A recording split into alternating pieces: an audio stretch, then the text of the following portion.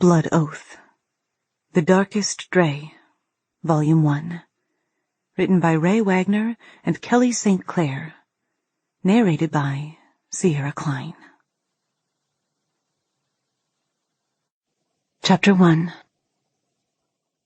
"What's on the menu tonight, Rin?" A man heckled from the far end of the crowded bar. I didn't acknowledge him straight away, sliding 2 hazy tankards of Dieter's brew to a couple men still too young to be enlisted. I glanced across the crowded room, wiping my hands on my apron. Recognizing the hunched man, a regular at Dieter's, I hollered back, "What do you think is on the menu, Sarah?"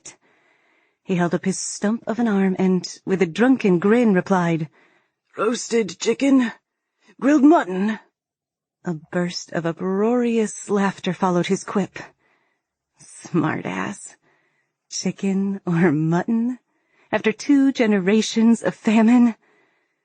"Potato stew," I called over the ruckus, sighing inwardly as my belly rumbled. Talk of meat made me ravenous, even though I ate better than most in Harvest Zone 7, thanks to my mother's green thumb. Ever since King Irdelron started hunting the land healers, the Phaeton, 90 years ago, the land had been dying. Slowly but surely. He'd hunted them because he wanted to live forever and allegedly drank their blood to do so. The Phaeton had been extinct for almost 2 decades, and the famine worsened every year without their magic. Now, the peasants of Verald worked relentlessly to fill the Draken Emperor's food quota, and when the Emperor's quota was filled, the other kingdoms in the realm got their portions. After that, we, the peasants, got to keep or trade what was left. Mainly, potatoes. Yay. Suffice it to say, no one really loved our king. Disliked might be a more accurate term, and loathed more accurate still. "Potato and what soup?" the same man wheezed. He'd had enough of Dieter's brew to think he was funny. My favorite type of intoxicated male. "Sarah, do us a favor and shut your gob." Dieter, my boss and friend of the family, boomed from the kitchen. Those who heard the exchange grinned and continued their buzz of conversation. The crowd here was in an unnaturally excited mood tonight. I only recognized 1/3 of the people in the tavern, which meant many had traveled from the other harvest zones and maybe even the other 2 kingdoms to be here for the meeting. To see so many different people here was a rarity. The kind of rarity that could draw attention from the king's soldiers. Or worse. I hoped Dieter knew what he was getting into by holding the meeting here. I pulled my stiff cinnamon-brown hair up and fanned the back of my neck. The extra people crammed into the crane's nest tonight made it hotter than usual. "All right, Rin?" My friend, Arnik, asked from where he sat on the other side of the bar. I smiled and dropped my hair.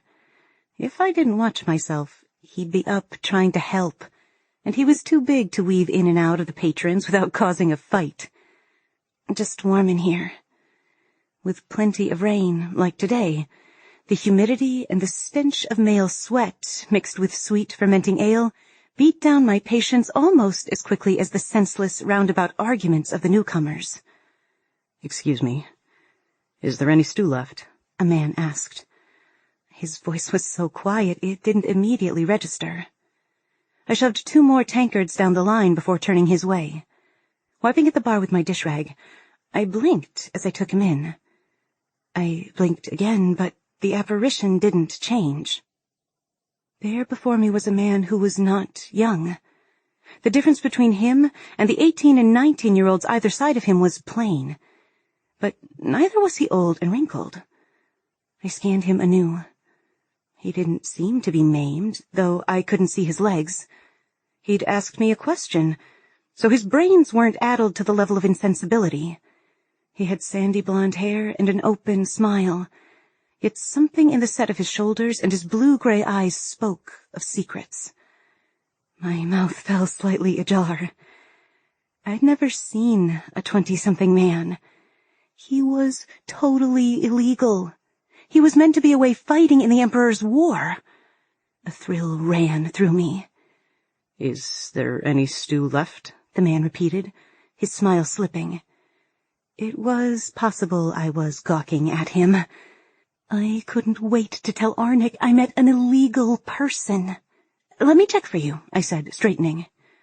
Thank you. I'd appreciate that, the man said, and he dropped his gaze back to his brew.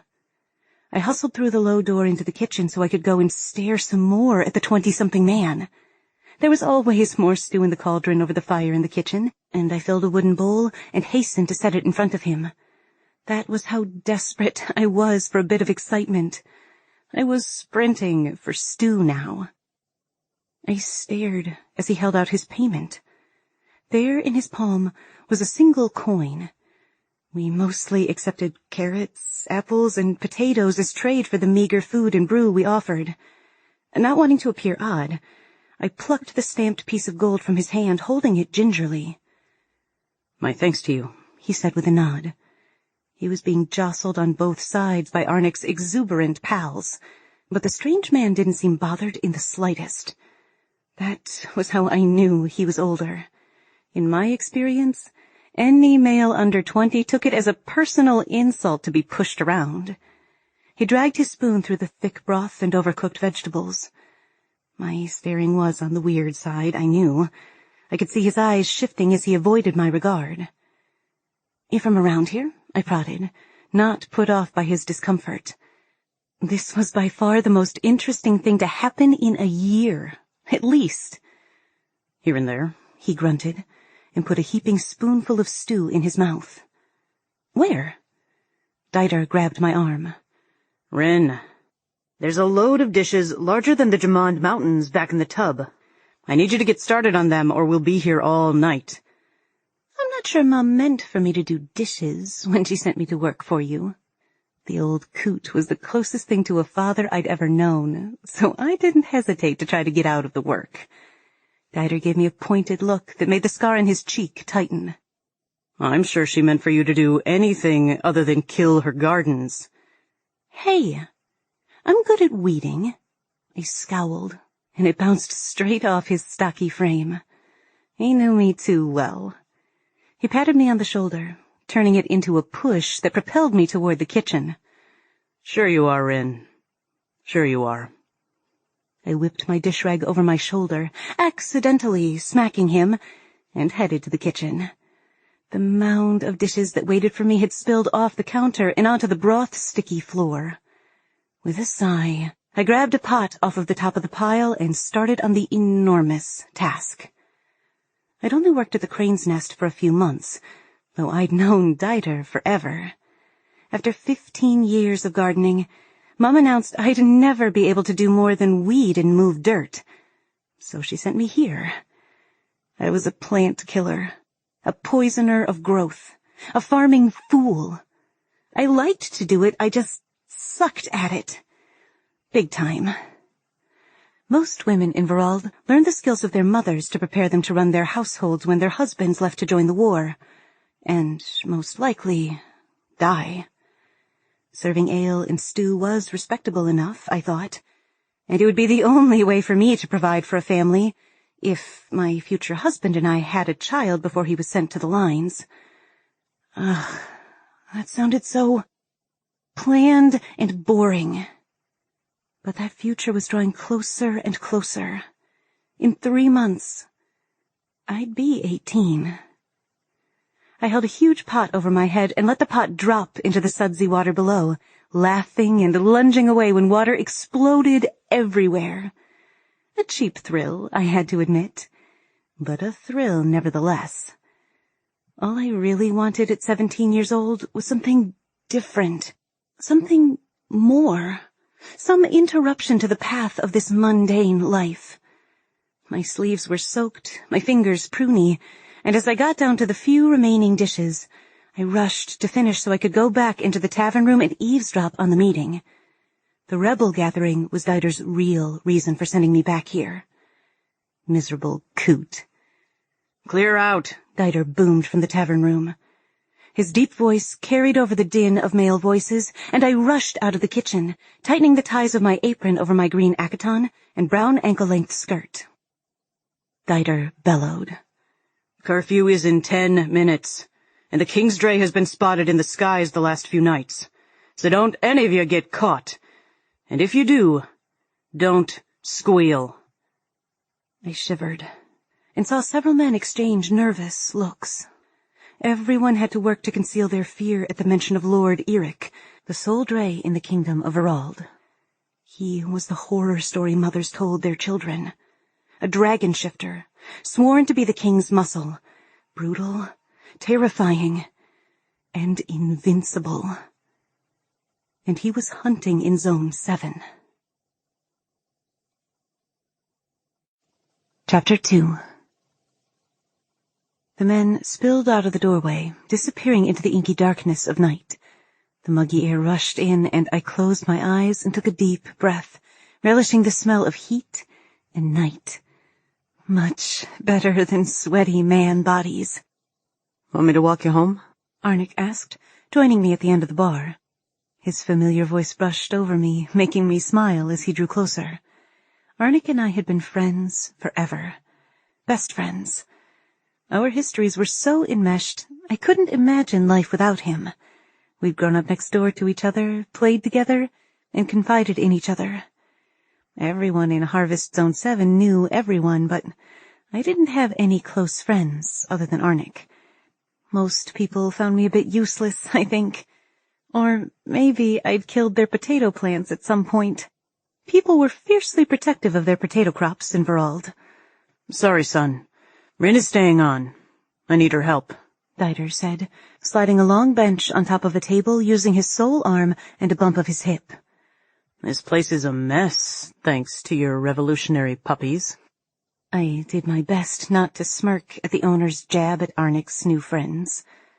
I tended to keep to myself, but this was no reflection on Arnik's abundant social life. Of late, he'd gravitated toward young males full of indignant rage at the king and those who declared a burning need for glory. Lips twitching, I turned to Arnik. You're on your own for the walk. I'll see you tomorrow, though. Mom said there are deliveries to make, and I know your ma's been asking for soap. I could make soap. A skill I was quite proud of, actually.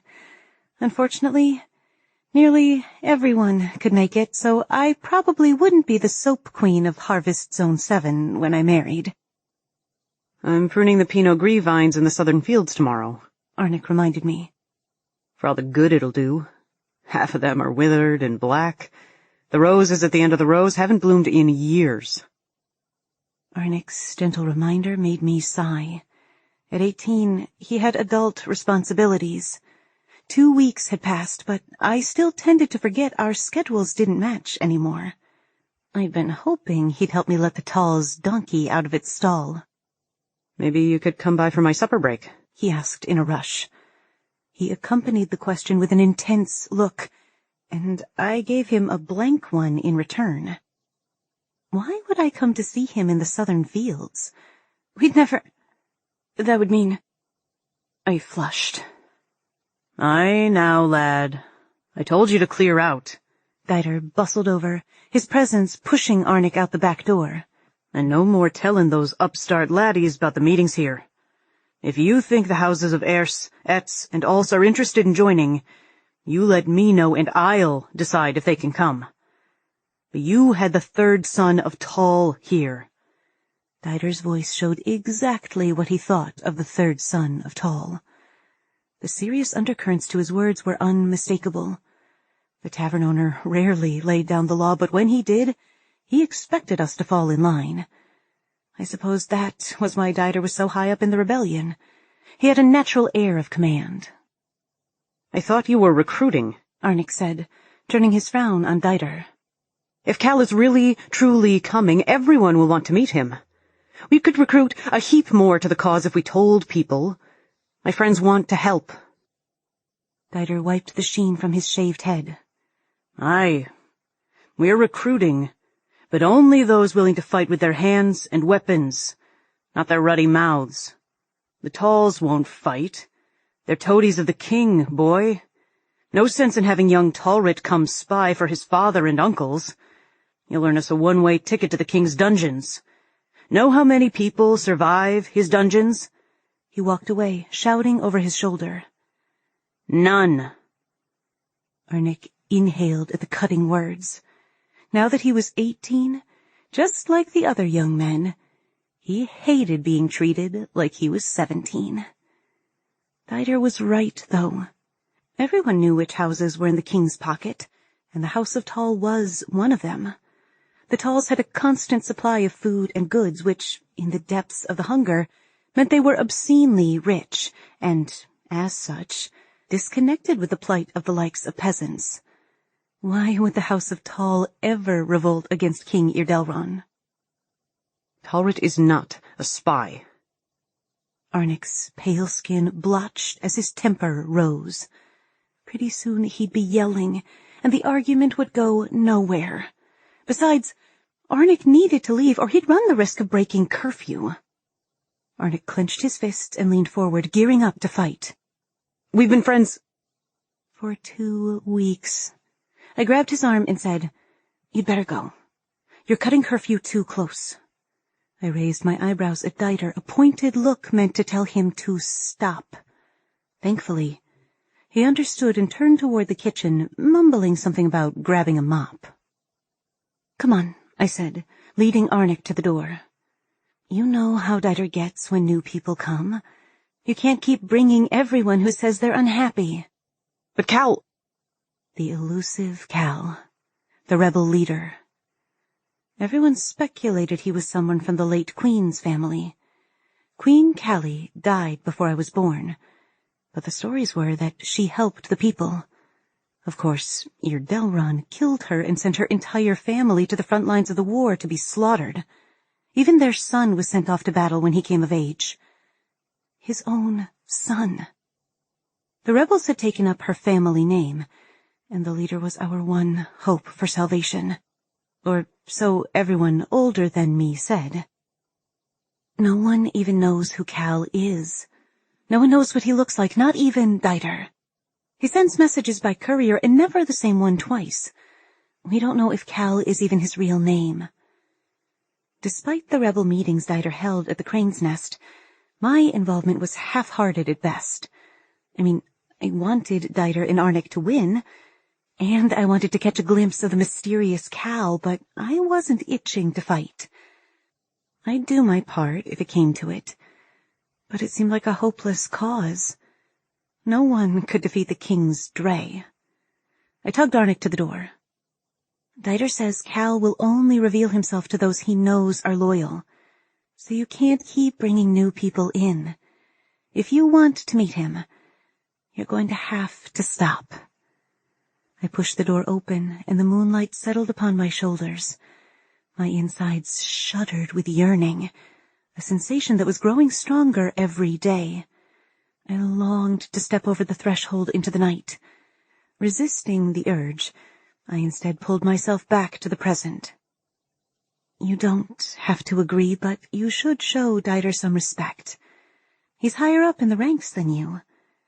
As in, you're barely in the ranks. Arnik leaned forward and whispered, "All of this talk of Cal. Don't you want to see him? Do you really believe we can overthrow the entire kingdom because of one man?" He sounded doubtful. "The king has Lord Eric, after all. And Cal is no Drae." There was only one Drae in Verald, so that was obvious. I shivered. Talk of Lord Eric gave me the willies. "Be careful walking back," I said, glancing at the beautiful, silky night. "You heard Dieter. The Drae has been spotted in the skies." "Do you think he'll incapacitate me with his magic breath and chew on my bones?" Arnik asked. I snorted and shoved him out the door. But cold terror shot through me at the line from our mother's stories. If the Drae was flying in the dark sky, Arnik wouldn't even see him until it was too late. Drae could shift from dragon to man, or vice versa, in the blink of an eye. Arnik took a few steps and turned back, hands shoved in his pockets. "I won't bring any more friends, but tell Dieter to stop being an old fool," he said, oblivious to my fear of the Drae. We need all the help we can get for the rebellion, even if it is from the third son of Tall. I had no desire to do dishes for the rest of my life, so I'd say nothing of the sort. I was getting tired of being stuck in the middle of these two. With a sigh, I shook my head at my friend. A small half-smile pulled at his lips as he took the few steps back. Placing his hand against my cheek, he said, I'm sorry, Rinny. His skin was warm, and although the gesture was foreign to our friendship, there was comfort in Arnik's touch. I shouldn't put you between us, he murmured. Without waiting for a response, he gave me a boyish wink and slipped into the laneway, his dark clothing blending with the thick shadows from the neighboring stone buildings. His golden hair reflected the moonlight, a beacon for only a second before he pulled his dark hood up, covering his head. I'd heard Lord Eric could hear a person exhale from a mile away, and could see the warmth within a human body when all sunlight was gone. It was unlikely a cap would help, but it made me feel a little better. I tossed my rag over my shoulder and went back inside. Dieter had made quick work of the cleanup. The bench seats were all stacked. I suspected the tables hadn't been wiped. They'd be sticky by morning from the ale and stew, but I couldn't lift the benches myself, and Dieter wouldn't shift them a second time tonight. I just have to wipe the spots I could get to. Teamwork at its finest. Dieter pushed through the swinging door with a mop and a pail. He grinned, and the scar on the left side of his face pulled his upper lip higher, so he looked like he was snarling maniacally. How worked up was the lad? He asked with a chuckle. Truthfully. I scrubbed at the wood smoothed from generations of elbows and sliding tankards. You always stir him up and leave me to deal with it. I stomped past him to the next table, but he laughed, and I had to work to hide my amusement.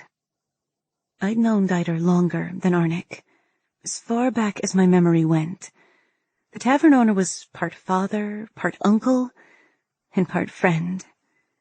He'd helped Mum settle in when she'd arrived in Verald, when I was a baby, and he'd been close to us ever since. We cleaned the bar area in silence, the familiar companionship its own brand of communication. But the meeting tonight was still a burning mystery to me, and when I couldn't stand the silence any longer, I asked, How did it go? Sure enough, he grinned his lip-pulling snarl. How did what go? I threw my rag at his face. He gave mercy, tossing me the soiled cloth back. Oh, the rebel meeting. It went well. He paused before amending with, Very well. Now is the time to overthrow King Irdelron and the House of Ir. I feel it. The king is desperate to find something to end the famine, and it weakens him. He cares about ending the hunger? Contradictory, considering his brutality. He cares about staying alive and keeping his ass on the throne, Rin. There are many things you can do to people without them rebelling, but starving them isn't on the list. As cruel and rich as King Irdelron is, he's not an idiot. The situation is nearing a boiling point. More people have joined our cause in the last 3 months than the last 3 years. I thought about the last few months as I scrubbed the sticky ale. Nothing seemed different. People were starving now, just like they had been last year and the year before that. How do you know he's desperate? You haven't noticed the extra soldiers? Dieter stopped his cleaning to raise his brows. What about the extra beatings? I shook my head, averting my gaze. I wasn't really into the rebellion, but I should have noticed extra beatings. Dieter pursed his lips and leveled me with a serious stare. What about the giant black Drae circling the skies? I rolled my eyes. Of course. Only I hadn't. Mild anxiety pushed the next question from my lips. As much as I like to tease about Dieter being an old coot, he was like family. In that case, I continued, are you sure you should be having rebel meetings here? Dider shrugged. People meet up here on a day-to-day basis. To the outsider, there's nothing amiss. His face darkened. As long as Arnick stops bringing pups in. But there was truth in Arnick's argument, too. You need the pups, old man. They have young bodies that can fight. Dider gave a grudging nod. I hated upsetting him. But they can't do without the experience and wisdom of you oldies. I smiled as he puffed his chest out a bit. So, I continued, sliding my gaze his way. Are you excited to meet Cal? Dider let out a belly laugh that spread to every faded and worn part of the tavern. You saw the boy by the door? I thought he was going to wet himself with excitement. I joined him in laughter. I thought he'd faint from the mere mention of Cal's name. I wasn't about to admit I'd shovel horse plop for 3 hours straight to be able to meet the leader of the rebellion. Now that would be exciting. More excitement than I'd had since the Tall's donkey escaped their stable and went on a bender about town, kicking the stalls in the market over. I wanted to let it out again. When the last glass was put away, Dider held his hand out for my wash rag. You staying the night? I had a room upstairs, something Mum had insisted on when I started working at the Crane's Nest. Curfew was strict here, and the penalties, if caught, depended on the soldiers' mood at the time. Over the last year, I'd felt a deep pull to be outside in the darkness, and Dider's thatched roof didn't have a window I could see the night sky from. Dider knew I didn't sleep well here, so he never pushed. Mum is expecting me. She might already be pacing the floor. The last was said in jest, as we both knew she wouldn't be. Rill didn't get anxious. She either did something or she didn't. But she didn't waste energy on worrying. All right, then. Best scoot out. Be careful, my girl. There was a real strain in his voice on the last 4 words. I gave him a quick peck on the cheek because I knew he secretly loved it, even though he always waved me away. I grabbed a piece of brack to nibble on the way home and waved goodbye, stepping out into the moonlight. "Oh," Dider called.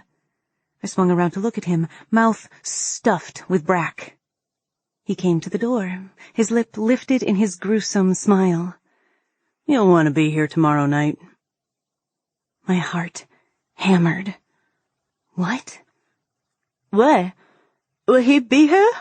I spoke around the food, spitting some on the ground.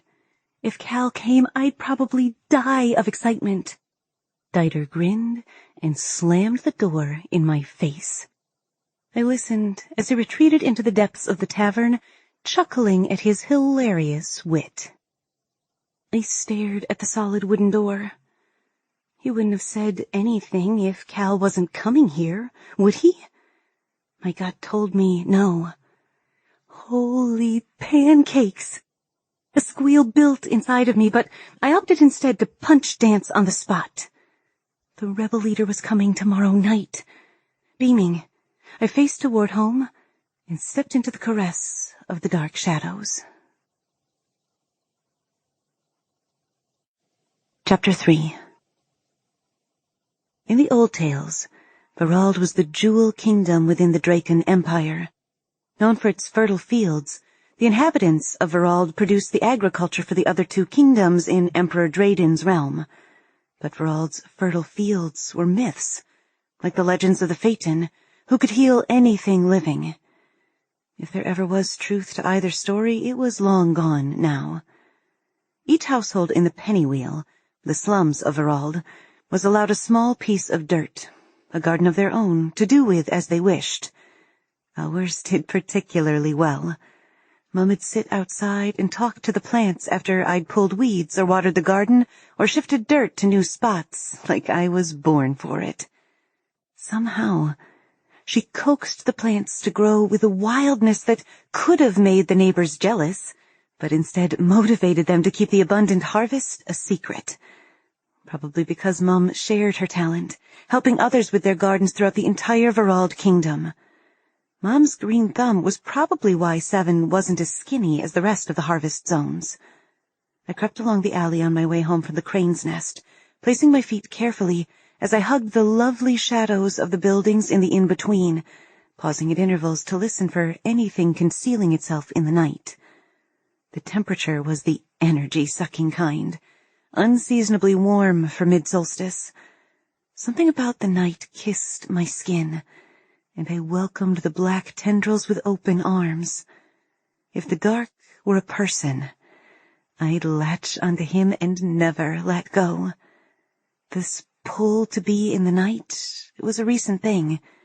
Mom said it was a cheap thrill to make up for the monotonous routine of daily life.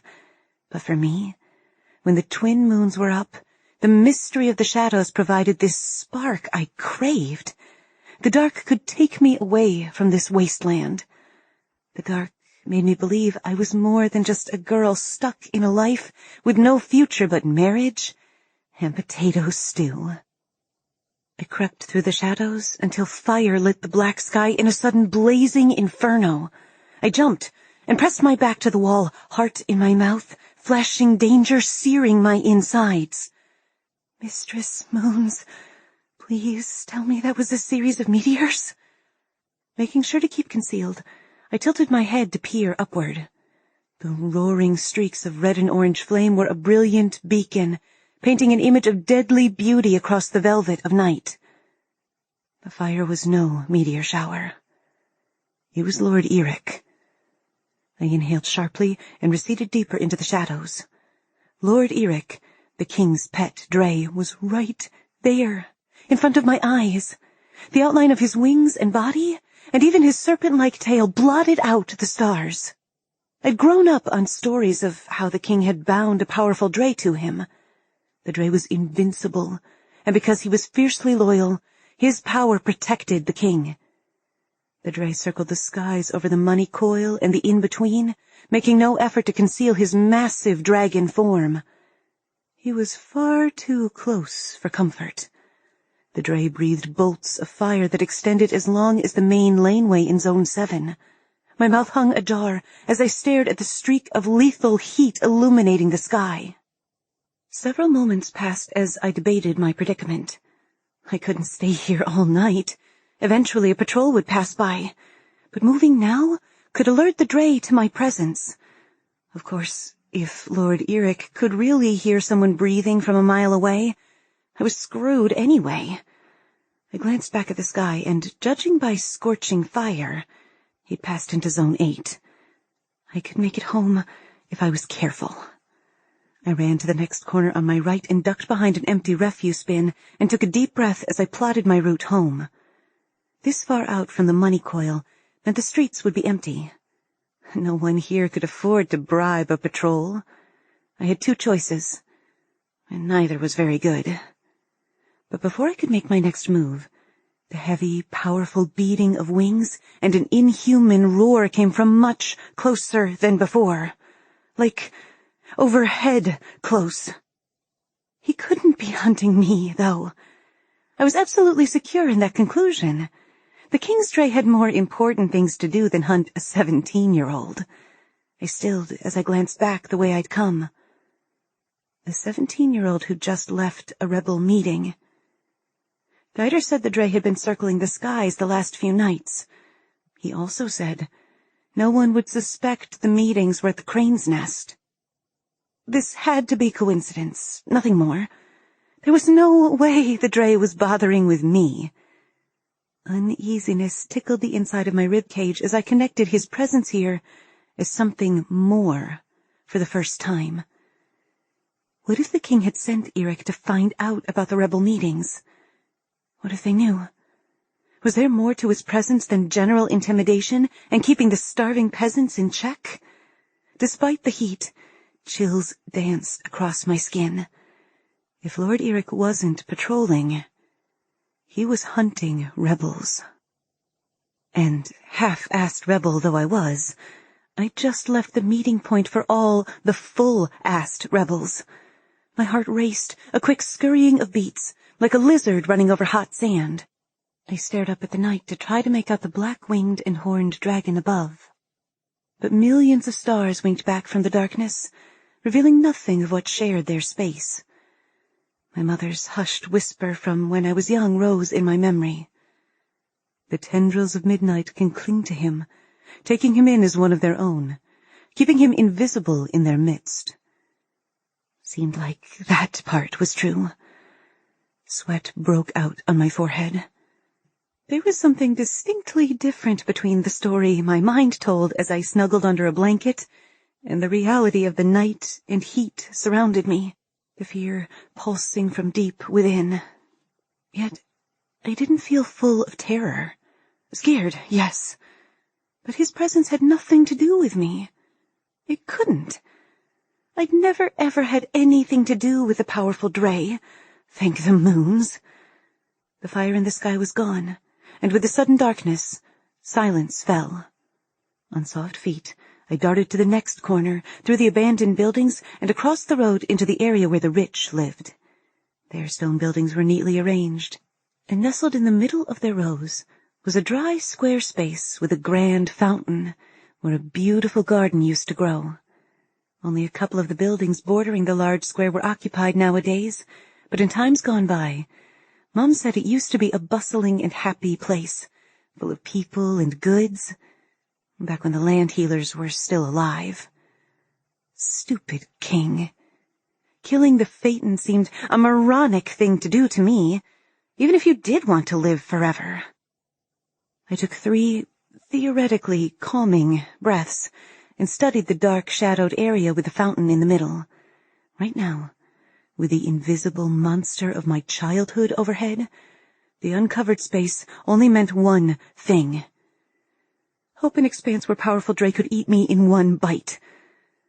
Alrighty, I croaked. I probably wouldn't be the pep talk queen of Harvest Zone 7 either. Maybe I should go all the way around. It put me at greater risk of encountering a patrol, but... Flame erupted in the black sky far to my right. He'd moved. Good time to go, good time to go, good time to go. Leaving my protective shadows, I sprinted across the barren garden. A primal force urged me to go faster, faster than I'd ever run before. Clearing the area, I pressed against the stone wall of the House of Tall's residence, attuned to every tiny piece of my surroundings, and attempted to regulate my breathing. The chirping of crickets was only interrupted by the mournful whinny of a screech owl. That seemed normal-ish. An unbearable tickle attacked my throat. I worked to suppress the cough, protesting the lack of moisture. I brushed my tongue over the roof of my mouth until the sensation passed. Drac. Imagine that. Making it across the fountain garden just to sneeze. 30 minutes later, I'd wound my way back out past the in-between to our section of housing. Peasant homes used to be built from wood, but with the barren land in Verald, that wasn't an option anymore. The wealthy built their homes from stone mined in the Jamand Kingdom, but the quarries and mines there, much like our land in Verald, were barely making quota. Long before I was born, King Irdelron ordered large sections of houses demolished, thinking the land beneath had lain fallow and would produce crops. Unfortunately, that wasn't the case. However, most of the demolished housing materials were usable after, and the peasants of Verald erected hodgepodge houses from stone, wood, and metal. Our houses in the wheel were in narrow, parallel rows, with a wide strip of shared dirt between every second row for personal gardens. Our garden spilled into the one behind, belonging to Celeste, and I often cut through from her house to avoid going in our front door.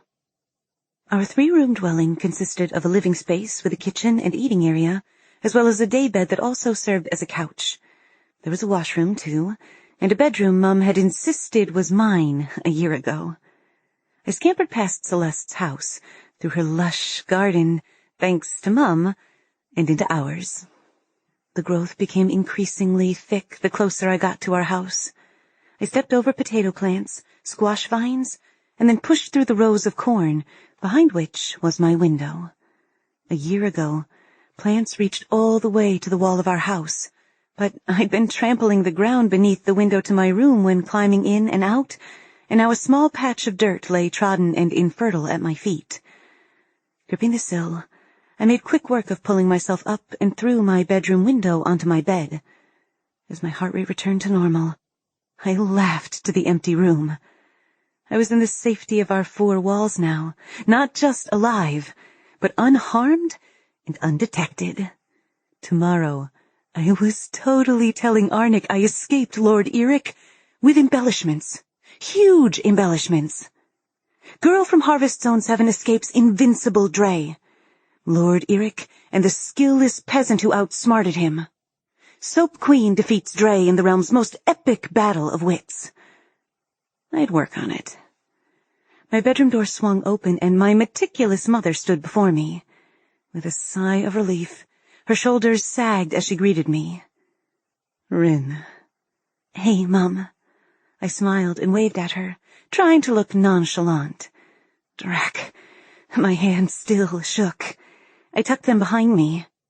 I might want to gloat to Arnick about my escape from Lord Eric, but my mother was so earnest in her warnings, I didn't want to risk her wrath. Her face, illuminated by a lantern, swung into view. Her eyes were wide. I was worried. I pulled up short and said, You don't worry. She gave a tight smile. Lord Eric is patrolling. You shouldn't be out when he is, Rin. No one should. I'll have to remind Dieter to keep you if the Drae is about. Dieter was in trouble. Do you think the King's Drae is here for more than patrolling? She shifted her eyes to the window, saying slowly, Whatever the reason, they've tripled the King's presence in Zone 7. It isn't good. She frowned and continued. I'm not sure I want you going back to Dieter's until they're gone. Not with him having those meetings there. But they could be here for months, I protested. Besides, I'm skillless, Rin. Everyone knows that. And the rebel leader is coming tomorrow night. I was smart enough not to tell her that. My quip made her smile, but she pursed her lips and shook her head. She placed the lantern down and came to sit next to me. You're anything but skillless, baby. Young lady, I corrected. We agreed. My young lady baby, she replied. We smiled at each other. Her gaze dropped to where my feet were pulled up tight against my body on the bed. What are you doing? Nothing, I replied quickly. Everyone knew Lord Eric could hide under beds at night, or anywhere else that was dark. And if my feet were off the bed, he would drag me underneath, and I'd die a slow, horrible death. The Drae were once our saviors. They kept us safe from invasion. They were a loyal and honorable race. Mum had told me stories of the Drae since I was a baby. But they were myths. Bedtime stories with lessons mixed in. The Drae were supposedly peacekeepers, self-sacrificing, generous with their skills, and did their best to serve humanity. But the Emperor, who was also Drae, was greedy, and tried to force them to join his war. He betrayed his own kind, having them slaughtered for their refusal to help him rule the world. Don't forget the Drae boy, she said with a quirk of her lips, referencing one such story of self-sacrifice. She then smoothed her expression and said, We should go work some of the gardens in Harvest Zone 2. The opposite side of the kingdom. We'd be gone for at least 2 weeks. Right, I drew out. I did not want to miss my only chance to meet Cal. And I'm coming? I got a message from Brotrick. Their crops are failing. They need our help. I shook my head. Your help, not mine. 14 children died last week. There are dozens of gardens to visit. You know I can't do it all on my own. Who else would haul dirt? She asked with a smirk. The tension in the room dissipated, and just like that, Mother erased my disappointment. I'd help the children. Of course I would. Funny, I chirped, resigned to my fate. We'll see who's laughing when I'm Soap Queen of Verald. I won't be hauling your dirt then. She laughed, and the sound was my absolute favorite. It was delighted and youthful and carefree, and it lifted my mood to match hers. Another talent of my mother's. "When will we leave for Zone 2? I yawned. "I'll need a day to make ready, so 2 days. Why?" Yes. Thank the moons she was such a planner. I need to ready my entourage, that's why. "All right, Soap Queen," she said with a grin. "It's time for bed." She swept up her lantern and blew me a kiss. "Good night, lady baby." "Night, Mum." I kicked off my boots and held my breath as they fell into the danger zone off the bed. Faster than your eyes can track, with talons that can fell a tree in one swoop. I didn't dare change into my night clothes and leave the safety of Bed Island. Snuggling under the quilt, the adrenaline of the day waned, and my eyes grew heavy. I was hovering just barely on the edges of consciousness when my mother's next word drifted to me from the doorway. "I checked under the bed earlier. You'll always be safe." Chapter 4. "Hey, lady baby, I need you to take a delivery to Arnik's mother this morning and one to Talrina in the money coil. I forgot there are 3 orders to fill and I need to stop by Prue's." Mom set a basket on the table next to me and ran her hand over my long cinnamon-colored hair. The table was set with 2 plates, 2 forks, and 2 glasses filled with honeyed milk. Someone must have paid Mum with it. I can lower myself to grant this boon. I tipped my nose up and sniffed. The scent of lavender from the soap basket was stronger than whatever Mum had concocted for our breakfast. She mussed my hair with her wet hands. "My thanks, Soap Queen. I've got deliveries all day today, but I'll be back before curfew. We should wash your hair tonight, too." She stepped back toward the stove and flipped the contents of the pan. She pointed the spatula at me and said, "Make sure you're back. No matter what's happening with Dider, you need to be home before curfew with the patrols out." I nodded, trying to peek at our meal. I didn't care about my hair. In fact, the stuff Mom used to wash it made it all stiff and gross. No, what was important to me right then were the glasses of milk, because if we were having milk, there might be something else tasty. "We'll leave tomorrow at first light. It'll take us 2 days to cross the quota fields." "We're not taking the market circuit?" I asked. The paved ring road went through all 12 harvest zones and was the easiest way to travel. Verald was shaped like a bullseye and split into 12 wedges called harvest zones. In the mountainous center of the kingdom was King Irdelron's castle. The flat band of space immediately surrounding the castle took up the most space in the kingdom and belonged to the dry quota fields where the farmers worked. The next band out was the market circuit, which was the road running through the 12 harvest zone wedges. The wealthiest families lived closest to the market circuit in the next band, and their public houses, taverns, and trade shops were here as well. We peasants called the place where the wealthy hung out the money coil. The next band out from the money coil was named the in-between, a space for those who were on the fringes of wealth. And then the uneven, very outer band of the kingdom where the rest of us lived was referred to as the penny wheel. As a rule, the closer to the king you were, the more he cared about you. That was why his food source was closest and his workers farthest away. The Crane's Nest was one of the only taverns outside the coil in the entire kingdom. Dider was on the very outskirts of the in-between, which was why he took payment of any kind, not just coin like in the money coil. "What's for breakfast?" I asked Mum, trying to peek. "You'll see if you wait 1 second. She brought our plates to the table and my stomach grumbled. Breakfast was 1 potato pancake each and a small serving of sweet apple mash. Better than gruel, at least. Mum set her lavender flower syrup on the table beside my plate.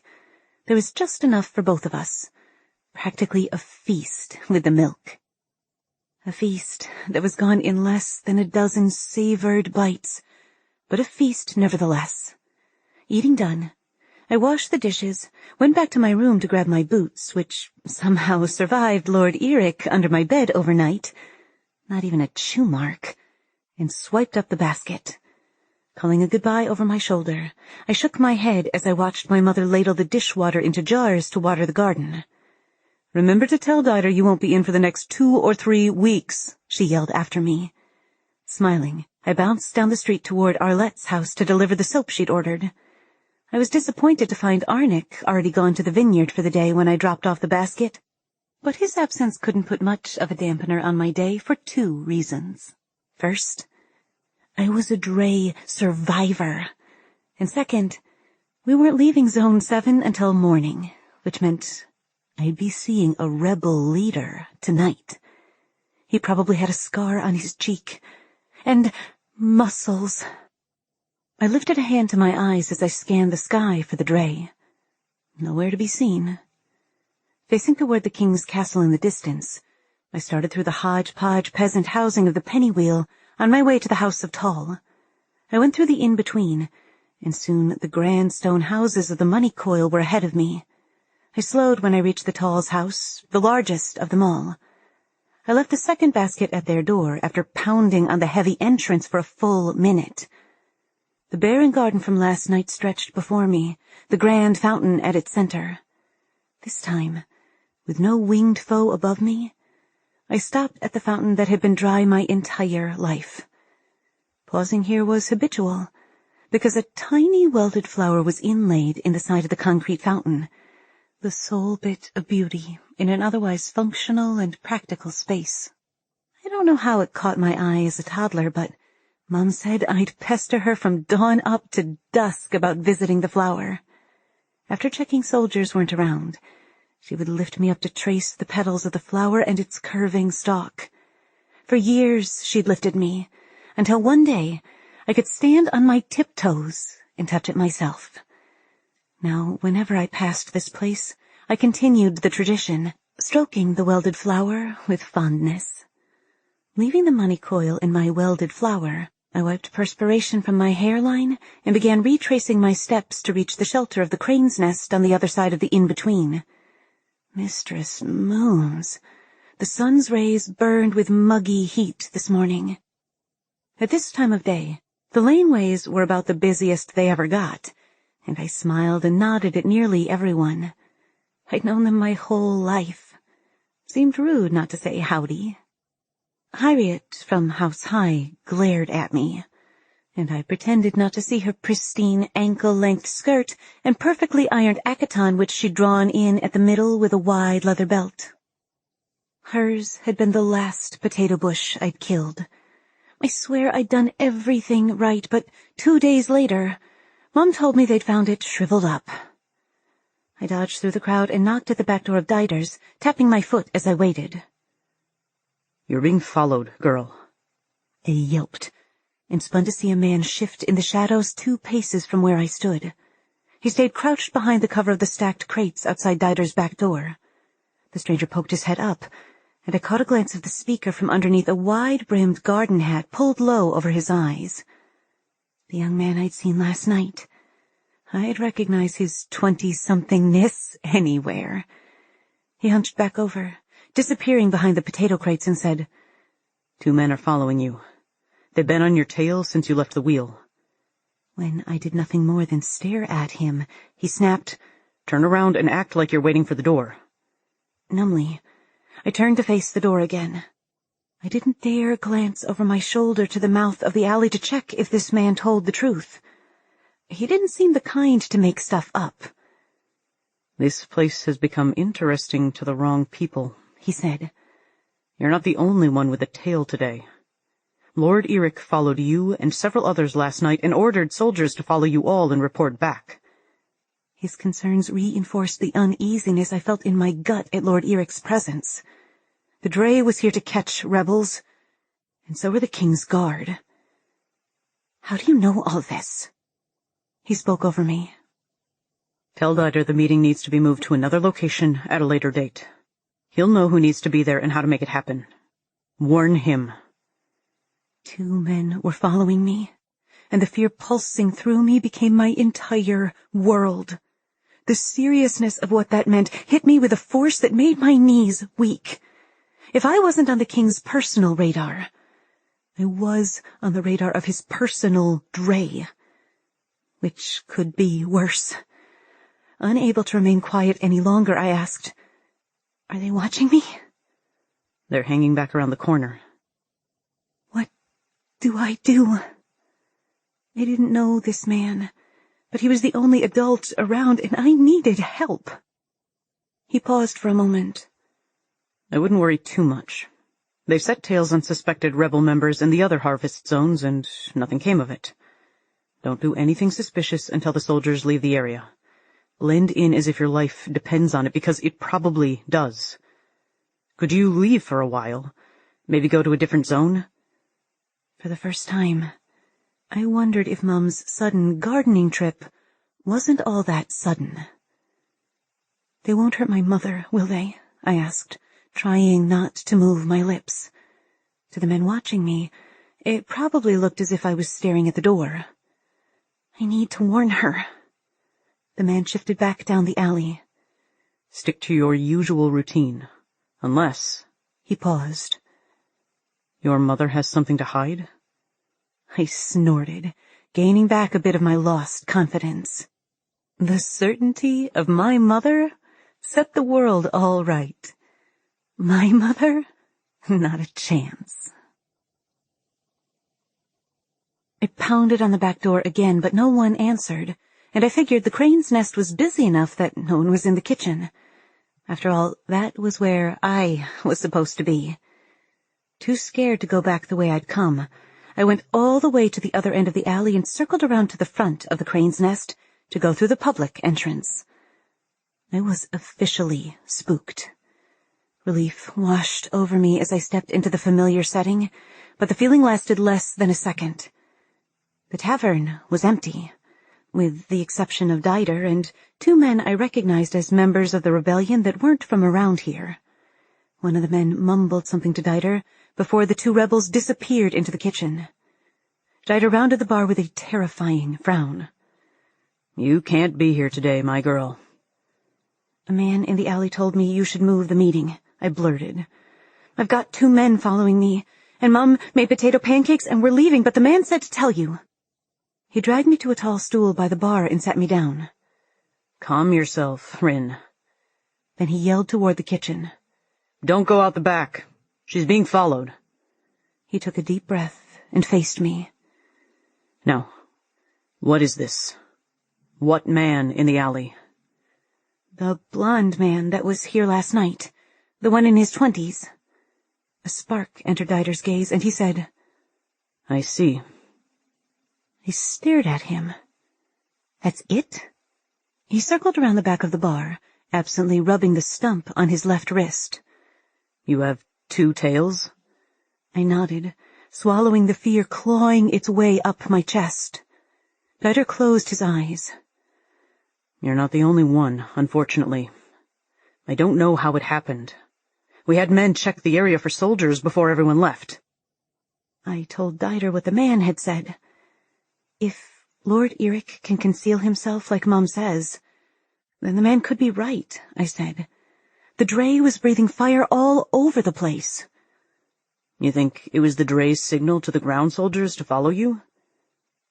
I paled. No, I hadn't. But that put a different perspective on last night. That certainly explains it, Dieter continued. He heaved a sigh and closed his eyes briefly. Your mother's going to hurt me for getting you involved. We're going away for a few weeks, I said. She said to tell you. That'd be best. I'd never forgive myself if anything happened to you. Last night had been scary, but I thought myself safe when I got home. I'd even come to think of it as exciting. Now that sense of security was rapidly burning away. I might have wanted some interruption to routine, but this was much too scary, and I didn't like it. Not one bit. Dieter said, Hold here a bit, love. I'll be back. He disappeared out the front and reappeared a few minutes later. Drac. Two tails, all right. One's tall and skinny with a face like a snake, and the other's a fat toad. Seriously? A laugh escaped, my anxiety rising to hysteria. My tethered grip on reality was slipping. He cupped my cheeks, forcing me to stare at him. Take a deep breath, Raye. It's going to be fine. One is headed around the back now. I just saw him go. I'm going to distract Toady, and I need you to run. Go into the quota fields and then head home. Make sure you go sideways through a couple of zones so you can lose them, all right? Your mother. Is she going to be out all day? I nodded. Well then, you best stay in the fields until curfew. I don't want you home alone. Can't I stay here? I whispered. He squeezed my shoulder and shook his head. I don't know what the soldiers plan to do or how much they know. If they come here, you'd be in harm's way for sure. I don't want that, especially when I might have put you there in the first place. I made my own choice, I said, refusing to let him feel guilty over allowing me to work here. I know, he smiled. But you're the daughter I always wanted, and I can't help getting overprotective. I can help. I wasn't sure if I could or not, but I didn't want to leave. Somehow, in my mind, staying here with Dieter was safer than hiding in the fields. I appreciate that. I do. But that no is firm. I won't have you here. I scowled at him. A real one. Shouldn't I warn Mum? Your mother is a lot safer going about her day in ignorance. But you tell her as soon as you see her next. If you need help getting away in the morning, you send word via Arnik. You understand? I knew that look, and I'd learned years before that it wasn't worth arguing once his no was firm. It was time to dash past the toad and hide in the fields. Yes, Dieter. He gave me a tight smile and headed for the door. Chapter 5. The workers had left their stations more than an hour ago. The sky was now a convincing twilight, and there could only be an hour until curfew, just enough time to get home if I ran. Mother would be back by now, and I was certain if I wasn't back before curfew, she'd actually worry for once. I'd spent the day thinking about all the things I should have done if I hadn't been completely flustered by having 2 of the King's Guard following me, like asking one of the children to run a note to Mother, telling her to pack. Or how about staying at the Crane's Nest last night instead of taking a moonlight walk and being spotted by the King's Drae and getting into this stupid mess? Next time I decided to take a moonlit walk, I was going to slap myself. Twice. Except for now, because I was taking a moonlit walk now. From tomorrow onward, if I ever even thought about a moonlit walk, I'd slap myself twice. The skies had been empty all day, but before I moved, I gave the sky a last anxious scan. Nerves twisted in my gut, making me eager for the moment Mum could take over the decision-making. Prior to this trouble, I'd thought myself a capable person, but I was learning this wasn't true at all. I kept low, opting to scuttle through the fields with the high-growing vegetables and fruit for extra cover. Snake and Toady weren't following me, I was certain. I'd taken considerable care losing them in the quota fields of Zone 6. Then I dodged through 5 before hiding in the fields of Zone 8 for the day. 30 minutes later, I was back in the fields of my own harvest zone. If I could make it over the market circuit and through the fountain garden in the money coil, the rest of the way to our house in the wheel would be easy. I sprinted across the market circuit and all the way to the edge of the fountain garden. I pressed myself to a brick wall as I stared up at the sky, panting hard. The stars were just starting to wink into life, and I took a deep breath before turning my attention across the garden. My feet faltered, and I nearly had a heart attack when I glimpsed the man standing in the shadows opposite me. He wasn't a soldier. They all wore the same blue or green uniform with a black trim. This man wore solid liquid black, perfect for sneaking. I blinked several times to get rid of the blur his clothing had going on with the shadows, almost as if the dimness clung to him. My eyes were obviously feeling the strain of the day. Psst. I whispered to him across the gap, determined to be a good neighbor. "You shouldn't be out here, mister." I couldn't see his face, shadowed as it was, but he was tall and muscular. I'd crossed over into 7, and the thought came to me that this man better not be Arnick playing tricks. I'd kill him. The man turned to me, just his head, and I gave him a pointed look. "Well, what are you standing there for? The king's Drae is out and the soldiers, too. You need to get on home before curfew." The man jerked, as if surprised I was addressing him. I rolled my eyes. This one must have dropped his acorns when he was fighting for the Emperor. "You see me?" he demanded. Oh, brother. It was sad, really, what happened to men after war. But Mom said manners didn't cost a thing. Using the politest tone possible, I asked, "Are you usually invisible?" The silence following my remark was drawn out. In only a few seconds, it became awkward. I shifted, debating whether I should leave him, but something about his surprise held me back. His mouth opened and closed several times, and then he answered, "Yes." He took a step toward me, still cloaked in shadows, and my heart stopped. It wasn't that I immediately connected his single-word reply to what it meant. Not at all. It was that the insects stopped their chatter, and the night became heavy exactly as he took that step. One step and the world held its breath. I'd been thinking about the night sky, and the thing it concealed too often in the last 2 days to miss the connection. This man wasn't lost. As my bones rattled inside me, I knew. The deathly quiet was confirmation a predator had found me. The king's Drae was right in front of me. The shadows appeared to cling to him because they knew him. My heart sputtered in my chest, and rushes of blood sounded in my ears. I hadn't blinked. I couldn't blink. I couldn't breathe. Lord Eric. I took a deep breath as a billow of heat pushed against me from where I stood just beyond the center square. The warmth swirled around my legs and caressed my arms, and I felt an urge to flee and stay at the same time. "Play it cool, Rin." "All right, you take care now," I said in a hoarse voice. I willed my legs to move, but they seized as the inky darkness melted away, and the famed Lord Eric glided completely out of the shadows. My heart pounded, the thundering loud in my ears. A sliver of rational thought processed the danger I was in. "You see me," he repeated, stalking closer. But his words were no longer a question. His statement was a confirmation of what we both knew.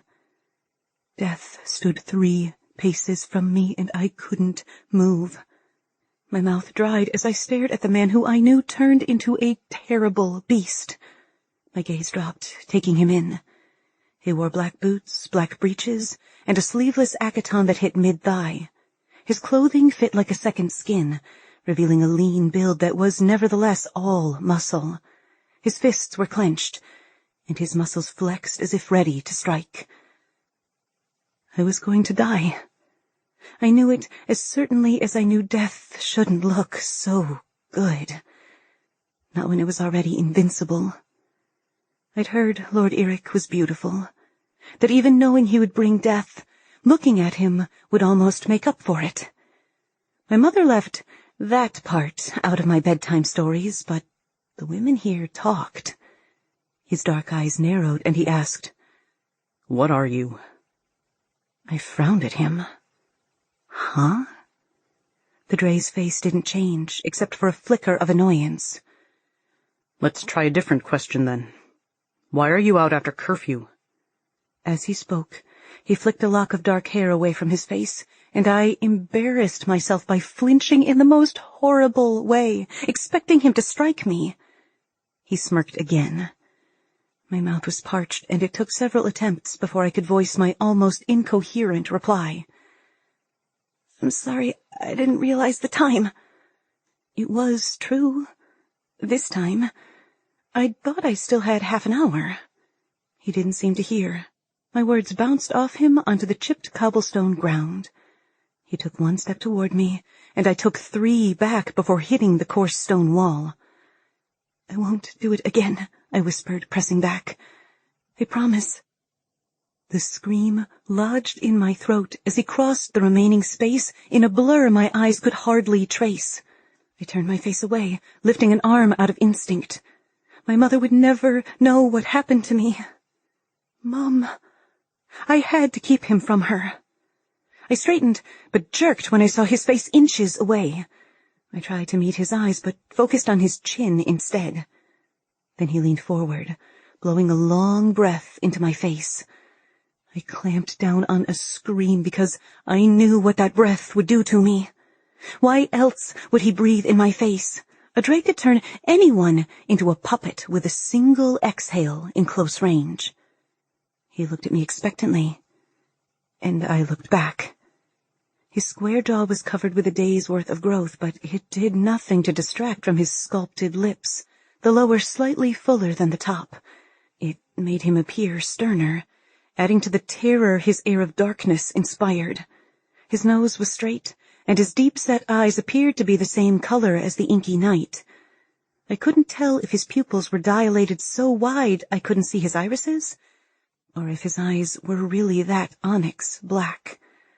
His hair was liquid coal, like the color of his clothes, and confined at the base of his neck.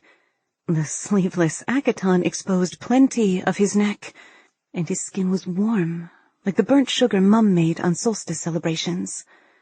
I swallowed, and waited for the moment I would lose all control of my mind and body. Had it already happened? Though his breath smelled sweet, I didn't feel like I was losing control. I wondered if I would know when his power took effect. Would I care when I betrayed my people? Would I care when he finally killed me? Last night you left the crane's nest after a meeting. Who were you with, and where can I find the others who were there? He finally asked. His voice was different than before, like the warmth of embers on a cool morning, a beautiful rumble that calmed my frayed nerves. My friend. She lives just up the road. The key to lying was to tell as much of the truth as possible and keep the important information concealed. Should I be able to reason like this? Maybe the breath thing wasn't true. But then, why had he unleashed a lungful on my face? He chuckled, and more of his sweet breath surrounded me. It was more than his breath, I realized. He smelled good. His body, or whatever, like sun-baked pine and dried sandalwood. I started to lean forward, and he sighed, shoving me back against the wall in irritation. Get that a lot, do you? Who is your friend? He snarled. There was no way I would tell him about Dieter or Arnik. Why? You want to visit her too? He furrowed his brow, and the disinterest on his face lessened for the first time. What? He eyed me for a long second and took a deep breath, blowing it in my face again. I frowned at him. Can you stop that? It's kind of really strange. He jerked, eyes widening, and took a step back, almost seeming to stumble as he whispered something in a different language, not taking his eyes off my quaking form. Drac! I should have kept pretending. Maybe I could salvage the situation. I smirked at him, feigning unfocused eyes, and said, I can take you to meet Sila, if you'd like. Stop pretending, he growled. I can tell. A snicker escaped. As soon as it sounded, I slapped my trembling hands over my mouth. Mistress Moons! What was wrong with me? The intensity with which the Drae studied me cocooned us, and the rest of the world disappeared. You can see me. You're resistant to the droplets in my breath. He studied me, his gaze intense and penetrating. In a low voice, almost to himself, he murmured, "It can't be." He didn't wait for me to babble an answer, but brought his hand up in tiny increments, his expression rapt as he circled the back of my neck. His warm palm connected with the clammy skin at the nape of my neck, and I shrieked. Fire licked where our skin touched, the warmth spreading from where his hand tangled in my hair, sending tendrils of pulsing energy all over, until I felt like I was crawling out of my skin. I screamed again, but this time the sound was muffled against his shoulder. I'd fallen, or he'd pulled me. He ripped his hand away and stared at it with what looked like betrayal as I fell to my knees. He swore long and hard again in the language I didn't know. Some of the same surprise I felt was echoed within the guttural sounds he made. He sounded shocked. That wasn't in the bedtime stories. I squeezed my eyes closed to rid myself of black spots. What just happened? "Where are you going right now?" He asked in a different tone. Gone was the disinterest. Something very different took its place in his expression. His gaze darted behind as he turned toward the fountain, scanning the dry space. "There are people coming." Snake and Toady. If my luck was continuing in the same stream. "Who are Snake and Toady?" he asked in an urgent tone. I batted his hands away. Why was my body drained of energy? The back of my neck was pulsing. I moaned. My tails. What the hay did he moisturize his hands with? Or was this some other Drae power no one talked about? His face froze. "Tails? Soldiers?" I didn't answer.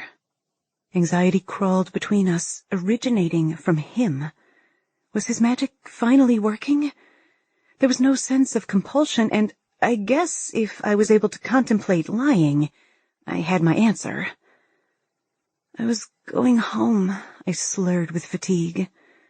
"Don't kill my mum," I said. "Please show her mercy. I'm just the soap queen. I don't know anything important." He wasn't listening. In the same way I didn't pay attention to buzzing flies. The darkness reached for him as he grabbed my arm and yanked me toward the other end of the alleyway. "Hey!" Voices shouted behind us. "Halt! Drac!" he swore in a hushed tone. I stumbled to keep up with his long stride. He couldn't walk me home. Mum was there. "If you're going to kill me, could you please do it now?" He didn't answer. I was terrified, tired, but I felt the first strains of anger begin to wriggle inside. We ducked out of one alley and into another, then crossed over into Harvest Zone 6 and backtracked to a laneway near the square in Zone 7 before heading toward the wheel where I lived. "You need to get out of here." He spoke for the first time in several minutes. What the hay was going on? "Let go of me," I demanded. I tried to pull away from his grip, but he held tight, his long finger circling the entire width of my bicep with a strength that told me he could break my bone just from losing focus. Eric closed his eyes and pinched the bridge of his nose. "Why are you even in this kingdom? Do you want to die? You need to be gone, right now." The intensity of his words made my skin crawl, and the burn of his stare made me want to quiver at his feet like a mouse before a hawk. What he was saying didn't add up. "What?" "The soldiers saw us," he said, his voice low. "I don't know how you're alive, but you need to leave. I'm going to try to fix it, but I can't risk—" He made no sense. Yet his warning seemed sincere. I stared into the stone-cold face of the King's Drae, and could have almost mistaken the wild look in his eyes for fear. "What is wrong with you?" The wriggling in my stomach swelled, and anger laced my voice. "I thought you were going to swallow me." His fear made me furious. What did a Drae have to fear? "Why are you so upset? Because—" He grabbed my shoulders and said, "Listen, girl." His grip tightened. "I'll give you this warning once. When I let go, run. Run home. You and whoever you live with need to get out of here. Do you hear me? You must never come back." He shoved his face to mine, eyes blazing. "I'll kill you myself if I see you again." My brain rattled in my head as he shook me. The upheaval of his emotions was too much, and I wrenched myself from his grasp. "Stop, please." He let go, but continued snarling words I couldn't hear through the increasing buzz in my ears. He watched me, his eyes lit with an intensity I'd never seen before. My nerves were frayed. My emotions were taxed past the point of being reasonable. Something inside me recoiled with a sharp snap. For the first time in my life, I raised my hand and slapped someone across the face. We stood in the dark, empty alley, staring at each other as I lowered my hand. My chest heaved with emotion, and he shuddered slightly as though about to explode. The outline of where my thumb and index finger had connected with his skin was visible in a pink welt. "I'm so sorry." "Get out of here," he gritted out, shoving me toward the next corner. I took flight, sprinting through the streets as though the king himself was behind me, which, in many ways, he was. Eventually, I calmed enough to recognize the outskirts of the in-between. I adjusted my course, and as soon as I was in our housing section, I slowed. I was breathing way too loudly for creeping, so I put my hands on my knees, taking in deep gulps of air while I waited for my heart rate to settle. The night was warm and dark. This normally brought me comfort. Instinctively, I looked to the sky. But instead of stars and the inky canvas I loved so much, I heard the beating of wings spread wide, far above my head. He was there. I knew, invisible against the sultry night. The beating sound moved in a circle overhead, and my skin prickled with the awareness of his attention as, I assumed, he waited for me to go inside. The king's Drae knew where I lived. Comforting. That wouldn't give me nightmares at all. I gave myself a mental shake and rolled my shoulders back until I stood tall. Doing so was the last thing I wanted to do, but it made me feel better to appear dignified when I'd been obliterated with fear 10 minutes ago. Circling our home twice, and finding no signs of Snake and Toady, I cracked open our front door to slip inside and talk with Mum. I peered up at the night sky one last time, unable to resist. A bolt of fear splicing through me as a set of fiery reptilian eyes burned into mine from the darkness high above. Chapter 6. I lay wide awake in bed, staring at the dark ceiling, blankets yanked to my chin. 4 hours ago, my mother lost control. As I told her of my day, and I'd held nothing back, she became more and more panicked. I was afraid. My mother was supposed to make the decisions.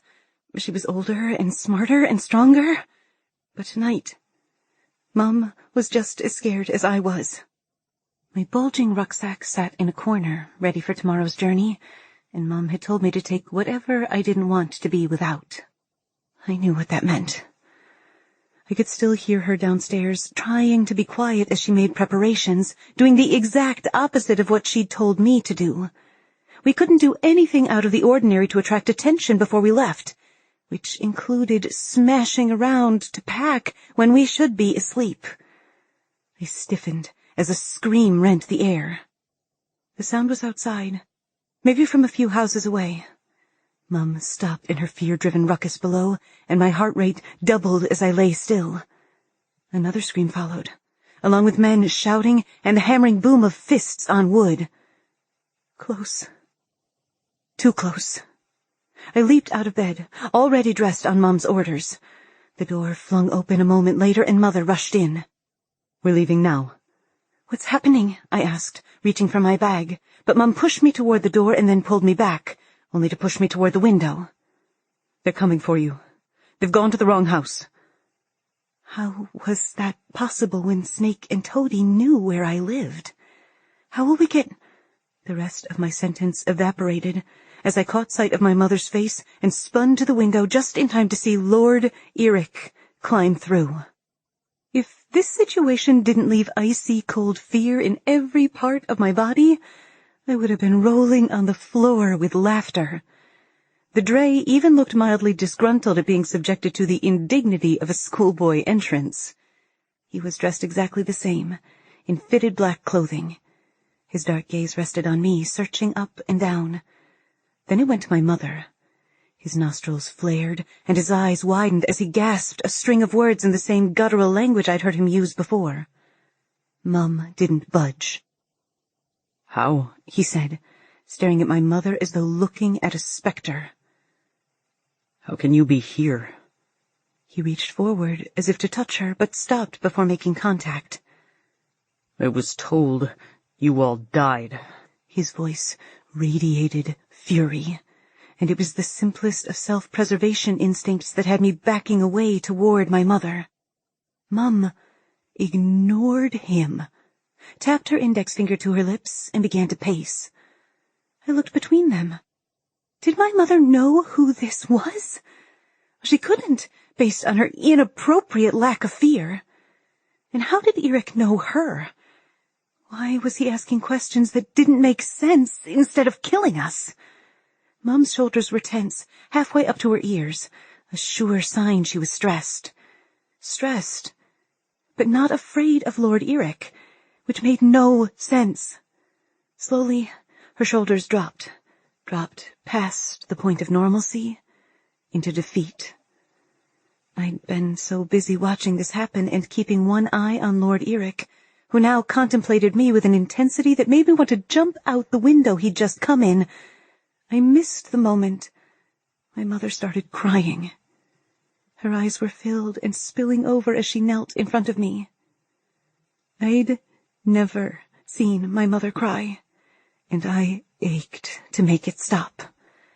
I winced at her pain, and my apologies spilled incoherently from my lips. I sat before her, trying to dry her tears as I babbled. "You must go," she said, cutting me off. "You're running out of time. You need to go." I inhaled shallow breaths. This wasn't what I expected or wanted to hear. I didn't know what I expected or wanted, actually. Nothing about this made sense. And didn't she mean we must go? "There's a Drae in my bedroom." The only response to my crazed mutterings was Mum stroking my cheek. "It should have never happened. But I'm so glad it did, Rinny," my mother sobbed. "Please know that." Her heart was breaking. Why was her heart breaking? "No, what?" "I have no regrets. You're a miracle, my miracle. And every minute with you has been the air in my lungs and the blood in my heart." She pulled me into a hug and kissed my head. "Mum," I wet my lips. "You're scaring me. Why are you saying this? What's going on?" She cupped my face in her hands and stared into my eyes, her own eyes taking on a fierce look as she said, "No matter what happens, don't come back here. Go straight to Diders, and I'll come get you when I can." Her words made no sense, but her panic drenched the room and filled me. Her alarm was so raw, it overrode the terror induced by the predator not 3 steps from where I trembled. I knelt there, struck dumb. Was I missing something obvious? Lord Eric seemed to know more than I did, and he'd just met my mother. Didn't he? I'd known her my whole life, but I didn't understand.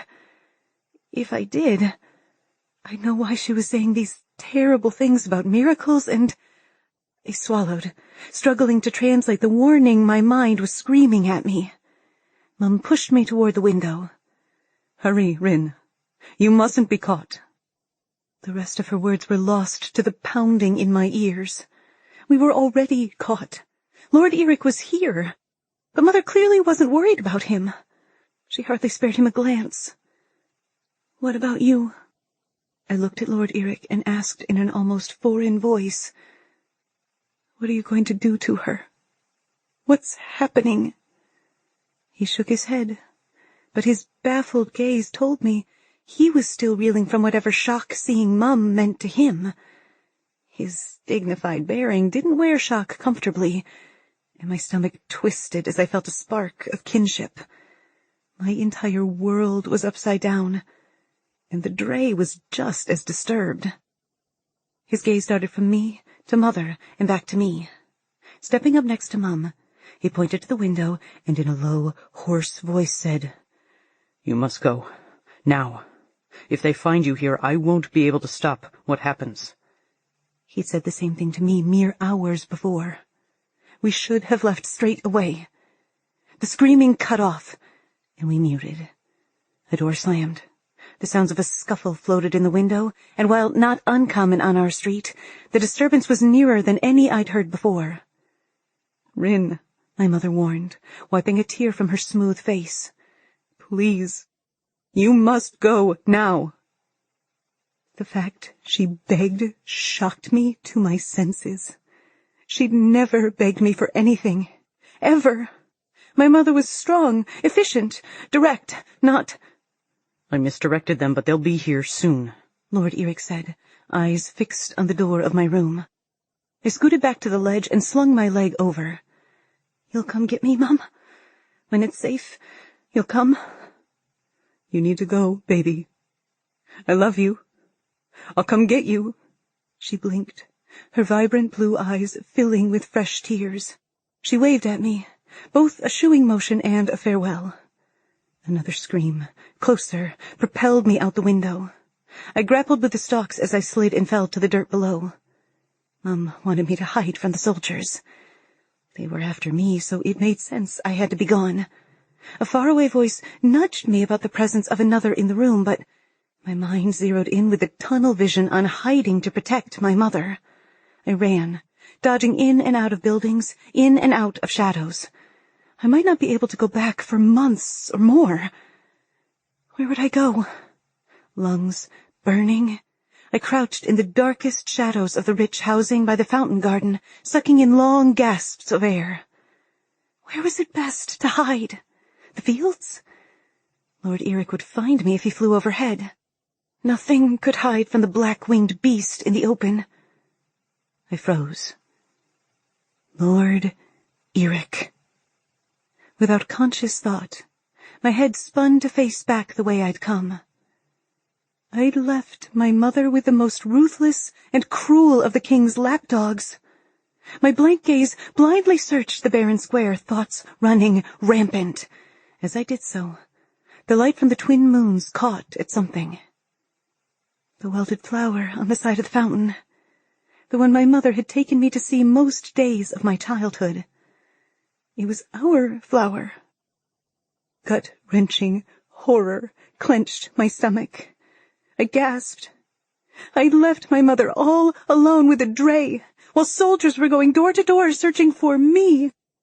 I let my pack fall to the cobblestones and stared at the welded flower, the dark night's heat swirling around me. My skin prickled in chills as anxiety stabbed me in 1,000 different places. What had I done? I abandoned all pretense of hiding, taking the most direct route back to my window and to the woman who had raised me. There was still time to help her. There had to be time. I pushed through the stalks of maize and climbed to just beneath my windowsill, pressing myself against the warm stone wall and listened before entering. If the soldiers already had her, I'd need to formulate another plan to save her from the king's dungeons. I'd be useless to her if we both got caught. Hysteria rose in my throat, and I pulled myself back from the brink by my fingertips. How can that be? What you're saying is impossible. The rumble of Lord Eric's voice carried out to me. That would mean... It's why he must never know. You need to protect her. You must swear to me.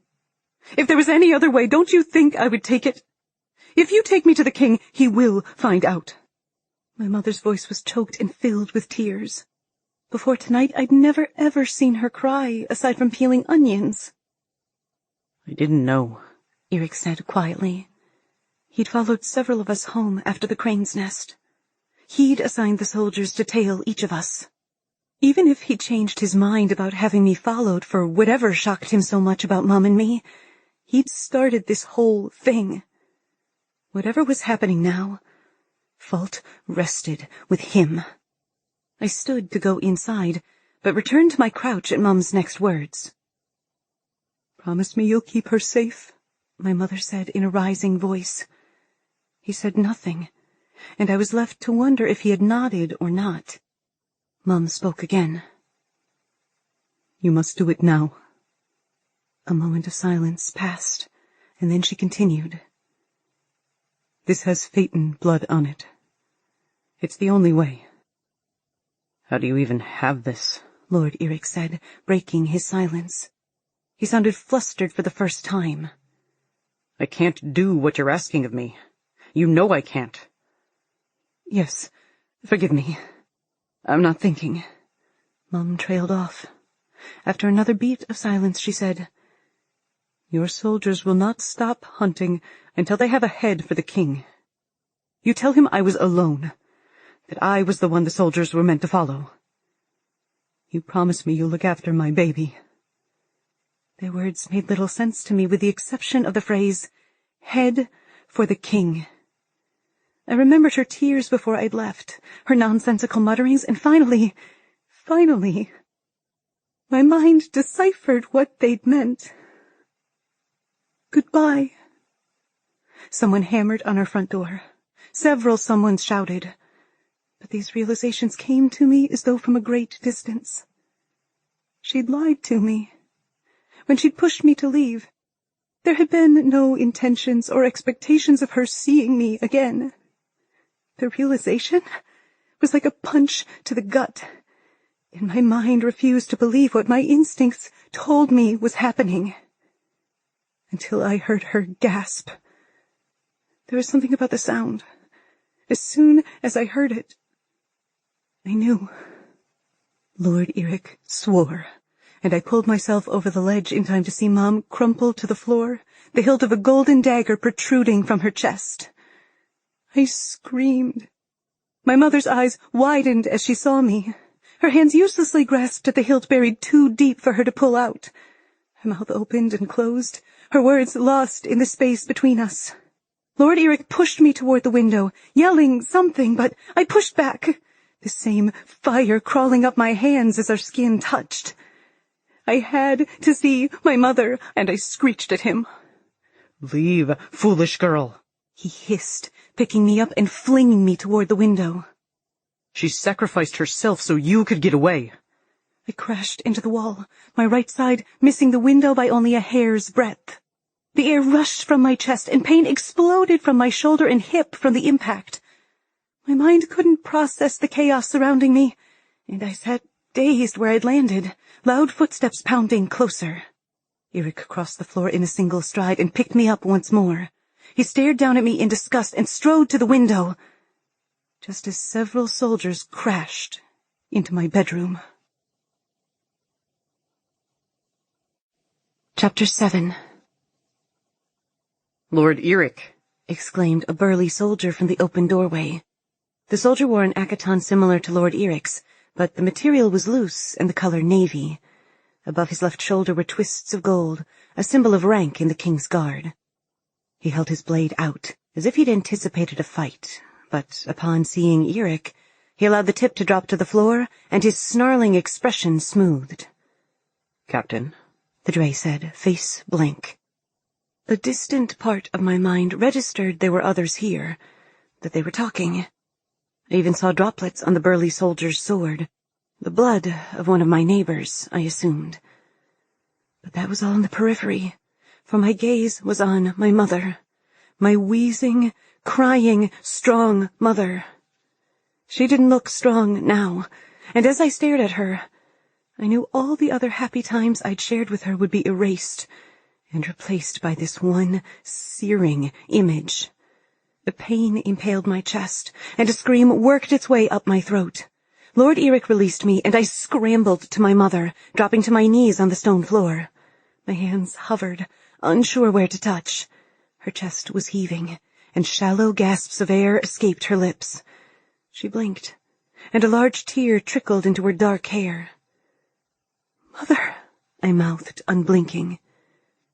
"Must go," she wheezed, but the fear in her eyes said she knew it was too late for me to run.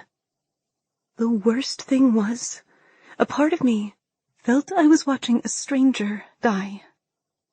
Who was this woman who didn't fear the Drae and could shove a dagger into herself? She had clearly concealed so many huge things from me. The heaviness of hopelessness swept through me as her breath began to rattle. "I'm sorry, Mum. Please." I wanted so much for her to know just how sorry I was. Sorry for not being careful enough on the walk home. Sorry for getting caught by Eric. And so sorry for leading trouble straight to our doorstep. "Please," I cried out. "Please," I begged. To no one. Anyone. To the nameless, make-believe person who could save her. "Who is this?" the soldier behind me asked. "Is this our little renegade?" I reached to stroke Mother's hair. Her long, cinnamon-brown hair just like my own. Lord Eric snorted and pulled me away from my mother. And like a worthless piece of lint, he tossed me across the room. "Stupid girl." I slammed into the wall above my bed, this time on my left side, and pain exploded in my ribs in a burst of blinding light. My hatred ballooned for this monster. This unfeeling, horrible monster. Revulsion tore through me, but it wasn't enough. I needed an outlet. I needed to hurt him. I rolled off the bed, clutching my sides, and the room blurred as the blood drained from my face. Loathing sharpened my vision, and I lifted my chin only for my heart to stall. Eric had his back to me now, his boot on top of the blade in my mother's chest. Mom was facing me, the peace in her eyes at odds to the turmoil and rage in the room. "Baby," she mouthed. "Mother," I answered her silently. "This was the one you were meant to follow," Eric said, as he pushed down on the hilt with his boot. My mother's body jerked before the spark in her eyes went from dazed awareness to acknowledgement to acceptance. The spark became smaller and duller. "No!" I screamed, throwing myself at the Drae. We crashed into a heap on the ground, and I drew back my fist, punching him as hard as I could on the chin. I couldn't have been the only one surprised when his head snapped back in response. His gaze returned to me, an intensity in his eyes as he stared at me. "I hate you," I whispered. I slid off him and crawled to Mum, even though I could see she wasn't there anymore. I closed my eyes, tears streaming down my cheeks, and opened them to find her still dead. Blood saturated her tunic. She stared vacantly at my room ceiling. She was extinguished. Gone. But my mind couldn't make sense of this fact, or of the sight of her. Someone lifted me to my feet, and I struggled to free myself from his grasp. I wasn't ready to say goodbye. "I'm not leaving," I snarled. Just try to take me away. I'd never wanted to hurt someone more than in this moment. "Throw her on the street," Eric snapped, as he brushed a speck of Mum's blood off his akatan. The Drae radiated anger and disgust, and he didn't look at me whatsoever. His tone was a haughty command. "She's upset about her mother, an ignorant child. I won't be wasting our resources. She attacked you, sir. It is an unpardonable offense," the captain countered, stepping up to the guard holding me. The captain grabbed my chin and squeezed until the pain elicited a whimper. "I'd think you would be happy to dispose of her, Lord Eric. After all, she is the daughter of an insurgent. The apple doesn't fall far from the tree, so they say." I couldn't look at the Drae. I couldn't look at the person who had kicked a dagger into my mother's dying heart. A scorching abhorrence bubbled up, filling my chest and pushing up my neck, and I couldn't keep my anger contained. I flung the vilest insults and obscenities at Lord Eric, needing him to know how much I loathed him. The captain slapped me, hard. His hand connected with my face with a sharp crack that made white spots erupt in my vision. I slumped in the guard's arms, head stabbing with pain and vision blurring. "There's no challenge in disposing of one so weak," Eric said to the captain. "She'll die during the cold season, and I like the thought of a drawn-out death for her." He stared at me, pointed at my mother's body, and said, "We'll have someone collect the body to take to the king. I have reason to believe she was high up in the rebellion, so leave her to rot for a day or two. Let the zone find her so word will spread. You'll be pleased." So callously said. This man was dead inside. I didn't want to hear anything he had to say. Ever. He was a liar. No, worse. He was pure evil, rotten from the inside out. I stamped my foot down on the guard's instep and shoved the captain aside, then pulled the dagger free from Mum's chest, knowing the squelching sound as it came out would never leave me, and launched myself at the Drae. He had to die. He killed my mother. Eric grabbed the hand with the dagger, squeezing until it clattered to the floor. I swung my other fist into his gut, but if he felt anything, he didn't react. Instead, he flipped me so my back was to him. With one arm, he circled my waist, and his other arm wrapped high across my chest, pinning my arms to my sides. My chest tightened both with my grief and the Drae's hold. How had this happened? I needed someone to help me understand. I killed my mother. The captain laughed. "She's gone feral. Better subdue her." Lord Eric held me close, and his voice wasn't entirely human when he spoke to the soldiers next. "Get out." His voice resonated through my back, and the 3 soldiers in the room pushed past one another to get out of the room. "Just holler if you need any help," the captain said from the doorway. "She's a feisty one. Just the way I like them." The man let his gaze wander over my body, and I stood numb, unable to care. I glimpsed a horde of soldiers outside before the door closed. I clenched my teeth. Let go of me. Now. "No. Be quiet." His inhuman voice was so soft, I wasn't sure if I was hearing it or feeling it. I twisted to free myself, but his grip tightened. I turned my head and tried to elbow him, but couldn't get any force behind the movement. Lord Eric pulled me closer still, and this time, I was the one who growled. "Keep that up and you'll only hurt yourself," he said in an emotionless voice.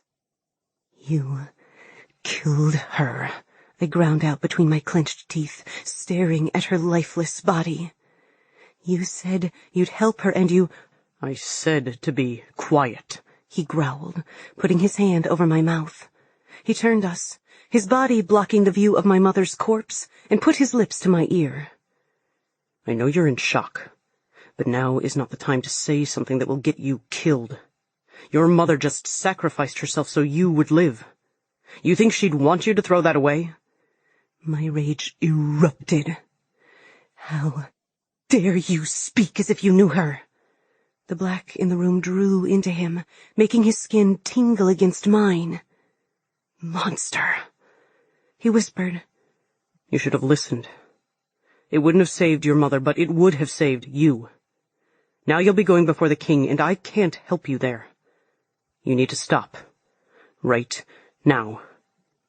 I wanted to hurt him so bad. I wanted to curl up in a corner and cry. I wanted to wake up from this nightmare to hear Mum comforting me. He was saying all these things, and I didn't care. "My breath won't work on you," he muttered. Subdue. That was what the captain had meant. A tiny thrill of defiant triumph ran through me.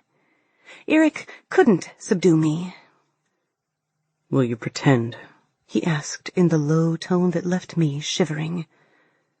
"Will you bring my mother back?" I turned to glare at him, and had the satisfaction of seeing a tiny crack appear in his impassive facade. "That's a no," he said. "You won't like the alternative, Rin. I can make you, and I will if that's what it takes. Are you sure you won't help yourself?" He seemed to know the answer to that without me vocalizing it. Over my dead body would I go along with anything he said. I didn't care if I died right here on the spot.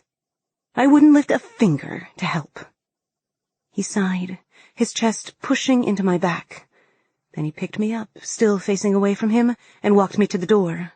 In a fluid movement, he spun me so I faced him, and then he gritted his teeth as he held my arms down by my sides. His body boxed me in. A new fear unfurled deep inside me as he closed the distance between us. He trailed his nose from my neck to my ear, and my insides melted when he growled a low, throaty, inhuman sound. When he lifted from my neck, his eyes were solid black. "This could have been easy. Remember that," he snarled. His canines lengthened, and black scales appeared across the bridge of his nose. "Let's hope it works." Shock silenced me as I watched with wide eyes, and my lips parted as I gasped. "I'm going to kiss you," he rumbled. What? I sucked in a deep breath to scream, and at the same time, I raised my leg to knee him in the groin. But he anticipated my move and pushed his body against mine, pinning me to the wall. With a glint in his predatory eyes, he covered my mouth with his. Fire exploded between us.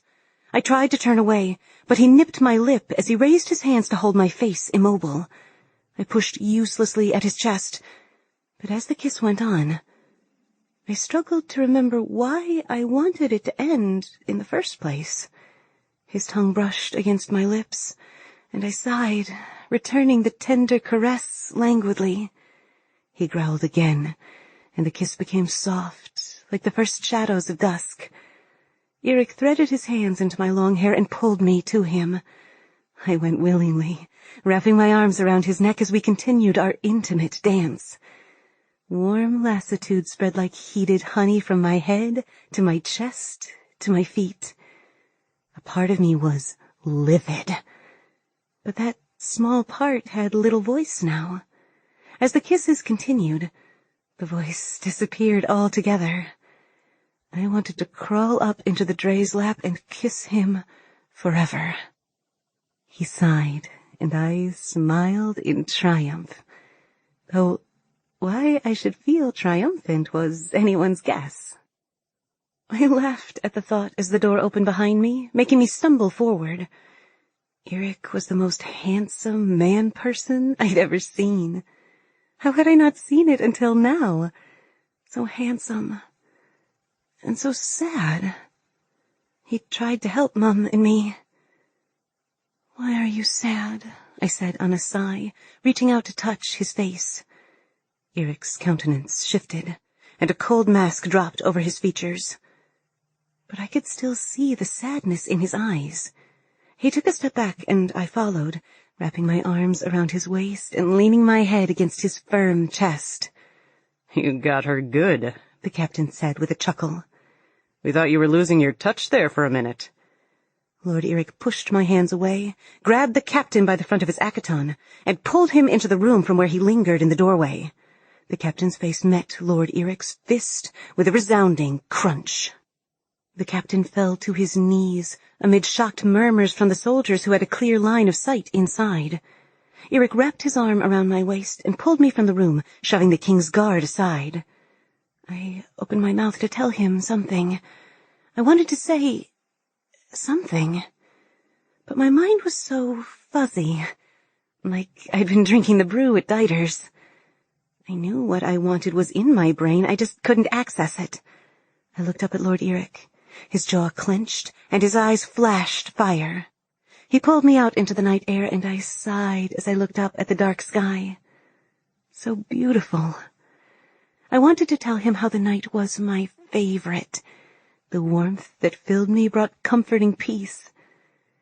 There was something particular that should be bugging me, but the feeling continued to elude me. Instead, a deep sense of security settled. Lord Eric was helping me. I wanted to kiss him again. "Where are we going?" I asked, snuggling closer. My arm was around his waist, my hip pushed to his as we walked side by side. He looked down at me, and his eyes seemed to pulse with energy. He shifted his body, increasing the distance between us, and said, "To the king." I furrowed my brow, something nagging at me. "Why?" "A woman from your house was seen roaming the streets after curfew the last 2 nights. There have been rebel meetings, and the woman was seen leaving the suspected site of these meetings.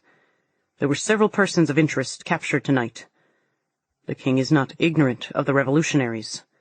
He scrubbed his face with his free hand. "King Irdelron has asked anyone connected with these rebel peasants to be brought in for questioning. You're coming in because you were too stupid to listen, and it forced my hand." Will he hurt me? Why did Lord Eric feel so good? I tried to wind closer to him. He glanced behind us, and I followed his lead. 2 soldiers followed, and behind them, 2 more were half dragging the unconscious captain down the dry dirt road. "If you're lucky, the king will see you're not a threat." Eric studied me, his gaze flicking to my lips and then back to my eyes. "Because you're not a rebel, right, Rin? You know saying that will get you killed." The darkness of night cocooned us, and I knew Eric had blocked us from the view of the other soldiers. He tipped his head down and pressed his lips to mine. His warmth pulsed through me again, and I stood on my tiptoes to prolong the kiss. When we pulled away, I beamed up at him. "You don't want me to die?" "No," he said in a quiet voice, eyes sad again. "I don't want to die either. Don't worry. I'm not a rebel. I'm not a threat. I'm not a woman." He grumbled something under his breath about too much. I reached up and patted his cheek. "You're so much more handsome when you're not scowling. You shouldn't be so grumpy." Lord Eric pulled away, pushing my arm down to my side when I reached for him. The darkness dissipated, and the 2 soldiers dragging the sleeping soldier caught up to us. They were scowling, the same grumpy look Lord Eric wore. The 3 soldiers were like triples. I should ask the triples. "What happens if the king thinks I'm a rebel?" The short man wearing a navy akaton raised his eyebrows. The one wearing green laughed. "You are dead." Eric snarled and backhanded the young soldier. Then Eric grabbed my arm, pulling me down the road with him. "Don't ask them anything. If you want to know, you ask me." I swatted at his hand. "Don't yank on my arm like that. It doesn't feel good."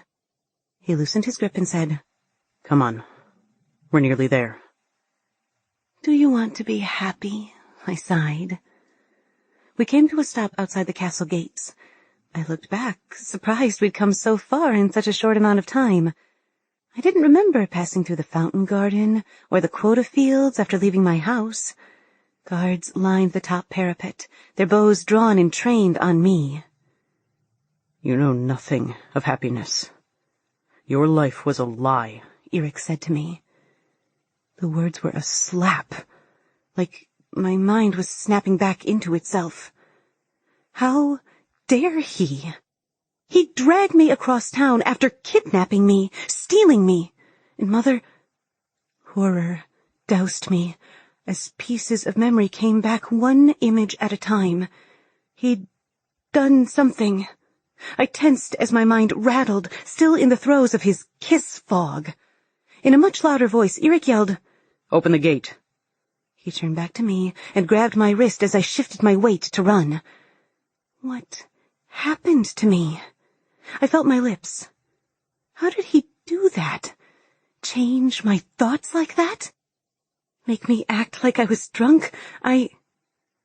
Rin, he said in a voice that brokered no argument. Look at me. Yeah, right.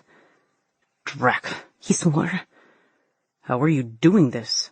He pushed his hand into the hair at the nape of my neck as he pressed his weight into me from my chest to my knees. Tingles crawled over my skin and panic pounded in my chest. I desperately wanted to avoid him.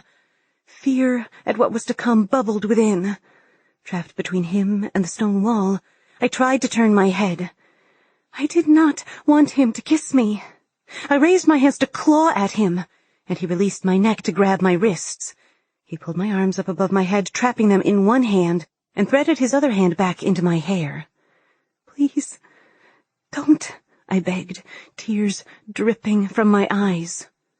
Shh, he whispered. I only want to keep you safe. Fiery urgency pulsed between us. Eric's kisses were harder this time, and I could taste the saltiness of my tears on his lips. He kneaded my back, and his teeth grazed my lower lip. My will seeped away, until it disappeared. I gripped his arms as my legs decided they were done for the day. But he didn't stop. His lips were wet and warm, and his tongue teased me, pushing and tangling with mine in a passionate embrace. He drew my lower lip into his mouth, and I groaned with pleasure. Colors and stars burst behind my eyelids. I craved more, some primal instinct urging me closer to the man kissing me, and I pushed into him, pulling him to me. Nothing else mattered but this, right now. Just him and me. Lord Eric, a woman said. I see you found some prey. Chapter 8. Eric jerked away, holding me at arm's length, and my body screamed for him. My mind streamlined through the haze. Lord Eric was all I saw. I need to report. She's too pretty. Lavender eyes and that long hair, a woman said with a shake of her head. I didn't care about her. Yes, Eric said, jaw clenched. Can you get her ready? The woman sighed and tugged at my sleeve. Come with me, Missy. You can't go to the king looking all innocent harvest girl. The young woman had mousy brown hair drawn back in a low ponytail that accentuated ghastly scars on both her cheeks. Her face was splotchy, and her eyes red, like she'd been crying before coming to get me. But the brutality of the scars had me transfixed, like I was reading a map of some horrific journey she'd endured. Quick now, she said, pulling me up the courtyard, toward a side entrance into the king's castle. The way was a blur I knew I'd never be able to retrace. I blinked, trying to make sense of her tears. Did the king do that to you? Her eyes widened, and she darted a glance behind her and then past me before whispering, Shoot, Missy. You don't know nothing, do you?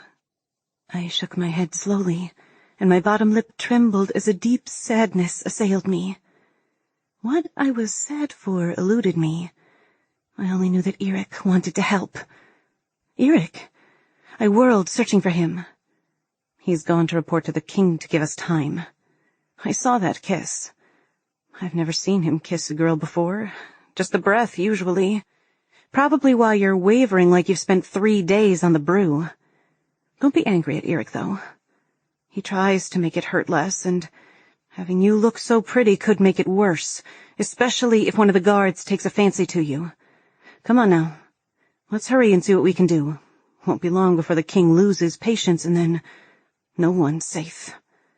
The girl tugged me up 2 flights of narrow stone steps, squeezing past several other scurrying people. We climbed more intervals of winding stairs before arriving on a long, narrow landing. She ushered me into a small room with a chamber pot and a large, shining square object, where a girl who looked just like my escort stood next to another girl with hair the same as mine. There are 2 of you? The scar-faced girl barked a short laugh. Never seen a mirror before, have you? Well, don't fall in love. You won't look that way for long, but it's all for your own good. She extracted several jars from an old set of drawers and opened them. Dabbing her fingers into one, she rubbed an ointment on my cheeks and then another one in my eyes. My eyes immediately burned and watered. Mistress Moons, missy. You're one of those people who look decent when they cry. No good, she muttered. The girl returned the ointment and grabbed another one. This time, my vision blurred and the burning was so fierce I couldn't open my eyes because of the pain. I felt her grab a fistful of my cinnamon hair. Mum's hair. My heart clenched, and emptiness swirled deep inside. When I heard the sawing of a knife, I tried to twist away. Don't be moving now. I don't want to nick you in the neck. Whatever you used to dye your hair has left it a clumped mess. I wiped at my eyes, tears streaming as they tried to clear whatever noxious substance the girl had rubbed there.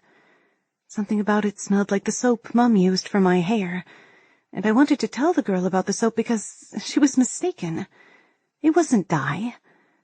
Suddenly, my head felt lighter on my left side, and I watched as the heavy strands fell to the floor. The stone room stole my attention as I wiped at my blurry eyes again. Despite being a servant's quarters, it was finer than our house. She grabbed another handful of hair so hard my scalp tingled. Confusion overtook the numbness, and I whispered, "Why are you doing this to me?" The girl sniffed and continued her snipping. I didn't for 1 second think she was feeling sorry for me. "What did Eric drag you in for?" she asked. "I'm not a rebel." The woman came around to stand in front of me and lifted my chin, pinching it. "Listen to me, and listen good. There is a one-way path from here. There's no happy ending for you now, but there are ways to make your life less painful. So you better get smart quick, missy, or he'll break you before you can blink." The girl's fierce stare turned inward. "He breaks everyone in the end." "Even you?" I mumbled. She stepped to the side, revealing the reflective surface. The girl staring back at me had only tufts of brown hair standing in uneven chunks. My eyes, a purple-gray that people described as lavender, were rimmed and puffy, the color now resembling a watery gray. My skin was now the same splotchy color as the girl standing next to me, but mine was still smooth and unmarred. The girl studied my appearance with obvious disapproval. Then she answered, "The best you can hope for is to find a place they can't touch, and know the rest isn't necessary for survival. Your body is a shell. Your skin, the wrapping. Your will, theirs. But somewhere deep inside you, there is a place, whether you see it as the corner of your mind, your heart, your soul, whatever, and that part is yours. That is the difference amongst the people here. Figure out what's necessary and let everything else go." She had to be younger than I was, but I felt like a toddler in her presence. Even so, something deep within protested what she said. To give up everything I was except a sliver of my soul? I didn't think I could live that way. How would I determine what was necessary? The girl placed the scissors in the drawer and dusted off her white apron. "I've done the best I can with what I've got. Now we need to go. I'm only showing you to the throne room, mind you." My mind felt as though I was clawing out of a fog. It felt familiar. The girl continued her morose chatter as she led me from the washroom. "Most days, I don't know why I don't just give up and become fertilizer for the fields like everyone else. Did you know that King Irdelron heard decomposing matter nourishes the soil? The bodies are piling up out there now. My friends, my family. Beats me why I keep trying, but I do. I think it's just habit. Ain't that awful?" She smiled sadly at me, her scars pulling tight. "Maybe it's because the crops ain't gotten no better for it. I could never abide waste." A gruesome image of a field of dead bodies flashed through my mind, and my stomach churned. Then, An image of my mother flashed across my mind, dagger in chest, and I searched blindly for a wall to support me. My mind experienced the same snapping sensation of an hour before as it cleared. Kiss fog. My hate for Lord Eric returned and multiplied until I was shaking as memories assaulted me once more. I wiped my lips. How long had I been out of it? Minutes? Hours? I could have been escaping this whole time. That bastard, I hissed, and then I scrubbed at my lips. Shh, she hissed, glaring at me. Don't even think... Oh, you're talking about Lord Eric? She chuckled, then whispered to me, Don't be upset with him. He didn't mean nothing by it, except to help. Usually he doesn't even bring anyone in. He's not the worst of the two, that's for sure. Not the worst of the two? Was that meant to be a recommendation?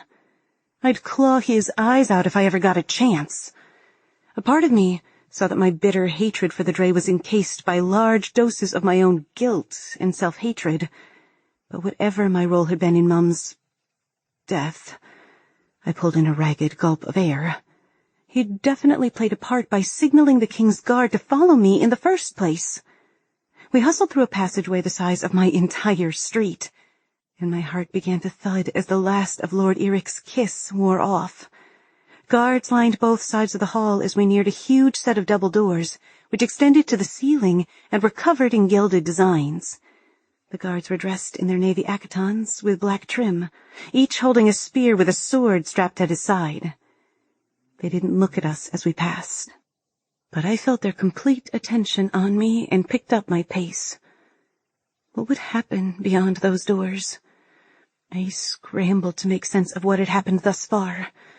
Eric had followed me, set tails on me, and when the guards came... Mum... I squeezed my eyes shut and saw her blood everywhere. She'd taken my place.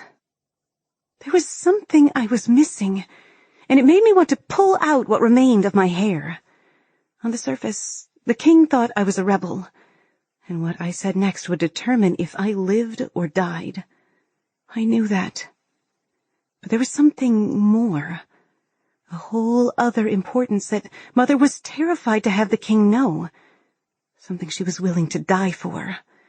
Or she could have tried to run with me. She'd been trying to keep me from notice. She'd had a blade with Phaeton blood. As we reached the gilded doors, I forced my legs to move, certain I was about to die. I wished there was a way to get a message to Dieter, to Arnik, to anyone. I didn't want to die without saying goodbye. They'd find my mother's body and would never know what happened to me. I chewed on the side of my lip and ran my hand through my hair, what was left of it, and a few long strands, which must have been missed when the girl cut it, came off in my fingers. 2 huge guards, nearly as large as Lord Eric, broke from the lines and hauled open the doors of the throne room of King Irdelron. The girl beside me whispered something, but her words were lost in the terror of my mind. With a last shove to get my feet moving, she retreated with the door, keeping out of sight. My feet took me into the room, stuttering, just like my heart. Long tables, twice the size of my bed, lined one entire wall and were laden with food. Roasted birds with golden skin sat atop platters loaded with root vegetables, the rich juices of the birds soaking into the potatoes, carrots, and turnips. A hunk of meat, at least the size of my torso, was cut into slices, revealing a tender pink center to its dark, seared crust.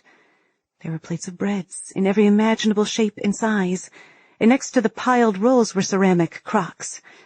Bowls of greens containing fresh leaves of lettuce and cooked beans sat beside an entire pig with an apple in its mouth in the very center. There was a roasted orange squash and a platter of grilled corn.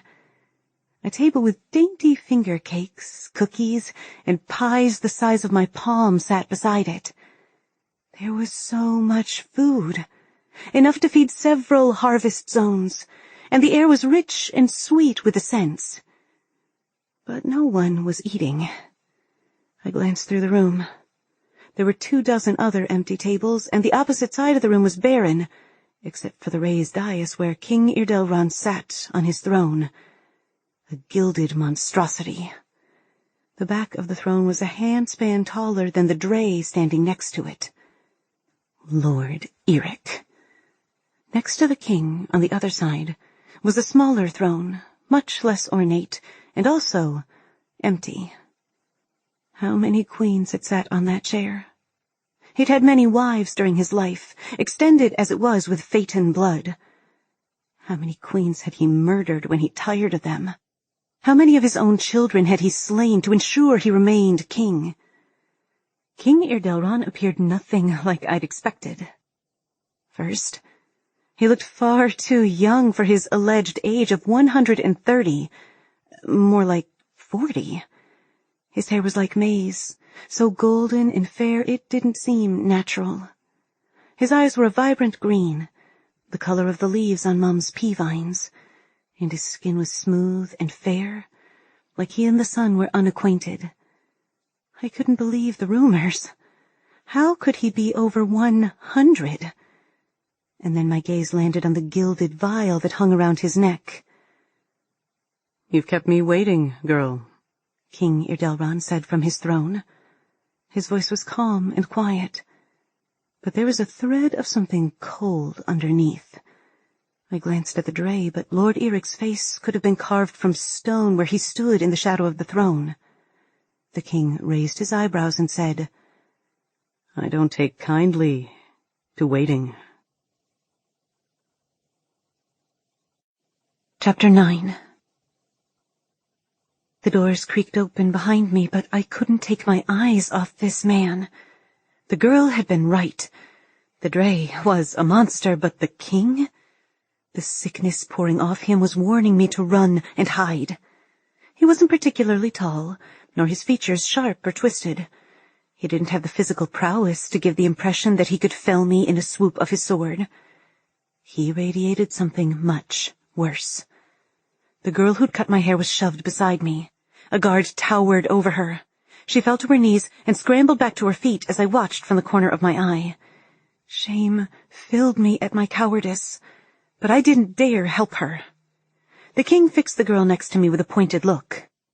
"What happened to Lord Eric's friend, dear Madeline?" He fingered the chain from whence the small flask hung, then ran the bottle back and forth on the chain. "You haven't been doing things you oughtn't, have you?" The girl replied in a wooden voice. "She went berserk, Your Majesty. Said she had to use the pot, but the next thing I knew she was trying to kill herself." She curtsied and said, "Sorry, sire." Her gaze flitted to Lord Eric, but the Drae watched me, his mouth curved down in disapproval. I glared back, trying to convey my disgust without the king mistaking the glare as meant for him. "Madeline, it pains me to see you lie," the king said with a kind smile. He extended his hand and waved toward the door. "Jotun, at your hand." Madeline sucked in a deep breath, and at the same time, the soldier nearest to her drew his sword. In one fluid movement, he swung the sword in an arc, slicing through the young girl, eviscerating her from one hip, clean through her rib cage in a diagonal line.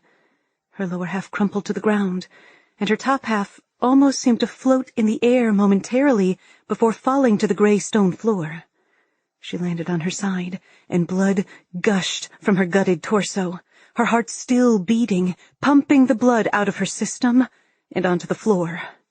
Her eyes widened, and she ran her hand over the stump of her body as she watched her life spill out before her. "At last," she sighed, before her head fell back on the floor. Bile burned the back of my throat, but I was learning I could only feel so much and go through so much before all the screams and tears were gone.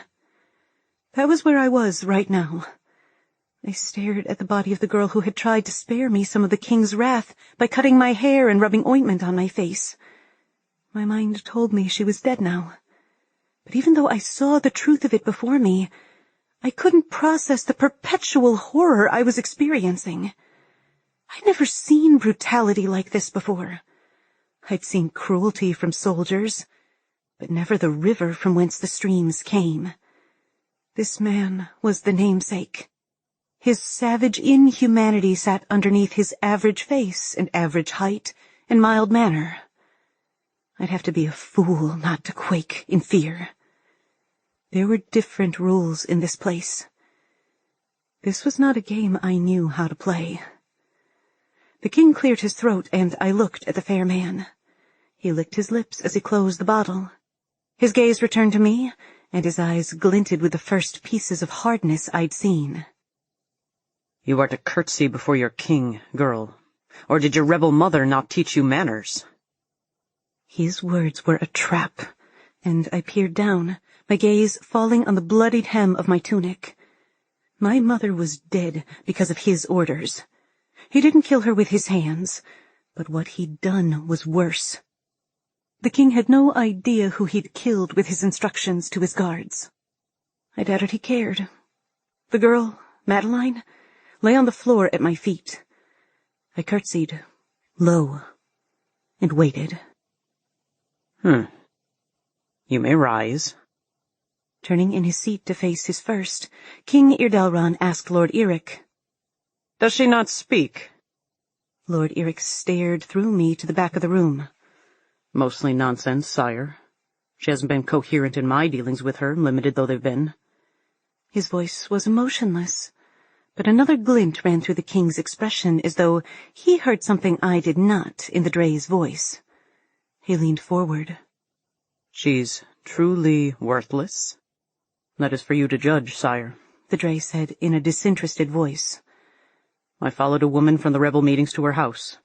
When I questioned the girl's mother, she pulled a knife. Your mother was a rebel girl? I kept my focus on the king, and my tongue twisted before I managed the words. If she was, Your Majesty. She did not include me in her plans. I had no idea she was anything more than a mother until tonight. It was true.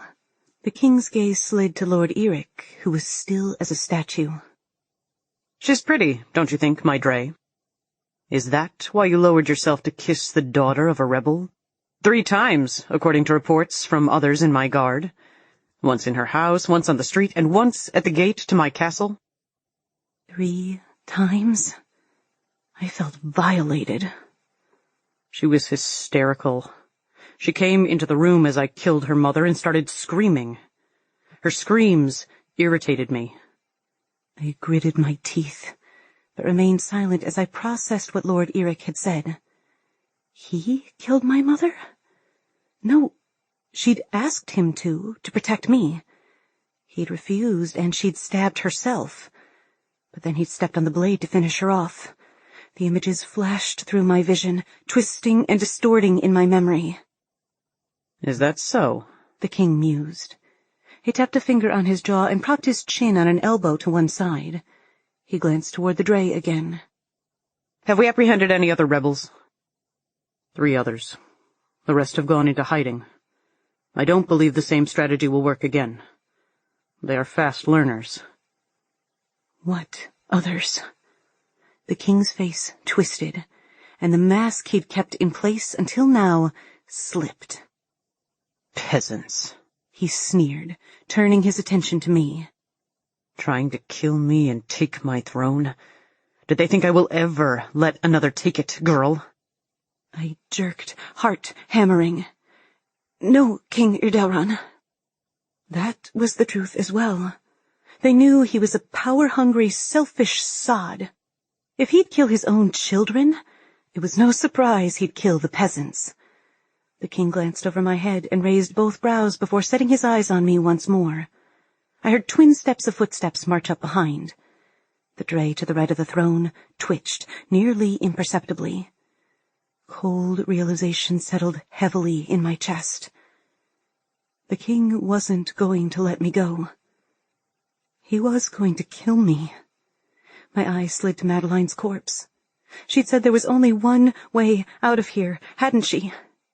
The seconds stretched, and I contemplated my fate. I had accomplished nothing of significance in my life, and I didn't want to die here. I tensed as the footsteps halted beside me.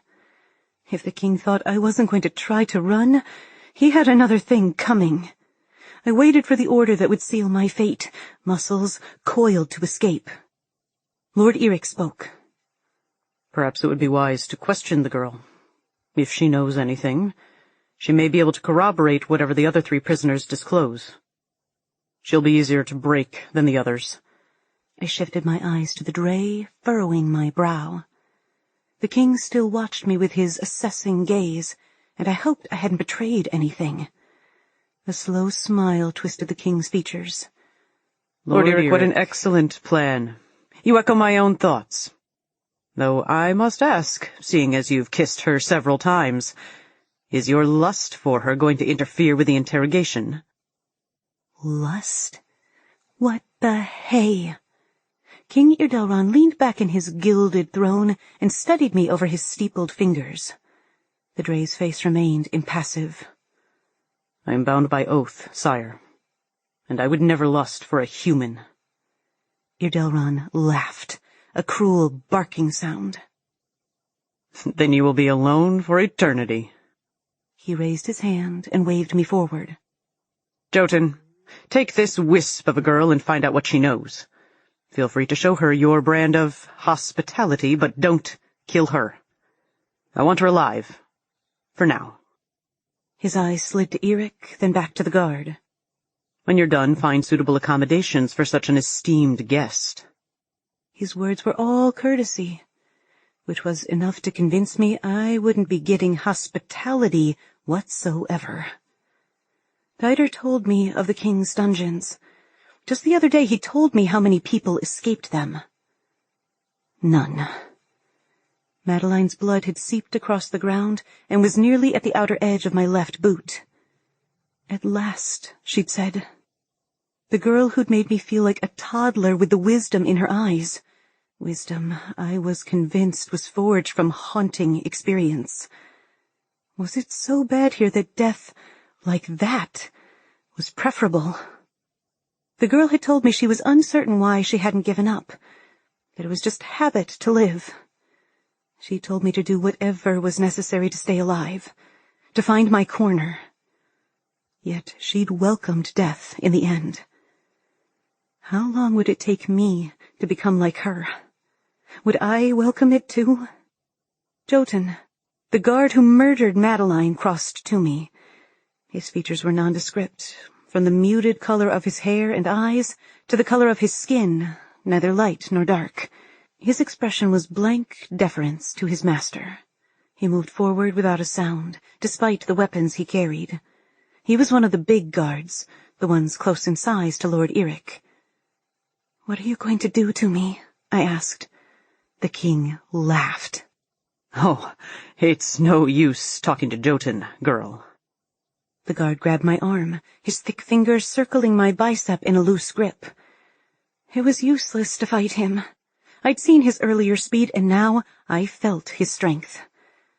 For no other reason than, in this dark room, I knew him best of anyone. I lifted my eyes to the king's Drae.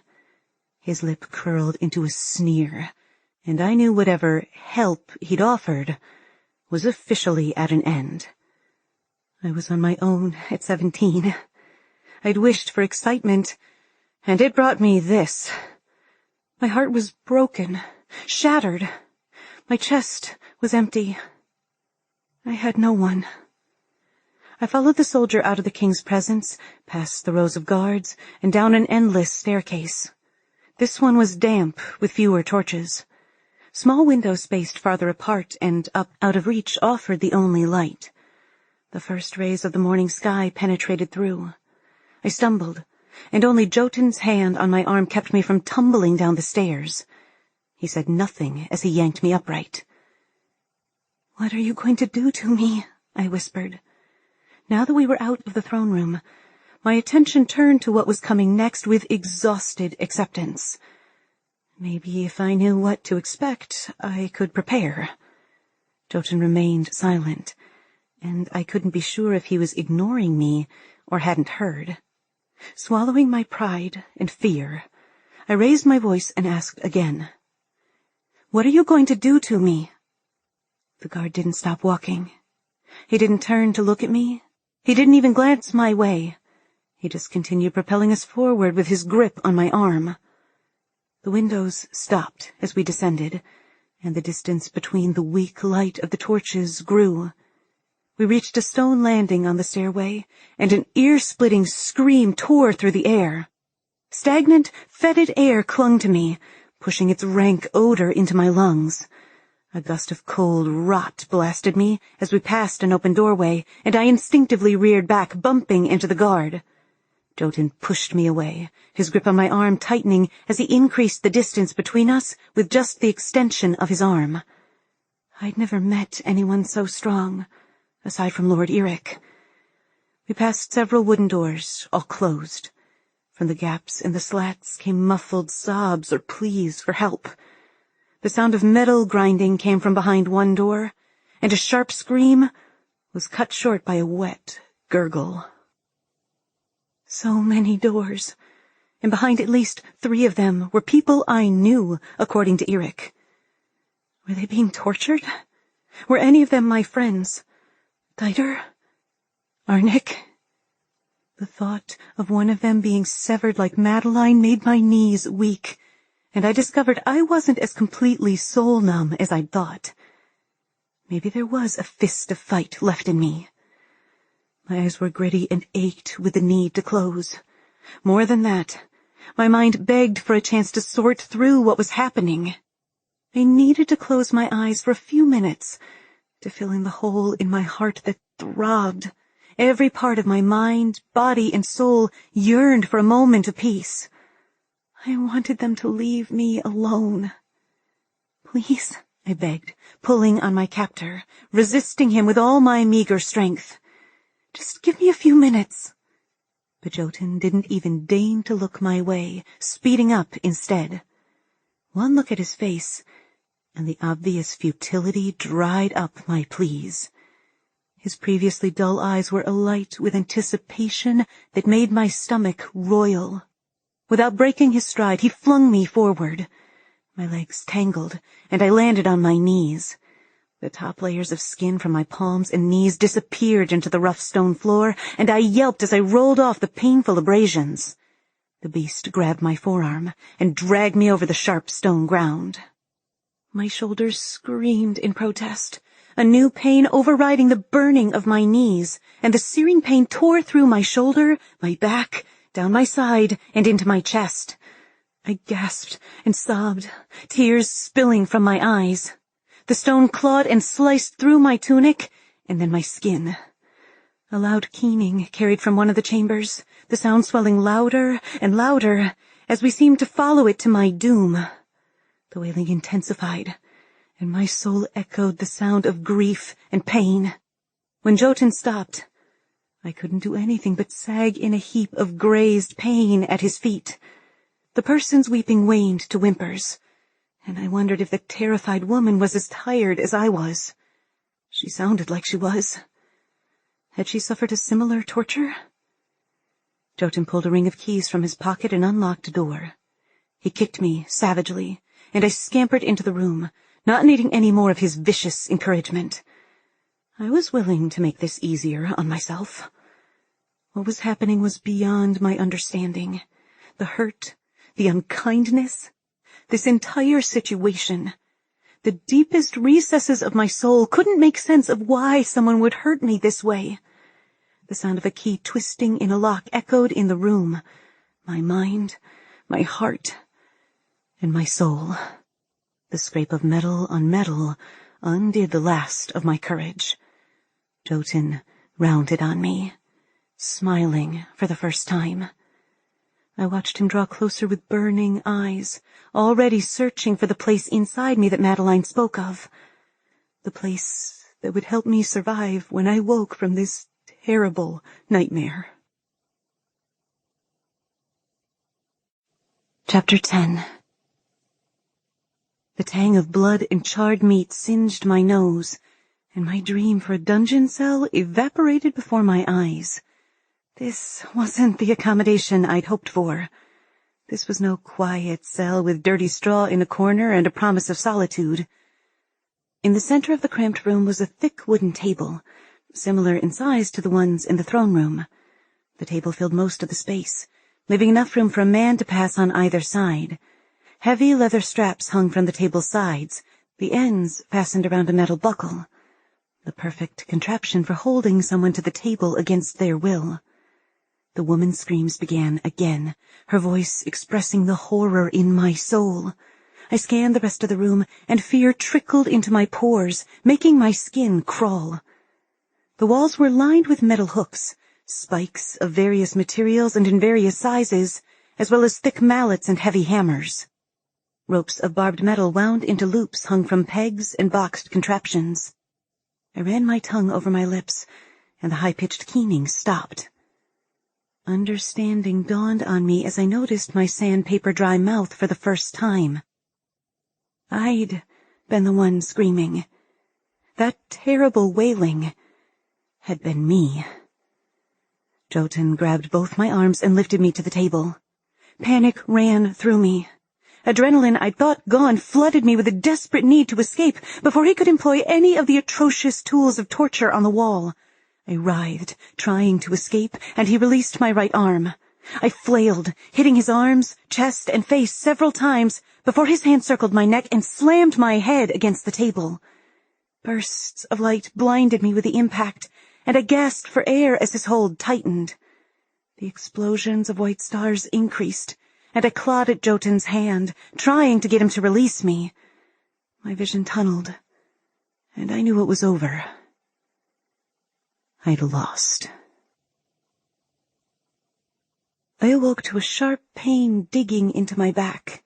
I tried to arch away from the pain, but couldn't.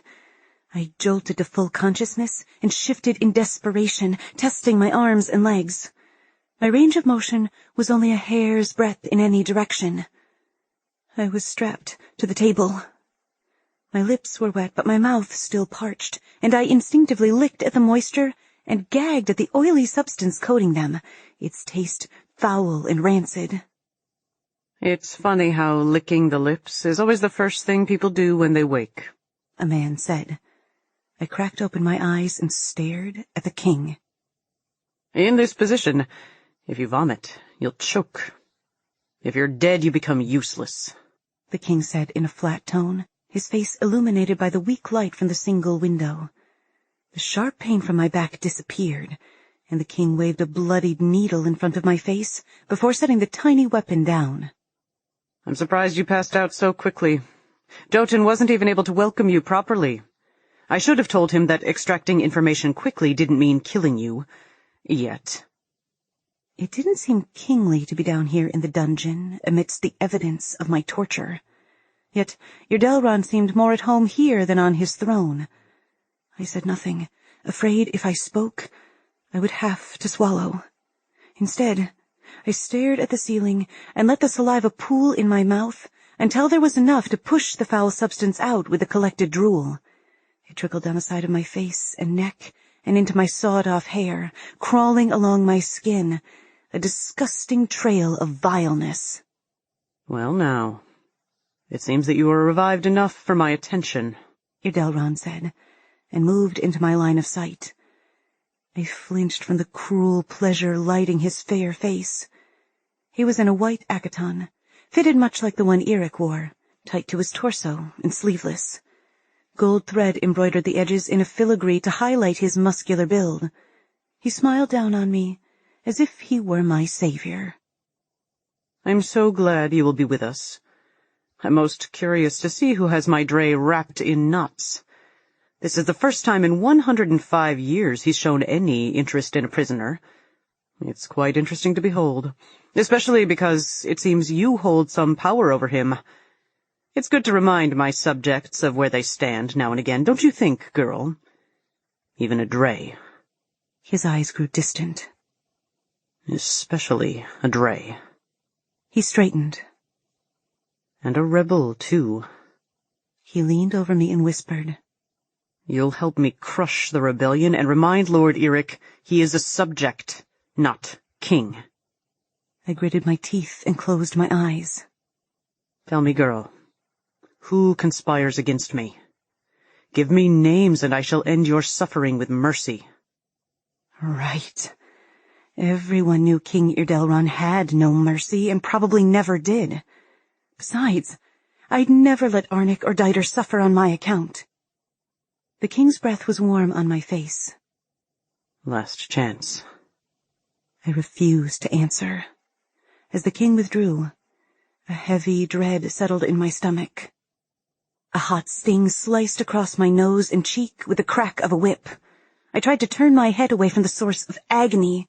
I screamed as my cheek burst into searing pain, and I thrashed in my restraints, unable to avoid what was causing my anguish. The burning spread across my face and down my neck to my chest with successive lashes. "No more," I begged. The burning waned, and a dull throbbing took its place. Tears leaked from my eyes, and snot ran from my nose through the substance on my lips and into my mouth. I retched, but my stomach was empty, and I spit the bile and snot and poison out as I coughed. You've deluded yourself. You think this is as bad as it will get. Irdelron shook his head in mock sympathy as he leaned over me, the gilded vial of Phaeton blood dangling from his neck. I already know you'll give me the answers I seek, he whispered, caressing my face. Everyone does. Jotun and I do this for fun. I have an odd obsession with besting mortality. Have you ever noticed how easy it is for one life to end? I own that power. It's my life's work. He reached for the vial, his eyes losing focus. I was being foolish. I knew it before I acted, but his fake sympathy was too much. I spat at him, that vile mixture in my mouth. My spittle sprayed his chin, neck, and the top portion of his pristine acton. In an instant, the fake kindness was gone, and white-lipped fury took its place. Irdelron slapped me, the force of his hand jerking my head to the side. He spun, his back blocking my view of what he was grabbing. Then he seized my hand and smashed it flat. He held the object high, and I pleaded with him as the stake glinted in the weak light. But he only laughed. He brought the weapon down, splicing it through my left hand. I screamed in agony as the pain exploded. I writhed, but every movement made the pain worse, and I attempted to hold still. I tried to wiggle my fingers, but even that sent excruciating waves of anguish up my arm. The rest of the world melted away. In my entire universe was the brutal torment crushing the bones and veins in my left hand. Jotun's impassive face came into focus when the initial pain diminished, leaving an almost unbearable throb. I glimpsed the door swinging shut out of the corner of my eye, a flash of white accaton showing as it did. Irdelron was gone. I whimpered in relief. Jotun turned to the wall, to his weapons, and my heart fell. He came to my side, a thin needle pinched between his thick, now gloved fingers. He set a clay container down on the edge by the hand that was nailed to the table and removed the lid. I swallowed, clenching my jaw, tightening my core in anticipation of more pain. I closed my eyes, not sure if it was better to remain in ignorance or see the next means of torture. He pinched the inside of my elbow, and shards of ice crawled up my arm toward my heart. I opened my eyes, and the room fractionated into tiny slivers that shifted and twirled, preventing me from making any sense of the countless pieces in front of me. I had a single moment of relief before the torment began. The tiny ice pieces surged inside me, ballooning as they morphed into insects and arachnids. They coalesced in purpose and descended, gnawing and clawing at me, shredding my skin and burrowing deep to lay their eggs. They climbed under my ragged tunic and into my hair. I tried to turn my head, but there was no way to prevent them from digging into my ears. I forced air out my nostrils again and again, trying to keep them from my nose, but the number multiplied, and I had to close my eyes as a second wave descended. The bugs pinched at my lips, and I folded them in between my teeth to prevent the insects from getting into my mouth. But as they filled my nostrils with their clawing, crawling legs, I was forced to open my mouth so I could breathe. The eggs under my skin started hatching, and the new creatures tore their way out. I screamed, chomping the bugs and spitting them out as fast as I could. Their legs stuck to my tongue, and I spit and chomped while trying to suck in enough air to stay alive. But I was slowly losing. A slithering centipede with millions of feet crawled across my cheek toward my mouth. I whimpered in horror, gagging as I tried to chomp the creature so I could breathe. But the pieces of the one became dozens of smaller invertebrate, and their segmented bodies wriggled into my throat and then into my lungs. I screamed, my voice raw from the overuse, and then I retched. Pain shot up my arms as another creeping beast gnawed through the rest of my hand, the dead fingers discarded to the ground for other crawling things to eat. They were in my ears, in my brain, eating away at everything that made me, destroying me, until there was nothing left. Chapter 11. My arm flopped forward, stirring me from the escape of unconsciousness. Someone was here, shifting through the space back and forth silently. I floated in and out of awareness, and each time the person was in a different place, working from left to right, methodically. Curiosity forced one eye open. The other was too swollen to cooperate. The person stopped and turned toward me. His height and broad shoulders bespoke his gender, as well as his square jaw, which was shaven clean. His downturned lips were visible, but the rest of his features were hidden beneath a dark hood pulled low over his face. His lips thinned to a meager line, and he draped me with a cloth. Then he turned his back to me and continued wiping and storing the instruments in the room. Jotun's cleanup crew. I couldn't have done a single thing to protect myself if I tried. I slipped away into oblivion. The putrid stench of feces and sulfur was my first indication I was still alive. But I was warm. I had to be dreaming. Or dead, I thought, remembering the bugs and my torn throat and mind. How could I be alive after that? Were the bugs real? Or did the injections cause me to hallucinate? I shifted and inhaled sharply as I realized I had moved, unrestrained. Not only was I warm and unrestrained, but nothing hurt. Nothing. Not my face, my skin, or my left hand. I clenched my left hand. It was heavily bandaged, but I could feel my fingers. Someone had tended to me. I opened my eyes just enough to see I was no longer on the table in the torture room, but on a stained mattress on a stone floor, buried in a mound of blankets. I was alone. At last. The words flashed through my mind before I remembered them as the dying lament of the girl, Madeline. I rested back on the lumpy mattress, staring at the ceiling and wondering how much time had passed since Jotun injected me with... Horrible shakes raked my body at the memory of the bugs under my skin. They continued for an indiscriminate amount of time in the destitute darkness of my new home. I was alone. Mum was gone, and the bit of fight left in me before Jotun strapped me to the table was non-existent now. I could hardly recall I'd had the notion, and I couldn't remember what it felt like. That piece of myself the girl told me to keep, the place that separated survivors from victims. I didn't know how to find it, or if I had one to begin with. A tear leaked from the corner of one eye and ran into my hairline and around my skull onto the mattress. Another followed, and more, until I was sobbing, face pressed into the filthy mattress to conceal my breaking point as best I could from the other prisoners. My mother was gone, and I might have killed her. My mother was gone. My mother was gone. Each time the thought circled around, it was more frantic and higher-pitched. My chest clenched so tight it hurt as I cried for my mother, and my guilt over leaving her, for the girl Madeline, who might have been me, for myself, because I was not the innocent girl I was before, and knew I could never return. I'd heard stories of Irdelron's cruelty, but I had no comprehension of his brand of evil.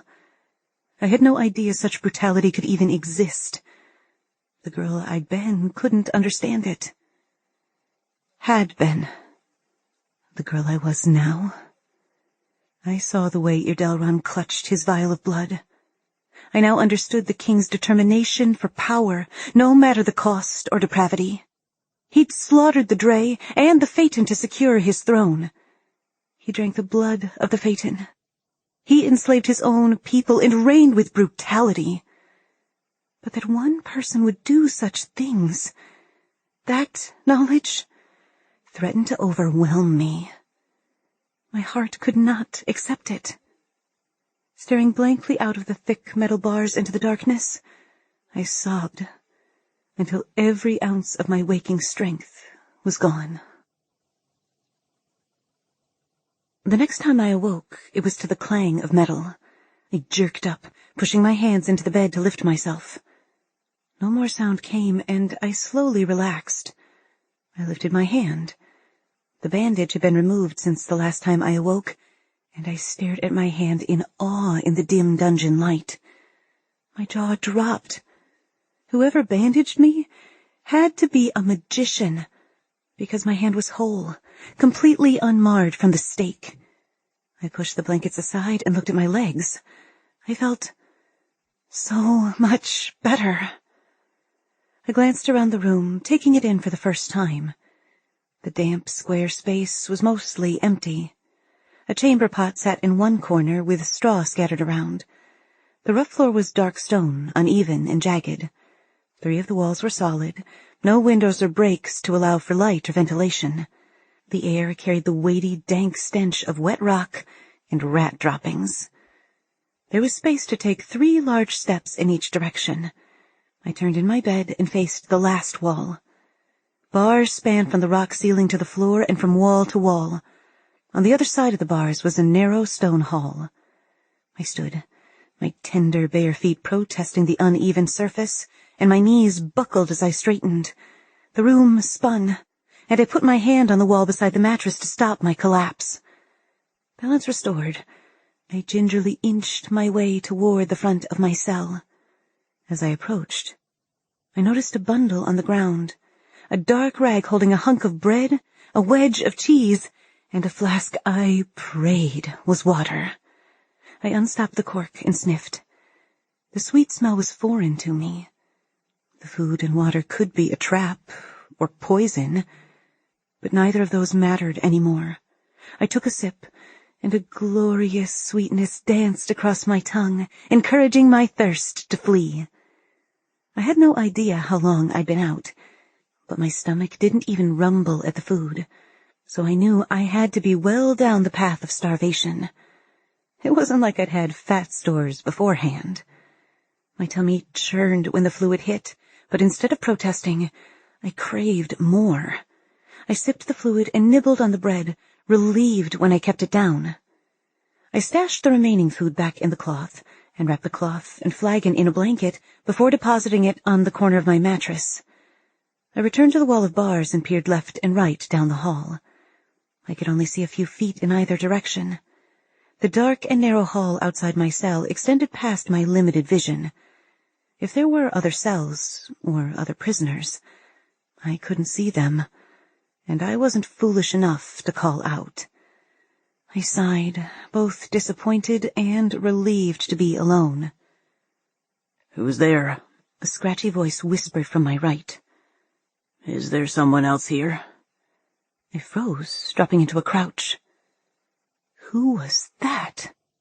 I inched away from the bars. On tiptoes, I returned to my bed and lay down as quietly as I could. I waited, tense, ears straining for a long while after.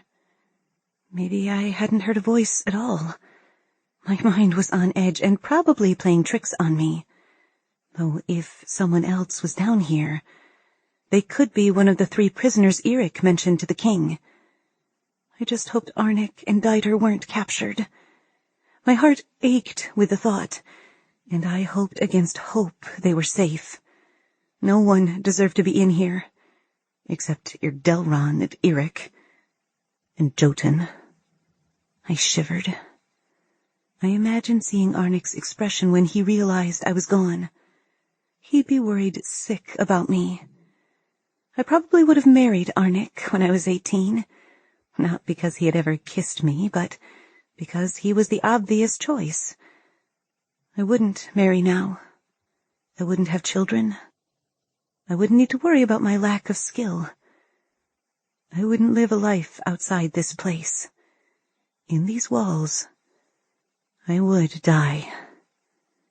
Dieter. He'd be beside himself. I winced as I thought of him finding out what befell me. Did he know Mum was dead? Had he seen her? Like that? I hoped not. This was all assuming Dieter still roamed free. I had no way of knowing if the soldiers captured him, too. Heat sparked in my chest, and the warmth was so stark against the cold inside me that I couldn't help noticing the emotion. Defiance. The urge to protect Arnik and Dieter rose within. The only emotion other than despair I'd had since Mum died. Madeline's words about survivors clicked in my mind, and I realized I had found my corner of necessity. My corner was my people, Arnik and Dieter. That was where my strength came from. I'd do anything to save my friends. Now, more so, after seeing what would happen to them if they were caught. Jotun's torture hadn't dragged their names from my lips, and I was determined to keep it that way no matter what. I'd waited too long outside my window the night Mum died. I hadn't joined the rebels, nor fought the Drae or the king. I'd done nothing. Now, all I could do was keep my lips sealed and not betray Arnik and Dieter. I still had control over that. The king's face swam in front of my mind's eye, my throat tightening as the sensation of bugs scuttled over me, and I saw my earlier error. Spitting in the king's face was unnecessary. I'd felt the need to show him what I thought of him, but doing so hadn't helped me protect anyone or myself. It made him hurt me more, making me less able to protect myself later. As I lay here, this new world separated into an altered list of what I would and wouldn't do. I understood what Madeline meant by necessary. I wouldn't laugh in his face. I would bow, even grovel if required to. I wouldn't tell them what happened between Mum and Eric. I would lie. I wouldn't betray my friends. I would let the king and Jotun hurt me. I wanted to be brave, but here, in this damp cell with smatterings of moss, I wasn't. Bravery was for stronger people, or people ignorant of the things I'd been put through. Being brave was easier before I'd known the depravity in the world. I pulled the blanket tight, rolling on my side. Bravery was for someone other than me. I'd do what was necessary to protect my friends from this fate. Chapter 12. Time passed. My food and drink were gone. My strength had improved from careful rationing, at least enough that my legs didn't tremble when I stood. But if I didn't get more food soon, it would be over. I'd accept dying of many things, but dying of starvation felt too personal, too much like giving up. Too much like acceptance of what the king could do to his subjects. Ironically, I cared more about the ideals of rebellion now than ever before. If I could go back to Harvest Zone 7 with this knowledge, my input would be much different. All-consuming. Should have, could have, would have. This was the trap my mind went to in the dank fetidness of my cell. The uneven ground poked at my tender feet as I paced. I'd learned which areas of the dark stone were the sharpest and avoided them. I hadn't seen or heard from anyone down here after that single time when the man in the cell next to me spoke. And after a while, I couldn't be sure the voice wasn't a desperate attempt of my mind to alleviate my isolation. My stomach gave a loud rumble, and I wrapped both arms around my middle over the filthy tunic that displayed the recent events of my life in splatters and splotches and stains. My hair was stiff and matted, and my smell bothered me. Not the lavender soap scent I smelled like before. How I'd run through the freshly overturned dirt of the harvest zones beside Arnick, avoiding new crops and laughing as farmers shouted after us. How I'd made jokes of my future to Mother while gazing at the clear blue sky, birdsong floating down from the roof to where we sat in the garden. My chest tightened. I had to survive. "I need food," I said as loudly as I dared. When no one answered, I raised my voice. "I need food." With increasing volume, I yelled my need for water, but only silence met my pleas. Perhaps this was a different type of torture meant to break me. Perhaps I'd been left here to die, useless and wasted. The king thought I possessed information crucial to taking the rebellion down, and he'd confessed I was a pawn in his power play against the Drae. I had no idea what the king saw in Lord Eric to be convinced the Drae favored me, but I knew the king was irrevocably wrong. The Drae was the bane of my existence. I rested my head on the bars, closing my eyes. A trickle of scent wafted past, something less offensive than the rest of the air down here, and fear and hope warred within. Necessary. Water was necessary. "Who's there?" My voice cracked. "I need food and water." A cell opened, followed by a muffled thump. A man cried out, his wail like a wounded animal, and the clank of a door closing with the click of a lock ricocheted through the low underground space. Someone was here, and that someone could give me water. "Water," I whispered. Only half the word came out. I sank to my knees by the bars when no one answered. That was when I felt his presence. Lord Eric stood outside my cell, staring down at me, anger pulsing from him in waves. I lifted my tired eyes and silently told him how much I hated him. I didn't bother moving.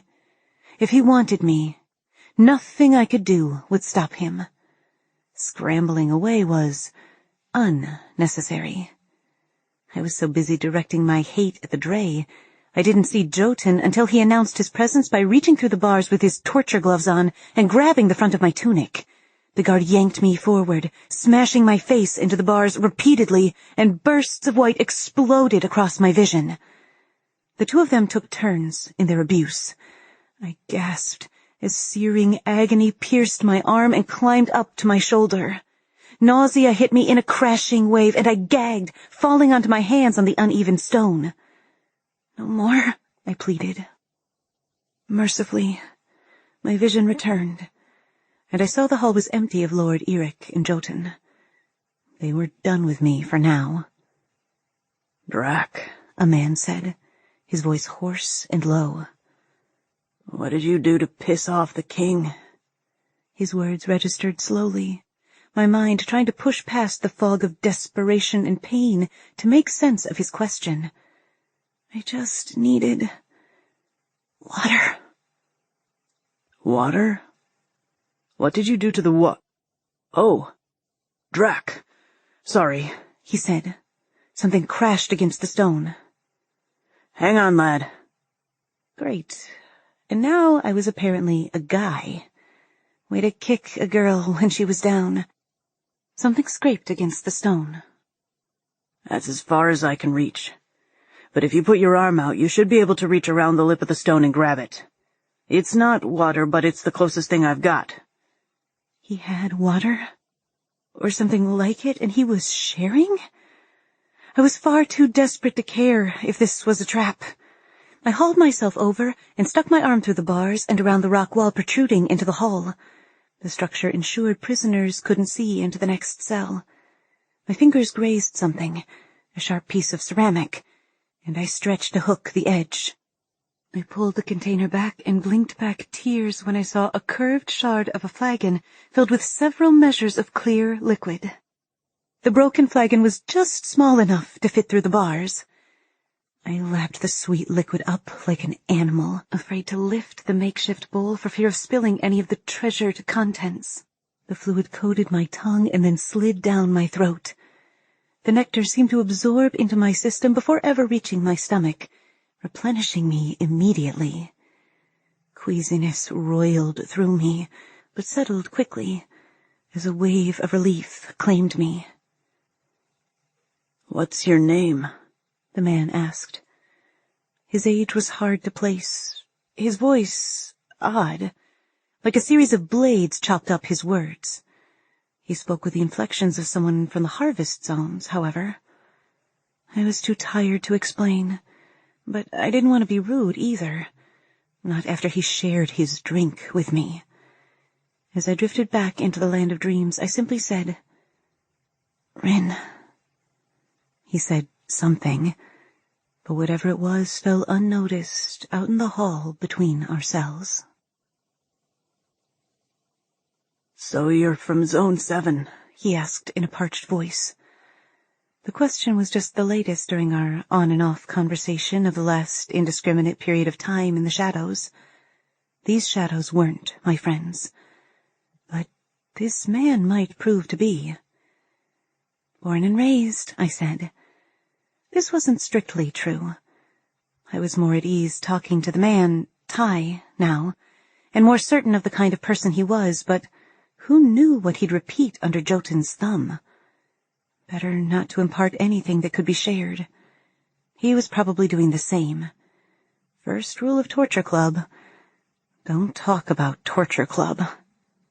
"Here, I got more food yesterday," he said in his husky voice. Yesterday, or hours or days ago, I'd asked him what happened to his voice. He told me King Irdelron poured acid down his throat, one of the king's favorite torture techniques, something he did regularly. Explained why Jotun couldn't talk, as well as most of the king's guards, I guess. After that, I wasn't sure I had the right to complain about bugs under my skin. I was sitting against the conjoining wall already, and shifted to reach my arm through for the goods. "Are you sure?" It belatedly occurred to me to ask if he could spare the food. "You're still in the early stages, Rin," he answered. He knew I wasn't a boy by now. "They only do routine torture on me. You need your strength." "Oh, goody," I said. "Routine torture. Something to look forward to." He chuckled. "Here." Our fingers couldn't quite touch, and he had to push whatever he was passing to get it all the way to where I could reach it. Was it wrong that I longed to touch his hand? That even the tiny human contact of our conversation made me want to curl in a ball and cry like a baby? "Why do they feed you double what they feed me?" I scowled. Not at Ty, but at the unfairness of an unfair situation. Ty said in a hard voice, "Jotun seems to have taken a particular dislike to you." "Why?" He paused. "You know Lord Eric?" This time, a real growl rumbled from my lips. "I do." Ty began to ask more, but then cut off his question, saying instead, "Jotun thinks the Drae favors you. I'd guess that's why he attacked you. Usually he sticks to his torturing schedule like clockwork." I snorted. "Lord Eric dragged him away when Jotun smashed your head against the bars." "Really? I thought he joined in." I frowned, trying to remember. "Next time you see Jotun, take a look at his face. I hate the Drae as much as anyone here, but it was one of the better punches I've seen." Ty said with a dark, rasping chuckle. I quirked a brow. The Drae had acted strange at our first meeting, then violent, then strange. Then he'd finished off my mother, then strange, then kissed me to take control, then emotionless. Which led me to his visit here. He hadn't prevented a single bad thing from happening. The opposite, actually. He had another reason for doing these things, and I didn't want to get caught in the games of the Drae and the king. I'd always had a clear set of rules for my life. Emperor Draden ruled the realm from his lands in the northwest. Within the realm were 3 kingdoms, Farald, Jamond, and Azul, their sovereignty given to the Drae Emperor. We gave him all our capable men over 20 years for his war. We gave him and the other kingdoms some of our harvest. We worked each day to get enough food and to keep the guards' attention elsewhere. But those rules didn't matter anymore. I'd rather Lord Eric didn't come down here again, I said, if that's what happens. We fell into a heavy silence, and my eyes closed.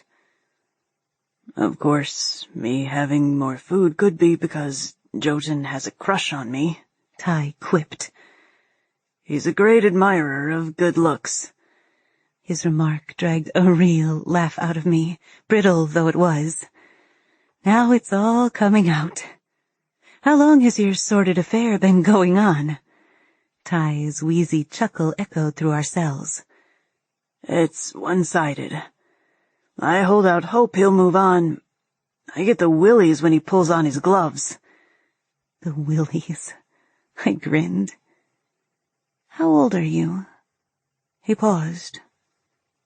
20. Huh. I sat back, unwrapping the parcel he'd passed me. Flat bread. Hard, flat bread. Yummy. Ty was a lot younger than I'd pegged. He was almost my age. I thought you were my imagination the first time you spoke, I confessed. I leaned against the wall, my head resting on the stone. I called out for you when I ran out of food and water, but you didn't answer. It happens in cycles, he explained. The torture. They'll go through periods of starving you, too. The key is not to take anything for granted. You have to store enough food and liquid so you'll have it when they don't give you any. I wanted to ask him how that was possible, but I didn't want him to know where I hid it just in case. All right. We fell quiet again. Is there anyone on your other side? I asked. No. You're the first. The first one to survive. There are other prisoners in other wings, however. Why are we separated? Who knows? He rasped. Maybe we're just special. Another horrible thought occurred to me. How long have you been alone here? I heard Ty take a sip and wondered what he looked like. What had happened to him? And what would happen to me? I don't know what my state of mind would be if he hadn't been here to talk to. He spoke again. It is better now that you're here, Rin. Please, stay alive.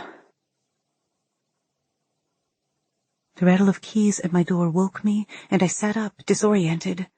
Sleep had been peaceful, like before, and for a moment I thought I was home with Mum. But Jotun stood in my doorway, and the reality of my situation struck just before his hand connected with my face. My eyes watered, but I bit my tongue, refusing to let a whimper escape my lips. The guard grabbed my arm, a method he seemed to favor, and hauled me from my bed. I scrambled to stand, but he yanked me one way and then another, throwing me off balance. I tumbled to the ground, only to be yanked back up and then out of my cell and down the stone hall. I tried to get a glimpse into the cell next to mine, but all I could see was a lumpy mattress with heaps of blankets. Ty was likely buried in that mass, and his warnings drove thoughts of him away. There was only one reason Jotun would come to get me. I thrashed, screaming and clawing at him. But Jotun didn't flinch. When I fell to the floor, he dragged me over the unforgiving stone until my skin was raw and bloody and my shins battered and bruised. He climbed the stairs, and I scrambled to keep up with him, deciding it was better not to inflict pain on myself. Each step was more difficult than the last. The screams of victims being tortured assaulted me as we crossed the landing, and I couldn't help the sob that bubbled up my chest and out my lips. "Please," I begged. "Please, Jotun, you don't have to do this. Please, please." He didn't even glance in my direction while I cowered at his feet. The tall guard unlocked the door, and his lips flattened as he stooped over to pick me up. He scooped his hands under my arms, like a mother picks up a child. But instead of pulling me to him and offering comfort, he slammed my body to the table, dazing me with a brutal impact. He tilted his head to the side, waiting. I knew what he wanted, and I gritted my teeth. "I am not telling you anything." Time lost all meaning. I screamed until I had no voice. I was sure my skin was flayed. I was sure I was going to die. I wished I would. Chapter 13. I awoke in Jotun's playroom, still strapped to the table. A hooded figure leaned over me, and my eyes widened in a silent scream. He shushed me, putting his fingers to his lips, and moved away. The person strode around the room with confident steps, despite the dark. He was tall, just shorter than Lord Eric, but his clothing didn't fit nearly as well. He wore a black accaton, but his was sleeved, and he wore matching gloves.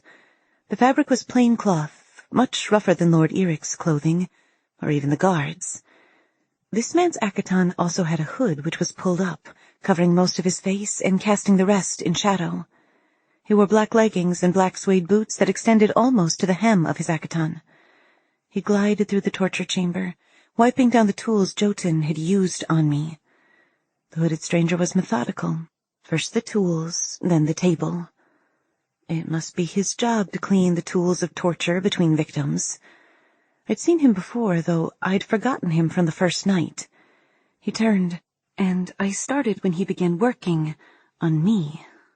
Shock held me immobile. His gloved hands were gentle.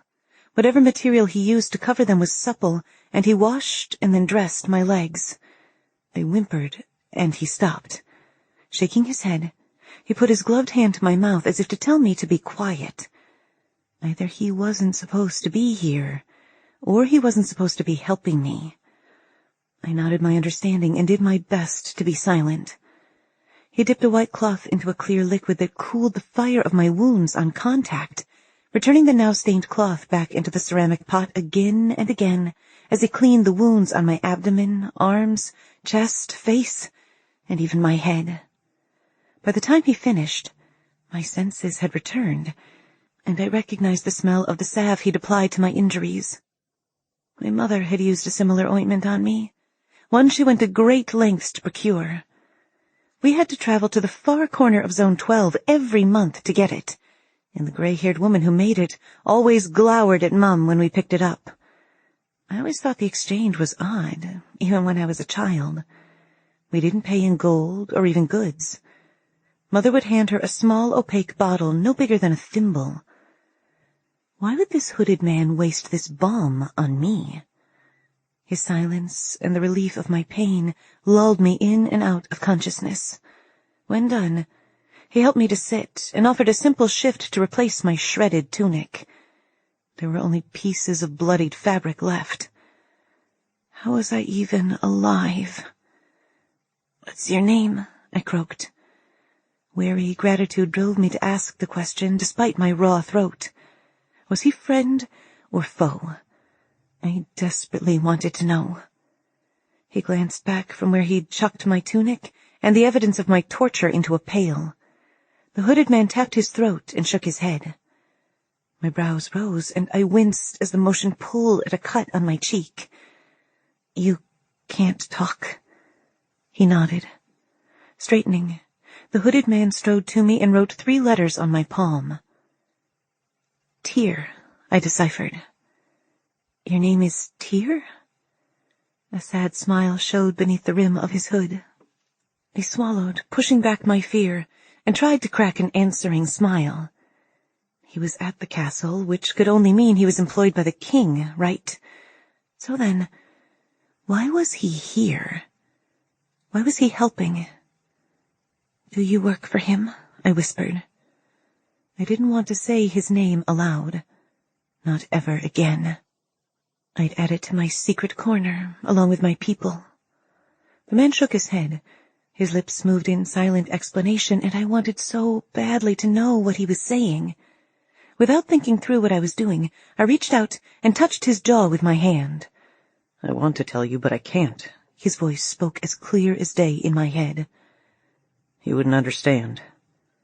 I dropped my hand and stared at it. I just heard you in my head. His lips parted. Was this a first for him as well? How can I hear you in my head? I whispered. What wouldn't I understand? He shook his head, backing away. I swallowed, glancing at my hand again. Was it me? Or was it him? Or was the reason I could do that connected to the reason he bandaged me and cleaned me? Had he taken care of me after each beating? Why are you helping me? His lips pulled down in a deep frown over his clean-shaven jaw as he curled his hand into a fist and raised it before him, squeezing tight. What did that mean? Guessing, I rasped, You're strong? He shook his head and pointed at me. I'm strong, I asked in disbelief. He nodded and placed a hand over his heart, bowing slightly.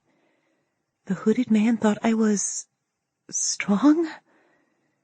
His honor humbled me, and I mumbled, I don't feel strong. The rest of his face was covered. I ducked my head to try and see his eyes, and his lips curved into a wry smile. He lifted his head to show me. There was nothing, just empty blackness. I reached forward to touch him again, but he pulled back with a shake of his hooded head. He went to the door, opened it, and looked out, his head turning as he scouted the hall. He returned and offered me his hand, his gloved hand, to help me off the table. I scooted to the edge, and my stomach roiled with the movement. I accepted his offer for help, but when I stood, my legs buckled. He caught me and scooped me up in his arms. Out of respect for what he'd done for me, I kept my hands to myself, although they itched to touch his face again. With another search, he strode out the door, down the empty hall, and damp stairs to my dungeon cell. Heat radiated from him to me, a warmth that seeped into my skin and into my soul. Having arms around me, arms that hadn't hurt me, made me feel human again. Hesitantly, I rested my cheek against his shoulder as he carried me, and I closed my eyes, listening to his heart. Nothing about this man scared me. I'd never blindly trusted, even when I was light-filled Rin. I should be scared of this man. That I heard his thoughts, and that he was helping me without giving any explanation. Yet something in his gentle demeanor made me want to lean on him. Why are you helping me? I mumbled against his hard chest. He pulled me closer, holding me tight as we entered my cell. He set me down on the bed and knelt next to me. I don't want to be alone. I hung my head in my confession. He gathered me in his arms once more, stroking my hair, which he'd painstakingly washed the majority of the blood out of. After a few minutes, he untangled himself and took my hand, pressing it against his cheek. You are strong, he said in my mind. You haven't betrayed anyone. You are still kind and good. Don't confuse humanity for weakness. A lump of emotion clogged my throat, and I tried to swallow back my burning urge to cry. I hadn't betrayed my friends. I would be strong. He gave a brittle smile and turned my hand over, kissing the back of it before he stood to leave. I lay down in the bed, more mobile than I should be after Jotun's treatment, though I felt a deep cut on my thigh that would take a long time to heal, as well as what felt like cracked ribs. Whatever Tyr did to heal me had saved my life at least twice. "Thank you, Tyr," I whispered. Rin. I moaned and rolled onto my side as someone urgently called my name. My eyes flew open. It rolled onto my side with cracked ribs. Sitting up, another thing I shouldn't have been able to do, I pushed down the blanket and unraveled the bandage on my leg. The gash that had been there was a scabbed cut, and most of my other cuts were gone. Rin! Ty shouted, snapping me out of my bafflement. "I'm all right," I said. I wasn't certain how or why or what it meant, but I was alive. "Are you okay?" "Fine," he said. "Nothing that won't heal." I bit my lip, unsure whether to tell him about the hooded man. The warning in my gut was only slightly uneasy, but I decided to heed it for now. He growled, a deep, gravelly sound that sent chills down my spine. In his raspy voice he said, "I could hear your screams from here, Rin. Why do they hate you so much?" I shrugged, my silent response lost to him. The problem was, the king and his Drae didn't hate me. Not really. I was insignificant to both, and somehow stuck in the middle of their power play, destined to wait until one of them emerged the victor. "Are you all right?" Ty's voice was strained. "As all right as anyone in here," I answered. Arnik and Dieter were still safe. I hadn't betrayed them. "I hate that they're doing this to you. I wish I could get you out." Why would he wish that? He hardly knew me. Yet as the thought crossed my mind, I saw it wasn't true. Our dependence on each other for food, but mostly for companionship in this terrible place, had forged something between us. I would lie for Ty. Things that weren't necessary to do for him when I first got here now seemed necessary. "You too," I whispered. And I meant it. He inhaled sharply, and not for the first time. I wondered what his face was like. "Why are you here, Ty?" The scuffle of him moving toward our wall spurred me to sit up and join him. I rested back against the stone wall, only the solid rock between us. These days, I felt most grounded when I talked with Ty. "Same reason as you, I gather," he finally replied. "The king's guard slaughtered my entire family. He wants to know what I know." His tone was closed, and I didn't pry. It's not like we were desperate for time down here.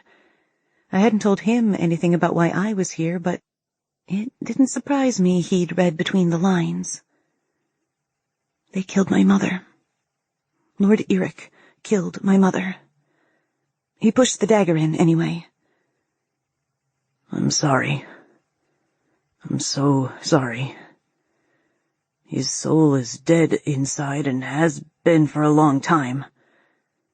"I hate him," I said, seething with vehemence. We sat there, not talking, the repetitive dripping in some far corner our only company. "How many rooms are down here?" I asked. "In this wing of the dungeon, 10 cells. This is the lowest dungeon. There are only 3 people with keys that get this deep. Lucky for us, no one else is here at the moment, though there are prisoners in another wing." "There are?" I turned my head toward him, wondering if they were from Zone 7. "Are they alive?" "From what I saw when Jotun took me to his fun room, yes. But I'm afraid that's all I know." The tip of my tongue burned with the urge to tell him I may know them.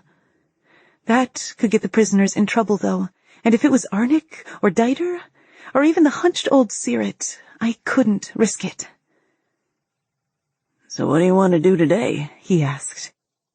I laughed under my breath. "I thought we could go out and pick strawberries in Zone 2. "I've heard they're huge this year." "Unusually so," I said brightly. That was where Mom and I would have gone. She would have made it so the strawberries were big and red and delicious. He chuckled in his razor-blade voice. "Perhaps afterward we could hire some horses and go for a gallop to the Jamand Mountains." How delightful. This time he laughed. The horse rattle echoed through the dungeon and slowly faded to silence. "It is kind of a holiday today," he said. "Jotun has Tuesdays off." I frowned. How did Ty know it was a Tuesday? The door opened, and I hushed, hearing Ty do the same. The air shifted, and the scent of pine and soap and steel floated by. My stomach clenched, and I inhaled the smell, if for no other reason than it was the only freshness in this rotting world. I scrambled away from the bars and crept back to the bed in the dark, burying myself in the covers. The outer door clanked, and I stilled as a blade scraped along the bars of Ty's cell. Lord Eric sneered. "Don't get comfortable, Ty. Jotun is anxious to visit with you tomorrow. He's devised a new solution he'd like you to sample." Eric laughed, but Ty didn't answer. 3 people with keys to this level of the dungeon, and Eric had to be one of them.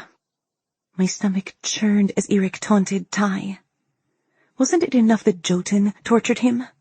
Now Ty had to put up with this, too? Eric's cruel remarks made me angrier than anything had since the monster killed Mum. I said nothing, both because I didn't want to draw the Drae's attention to me, but mostly because I knew I couldn't do anything. Right now, I had no chance. But another time, I might. Necessary. Opposing Eric was a luxury I couldn't afford to indulge in. The clack of metal on metal rang out as Eric dragged the blade across the bars again. But as he came into view, I cracked my eyes open and saw it wasn't a blade, but one of his talons. There'd been nothing in Mom's stories about Drae partially shifting. "Good morning, little Rin," Eric said, his dark presence looming outside my cell. "Don't come in, don't come in, don't come in." Maybe he'd assume I was still passed out from Jotun's beating. Should I pretend to be worse than I was so the hooded guard didn't get in trouble? "Good try, human. I heard you talking with Ty," he said, his voice dropping into a low growl. The key clicked in the lock and the door opened. My heart pounded in my chest like a caged bird. "I know the hooded tier comes here to help you when he thinks no one will notice. But I notice, Rin," he whispered, crouching next to me. "I'm watching you," he continued, tracing the tips of his fingers down my arm. "And I'm not the only one." His eyes burned into mine. Was he warning me? I couldn't think because everywhere he touched was like fire. The magic that covered his skin was warmth traveling to my heart and pumping out to the rest of my body. I closed my eyes to try to shut out the searing sensation. "Has Jotun even been working on you? It doesn't look like it. But Tyr is good at what he does." He traced my face, first along my hairline and jaw, then my eyebrows and the sensitive skin below my lower lashes. He trailed the pad of his finger down my nose, and my breath hitched when he outlined my lips. I would never let him kiss me again. I pulled away, unable to tolerate his proximity. "I have a treat for you," the Drae said. Would you like to know what it is? I gritted my teeth. 4 guards came in, all dressed like Tyr with dark hoods and simple black akatons, dragging a large copper tub over the rough floor.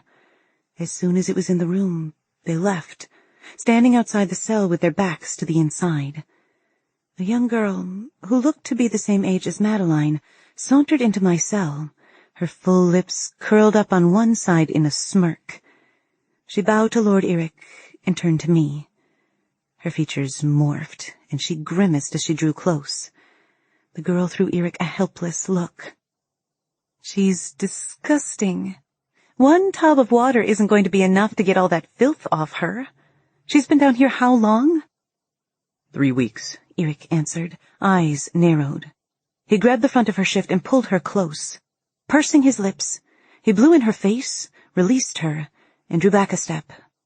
Her eyes glazed over, and she swayed on her feet. Her disgust dissolved, and she stared up at Eric with a dreamy smile on her lips. "I love you," she said. "I wish you would kiss me." She began untying her apron. I scrunched my nose. Drac! I better not have done that. Lord Eric's gaze flitted toward me before zeroing in on her. He scowled, a growl slipping between his teeth. "Keep your clothes on. Clean up the girl." He cursed under his breath as he stepped aside. The thin young woman stared at him as she sauntered across the stone floor to me. I leaped from the bed and backed away from her. The girl pouted at the Drae, crossing her arms. "I'm not going in there," I said. His black brows arched. "You don't want to be clean?" I was desperate to be clean. Not that I'd admit that. The thought halted me. I wanted to be clean. What did it matter that the bath came from someone I loathed? Maybe I should accept the offer. Who knew when I'd get the chance again? With a growl, Eric traversed the space in 2 strides and reached for me. I pressed my back against the wall. "Fine. But leave me to do it." The Drae halted right in front of me, and the intensity of his gaze made me rethink my plan. I wanted a bath. Truly I did. But not if he was anywhere in the vicinity. "Leave me to do it," I mumbled, and then forced out the next word. "Please." "Guards. Outside," he snapped after a second.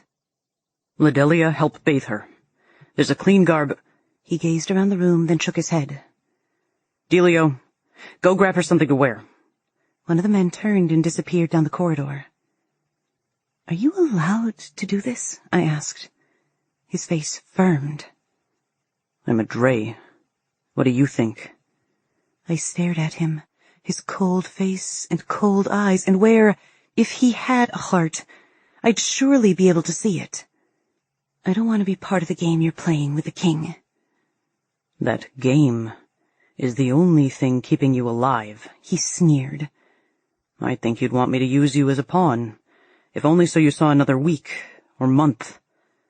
I scoffed and gestured. "You call this being alive? I will never help you. I will do everything I can to kill you." His eyes flashed. "If you know about Tyr, why haven't you told him?" The name of the king wouldn't pass my lips. Lord Eric's lips thinned on his beautiful and horrible face. The Drae's eyes searched my expression, seemingly growing angrier by the second. What did he have to be angry about? So his oath to the king was a collar. Boo freaking who?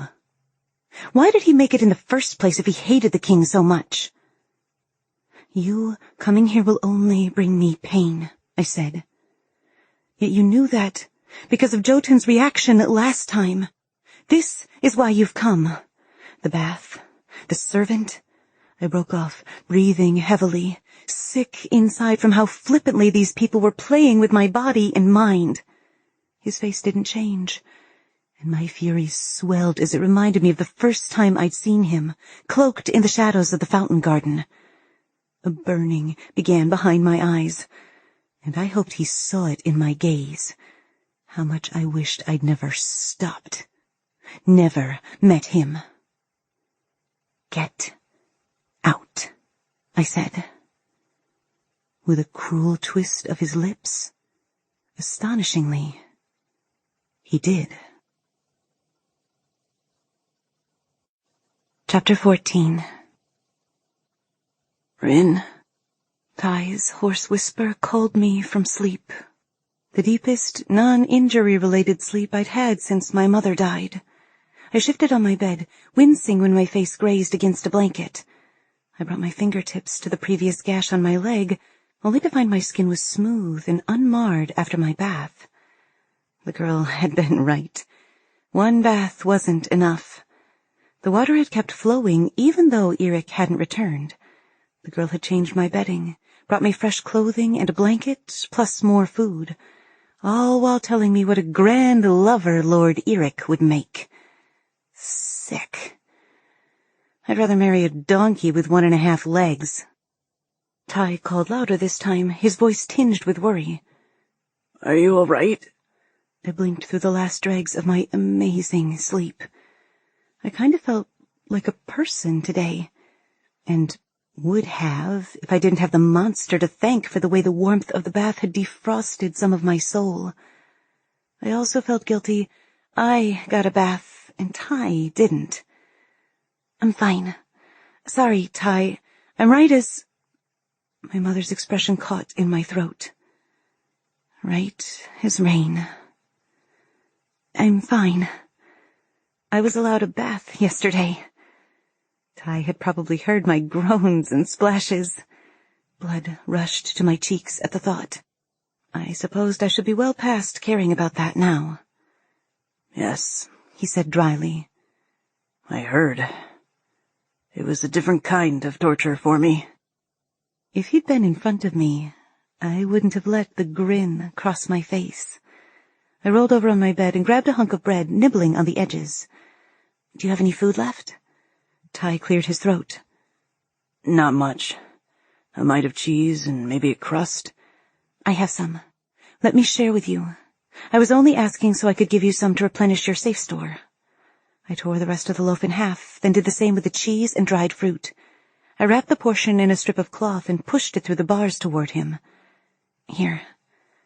I know it's not as much as you gave me, but it's something to fill your belly tonight. Or today." I gave it one more push, hoping I'd wiggled it far enough into the hall for him to reach it.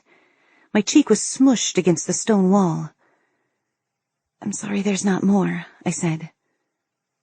"Don't be," he said in his husky voice, that was now more comforting than any other sound. The rawness in his voice squeezed my heart in a vice, and I had to swallow back my emotion. "How did you do this all alone?"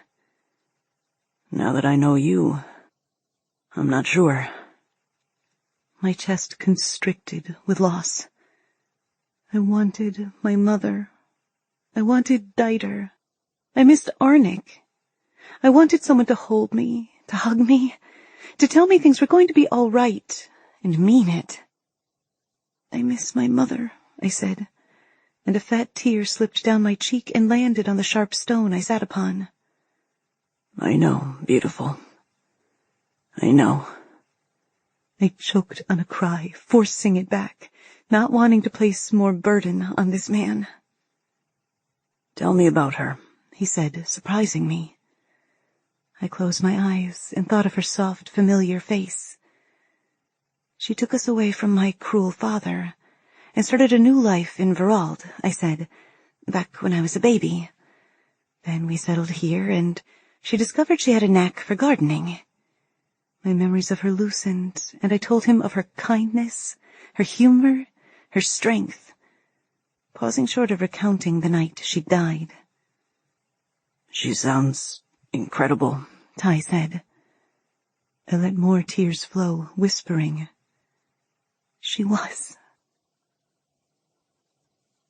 The lock to my cell clicked, and I lay in my blood on the sharp ground, too weak to move after another torture session, this time with a leather belt, right here in my prison cell.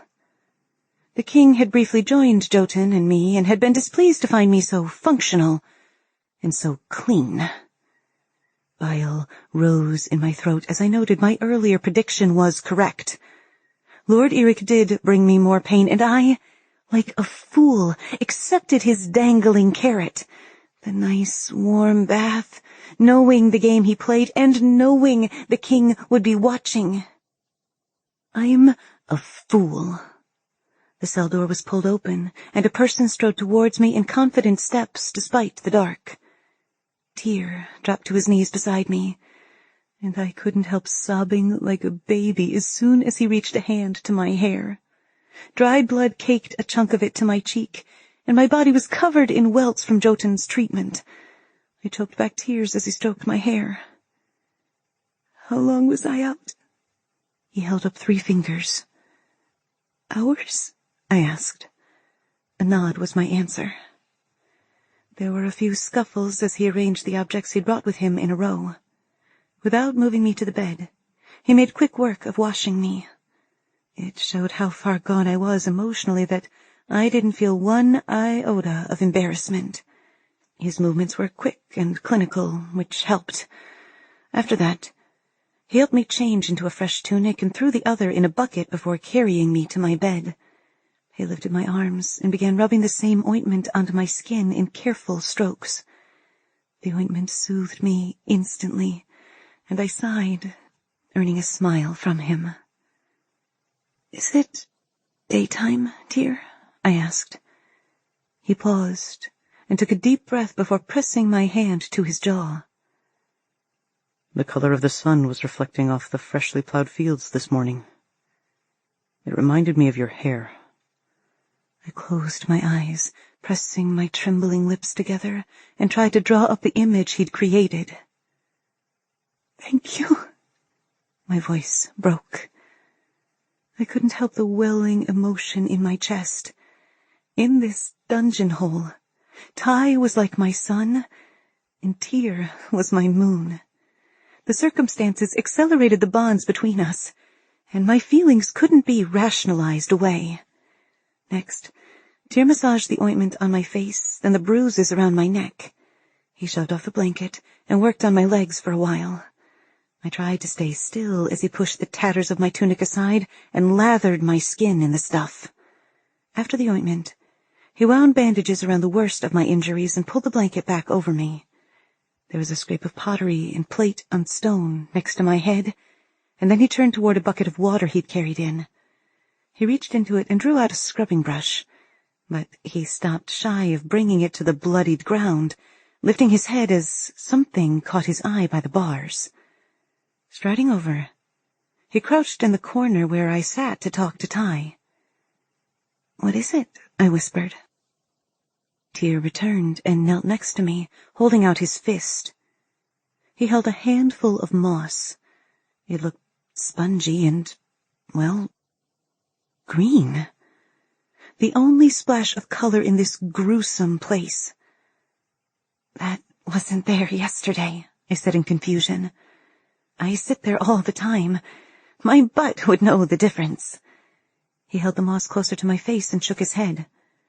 I don't understand, I said helplessly. Voices echoed down the corridor toward us. In a blur of movement, without saying goodbye, he collected his 2 buckets and clicked the lock after himself. I held my breath for the sounds of discovery, but they didn't come. And after that, neither did Tyr. Ty, I whispered after clawing from sleep. It's all I seem to do in here. The dark messed with my clock mojo, although thanks to Lord Eric, I knew 3 weeks had passed. You awake? No one answered.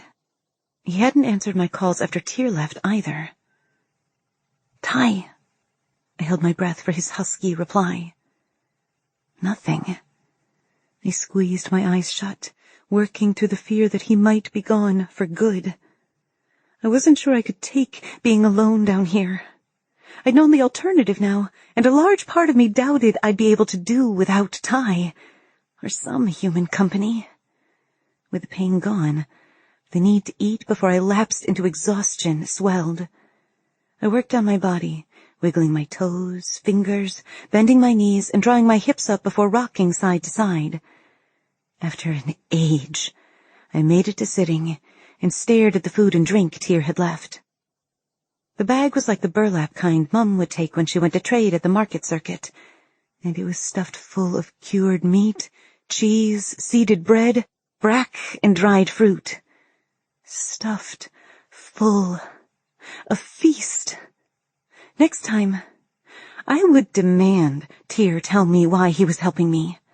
I mean, Madeline had helped me when I first came, but what Tyr was doing was a whole new level of danger and self-sacrifice. The king killed Madeline for trying to trick him. What would he do to Tyr? What if Tyr was a part of the rebellion? I hadn't considered this before. What if he had contact with Dieter and Arnik? Despite my best endeavors not to let it, hope took root within me. I was a moron to even have the thought. Would they fight their way past hundreds of guards and then kill the king's Drae? Would I invite the same people into the castle that I'd been trying to keep out? At least Eric hadn't been back. There was one blessing in all of this, because I'd been seriously planning on kicking him in his Drae face. He was probably lucky he hadn't been back.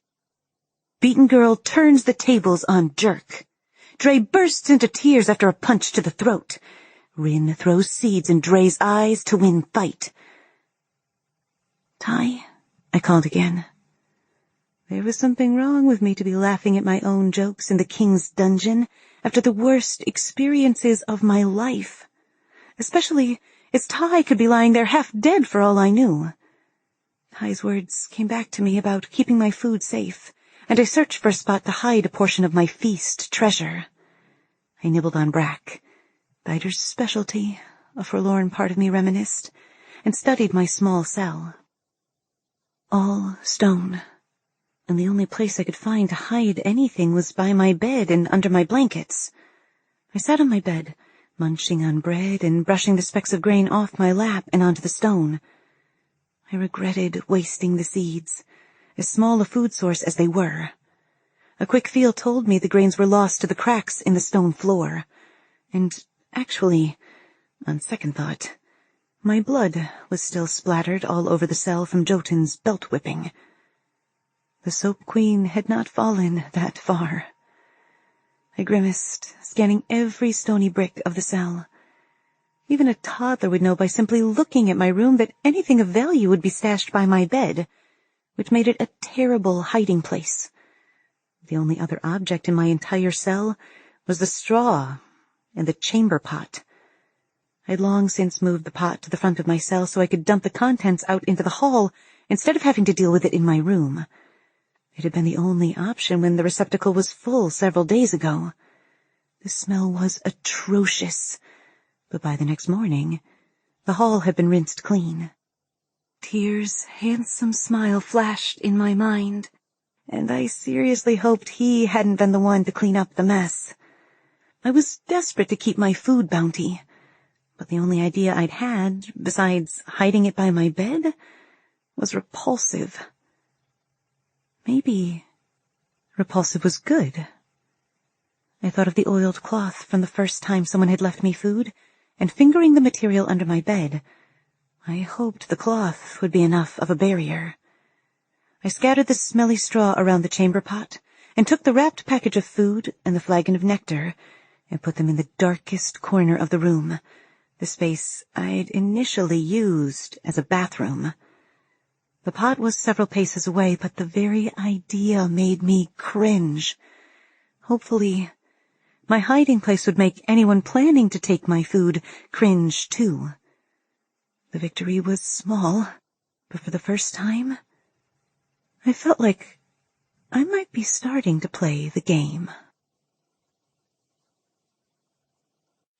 Chapter 15. Ty didn't return that day. I couldn't tell if it was Tuesday or not, but Jotun didn't return for me either. I'd overheard Lord Eric say I'd been here 3 weeks. Did that mean I'd been here a month now? A month since my mother died. Moons, but I missed her.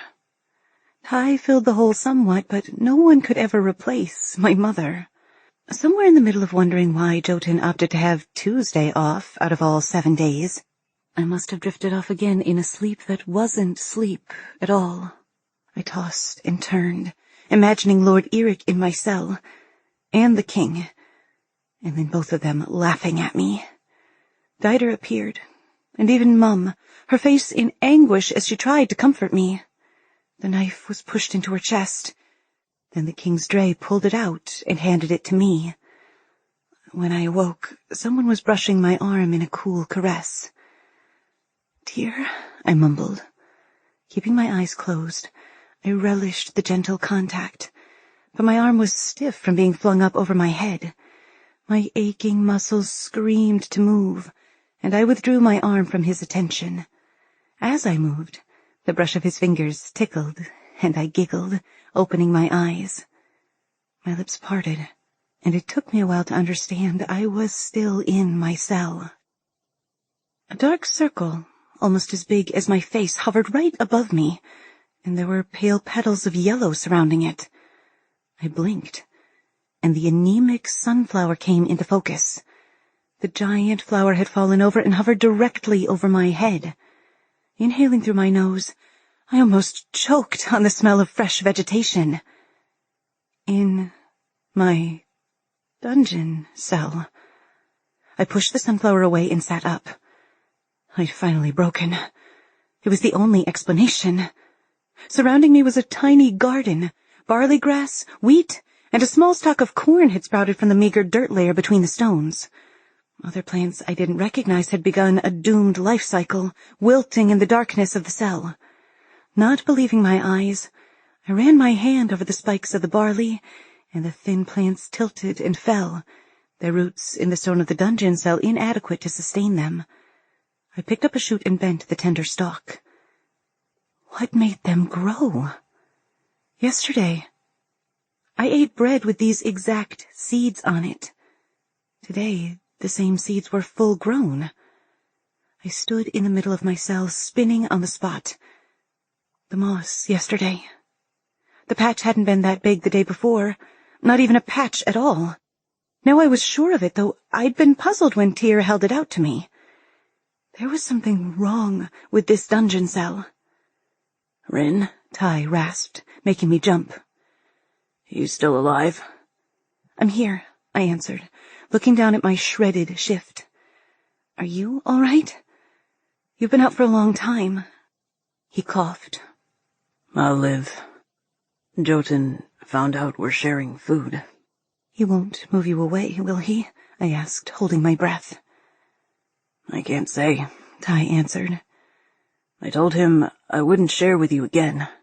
He paused. "Do you have any food?" I laughed under my breath. Such rebellious tendencies. "It goes with my rugged, dark looks." "Is that what you look like?" I asked. "Dark hair, dark eyes, a beard?" He was surprised. "Yes. How did you know?" "I have powers you wouldn't believe." I glanced at the garden in my room. Crossing to the chamber pot, I could just see the outline of the flagon of nectar. I unplugged the cork and drank several gulps before forcing myself to stop. I found the oiled cloth behind the clay flask and unwrapped it and the burlap cloth beneath. The cheese was salty and dry, and the dense, nutty bread dissolved in my mouth, leaving several whole grains to grind with my teeth. My gaze landed on the plants by my blanket as I chewed. Pumpkin, barley, kamut. Pursing my lips, I shook a few of the seeds from the loaf I held into a far corner, not touched by the current crop. "Do you want some cheese and bread?" I asked Ty. "If you have an extra container, I can pour you some nectar." "Some what?" "Nectar. The fruity drink we get. I don't know what else to call it. It's kind of like mead. Cider had never served anything like it, nor had Mum. He chuckled. No, but thank you. I have some of the drink left. Do you have enough? I sighed, looking at my dark cell. The phosphorus glow cast an eerie light, and the fronds and leaves looked sad and pathetic in the dark. Someone left more for me, I answered. A friend, I think. It was as close as I'd come to telling him about Tyr. Awareness of my situation struck me. Besides the obvious ongoing torture and death problems, I was in serious trouble right now. As I crouched to pass the food to Ty, I said, "Hey, Ty, have you ever had plants grow in your cell?" He snorted. What? Like, you go to sleep and wake up with a sunflower by your head? That kind of thing? I asked. It's just, how would they grow in here? It's so dark and... Holy pancakes. I sounded crazy. And sounding crazy when I had several friends was okay, but not when I just had one. At least he was caged in and couldn't run. What do you mean? You're wanting to grow plants? Are you sure you're all right? I didn't answer, just stared at the growth at my feet. Rin. I touched the tip of the sunflower with my toe. The leaves and stem were scratchy on my bare, sensitive skin. Regretting my next move because the sunflower was the first bit of beauty I'd seen in here, I bent the stalk to rip the flower head off. What are you doing? Hold on. I worked the stalk back and forth. Turned out sunflowers had really thick stems. What? Nearly there, I huffed. The flower ripped off after a full minute of bending and twisting, and I glared at it as I crossed to the bars. I'm passing something to you, and... well, here. I stretched as I passed the sunflower head, shoving it through the gap in the bars. I felt the tug as he took the thick stem from me, and I listened as he pulled it into his cell. Then, nothing. I raised my brows. Ty? What? Where did you get this? I settled back against the stone. Funny story, actually. Yesterday, I brushed sunflower seeds onto the floor along with some other grains. Then I wake up today, and there's this mossy oasis in my dungeon cell. It was true. I'd crossed the cell several times, only feeling spongy moss underfoot instead of sharp stones. Seeds, Ty said. I frowned. He wasn't being very quick on the uptake. Shock, I realized, mentally hitting my forehead. I know it's really strange, I said. That's why I was wondering if it's ever happened to you. Is there magic in this castle? I knew nothing about such things. There was a lengthy pause. There must be. I have no other explanation for it. To the library I'll go, I quipped. Ty was still silent. What happens when Jotun comes and sees a garden in my room? I asked. This was my real problem. Ty cursed.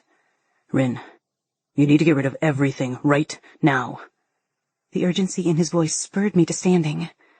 All right, but why? It's not my fault. I know, Ty said. But I can't predict how Jotun will react.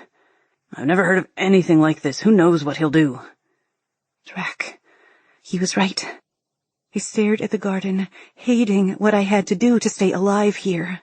Gripping the cornstalk, I ripped it up. The barley was next, and the rest of the sunflower stem, then the moss. But the moss clung to the rock and resulted in bleeding knuckles and torn feet from doing my best to scrape it away. Someone's coming. Under your bed, Ty urged. Put it under your bed. Who is it? I hissed, heart pounding because I hadn't heard the door open. My hands grew slick with trepidation. Please be Tyr. Please be Tyr. A cold voice answered me from the front of my cell. Who would you like it to be? A sense of Doom sank into me as I turned, hands full of leaves and stems, to face Lord Eric. I'd never seen him truly angry before. As I backed away from where he stood, radiating fury on the other side of the bars, it astonished me that there was a more terrorizing level to this man than I'd encountered before.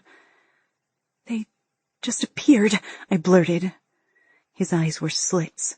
He'd partly shifted to Drae, and he studied me with his reptilian eyes. "What have you done?" My chest rose and fell as I hyperventilated. As he unlocked the door and entered my cell, I dropped the plants and clasped my hands together. "Please, it wasn't me. I have no idea what happened." "No idea?" he asked, his lip curling in a sneer. The door clanged open down the hall, and Eric's eyes widened. He grabbed me in an iron grip and threw me from the cell. I rolled across the stones of the outside passage, crying out as my hips struck solid rock. The Drae was on me in a beat, gripping me by the back of the neck. He directed me past a few empty cells before he shoved me forward to the ground and snarled to someone over my head. "Make it good." Gingerly getting to my knees, I tilted my head to look at Jotun. "Why do you help me, dear?" I slurred. He wiped the tear trickling down my cheek, then bent over and kissed my forehead in answer. I felt the warmth of his feelings for me radiating from his tender touch. "That doesn't tell me anything," I complained as he lifted one of my arms. A wry smile showed under his hood, but it was tight and lacking in humor. I must be a sight, so I could hardly blame him. Jotun had taken Lord Eric's command to heart. By now, I'd learned Jotun obeyed all the king's orders, except when it came to Eric-related matters. The mute guard seemed to hold an all-consuming hatred towards the Drae. I had no idea why. Maybe Jotun was jealous of him. More likely, there was politicking I'd missed while in the torture chamber. One thing I did know. Jotun's deep-set grudge did not bode well as long as he believed Lord Eric favored me because that made me an Eric-related matter. Games. Always games. I groaned as Tyr reset my dislocated shoulder, and then I asked, "How long will I live?" My question was rhetorical, directed to the universe that allowed such atrocities to occur, not the man caring for me. When Jotun dragged me down here, I never expected to live longer than a week, and I couldn't bear the thought of this abuse going on endlessly. The game between Lord Eric and the king surely couldn't continue much longer. Soon, the king would realize I was worthless to him, if he even recalled he'd put me down here. Either way, I was dead. It may take a week, or a month, or a year, but I was dead. Maybe it would be better if Tyr stopped healing me, if the healing only put off the inevitable. How much could one body take before it simply failed? Tyr paused, and I realized I must have said at least part of this aloud. As I looked around, I saw the room was now back to its stony, plant-free self. Too little, too late. I hoped the plants didn't come again. A drop landed on my arm, and I startled, glancing up at Tyr's hooded face. His strong jawline wasn't clean-shaven, not like it usually was, and his full lips were twisted as if trying to contain. Tear trickled from his cheek to his chin, and then dripped. "Tyr," I whispered. He was crying. For me. My heart squeezed, and my throat clogged with emotion. He held one of my hands gingerly, stroking his thumb over my palm. Instead of pulling it up to his face, he brought his face to my hand. "Rin," he thought, full lips pressed together. "I'm going to get you out of here. I swear. Please hold on." Chapter 16. I'll get you out of here, I swear. The words tumbled over and over in my head, even after I fell into an unquiet slumber. At some point in my dreaming state, my learned terror twisted the errant hope I'd felt at Tyr's promise, morphing it into a nightmare of fear and pain. Hours later, I stared at the low stone ceiling, heart thundering in the aftermath of a horrific dream I couldn't recall. I took deep breaths, closing my eyes to the dreadful reality that was my living nightmare. Tyr was going to get me out. I'd be free from Jotun, free from Eric, and free from Irdelron. I dug my torn nails into my palms and tried to imagine what my life could be like if that happened. I tried to picture what that could mean, but there was a solid barrier in the way of that dream. Cold fury. I wanted to kill the king. I wanted to kill Jotun. How could I leave without making them pay for what they'd done? I squeezed my fist tighter, the pain in my hands nothing compared to the pain in my mind, until warm blood oozed between my fingers. A drip rolled over the pad of my thumb before falling to the floor. The idea of revenge was even more dangerous than the hope of escape. Those were dreams I couldn't have. With a groan, I rolled onto my side and sat up. Ty, you there? The silence that met my question filled me with guilt. If Ty wasn't answering, it meant he was being tortured, and he'd endured more frequent torturing since I arrived. This was the second time this week? I still couldn't tell time in the dungeon. Around 5 weeks had passed by my guess, but I couldn't be sure. My frustration solidified my determination. If Tyr snuck me out, there was no way I'd leave without Ty. Second rule of Torture Club: don't leave friends behind bars. I circled my shoulders in an attempt to relieve tension and moved my neck side to side. No. I gasped for breath as I stood. My blood pooled with the sudden motion after being supine for so long. I sank back to the mattress in response, but my mouth hung open as I stared at the far corner in disbelief. This couldn't be happening. I blinked, trying to clear my vision.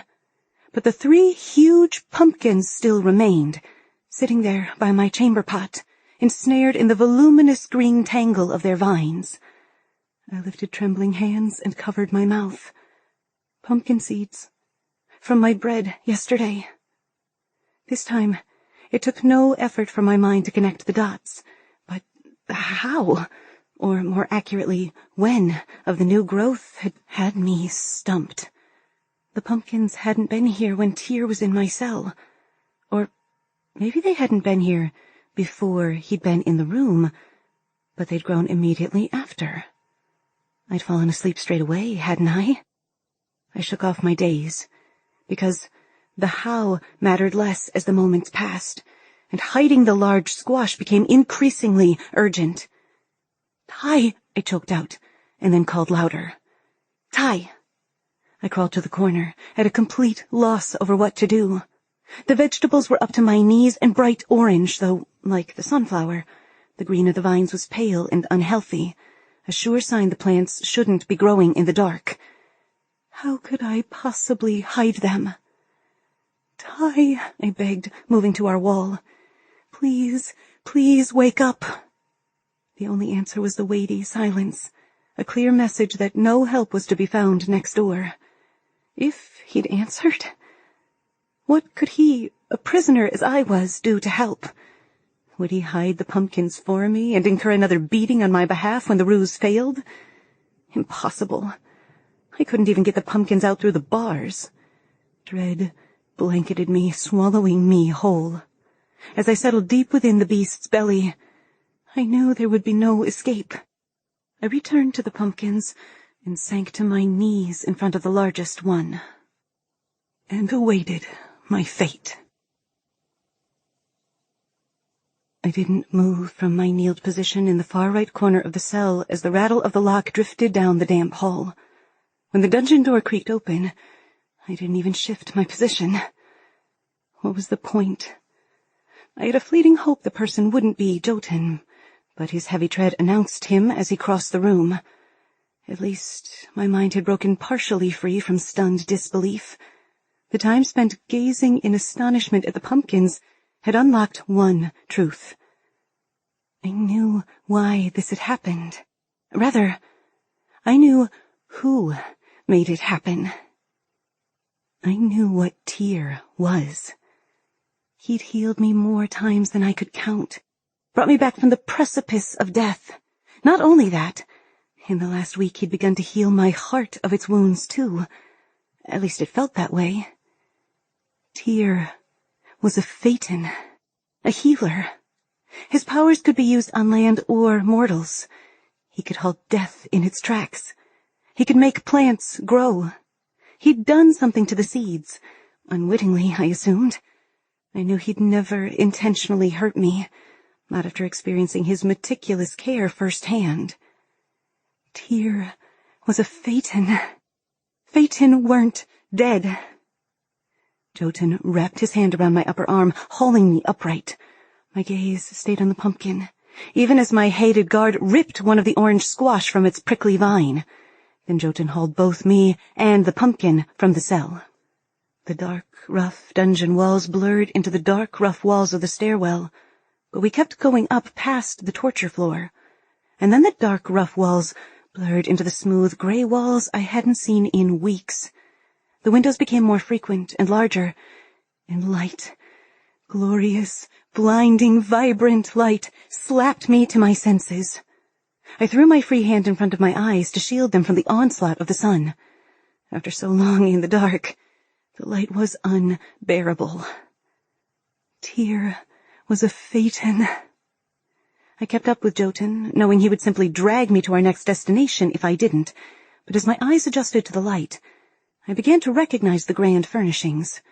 Blood pounded in my ears as Jotun directed me into the one place I feared even more than the torture chamber.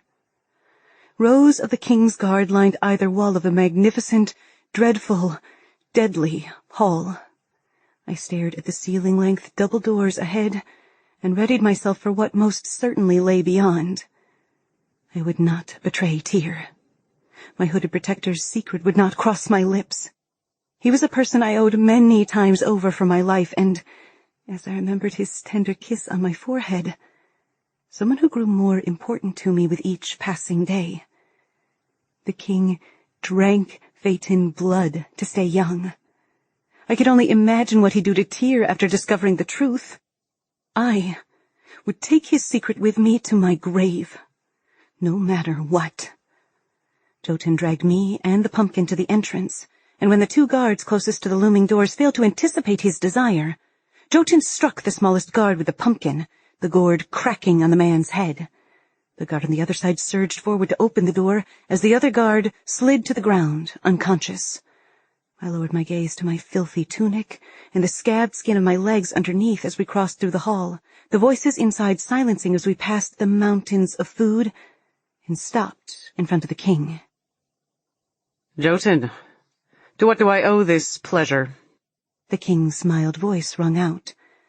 Roughly translated, I guessed this meant, there better be a reason you're wasting my time, or you'll pay for this interruption. I couldn't help peeking at Jotun, but I wished I hadn't. An eerie smile spread across his face.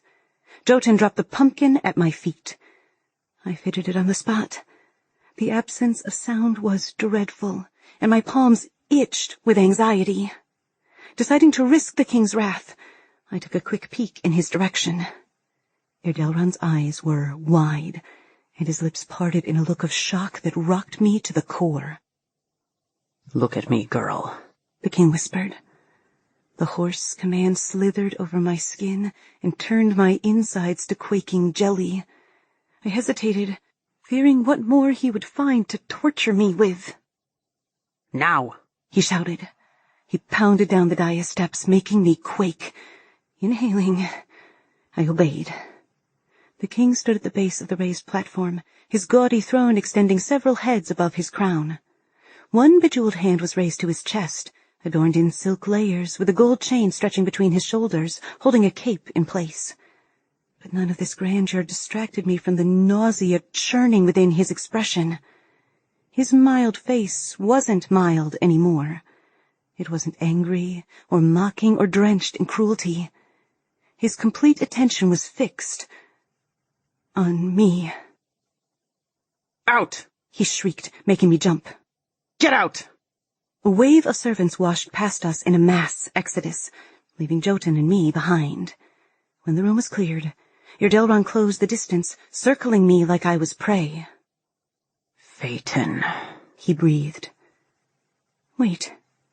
He thought I was the Phaeton? I kept my face smooth, impassive, or so I hoped.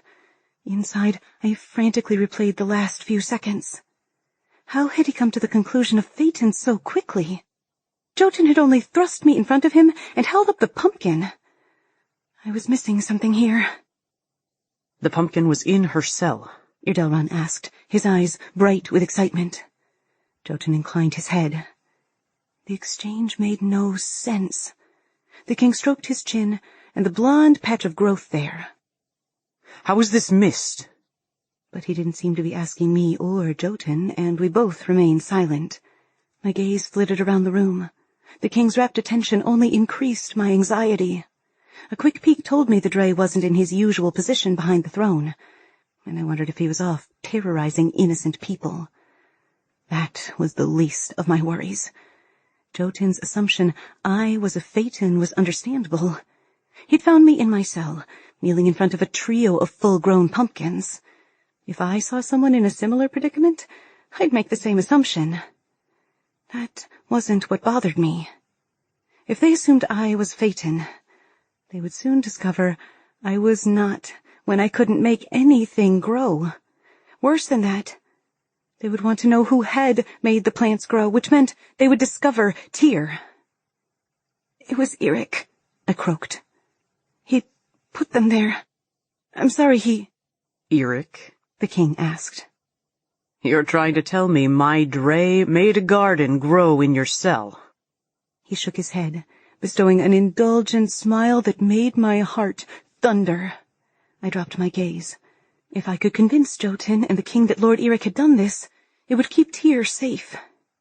Despite the slight disquiet I felt at letting the Drae take the blame, I banished the feeling as best I could. I was finally a player in this game, minor player though that was. I would lower myself to the new set of rules forced upon me without hesitation, and that included throwing Eric off the cliff to save Tyr's life. The king looked me in the eye and continued. "The girl who cut her hair. She used dye to disguise her eyes, or I would have known straight away. Such a lovely shade of violet. It has been almost 2 decades since I gave up on seeing that shade again. My girl," the king said, navigating the space between us, the silk of his garments whispering across the smooth stone floor. "Why did you hide this? Did you not know I would exalt you?" I don't know what you're talking about, I managed. It wasn't me. I'm telling you. I can't even grow potatoes. With iron fingers, King Irdelron gripped my chin and, tilting my head, examined me. "The game is up. You can't hide what you are. It's as obvious as Jotun's muteness." He didn't let go of me as his gaze cut to Jotun. A dangerous awareness settled over him as thick as the cape he wore. "You could have ruined everything." With a quickness I hadn't expected him capable of, the king backhanded Jotun. The guard's head rocked to the side and blood oozed from his split lip. The king grimaced in disgust as he watched Jotun wipe at the blood, smearing it across his chin. In a mild tone, the king asked, "Did the color of her eyes never alert you?" The king again dug his fingers into my chin, and my eyes streamed from the pain. A whimper escaped from my lips in spite of myself, but the king did not stop. "Did you not wonder that she was alive and well after the torture you put her through?" I had no confusion in regard to that. Tyr had healed me. He'd rubbed the ointment and bandages on me for weeks. My insides relaxed. For a moment, I'd actually thought the king was... "You." The king blinked at Jotun. "Imbecile!" The king's voice escalated, and he yanked the whip from Jotun's side and struck Jotun again and again with it, dragging me along using the vicious hold on my jaw. You nearly killed a Phaeton. Do you realize what she could mean? He continued beating Jotun. You're not so great that I won't dispose of you, Jotun.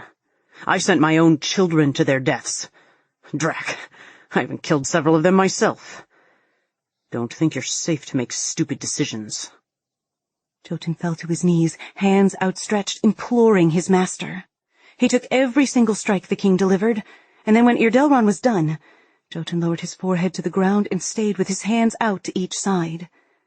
The king released me, and I grunted as the blood pounded into the spots he'd held, bringing with it a throbbing pain. 5 more bruises. I brought my hand up to rub the tender spots. The king watched, breathing heavily after his exertion. His lips turned up in a smile. Sweeping back some fallen strands of hair, he chuckled with glee. A Phaeton in my dungeon. I didn't dare make a sound. Soon the king would realize I was not what he thought, whether now or when I was put to the test. I only hoped Tyr had time to escape before it happened. By the crazed tinge to Irdelron's eyes, it was clear he'd never stop until the person who had made the pumpkins grow was found. But if I could hold him off until I got word to Tyr, maybe he could escape. The king reached for my hand, and I overrode my impulse to wrench away. This time, his grip was soft, almost tender, which was scarier. He flipped my hand, palm up, and inspected the dried blood from where I'd cut my nails into my skin not even an hour ago. He rubbed the pad of his thumb over my palm, and I focused on the skin beneath the cracked blood. The scab flaked off, and I sucked in a breath. The skin beneath was smooth, whole, uncut. My eyes widened, and I raised my other hand frantically.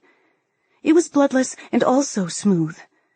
I returned to the other hand, and the impossibility of what happened hit a solid barrier of disbelief and was prevented from going further. I knew without a shadow of doubt the blood had come from me. I'd felt it leave the cut and roll over my palm. Where was the cut?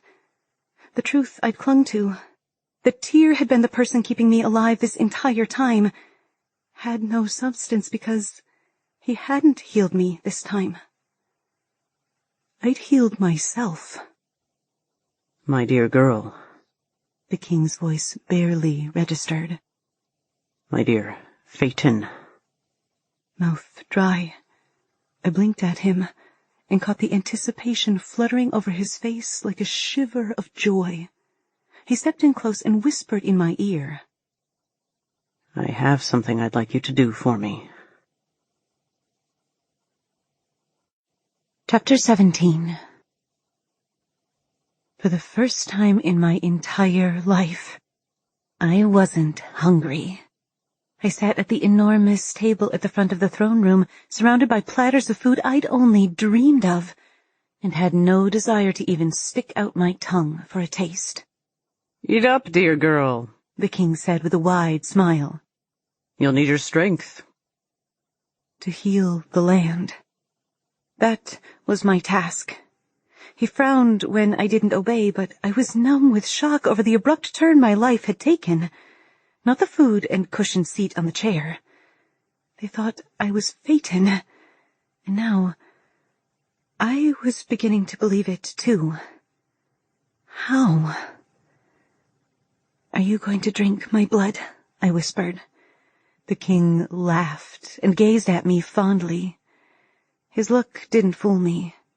That's how I viewed food. No, dear Phaeton. I have stores to keep me alive for a while, but... He smiled at me. When my stores run dry, we can reassess your value. For now, you need to make everything grow again. I closed my eyes and took a shaky breath, attempting to gather my bearings. Feed her, Jotun, the king ordered. I must confer with my foreman and see where our girl should begin. Jotun brought me a plate of food and tossed it before me, splattering my tunic with gravy. The scalding liquid seared my skin, and I bit my lip as I pulled away from the stiff garment. I stared at the plate in front of me, stacked with slices of roasted birds swimming in glistening brown gravy, mounds of whipped potatoes, and buttered vegetables. And my stomach turned. I'm not hungry. The 2 guards pulled the doors closed after the king with a click. Jotun tilted my chair back and drove his gloved fist into my gut.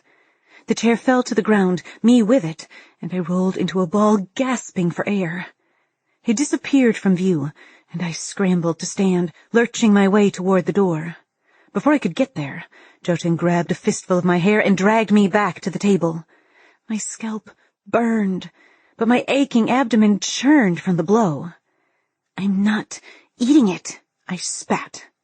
He looked directly into my eyes, and though he had no voice, he didn't need speech to convey his hatred. It's not me you hate, I whispered. I'm just the only one you're not too weak to fight. Jotun shoved my face into the plate of food. Scalding gravy burned my lips and filled my nostrils. The potatoes scorched the sensitive skin covering my eyes.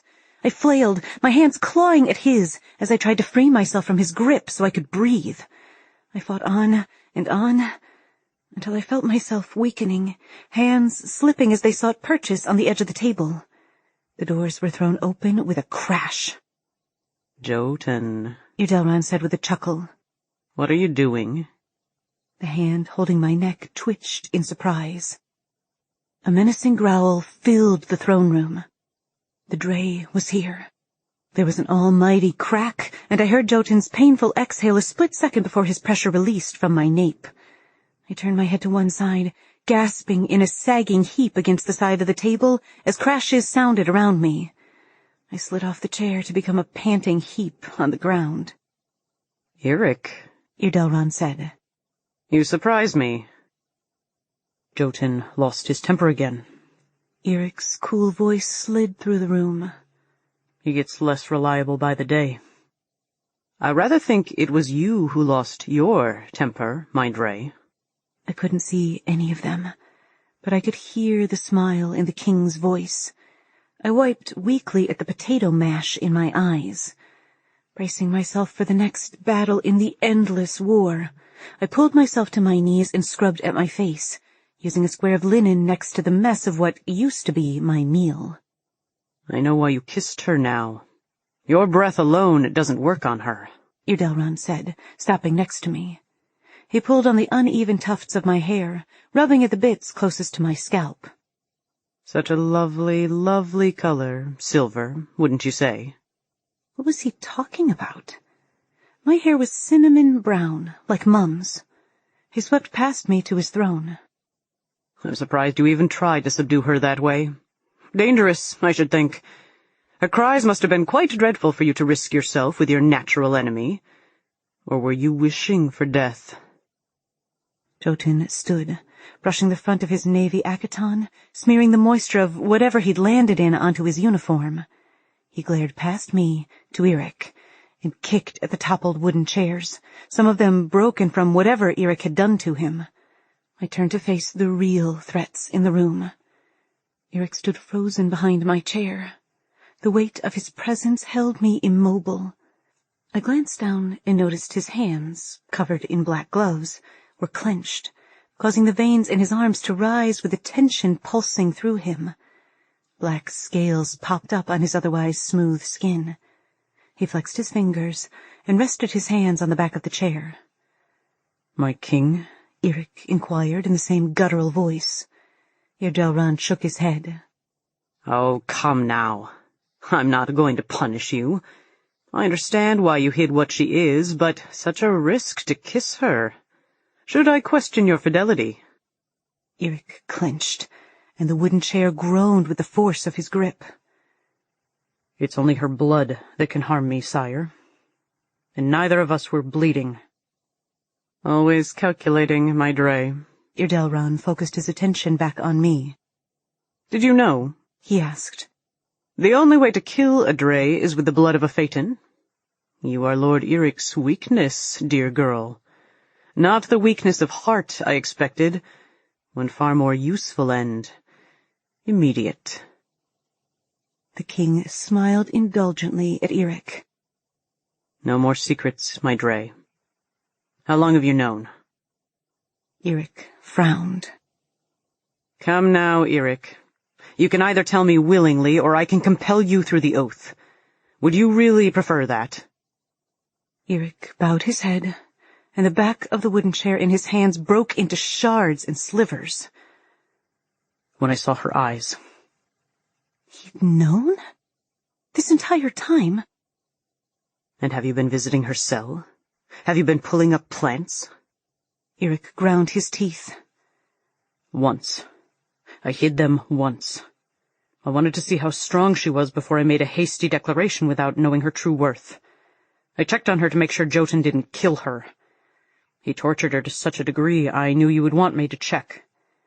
Shock sucked the moisture from my mouth, and I sunk into a chair. He admitted to helping me? I needed a drink. I reached for the nearest goblet and gulped the red liquid. It burned my throat, and I coughed and sputtered. "That's not juice," I said with tears in my eyes. Eirik huffed behind me, and, reaching over my head, grabbed a glass of water and set it on the table near me. He always made me feel the fool. The king tisked. Don't lie to me, my Drae. You killed her mother, something I'm most put out about. Why didn't you kill the girl, too? I inhaled sharply, but kept my mouth closed. I wasn't going to share anything else. Let the king think whatever he wanted. Ah. The king spoke. You were thwarted at the finish line by my soldiers, were you? Do try for honesty next time, Eirik. You know I deplore lies. It made perfect sense now. Why Eirik had appeared to help me while so clearly hating me. Why he'd brought the bath, new clothing, and bedding, to wash away anything that could give me away, and therefore give the king power over him. The sunflowers grew where my blood spilled, and the pumpkins grew after my chamber pot toppled over. My body fluids were the key to making things grow. He hid my identity not to help, but to protect himself from the king, because my blood could kill him. Lord Eirik wanted to keep the knowledge of the single weapon effective against a Drae secret. I'd heard others talk of the Drae's oath to the king, but I'd always assumed Lord Eirik held the same corrupt ideals as our ruler. I just glimpsed evidence of the opposite. Or was this part of their game? Trying to understand the twisted relationships in the castle made my head spin. I commend you for keeping your enemies. Irdelron waved first at Jotun, and then at me, while continuing to talk to the Drae. Close. Eirik took a deep breath, as if resigning himself to something distasteful. You misunderstand. No, I think not. King Irdelron chuckled again. His gaze came to rest on me, and he reached to the vial of Phaeton blood around his neck, touching the glass fleetingly as he watched me. Jotun, you are dismissed. Eirik, the Phaeton is now your charge. She is the most precious resource we have, and you will make sure you keep her alive and safe while she works the land. I bind you to this by your oath. Tomorrow she will start in the potato fields, and we shall see just what our Phaeton girl can do. A terrifying and unruly sound burst from Eirik's chest. Sire, it wasn't a question. Irdelron snapped. Now get out of here before I decide to punish your disloyalty. Take her back to the dungeon. Eirik barely made a sound as he appeared at my elbow, cold-faced, and grabbed my arm. His fingers wrapped around so tightly pins and needles filled my hand.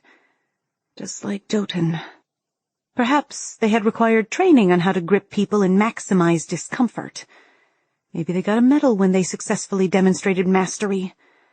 I bet Eirik taught a class on it.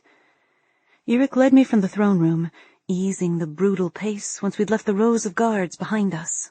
His grip lessened, too, and he sighed long and hard, sounding weary. With a veiled look toward me, he guided me back to the stairs that led to the dungeon. As we marched down the steps, I tried to process what had happened. My mind was drowning in information, and I didn't even know where to start categorizing. Jotun hated Eirik, and vice versa. Eirik hated the king, and vice versa. Eric hated me, and vice versa. Conclusion: Eric was an a-hole. I could really kill you? I asked with anticipation for ideas that would surely come to mind. I had no idea how my blood was lethal to him, but if it was, I'd happily spare however much it took to destroy him. Just try it, he said, not even deigning to look my way.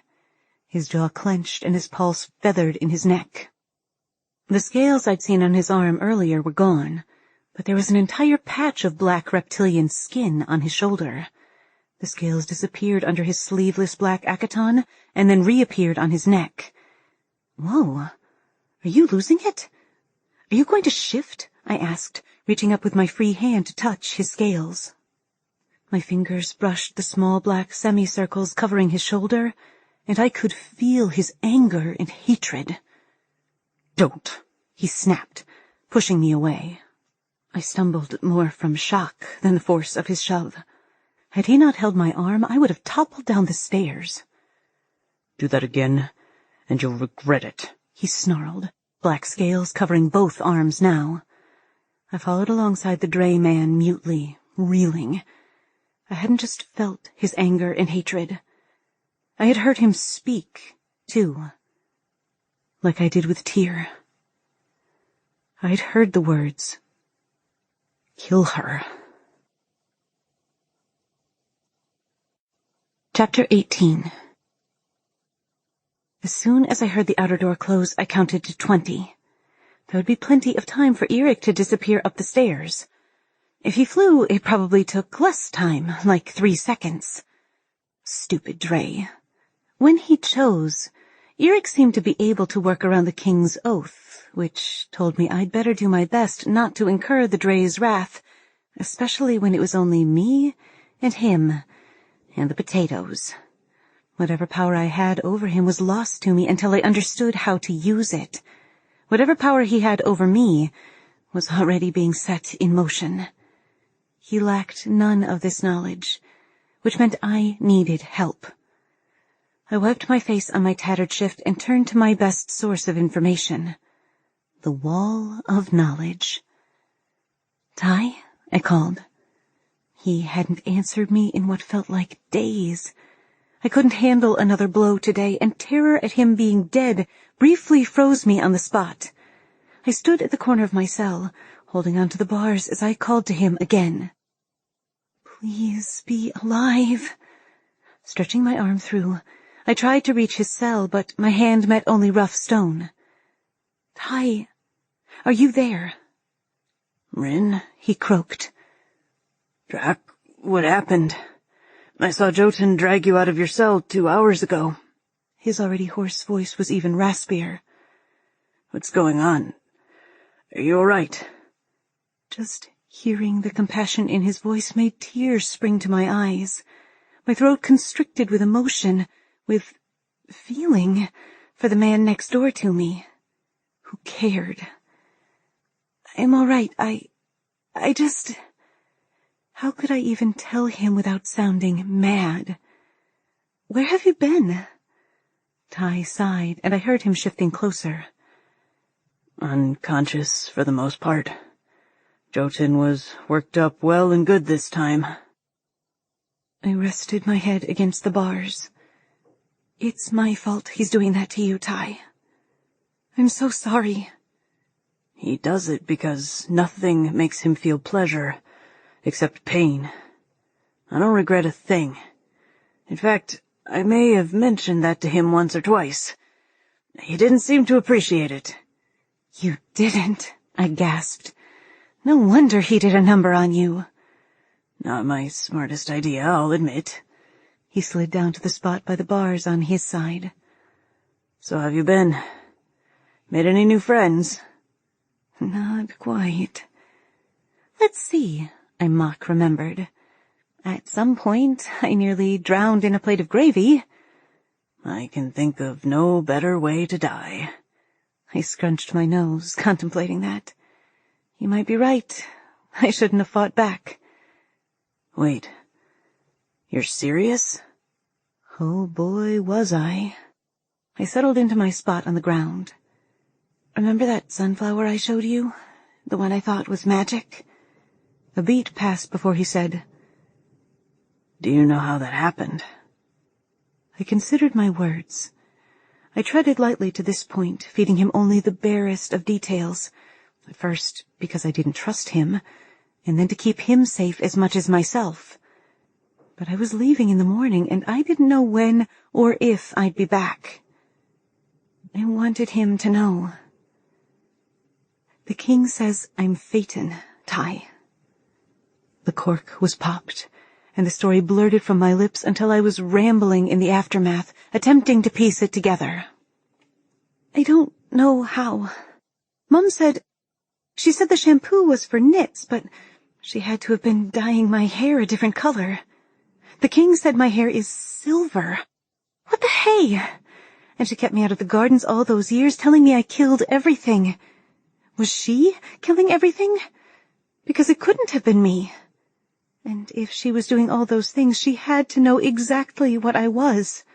She hid it, even from me. And Eric has been hiding it while I've been down here so the king won't use my blood to kill him. Or rather, Eric was trying to hide my identity.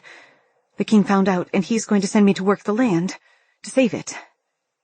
I had no idea if what Irdelron proposed was even possible, but I couldn't contest the growth that happened here in my cell, sprouting out of seeds overnight. "Your mother was Phaeton?" Ty asked. "She was Phaeton, living here." She could make anything grow, I said. I guess I know how now. It makes sense that Eric would kill her if she was Phaeton. I'm surprised he didn't kill you, too. I listened to the drip in one of the other cells and thought back to the conversation I'd overheard between Mum and Eric. Ty, I hesitated before plowing forward. I needed answers. Would Phaeton blood kill a Phaeton?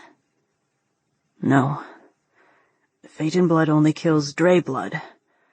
Everything I know says it would heal another Phaeton, but I'm no expert. My heart dropped. I must have made a sound because Ty asked, "What is it?" My mother was killed with a Phaeton blade, though, I floundered. I don't understand. She wasn't like Eric. She wasn't Drae. Why else had he killed her with that specific blade? I was a Phaeton. If my mother was a Drae, that meant... She wasn't my mother. And if I was the only Phaeton, then it had been my blood on the blade that killed her. "What do you mean she wasn't your mother?" Ty asked. I rested my head back, closing my eyes. I don't know. You don't think my mother was Drae, do you? She hid that she was Drae all those years? Seems impossible. I shifted on the floor, now covered in moss in this corner.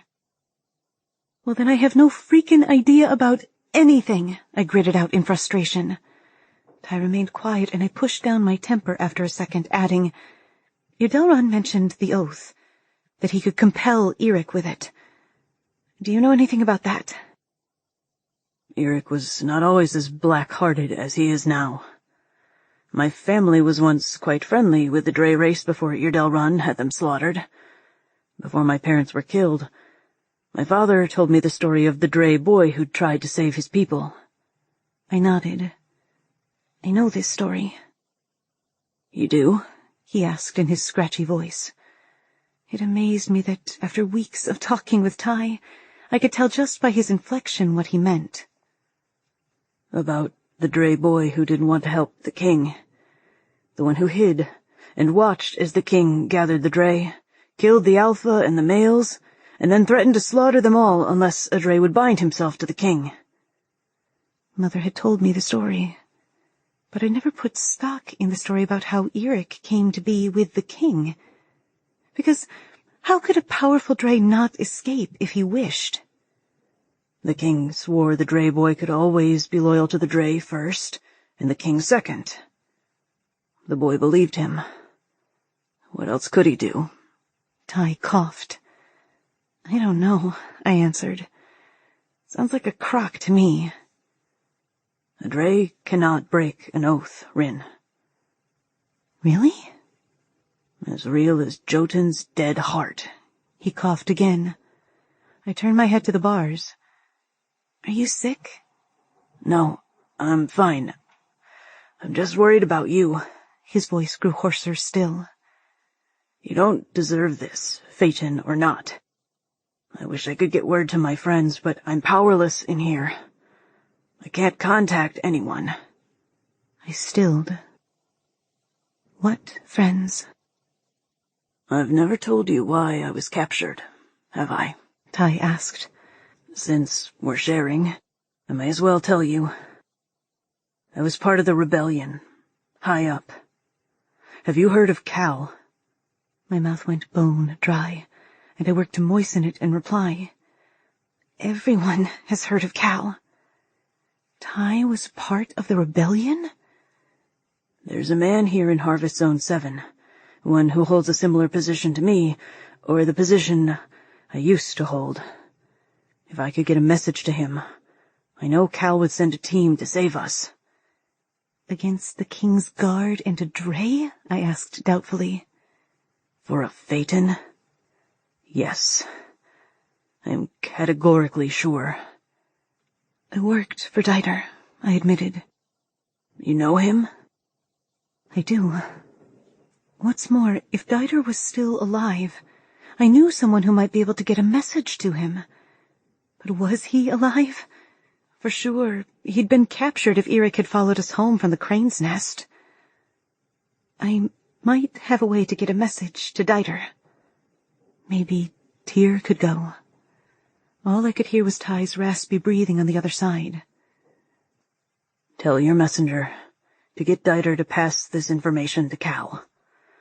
If the rebellion can kill King Irdelron, they'll free Lord Eric from his oath. The oath is the only thing binding Eric to Irdelron's will. Without it, Eric won't stand in their way. He may even join them. That would shift the balance of power. How do you know that? My ancestors lived by the Draconia Desert. We knew a lot about the Drae, even their blood oaths. I've been a prisoner in this castle long enough to pick up certain things.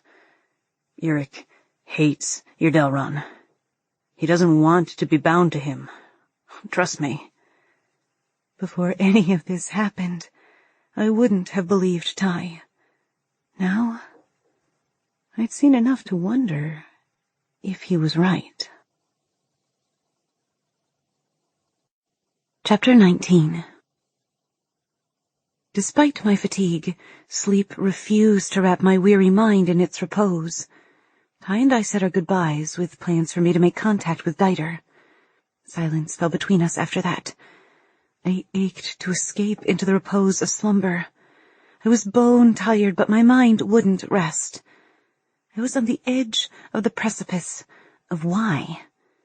I yearned to understand why Mom had been killed, why I'd been brought here, and how the puzzle pieces fit together. Yet I was unfailingly sure there was no way to achieve this understanding without losing a piece of myself, or learning something I'd later wish to unlearn, namely that my mother was not who I thought, that she'd lied to me my whole life about who and what I was, that she'd made me feel inadequate under the guise of keeping me safe. For hours I stared at the crumbling ceiling, listening to the drip down the hallway, and wondering when the hurt would stop, or if it would eventually kill me. My cup was full, and one more drop would see it overflow. Losing Tyr, having my hope dashed, calling to Ty to find him no longer there. Where would the last drop come from? The clank of a key in the lock announced the arrival of a visitor.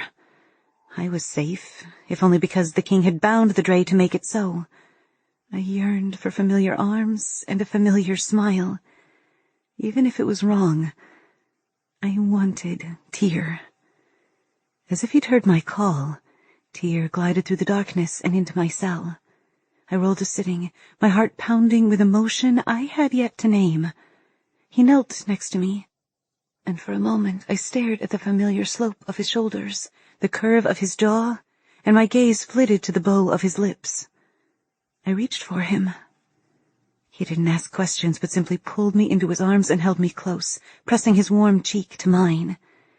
Any touching between us in the past occurred after my torture sessions, when I was physically and mentally exhausted, not before. Tyr's kindness had always been a comfort or boon of compassion. This was different, like the hug of a friend.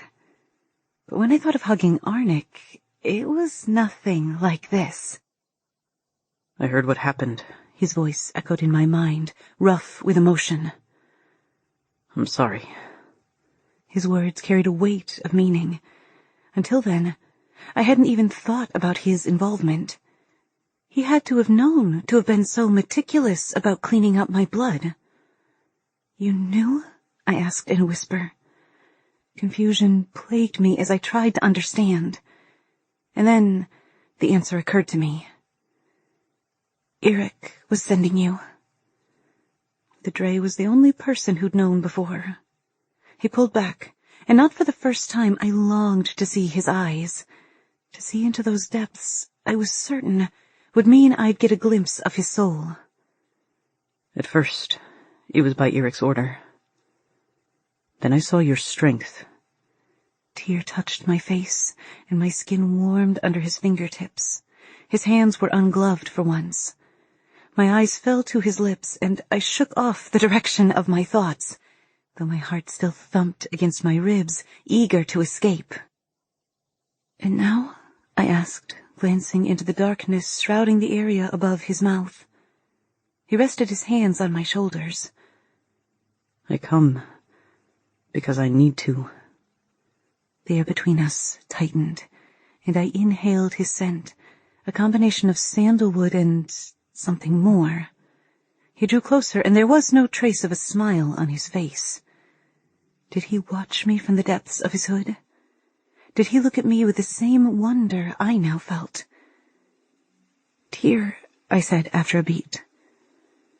What's happening? The loaded question was not just referring to my bad situation. Something in our dynamic was shifting, and I was uncertain if this was me, or him, or us. Did I want it to be us? He looked at me, head tilted in silent question. His hand slid down my arms, and he entwined his fingers with mine. Do you? My insides quailed, the questions battering at me from within. What if he didn't feel the same? I chickened out, choosing the easier option. I might have found a way to get out. He released my hands. What do you mean? There's a man in Harvest Zone 7, I related. I wrung my hands, unable to let them remain empty. His name is Dieter. He has connections to Cal. I never thought to contact him, I admitted. I didn't think the rebellion would care about my capture. I thought Dieter might have, but he isn't the leader, so... Anyway, my dungeon buddy, Ty, said they'll come if they know I'm Phaeton. Tyr nodded slowly, but the rest of him was oddly still, and he kept his hands by his sides. I took a deep breath and pressed on. Would you be able to get word to Dieter, the owner of the Crane's Nest, if he's still there? If not Dieter, there's a boy my age named Arnik who might be able to help. Tyr rested his long fingers on the back of my clenched hands.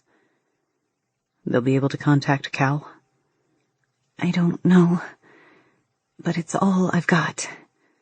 He grimaced, the corners of his mouth turning down. Which is more than I have at the moment. Surely this rebel leader has ample resources at his disposal and will be able to help you. I frowned, but the warmth and excitement I'd felt moments ago churned with confusion. Help us, you mean? Tyr withdrew his hand, but nodded. Tyr. His very name was weighted with my question. Was he saying he wasn't going to come with me? He sighed, but did not move as I stepped closer. I reached for him again, this time filled with prophetic dread at what I would hear. There are things which tie me to this place, and I cannot be sure I'll be able to get away. I opened my mouth to protest, but then closed it. I barely knew Tyr, yet I did. He'd cared for me, brought me food and water and clean clothes, but none of these things accounted for the twinge inside at the thought of leaving him behind. Twinge didn't even describe the feeling. No. The idea of leaving him behind gnawed at me, leaving a hollow ache in my chest. Escaping without Tyr would be a mistake, and something I'd regret. If not immediately, certainly later. Please? I want to leave. His voice spoke in my mind, and I both felt and heard his earnestness. But I cannot be sure, and I will not give you false hope. Please, promise me you'll try. I don't wish to leave you here. No one deserved to live in this way, let alone someone as gentle as Tyr. He brought his hand up to my face, his movement slow, as if giving me time to pull away if I wanted. But I didn't. I stared into the darkness beneath the hood, the air around us charged with emotion. He brushed his fingertips over my cheek, and I heard him promise. I give you my word. Lovely day for it, I remarked, tipping my face to the sky. My new clothes made me brave. That was the only reason for saying such a thing to the Drae in front of me. My new clothes, breeches, a tunic cinched at the waist, and shoes. In addition, the glorious, joyous rays of the sun touched my face for the first time in 5 weeks. If I wasn't sarcastic about it, I might burst into tears. It is a lovely day, considering it's not night, the Drae agreed, in a voice like the embers of a fire. My insides chilled. I hadn't expected him to reply, let alone agree. Did it mean something? We trudged down through the dry castle ground. Well, I trudged. He was so graceful it looked like he floated. My insides twisted with anticipation as the call to raise the gate was shouted. The gate rose. Just like that, I was out. I couldn't believe it. It's not real, you know, Eric said. He raised his eyebrows as if questioning my sanity. The sunshine is real. The fresh air is real. I gave him a derisive look up and down. I'm here. Seems pretty real to me. He rolled his eyes and continued his predatory glide on the path. You know what I mean. I did. He meant it wouldn't last, and I was painfully aware of that fact. Yet, with only one person guarding me out here, and the castle gates growing farther away with each step, pretending was easy. Overall, this was a step up in my eyes. If I had to be a prisoner, at least I'd be one who had clean clothes and got to go outside. The thought pulled me up short. There was something utterly wrong with that. To accept the scraps Irdelron sprinkled out while I did his bidding was sick and pathetic. I might be setting out to heal the land, but while I wanted to do this for the people of Verald, Irdelron wanted to do it for himself. For the same reason he did everything. Power. More food meant happier people, which meant less rebels. The king's goal and mine might be temporarily aligned, but I couldn't lose sight of what Irdelron truly was. With a heavy sigh, I glanced at Eric and said, "You're right." To enjoy this day was to be victim to the sickness of what the king was doing to me and to Verald's people. None of this is real. Something flashed in the Drae's eyes, and he looked around at the wilted gardens in disgust. I hate sunlight. It hates you right back, Nightmare Man. Where are we going? I asked, taking a huge lungful of beautiful air as we moved down the mountainside towards the flat quota fields below. He tensed as I let out a grateful and long-winded exhale. You're much less like a cowering rat in clean clothes, he said. The barbs stung. A lot. Mostly because of the truth therein. I couldn't imagine anyone would want to experience the cruelty that created cowering rats. I was equally certain that some people would rather die than become a cowering rat. But I wasn't one of those people. An ugly and sharp shame settled squarely on my shoulders, seeping into my very being. I was alive after a horrible experience. So I knew the answer to the question no one ever truly wanted answered. What kind of person was I at my worst? Cowering rat. You're much less a cowering rat than others I've met in your situation. He scowled. I'm not sure how you're alive. He'd meant the words as an insult, I was certain. But nothing else could have made me feel better than his begrudging acknowledgement. I'm not sure either, I said gravely. When his scowl deepened, I couldn't help adding, I'll try to lower myself to your expectations in the future. And you never told me where we're going. To the potato fields. Right. The king had said as much yesterday. Always potatoes. I snickered inwardly. What exactly am I meant to do while I'm there? He snorted. You were asking the wrong person, Phaeton. Do your plant dance, I guess? I don't give a shtur. I cracked my knuckles. On my own, then. He could have just said, a-hole. How hard could it be? Very hard. I puffed, running up and down the field. I'd already connected my bodily fluids possessed the magic goodness. The king drank the blood of Phaeton, so it made sense. Of course, he could have used his stores of Phaeton blood to save the land, but pigs would fly before that happened. I had no urge to slice my arm open, so I tried fake crying, to no avail. I walked around barefoot until I stubbed my toe on a rock. There was no way I was popping a squat with Lord Eric watching. Spitting seemed to go okay until I used up the moisture in my mouth. I was hot, tired, and frustrated. I mean, shouldn't I be able to sense the land's feelings or something?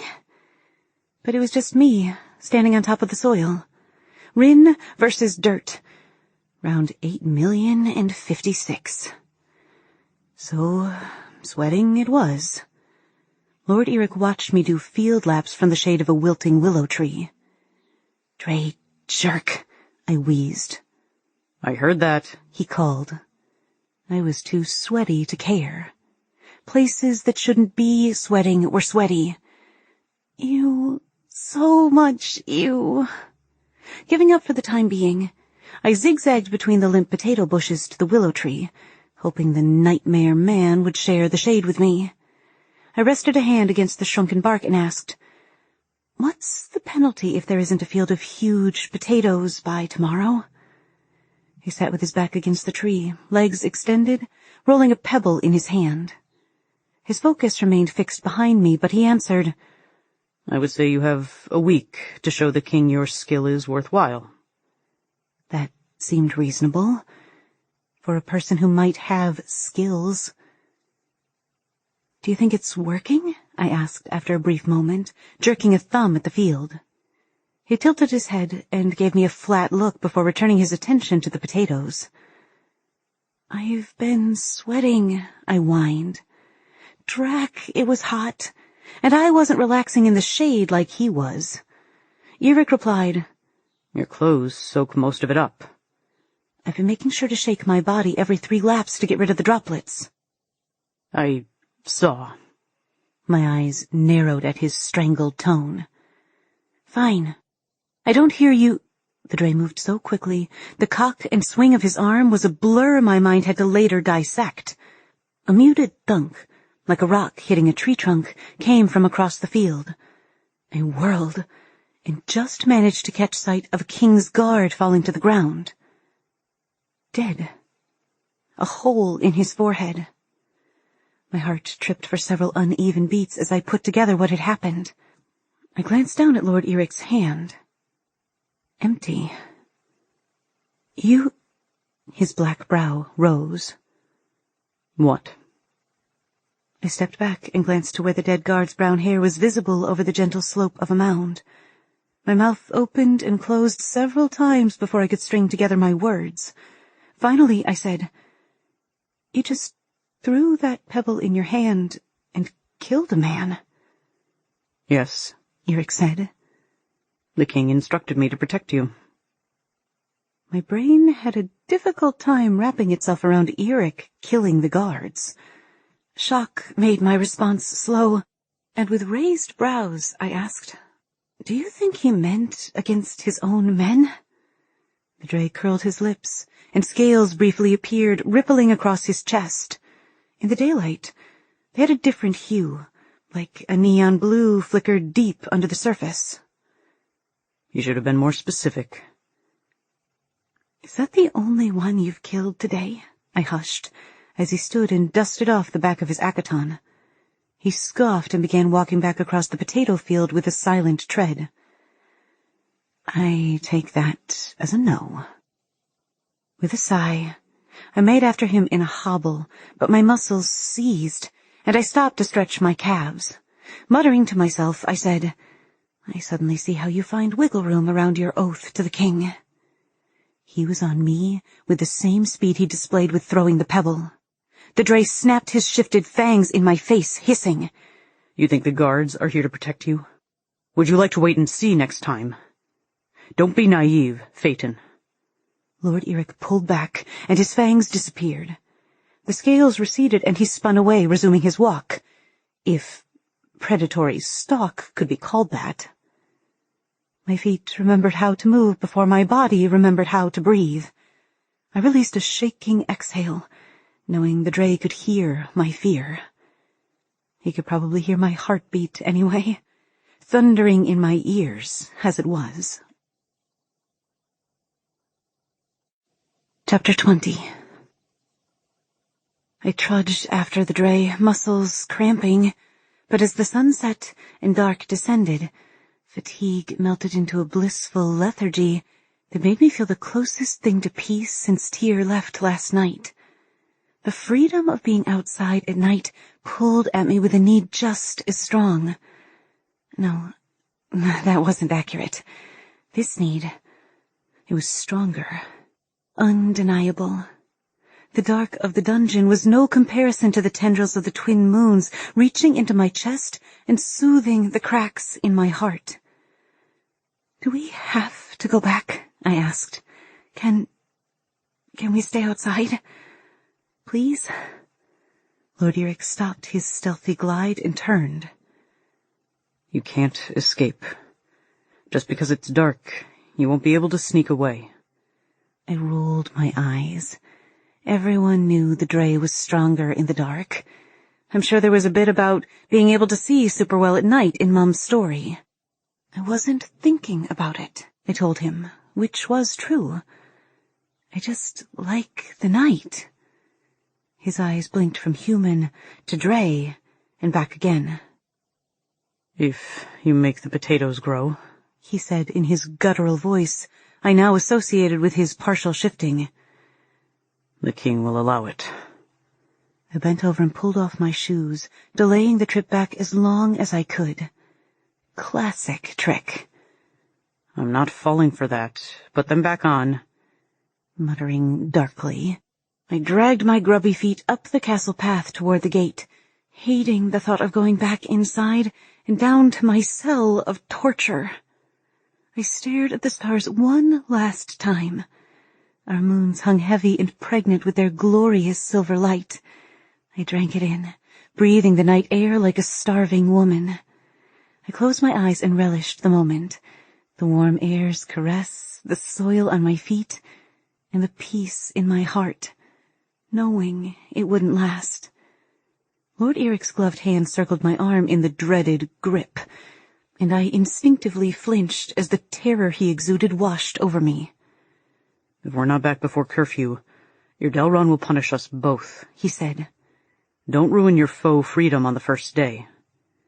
Well, I was certain he was only telling me to hurry because he wanted to avoid punishment. I recognized the comment was more kind than cruel. For once. Maybe Ty was right, and there was more to this nightmare jerk than met the eye. With a sigh of resignation, I allowed the Drae to lead me back to the castle. As we crossed the stone floor, Jotun stepped from the darkened stairwell that would lead to my dungeon cell, as if he'd been waiting for me. His eyes gleamed, and my fatigue became fear at what I knew was coming. Eric brushed by the mute torturer, but instead of taking me into the bowels of the castle, he angled us up. The king had not lied about exalting me. Eric did not return me to my dungeon cell, bringing me instead to a tower room at the top of 1,000 steps. Well, maybe 50, but it felt like 1,000 as we climbed higher and higher. My legs were like jelly after my field laps. "You're not serious," Eric growled as I stopped for a rest on step 30. He muttered under his breath, and I caught the words, "weak" and "Phaeton." Exhausted and a smidgen ashamed of that fact, I stooped over, panting when we reached the top. Eric shoved the door open and pushed my weakling butt through into a ginormous but sparsely furnished room. The ceilings were 30 feet high and the room at least that wide. A large bed sat in the far left corner with a sitting area in the opposite far corner. The corner couch was a guesstimated 1,000,000 times more comfortable than the lumpy mattress I'd slept on until now. There was a rectangular table in front of the velvety sofa, and the only other furniture was a solid darkwood wardrobe and an empty bookcase tucked against a wall. The only wall without any furniture was one made of intricate, interlocking panels that looked like they could open. The rest of the room was large, empty space. Because I clearly measured in dungeon cells now, I'd have to say there were at least 6 cells worth of free space. Double doors near the wardrobe probably concealed a washroom, and the glory of that privacy seemed like the greatest luxury here.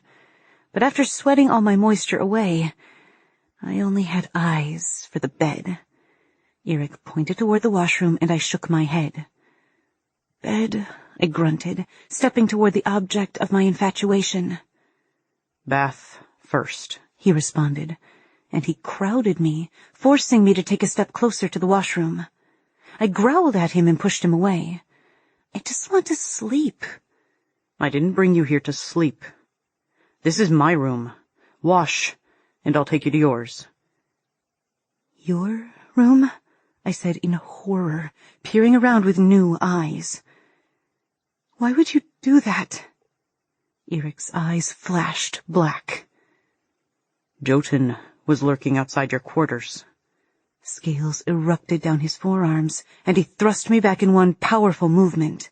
The air whooshed from my lungs as my bare feet slid over the smooth stone floor before I lost my balance and rolled the rest of the way, almost to the washroom doors. I dragged myself into a crouch and looked back. Eric was gone. I blinked, my mind trying to assemble what I was seeing in his place. Lord Eric had shifted. His dragon head was at least 4 hands wide, his horned crest extending higher than I stood. His scaly hide was as dark as the sky on a moonless night, and he took up the majority of the huge room. He exhaled warm air through his nostrils, so hot it shimmered and steamed, billowing around me. His dark eyes were level with mine, and my heart pounded with acknowledgement. They were Eric's eyes. I should have been terrified, but the air, much like his persuasion breath, only warmed me, making me relaxed and a little sleepy. He pushed me toward the doors with his snout, and I batted him with my open hand. You need a bath, he spoke in my mind. Talking animals were too much for me right now. I'm tired, I slurred. Why can't I just sleep? He snorted and turned his head away. I knew what the Drae was saying without him voicing the words. I stank. I'd sweated in the dirt all day. Of course I stank. My stink just didn't bother me. In fact, I felt reasonably clean compared to the dungeons, like I was an aired-out rug. Clearly, there was no reasoning with an 18-foot Drae. Fine. But then I'm going to sleep. He snorted again. I pushed through the doors, then slammed them shut, and looked straight at the large copper tub full of water. Holy pancakes! I shed my clothing, tripping and stumbling in my haste to reach the liquid bliss. I stepped into the tub with a sigh. The water was lukewarm, but there was no way I was complaining. The water circled and swirled with the intrusion of my body, and I dunked my head under the surface, holding my breath. I let the water pull away my tension along with the dirt and grime. Perhaps there was a little reluctant gratitude to the Drae for making me bathe. I came back up, gulping at the air, and my eyes inadvertently went to the door. The open door, where Lord Eric stood in his black akatan and breeches. Stop looking, creeper. I'd meant to yell, but the words came out in a whisper. What are you doing in here? Go away. You don't want hot water, then? He asked, his lip curling. I can't very well have you drown yourself, Phaeton. When you're done bathing, you need to eat.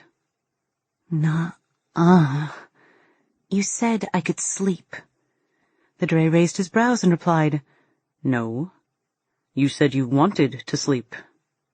But you're far too scrawny, and I'll not have you collapse out in the fields because you wanted a few extra minutes of sleep and didn't eat anything.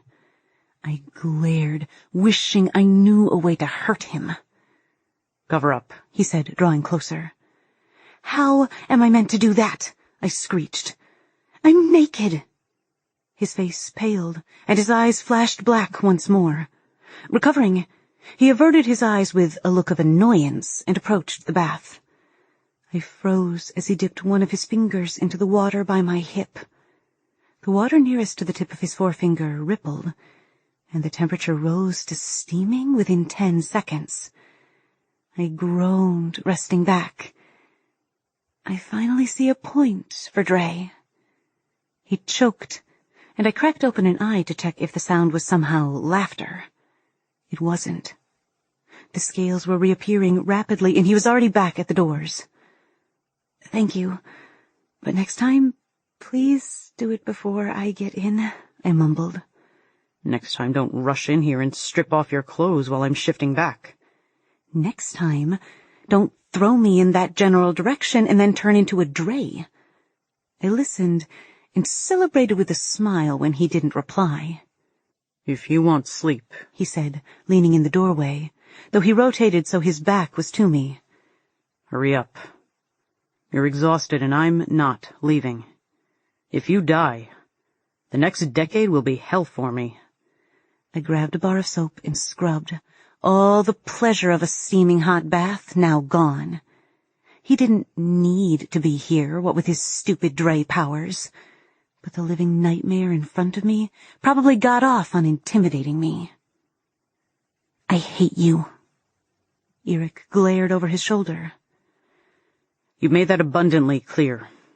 If you don't pick up the pace, I could send for Tyr. Perhaps having him here will help you speed up the process. My heart stopped, as did my scrubbing. How much did the Drae know? I knew he'd sent Tyr to clean up my Phaeton blood, but Eric's tone implied he knew more.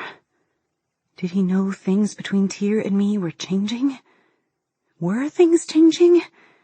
Had Tyr said something to him about our meeting the other day? I wouldn't have thought so, but clearly Lord Eric knew enough to threaten me. I swallowed and shook my head. The last thing I wanted was to bring the Drae's wrath on someone who had only ever showed me kindness. Whatever Tyr might feel for me, I definitely cared for him. That won't be necessary. I apologize, my lord. I'll hurry. Eric growled another curse in his Drae language and threw a towel on the floor by the tub. Your continued attention will eventually cause him harm, Phaeton. He threw a new set of clothes by the towel. The king will seek to control you through him. Tyr and everyone else you think you care about. His words strangled me, more so because I could see the truth in them. I was the most important thing to the king. Anyone I tried to contact, anyone I was close to, was a way to manipulate me. They would be the ones to pay for anything I did wrong or failed to do right. Why bother with the warning? You've made it clear how you feel about me, so why expend the energy and do something nice? You give me a warm bath, make sure I don't fall asleep in it, and then threaten me. Why?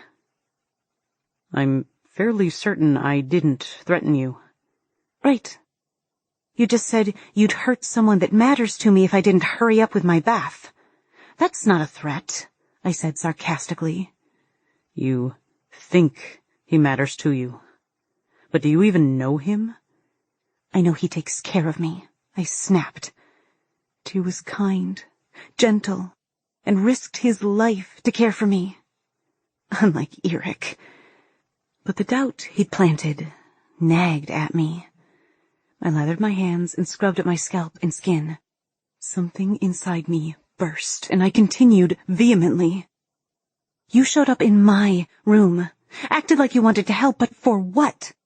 Maybe that was just for Mum, not her stupid Phaeton daughter who couldn't really be her daughter if Mum was killed by a blade dipped in Phaeton blood.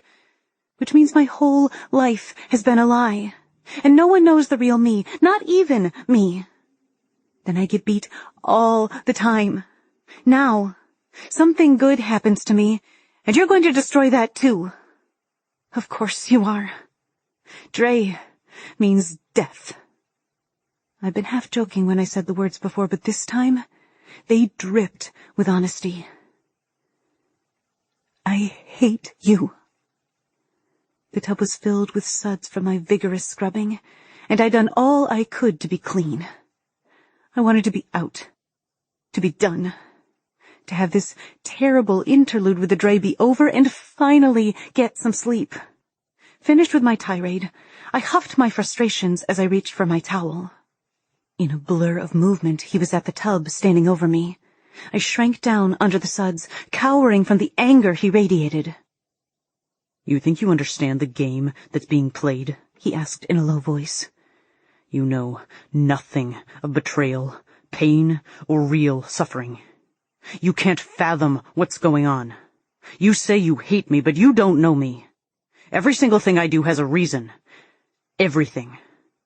You're a cyclone, recklessly acting on emotion and impulse. You're only alive now because of the generosity of others and your Phaeton powers.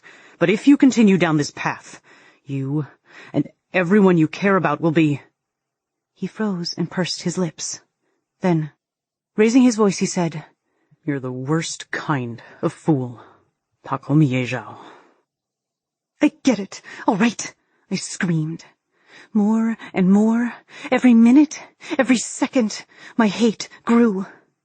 I hated that he was right, and I hated myself for my stupid, selfish actions.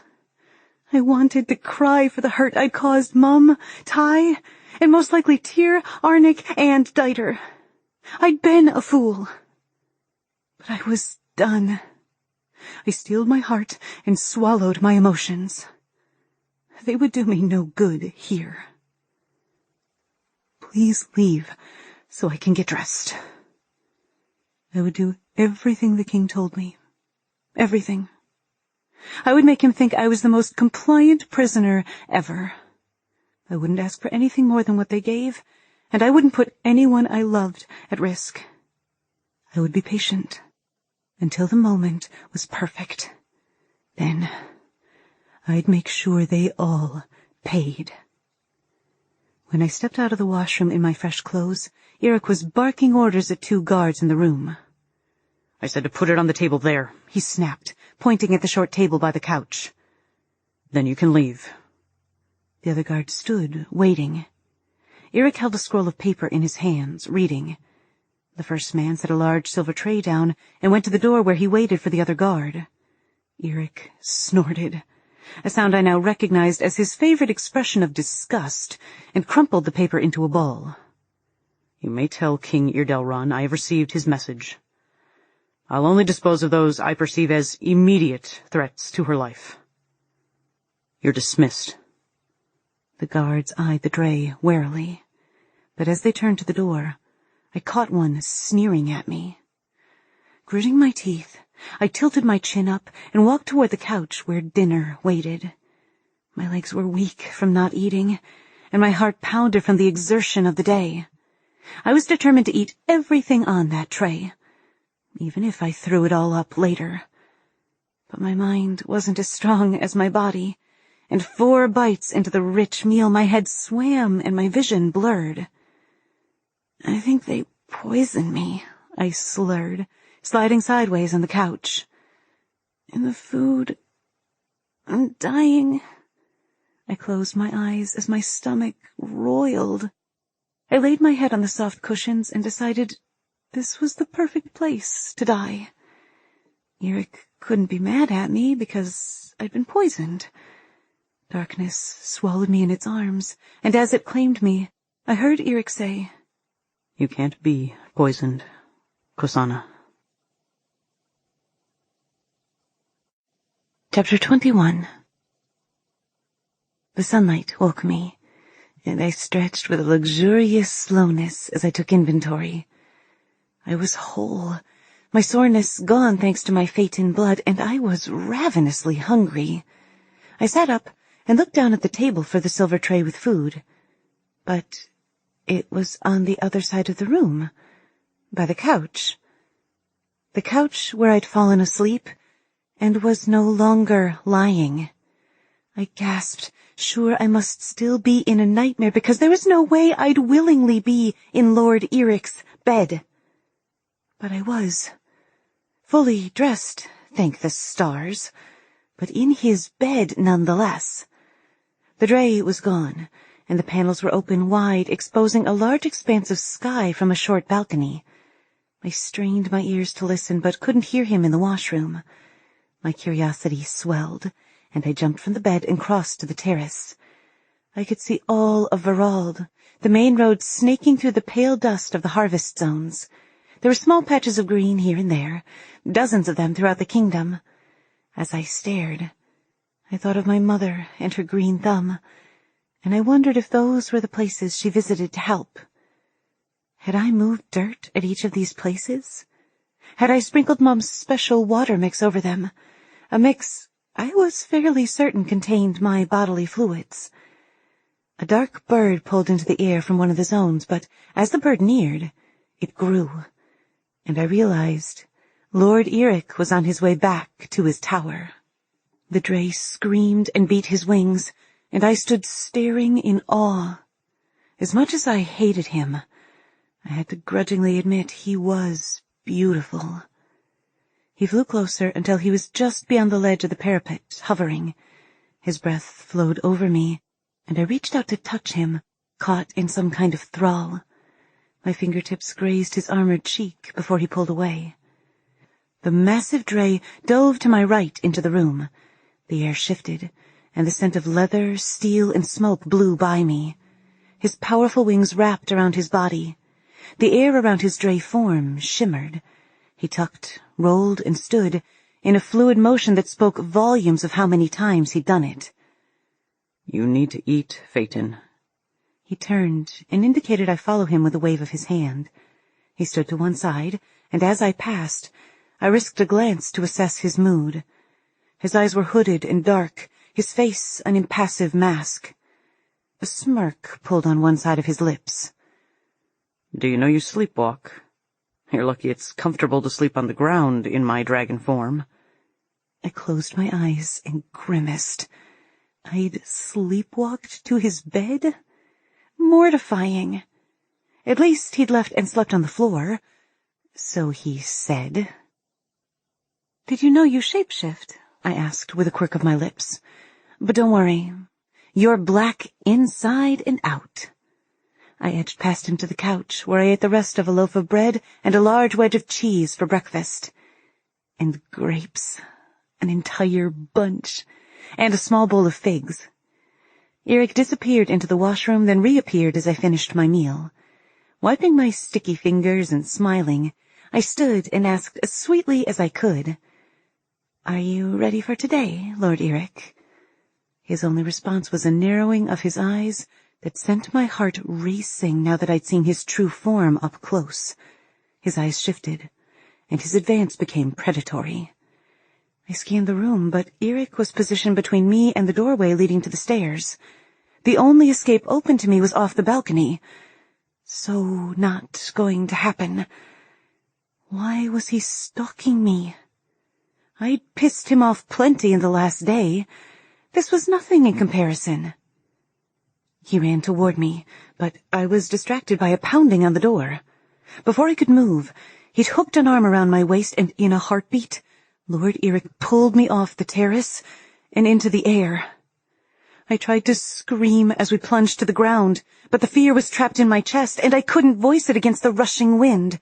Then, Lord Eric was gone, and a black dragon held me wrapped in his powerful claws. My mind caught up enough a few seconds later to tell me nothing about being clutched in the digits of a beast was normal. "Don't be afraid," the Drae said in my mind. "We're landing now." I wasn't afraid. Eric was bound by oath to keep me safe, Drae and human Eric. The fear that had been trapped in my chest morphed to shock and then joy. Because there was something about the freedom of flight that made my heart light. I wasn't afraid because all I could feel was elation. We dipped toward the ground, and I closed my eyes, wishing we could stay airborne. But there was no way I was asking, so I bit my lips closed and enjoyed the last moments of flight into the fields. I opened my eyes. Why are we here? This was where I'd worked yesterday. My jaw dropped. The uprooted plants were taller than I was, but most shocking were the potatoes attached to them. Piles of huge potatoes, the size of pumpkins. The Drae opened his mouth and let out a low rumbling sound. He reared his head back, stretching toward the sky, and bellowed. Vibrant blue fire shot out from between his fangs at the massive plants and vegetables to the left of me. I flinched away from the heat, closing my eyes as the acrid smell singed my nostrils. When I opened my eyes, Lord Eric stepped away from the field of ash, past me, to the shade of the beautiful willow tree from yesterday, now double the size and a healthy green from when I'd rested my hand on it. He stooped down to the ground by the trunk and picked up a small bag of potatoes there, a look of grim determination on his face. "Here," he said, holding them out to me. "You've got about an hour to grow these before the king arrives. I suggest you keep them potato size." Why?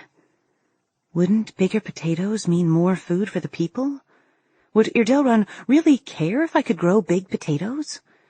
A growl rumbled through Eric's chest. "How much power do you want to give him?"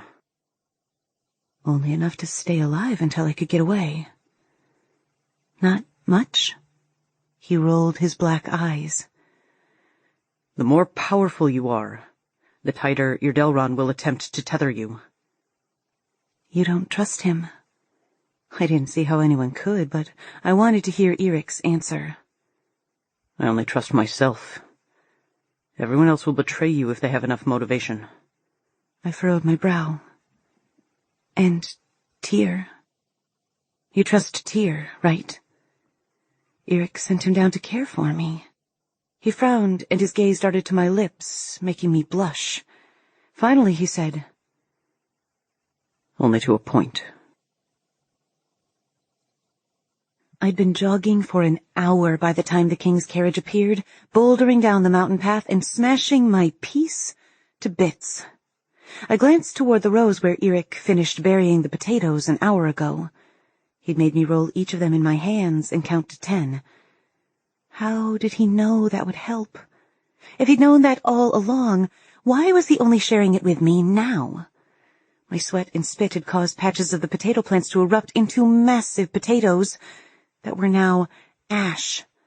I doubted the king would be happy with the large bald patches between them. I'm sure there was a way to make a whole field uniformly luscious and plentiful and normal, though I had no idea how to make that happen. It wasn't like I grew up with any instruction. Aside from rolling the tubers in my hands and lying in the freshly overturned dirt, courtesy of Eric's powerful wings and claws, doing dirt angels, I had no idea how to go about any of this. Phaeton or faking. Rin, last and worst of her kind. Patchy Phaeton can't bring home the bacon. Skillless Rin, still skillless, even though her spit is magic. The king's carriage dipped and disappeared in a valley, and I hurried to the revitalized willow tree where Eric hadn't risen. Silent guards had arrived steadily in the last half hour in preparation of the monarch's visit. Having them watch had been disconcerting, but Eric barked at me, and I cared more about not having him yell than having them stare. "Do you think it worked?" I asked, leaning against the willow tree. I rubbed my hand over the bark, staring at how different it was now compared to last night. The pale leaves had darkened to a vibrant green, and the trunk itself seemed thicker. Could I grow it large enough to take over a whole harvest zone? That would be cool. He shrugged, finally deigning to stand, but didn't meet my gaze. Guess you're about to find out. I surveyed the Drae, who still had me completely thrown. He'd planted smaller potatoes in the ground to fool the king into believing I was less powerful. But why help me? The only conclusion I came up with was that he either helped or hindered, depending on which suited his agenda. As to what his agenda was, I had no idea. Like no freaking clue. "Thanks," I chirped sarcastically. "That's super helpful." Turning toward me, he met my gaze, but his expression remained completely flat. I wasn't trying to be helpful. Hinder it was. We made our way to the king across the overturned dirt, Eric several steps in front of me as I pushed my feet into the sun-baked dirt. As we neared the king, I stole a peek at his face. Drac! My feet tripped over each other. He was pissed. A definite step below his usual mild facade, which meant he was in viper mode. And the worst thing, Jotun was behind him, a cruel smile on his lips as he stared at me. "The progress seems—" the king started, as he turned to survey the area, his grimace hardening into a glare. His cold gaze flitted over me to Eric. "Quite thin." He held a handkerchief over his mouth and nose as if I smelled bad. I thought back to the last hour. I probably did stink. Serve the stupid king right. "I agree," Eric replied without glancing my way. "She's lazy." My mouth dropped open and I turned to him. I'd been busting my butt. How dare he? The king shifted his attention to me. "Is that so?"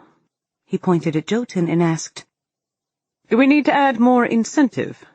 I snapped my mouth shut and wiped the glare from my face, bowing to hide my frustration. Mumbling, I said, "I'm still figuring out how it works." Made more difficult by the Drae who'd burned everything to the ground in the last couple hours to allegedly help me. Only now, he was throwing me under a moving cart. Having Jotun here wouldn't help me grow anything except more hate and bruises. The king gave me a kind smile, which made my skin crawl instead of offering assurance. Of course you are, dear Phaeton, of course. He chuckled, like I was a niece he held a soft spot for. Just don't take too long, or I'll have to see if Jotun's brand of motivation is more convincing. His threat hung heavily in the air between us, as if I didn't have enough pressure on me. Grow the entire kingdom food, Rin. Be quick about it, Rin. I'll torture you if you don't, Rin. Eric snapped his fingers at a guard in a green akaton. Dig. The guard frowned and looked around. The Drae growled and picked up a nearby garden hoe, chucking it at the man. Dig. Where, my lord? The guard stammered. In the ground, you idiot. Anywhere. Eric pointed at a mound of freshly turned dirt. There. The guard hurried over and dug the hoe into the soft soil. He pulled the tool back, and 2 large potatoes tumbled from within the bunched dirt. Those spuds were larger than the ones Eric had put in the ground. Much larger. But what's this? The king neared. Potatoes. His gaze narrowed, and he pointed. Dig there. He pointed to a spot where Eric hadn't buried potatoes. The guard dug, but nothing came up. It only works in patches, I offered lamely. I'll try to smooth it out. The king smiled back at the potatoes. Yes, dear Phaeton. Do that. His expression smoothed, and he stared at Eric for several moments before giving a curt nod. Make sure it works. Oh, great. I wondered if I was the it he referred to. Probably. I'll get right to work. A-hole. Chapter 22. The king clambered back into his carriage with all his silky layers and jewels, but I didn't breathe properly until Jotun and the guards dispersed, and the blood-red vehicle was out of sight. Next time, keep your mouth shut, Eric snarled. Thinking to dig holes by each plant and put a drop of sweat in each, I stooped to pick up the forgotten hoe. I froze before slowly standing, my anger flaring. Excuse me? You heard me. Don't make me repeat myself. Glancing back, I opened my mouth to retort, but the hoe slipped from my grip, and the edge sliced through my forefinger. Blood welled as I bellowed, "Ouch!" Что je dobroga? Eric snarled in his freaky language and turned to face me. Glaring, he asked, Are you completely incompetent? After a month and a half of abuse, fear, starvation, and grief, I saw red. I swiped my bloody finger over the sharp edge and swung the hoe in a wide, vicious circle, then released it straight at the Drae. His eyes widened, and my jaw dropped as the tool careened toward him. Eric raised his arm to protect his head, and the blade sliced into his forearm. Mistress Moons. I covered my mouth with my hands, and the hoe dropped to the dirt with a thud. Eric ran his fingertips over the deep gash. Black blood dripped down his arm. Did you just attack me with a garden hoe? I was a fool. Eric was bad, but Jotun was worse. If Eric died, I rushed to him crying out. It had my blood on it. My hands fluttered over the grotesque wound. Tell me what to do. I don't want it to kill you. He moved to look at me, a curious expression falling over his face. You regret hurting me? What? No. Well, killing you, yes. My stomach rolled at the thought of murdering something, someone, anyone. How long will it take to set in? I asked him, trying to remain calm. Should we try cutting off your arm? Lord Eric's brows rose. Cutting off? He broke off and threw his head back in laughter. The gruff waves of it rolled across the potato field. Did Phaeton blood make Drae go mad first? Would he lose his sanity and go berserk? Would he turn on me? Eric continued to laugh, wiping his eyes when his laughter brought tears. He wasn't going mad. Well, die then, I snapped, picking up my Drae-killing weapon. The laughter faded. Your blood won't kill me, Rin. He said my name. Then his words registered, and I gaped in surprise. What? Yes, it does. I'm a Phaeton. You're a Drae. I lowered my voice. I'm your weakness. Lord Eric glanced away, a shadow falling across the top of his face. No, it just can't. Why? I pressed. Does he know that? The king had seemed adamant my blood was the bee's knees of Drae poison. No, the Drae said. If you value your life, you won't breathe a word of it. Not to anyone. To Irdelron, you were nothing more than a drop of water in the bucket. A foolish Phaeton. And if the... He glared in affront at my raised hand. A drop of water? My eyes were like saucers. That's it? I thought for sure I was worth 2. Grinning, I dropped the Drae killer and hustled over to the beautiful willow. The stream it hung over was more of a disheartening trickle, but there was enough for what I planned. What Mum had figured out long ago. A worker station wasn't far away, and I jogged over and rifled through the spades and pitchforks until I located a wooden pail. I hurried back to the stream and placed the pail in front of the strongest current, a lazy rivulet. My finger, upon closer inspection, had already sealed, but dried blood still coated the digit. Once the pail was full, I wobbled back to the willow tree and set the pail down. What are you doing? Lord Eric inquired, standing over me. He really doesn't seem to be dying. Add another puzzle to the heap. Making magic fertilizer. I stuck my bloodied finger in the water and swished it around, watching as the blood flaked off and dissolved in the cool liquid. Then, picking up my pail of garden juice, I tottered to the nearest row and walked down, dribbling the water on the anemic dirt. Last Phaeton has the last laugh. Everyone respects Rin after she does the impossible. Maybe I would wait to see if it worked before shouting my victory to every harvest zone. That was a decent idea, Eric said from behind me. I rolled my eyes. Don't sound so surprised. Anyway, I thought I was incompetent. You are.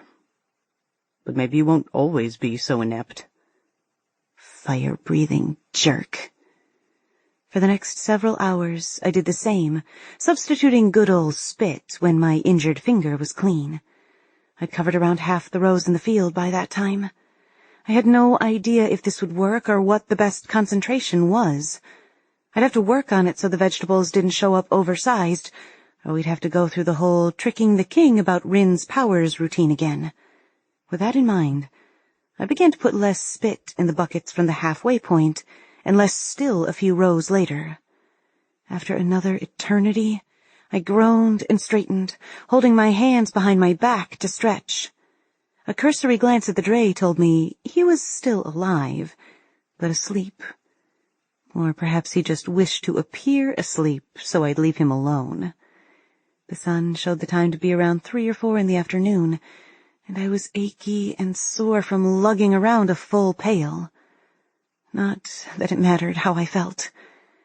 I picked up the pail for another trip, and my heart panged with memories of helping Mum in the gardens not that long ago.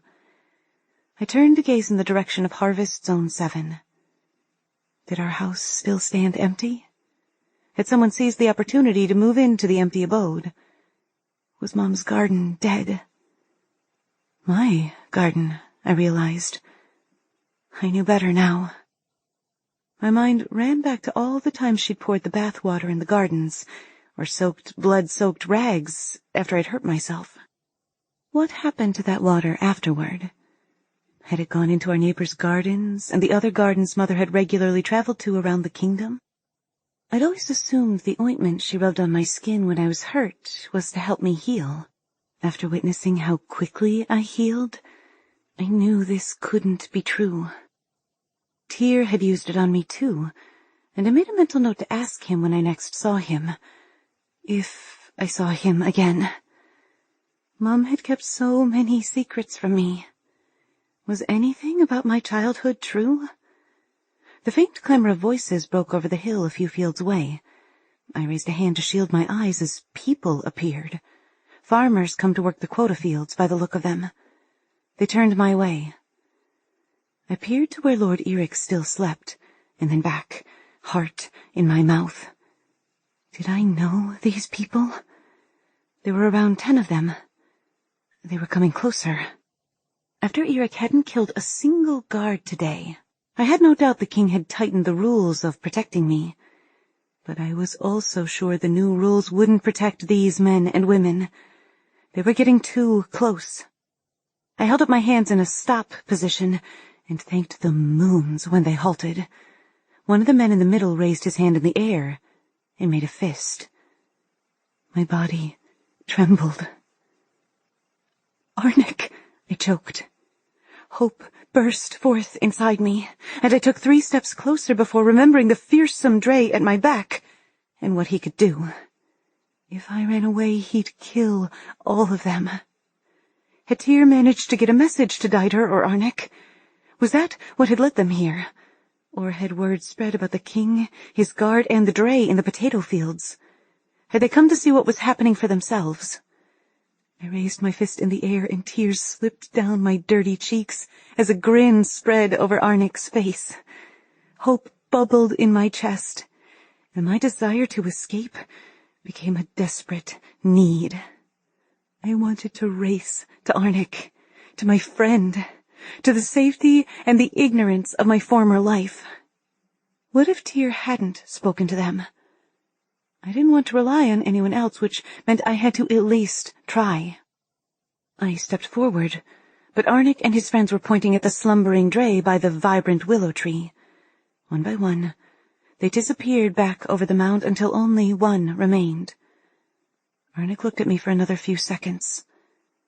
Then he disappeared, too. You'll be taken somewhere else tomorrow, Eric said on the walk back.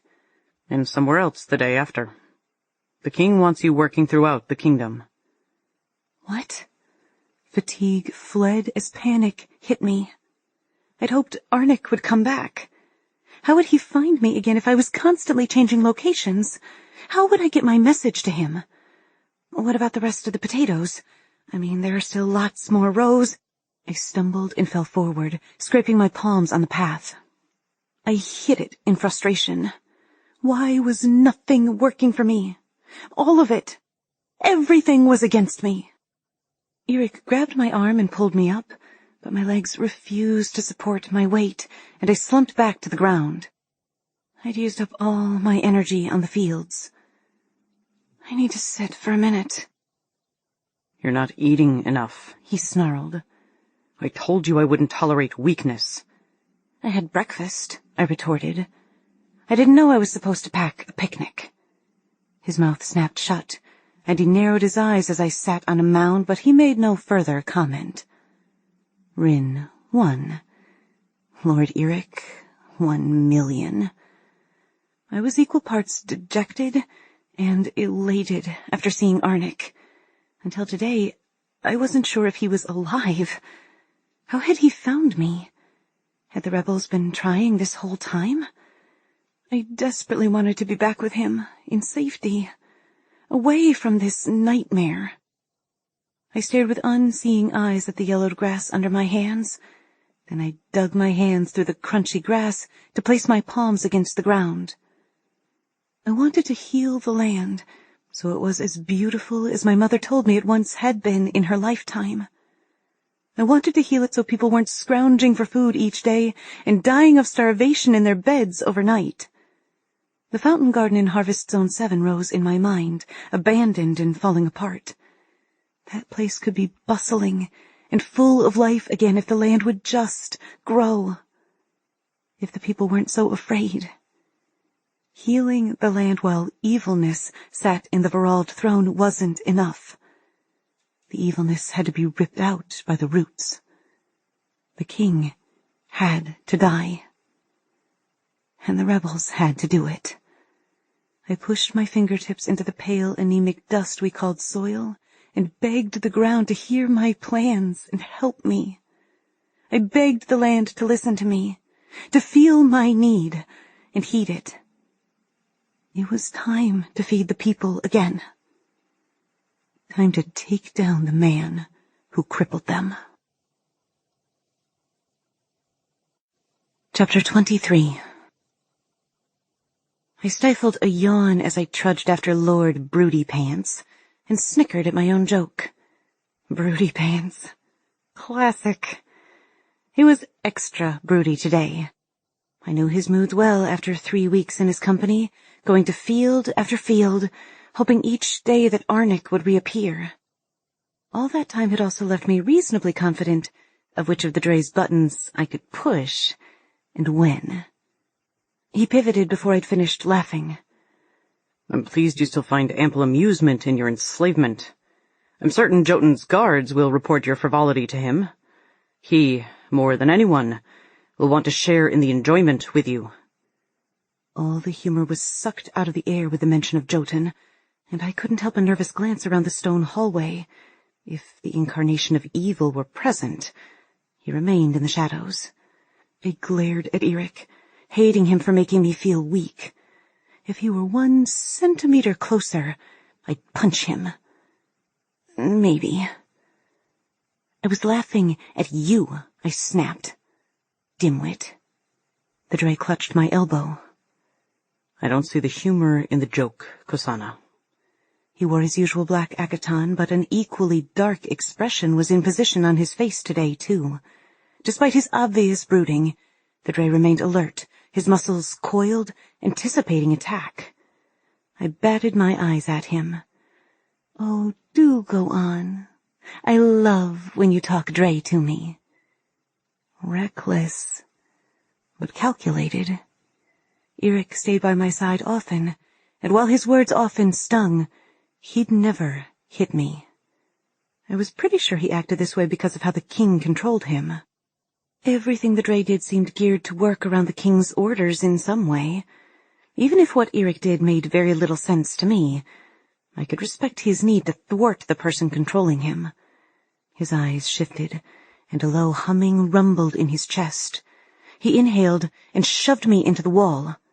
I smacked into the stone, my head bouncing off the rough rock. The Drae stood in front of me, his hands circling my throat. You would do well to remember you are a prisoner here, not a— Lord Eric. Irdelron's mild voice reached us from around the stairwell corner. Do not harm my Phaeton. Eric's gaze roved my face, the pad of his thumb stroking the side of my neck. His gaze held me captive as he said, Yes, my king. He dropped his hand to my elbow, where he cupped it gently, and then tugged me to his side. Without looking at me, he said flatly, My apologies, Phaeton. With more sincerity, he added, And to you, my lord. Right. Crack-brained Drae. He wasn't fooling anyone with his apologies. The king nodded. He was dressed in a white akaton with a gold filigree wrapped up and over his right shoulder, but my gaze zeroed in on the splattered drops of crimson marring the pristine fabric. My thoughts went to Ty and Tyr, my stomach twisting in knots. I felt immeasurable guilt that Ty was still in the dungeons while I was in daylight. There was no way to know if he still lived without taking a risk and asking Eric. Tyr hadn't been in touch since the dungeon, and I'd been left wondering if he was okay, and whether he'd reached Dieter with a message. I missed him. A lot. And a growing part of me hoped he missed me, too. I'd never felt anything for a man before, not even Arnik, but there was something with my hooded protector, the tendrils of beginning. Until I was free of this toxic place, though, I shouldn't contemplate anything like that. Not while King Irdelron could use the relationship against me. because there was no doubt he would. Eric tightened his grip and brought my attention back to their conversation. "Where are you taking her today?" the king asked, looking at me as if I were something to eat instead of being the source of his food. "Wherever you'd like, my liege." My skin crawled with Irdelron's attention, and I inched closer to the Drae, but his grip kept me rooted at his determined distance. "My wine cellar is dreadfully bare. Let's have her visit the vineyards." His gaze met mine with calculated intensity. "I believe that's your old harvest zone, my dear." Eric's expression was blank stone. The only indication of the emotion humming in his body was his gloved grip on my elbow. "Take her by her mother's house. There's nothing quite like a trip down memory lane." I flinched at the thought, but kept my mouth shut. The Drae inclined his head. Still holding my arm, he turned to leave. "Eric," the king called, halting our retreat. "Those commands are not up for interpretation. I expect you to respect your oath." I glanced at the Drae and saw he was battling to keep his form. Black scales appeared on his skin, and his nails dug into the soft skin on the inside of my elbow. I grimaced, clenching my teeth. His black talons pierced my skin, and blood seeped from the wounds. As soon as we stepped out of the hall and into the morning light, I whispered, "Please let go. You're hurting me." One talon tore through my flesh as he released my arm, and I sucked in a breath as I clenched my inner elbow. "I'm sorry," he growled in a barely audible voice. He trembled beside me, trying to hold his human form, and I released my arm, grabbing his instead. I hissed, "Don't you dare shift." I had no idea what was going on, but I knew if Irdelron detected anything odd between Eric and me, he'd exploit it, or send Jotun to guard me instead. My words were only meant as a warning, but as soon as our skin touched, electricity pulsed between us, and Lord Eric's thoughts were in my head. "I will fail." He brushed my hand away and snapped, "Don't touch me. I don't answer to you." Had I really been considering a reversal of my hate for this turd twat? I followed him around the Market Circuit Road. We walked through Zone 9 and then Zone 8. When we neared Zone 7, my inner monologue of hate toward the Drae was ripped to a screeching stop. Words failed me. Harvest Zone 7 was gone. Standing in the middle of the surviving road facing outward from the castle, I could see where the rows of buildings of the money coil should have been. But the normally clear definition between the money coil, the start and end of the in-between, and the narrow housing rows in the wheel where I'd lived, were gone. There was nothing. For as far as I could see, there was nothing except the charred land. Behind me, the quota fields remained untouched. The air was clean and crisp, and the blackened soil damp from last night's rain. I leaned over, pulled off my shoes and socks, and stepped across the invisible line onto the blackened ground. Shock rendered me speechless, so I said nothing as I traced the now non-existent paths of my childhood. I went through the money coil, trying to remember where the House of Tall had been, and wondered if they'd known what was coming. They'd ruled this harvest zone on behalf of the king. He hadn't spared anyone. Was anyone alive? Arnik? Dieter? Was everyone I knew dead now? I kicked at the piles of ash and wondered if it was better to be burned alive because it was faster than Jotun's torture. I had no idea when I crossed from the money coil to the in-between and into the area where I'd lived with Mum and the other peasants. My landmarks were gone. Everything was gone. Eventually, the shock waned enough for me to feel the ache of loss. This zone had been my home. These people had been my family. I wandered through the streets, not even sure if I was standing on what used to be a street or a house. There was only one creature capable of destroying an entire harvest zone with fire. How long had Eric breathed his fire on my zone?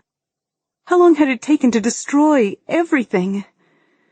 I closed my eyes and pinched the bridge of my nose. When? I choked on the word and had to ask again. Eric stared over the horizon at something only his Drae eyes could see.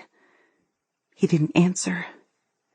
I bent down, grabbed a handful of ash and threw it at him, screaming, When? When did you do this?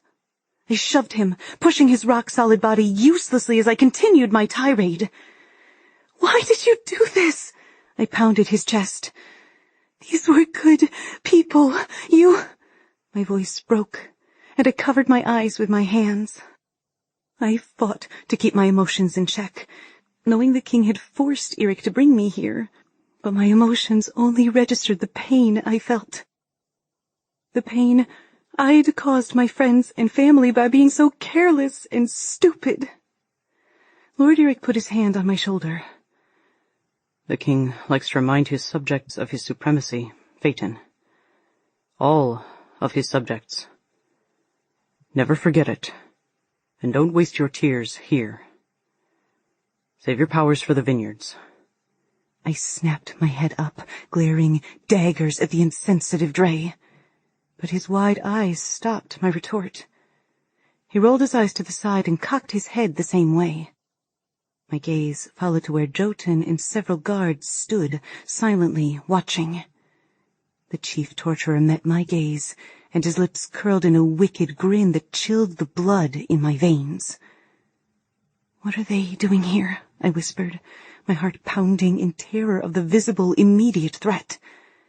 They were watching us? Would they report this back to the king?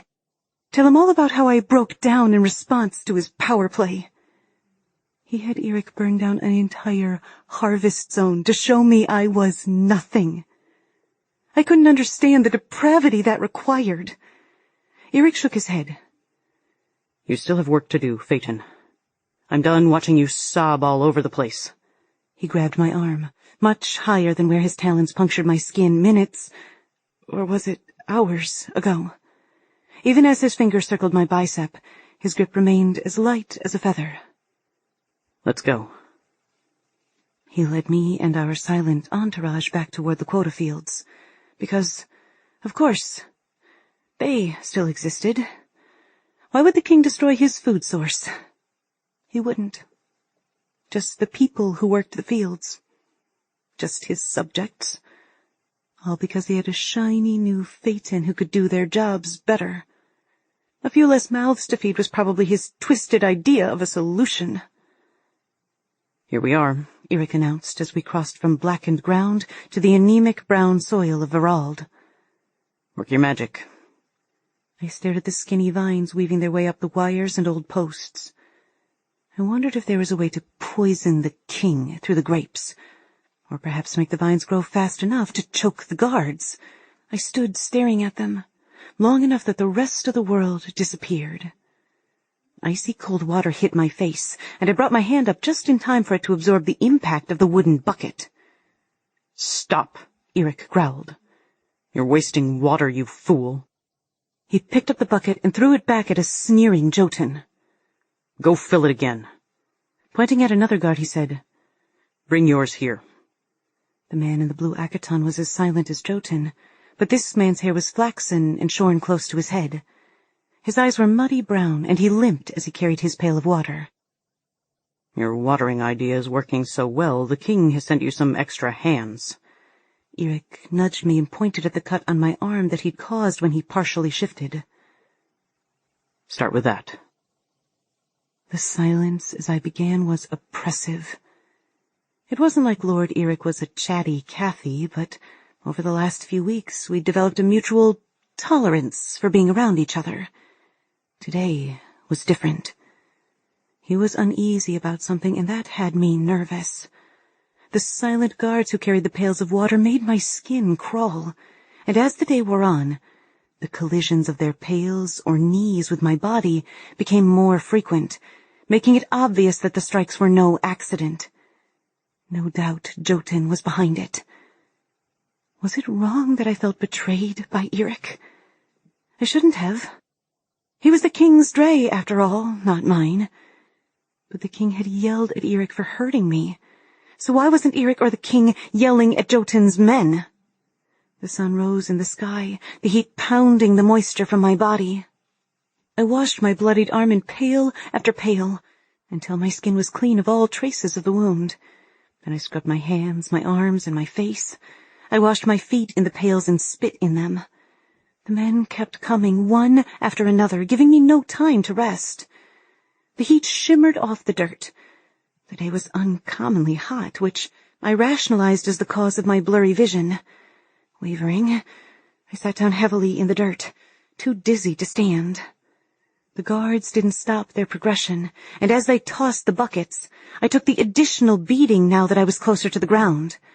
My hands and lips were chapped, my thin shift soaked with sweat, and instead of feeling hot, I shivered with chill, which I knew was a bad sign in the heat. I needed water. I glanced up in time to see a bucket swinging at my head, but I wasn't fast enough to lift my hands. The metal ring at the bottom of the pail smashed into my forehead, and a burst of stars traveled behind my closed eyelids. I sucked in a breath, and the warmth of my blood trickling down my face was both a curse and a blessing. At least I'd have something for the next bajillion pails of water. I wiped at the blood, dropping my hand so I could rinse it in a pail. "You bloody fool," Eirik growled over my head. I kept my eyes closed and waited for his verbal lashing. At least he was accurate in his assessment today. I was bloody. Next pail. A roar split the air, followed by a series of crunching sounds, and a shadow blocked the sun's rays. Not nearly as good as a drink, but the shadow offered some reprieve from the heat. Next pail, I murmured again, slumping to the ground. Chapter 24. Eirik crouched beside me, tracing my forehead with his fingers, and he swore in Drae. A cool cloth covered my forehead, and I sighed in relief. The Drae lifted me, and the space around us blurred as he moved. I mean, really moved. Air circulated around my body for a full minute before he stopped abruptly. A moment later, he submerged us in deliciously cool water. It was up to my chin, held as I was in his arms. One of his arms disappeared from beneath my thighs, and a cup was brought to my lips soon after. I greedily slurped the lukewarm fluid, smiling when I recognized the nectar. It reminded me of Ty and Tyr. Awareness seeped slowly into my consciousness, as I truly realized I was being held by Lord Eirik. In the water. In only my undergarments. How the hey did that happen? My eyes flew open, but there was only black. Where am I? I croaked. Why can't I see? "This is my lair," Eirik said, his voice resonating through my back. "You had heat stroke. It was getting severe." He had a lair? Why didn't that surprise me? I swallowed back my panic. Where? "I'm going to lift you out of the water. There's an akaton to the right you can wear." Wait. I buried my face in the water, washing the grime away. I opened my mouth to rinse and choked when the taste of nectar hit my tongue instead of the water I'd expected. I swallowed and sputtered as I came up for air. Eirik grumbled in Drae, but I didn't care what he was saying. My mind stuttered on the thought of a pond, lake, or maybe even a river of nectar. Is this the source of the nectar we drink in the dungeons? Silence met my question, and I wondered if he was trying to keep the nectar's source hidden. Given the healing properties, I could understand why. But how come Ty had it too? I won't tell. I promise. I just can't believe there's this much of it. I thought it came from a fruit or something. Is it a river? Then a thought made my mind skid to a halt. Can it heal the land? It makes me feel better. Lord Eric coughed. No. My shoulders slumped. Bummer. That could have saved me a lot of spit. I rolled my shoulders back, relishing in the relief seeping in through my skin. Eric withdrew his arm from around my waist and pulled away, leaving a hand resting lightly on my arm. I wiggled and squirmed, splashing a little in the nectar, not even caring that I'd basically drunk my bathwater. I took a deep breath and submerged myself, running my fingers through my thick hair, still cropped unevenly in clumps, but longer than I remembered. I opened my eyes, wishing I could see in the darkness, and jerked when my pale skin began to glow. Eric yanked me higher. His eyes were wide, his dark features frozen in shock. In my periphery, I saw a massive cave of jagged black stone, the expanse of it melting into the depths. An inkiness that seemed to go on forever. But my attention was drawn to the Drae standing in the pool of clear liquid. Turn it off, he ordered, modeling and shifting into scales the same color as the rock. But pulsing underneath the black plates of skin was a vibrant electric blue. His muscles tightened and his chest swelled. The water rippled with his unrest. In a hoarse tone he said, "If you value your life, stop glowing." There was nothing threatening in his tone. In fact, the air sizzled with his panic. Just like that, as if my power understood his fear, the pale silvery light was gone and we were lost in the darkness. My mind reeled with confusion. What was that? He sighed. A Phaeton is light and life, as surely as a Drae is darkness and death.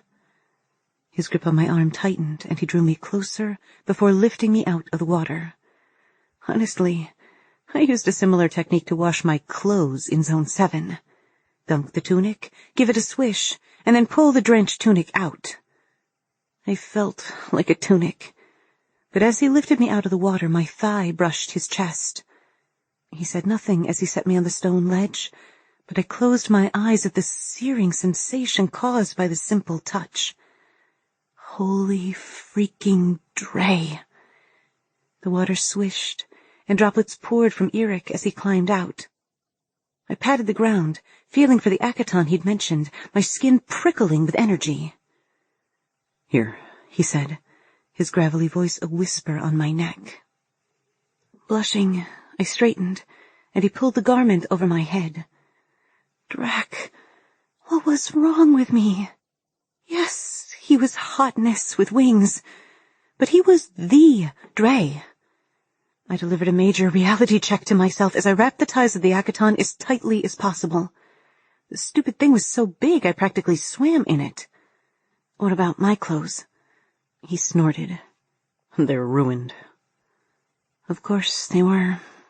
I patted the thin fabric to my body, letting the cloth wick the moisture from my skin, then pulled the bottom hem up to my head. "What are you doing?" he asked, clearing his throat. Drying my hair, I said, words muffled between the folds of fabric. It's cool in here, and my wet hair is making it worse. I did the best I could, but my hair was still damp. With a sigh, I let the akaton fall to my knees and turned to the left. What's next? Did I get my work done? Are we staying here for a while? "I'm over here," he said from my right with a low chuckle. "We're going back to 7. It's only afternoon and you have several hours of work to finish before we return to the castle at sundown." I took a deep breath, wishing there was some way to not have to go back. I never wanted to see the damage, the ruination of Harvest Zone 7 ever again. With 7 gone, there was no hope of ever getting a message to Cal because I had no idea where Dieter would now be, or if he was even alive. Which meant Ty's plan was no longer an option. All my hopes for escape had gone up in smoke with those I loved in their homes. I dropped my chin to my chest, sucking in air as I fully grasped the king's blow. He'd swiped away my home and unknowingly destroyed my hope just like that. I glared into the darkness as determination pulsed through me. I was not going to let him destroy my land, my home, and my family, and not pay for it. Eric, I asked, did anyone live? He paused. Most got out. His tone was foreboding, and I knew not to press him further. I didn't need to. Most got out. My heart tripped with hope at his words. Maybe Arnik and Dieter had escaped. Perhaps they were still okay. The time in the pool of nectar had healed my body and rejuvenated me. The news from Eric regarding the inhabitants of Seven still being alive made me giddy. The darkness offered enough anonymity that I braved a question I'd long wondered. Is it true about your oath to the king? If I could understand this, maybe I could understand Eric. Here, in his lair, I dared to ask him, and in my mind I dared him to answer. He stood in front of me now. I felt him, his strong presence, the warmth radiating from his chest reeling me closer. He rested his hands on my shoulders and I looked up. But I was blind in the darkness. He could have stuck his tongue out at me and I wouldn't know. I chuckled with the ridiculousness of the thought. Warm tingles of energy spread from where his hands were, and my thoughts went to another time, when his mouth had been on mine. My heart quickened, and yearned to close the distance even as warning bells chimed in my head. Whatever ideas you have for escape, forget them, he said, his voice husky. He stepped closer, pushing his body to mine as one arm encircled my waist, holding me flush. Whatever traitorous aspirations you're hoping for, let them go. More than anything, don't trust anyone. We were playing a game of chicken with our words, and he was pushing me with his body. I swallowed my nervousness and pressed back. My hand slid up his chest, and I smirked when he sucked in a breath. What about you? I whispered, playing with the tendrils of hair at the nape of his neck. Should I trust you? Despite the playfulness of my question, it was in earnest. I wasn't ignorant that Lord Eric had helped me more than once, but his motivation eluded me. Certainly his game with the king wasn't that twisted, was it? The Drae's chest rose and fell against mine. He circled the back of my neck with his hands, setting every nerve ending in my body on fire. He lowered his head, his breath caressing my skin with the sweet smell of the nectar, and I licked my lips and inhaled. Eric kneaded my neck with his fingertips and spread his hands over my back.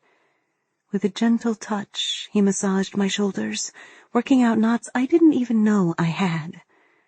I moaned, and he kneaded harder, down my back, and when his hands fell to my waist, he pulled me to him. Especially not me, he said with an exhale. A stupor blanketed the warning voice in my mind, and I pushed closer, threading my fingers into his damp hair. Black scales appeared at the top of his chest, the centers pulsing blue. His nose skimmed the soft skin of my neck, tracing under my jaw to my ear. He pushed his lips to my neck in soft kisses. He nipped, and I threw my head back to give him better access. My mind clouded with desire and want, and the voice of warning faded. I forgot everything else except my need for him. Gripping his shoulders, I begged, "Please." He growled, a low sound of lustful hunger that called for me to feed him. "Please," I whispered, standing up on my tiptoes, pushing my body to his as I pulled him to me. He crushed his mouth to mine. Energy pulsed between us, a mixture of longing, need, desperation, and something so strong I couldn't even put a name to it. I clung to him as he kissed me, and when my lips were free, I murmured his name, which brought his lips back to me. "Sleep," he said. My knees grew weak, and a blissful torpor settled over my consciousness. I reached up in the darkness to touch his face, to caress his cheek, and to touch his lips again. "Tako mio Zhao," he whispered. I awoke with a start, lying in the dirt out in the vineyards, clutching my arm to my chest. What the hey happened? "Ah, she's awake," Irdelron said. My arm burned, and I stared at it through bleary eyes. It was slashed. 4 deep cuts, evenly spaced, were spread from my shoulder to my wrist on my left arm. The blood oozed in rivulets of maroon, soaking into my borrowed Akaton. Eric cut me? On purpose? "I see you were right. The vineyard is already much improved in the areas you have used the watering experiment," said King Irdelron. "Much more could have been accomplished today if Jotun could keep his hands to himself," Eric said, his face smooth. Irdelron turned and addressed another. "Do you see? Brutality for its own sake is wasted. This is why he will always be my first and you, my second Jotun." I risked a glance up. The sun blinded me and I couldn't see their faces.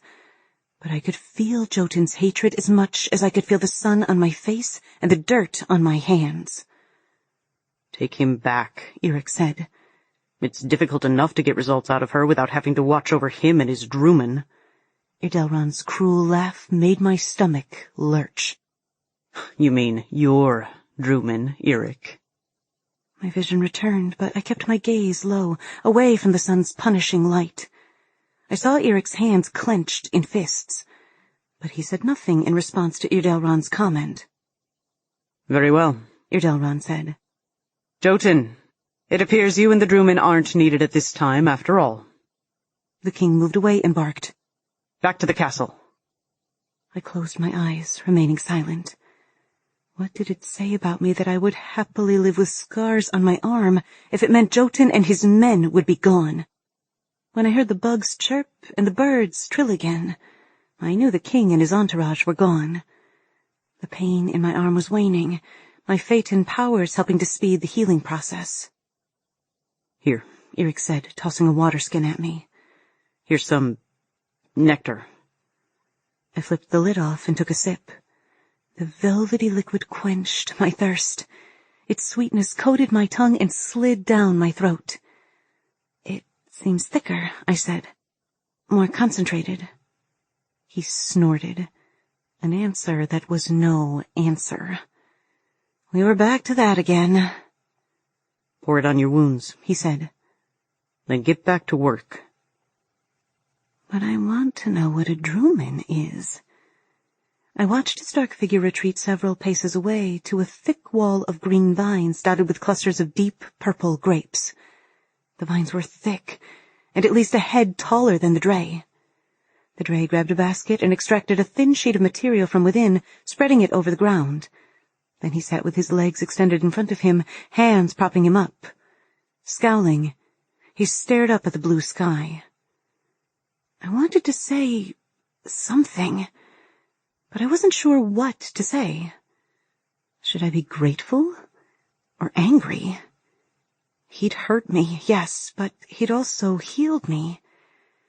This was all kinds of messed up. I kept my thoughts to myself and dribbled the viscous solution on my arm, rubbing the thick fluid into my wounds. My skin responded, knitting together from the inside out until only a thin pink line remained. I took another draught of the nectar, this time a long one, and let it work its magic from within. The buckets had been discarded all over the vineyard, and I picked up several empty ones and went looking for a stream. I shouted my intentions to the Drae, but when he didn't even glance my way, I figured that was consent enough. As I rounded the corner and he didn't stop me, a weight lifted from my heart. There was no one watching me. For the first time in months. Eric was still around the corner, but still I was out of direct sight. I burst into a sprint, row upon row blurring in my vision, until I stopped at the end of the vineyard and dropped the pails. I dug my toes into the soil and let the energy of the ground seep through my skin. I lifted my arms to the sky and, closing my eyes, turned around, feeling free for the first time in as long as I could remember. Faux freedom? Undoubtedly. But freedom from Jotun and the king, for one glorious moment, was freedom nonetheless. Rin? The voice hit me like a slug to my stomach, and I stopped spinning with a gasp. My gaze locked with his, and I blinked, willing him to not be an apparition of my desperate mind. Arnik didn't disappear. He and several other people I recognized were scattered amongst the rows. My eyes widened, and I shook my head and held my finger to my lips. If Eric heard them, he'd come. Arnik nodded and tilted his head to the side, toward the rows of still anemic vines. My heart filled with joy so strong, I thought I would lift off the ground. I ran down the row, ducking between the scraggly vines until several rows separated me from the Drae. When Arnik rounded the corner, I crashed into him and wrapped my arms around his waist. I clung to him, smelling the sunshine of my childhood, the steadiness of his friendship, and the hope of my dreams. He was really here. You're alive. I didn't know. Zone 7 was burned to the ground, and I didn't know. Tears ran over my cheeks. Rin, he whispered, cupping my face in his hands. Drac, I can't believe it's you. He fingered my hair and looked into my eyes. You're really here. He brushed his thumbs over my cheeks, and I smiled at him, ready to burst. I have to hurry. We don't have much time, I said. I pulled him down so we were nestled between vines, a poor attempt at stealth considering the sparseness of the crop here. What do you mean? You need to come with me, now. I can get you out of here. We'll hide you. It won't work. The word got stuck in my throat. You're the Phaeton, he whispered. We know. We've been watching you for weeks, waiting for a shot. We've seen what happens to a field after you've been there. I stared at him. You know? He nodded, smiling. You're the last Phaeton, Rinny. I could hardly believe it. But then I began to remember some stuff your mom used to do, being so meticulous about the water in your house. I'm pretty sure she used to make me rub an ointment on that stopped me from healing. I heal really fast. Arnik swallowed. You do? I could practically hear the questions about to burst from his lips. Arnik, listen. You need to get a message to Cal. You need to make sure he knows the king has a Phaeton in his power, and I met a friend. He said to tell Cal that if the rebels kill the king, that Drae will be free from his oath, that he might join the rebels. I agreed with Ty now. I didn't think we needed to worry about Eric if he wasn't under the king's control. Arnik worked his mouth open, closed, open, closed. Nothing came out. I glanced behind, aware that sooner or later Eric would come after me. When I turned back to Arnik, he was shaking his head. What? I asked. How could you know that? How could anyone know that? I replayed the last minute in my mind and realized he was talking about what Ty told me about the oath. I understood his doubt, but he didn't know Ty like I did. His family was raised near the Drae, before Eric was oath-bound. His father told him. Plus, he's been a prisoner in the castle for a long time. Wait, he said, drawing back to look me in the eye. Whose father? Who told you? Ty. He's my dungeon buddy. When Arnik frowned, I amended. He's in the cell next to mine. Arnik pulled me close again and kissed my forehead. Drac, I've been sick with worry. Are you all right? You look like... He was asking if they'd mistreated me. What could I say to that? Should I tell him of the horror of my dungeon life? If I did, what purpose would it serve except to make him worry more? I'm fine, I lied, dropping my gaze to the ground.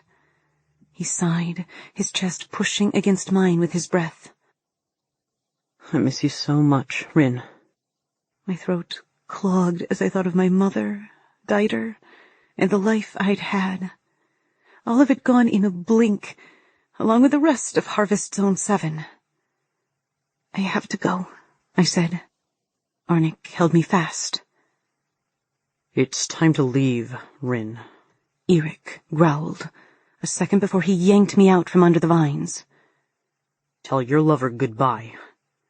The ringing note of finality in his voice made me twist to face the Drae. I saw his eyes, cold and reptilian, and I shook my head. No, Eric, please. His jaw widened, and his face seemed to swell, and I knew he was shifting. I wasn't letting him kill the one friend I had left. I grasped his half-Drae, half-human face in my hands. Razor-sharp fangs sliced through the soft pad of my thumb, and I hissed at the sting. No, I pleaded, pulling my hands away. Don't. It's my only friend, Eric. Please don't kill him. His features snapped back to human, and he shoved me away down into the dirt. Go home, human. Don't contact her again. I couldn't watch Arnik leave. I just listened as his running footsteps faded. There's work to do, Eric said. Chapter 25.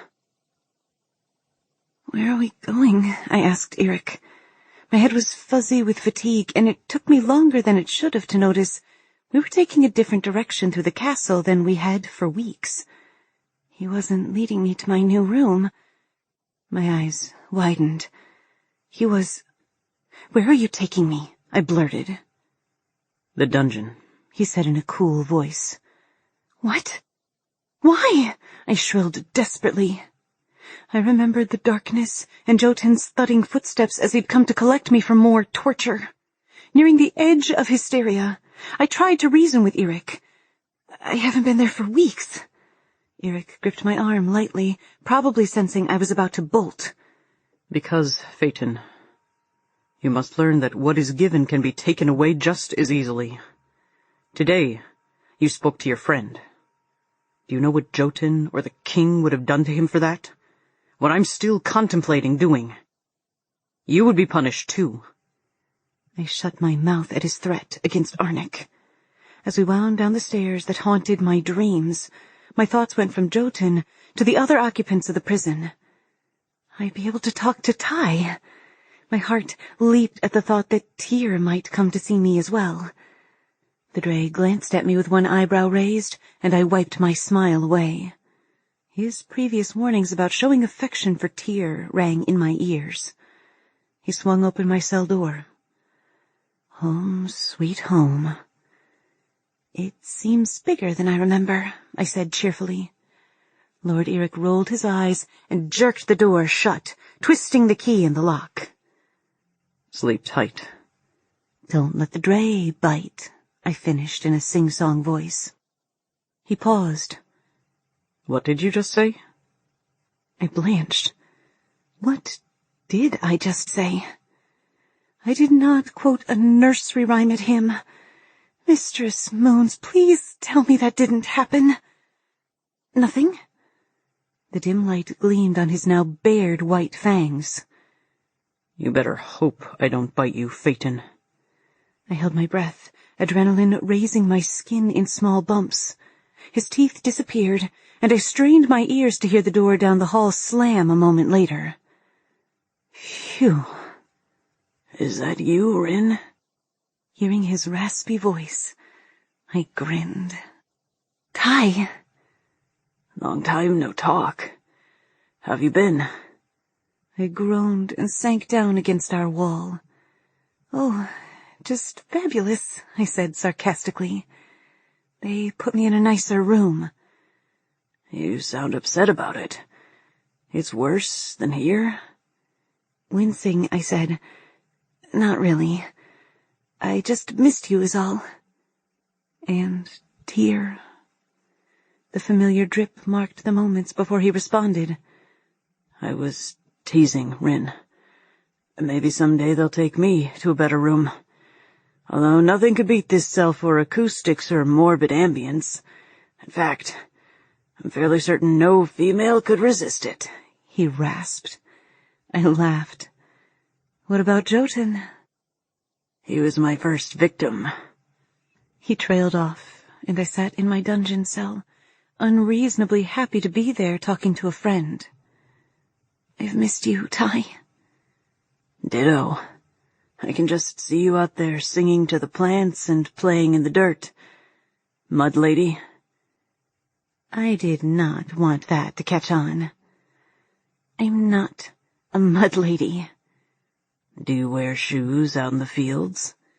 I scrunched my nose. Well, no. Mud lady, he reaffirmed. Admit it. You love the soil and the life it gives. You love helping the plants grow. You like squishing your toes in the dirt. A hum left my lips. I supposed I was a mud lady. Hey, Ty. What's a druman? Ty coughed, then asked, Why? The king mentioned them today. Said Jotun and his druman didn't need to watch me in the fields anymore. I've never heard the term. You're the most knowledgeable person here with that stuff. He snorted. Thanks. As it happens, I do know, he said in his hoarse timbre. A druman is half Drae and half human. All are male, all are infertile, and all are 10 times stronger than a human. Jotun is druman, as are most of the king's personal guards. They're the ones dressed in the navy akatons, not the green. I stared into the shadows of my cell, mouth ajar as I processed this. Half Drae? But how? There's only one Drae. Ty made no answer, and my face warmed. Oh, I said hastily. Is that Lord Eric's choice? Not that I should care, but for some reason, the idea of him intentionally doing that. Ty sighed. As much as I dislike the scaly bastard, it was the king's doing. At least that's what I was told. Edelron uses that oath like a collar to control the Drae, slowly tightening it year after year. I blinked several times as a well of sympathy for Eric surged inside. Or maybe it should be empathy. He was the last Drae, and I was the last Phaeton. Who could guess what my fate would be once the fields were healed? I shuddered at the thought. I'd die before swearing an oath to the king that he could use to control me in that way. How many of them are there? Here in Verald? Hundreds. But the Emperor of Dracon has hundreds too, if rumor is to be believed. I whistled low. That's a lot of children. Eric's been around for a long time, and Emperor Drayden even longer. Drewmen are long-lived too. I believe Lord Eric hates the sight of them. I'm sure you've seen it. Because of the oath, the Drewmen answer to the king, not Eric. The king trains the Drewmen to be beasts without compassion. They only speak violence. That's why the king has their throats burned with acid as a reminder that brutality is their only language. Most turn out like Jotun. My attention caught on Ty's slight stress on the word, most. Tell me, did you get a message to the outside? Or were you able to make contact with anyone that could pass along the message? I'm not sure if my friend was able to, but I did, I said grimly. I filled him in on my encounter with Arnik that day. Ty's gravelly voice was tight with excitement by the end. Rin, Do you know what this means? We might finally get out of here.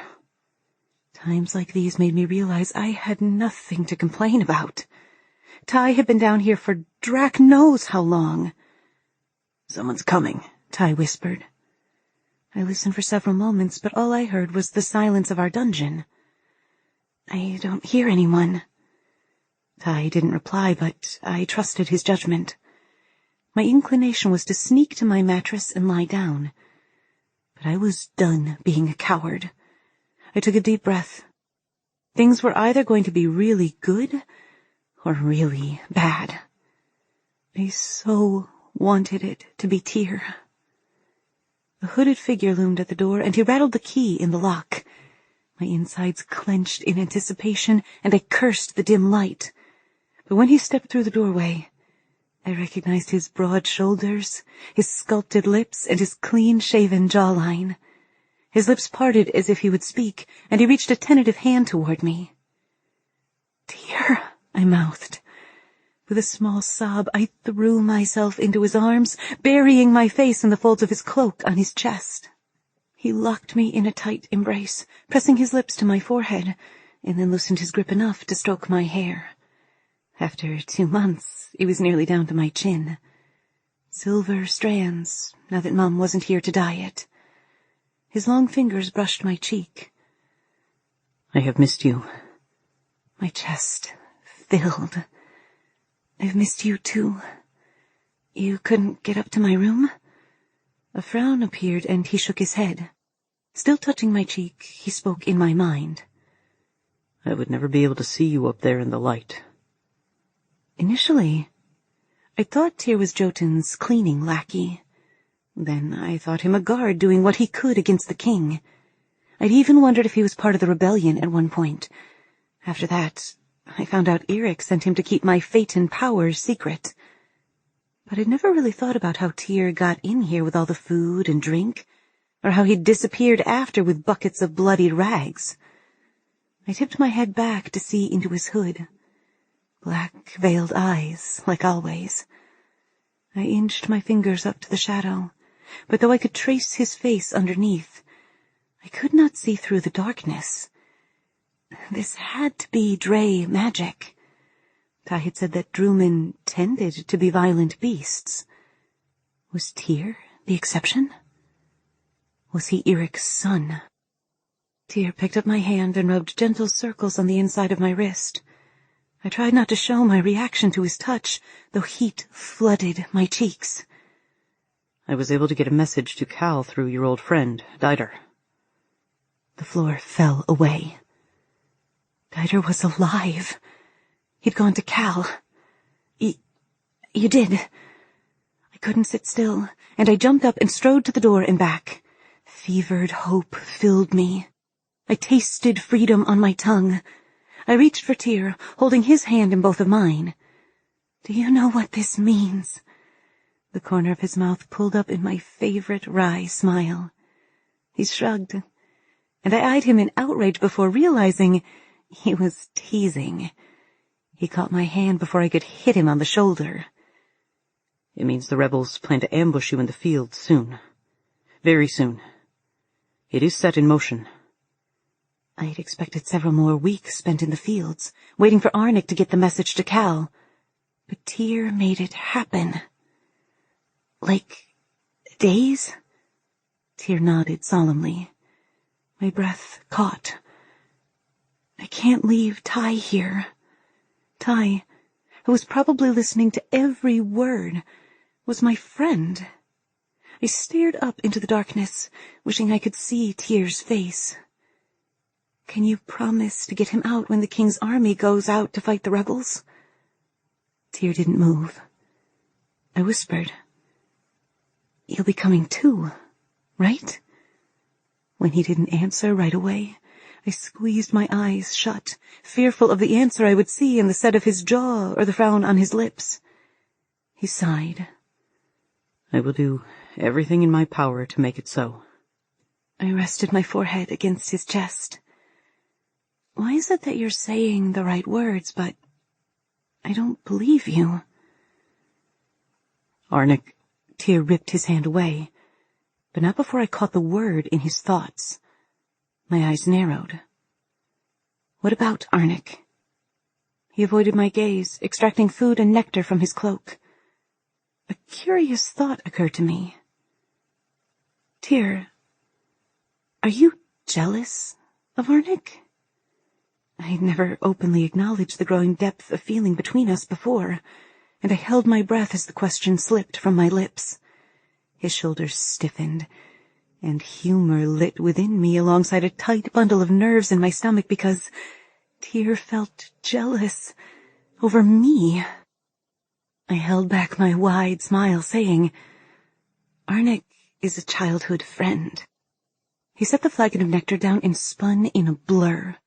He cupped my face with his strong hands, his thumbs stroking my cheeks. My heart thumped in my chest as I stared up at Tyr. I traced my fingers over his lips, and he caught my finger between his teeth. Desire burned low in my belly.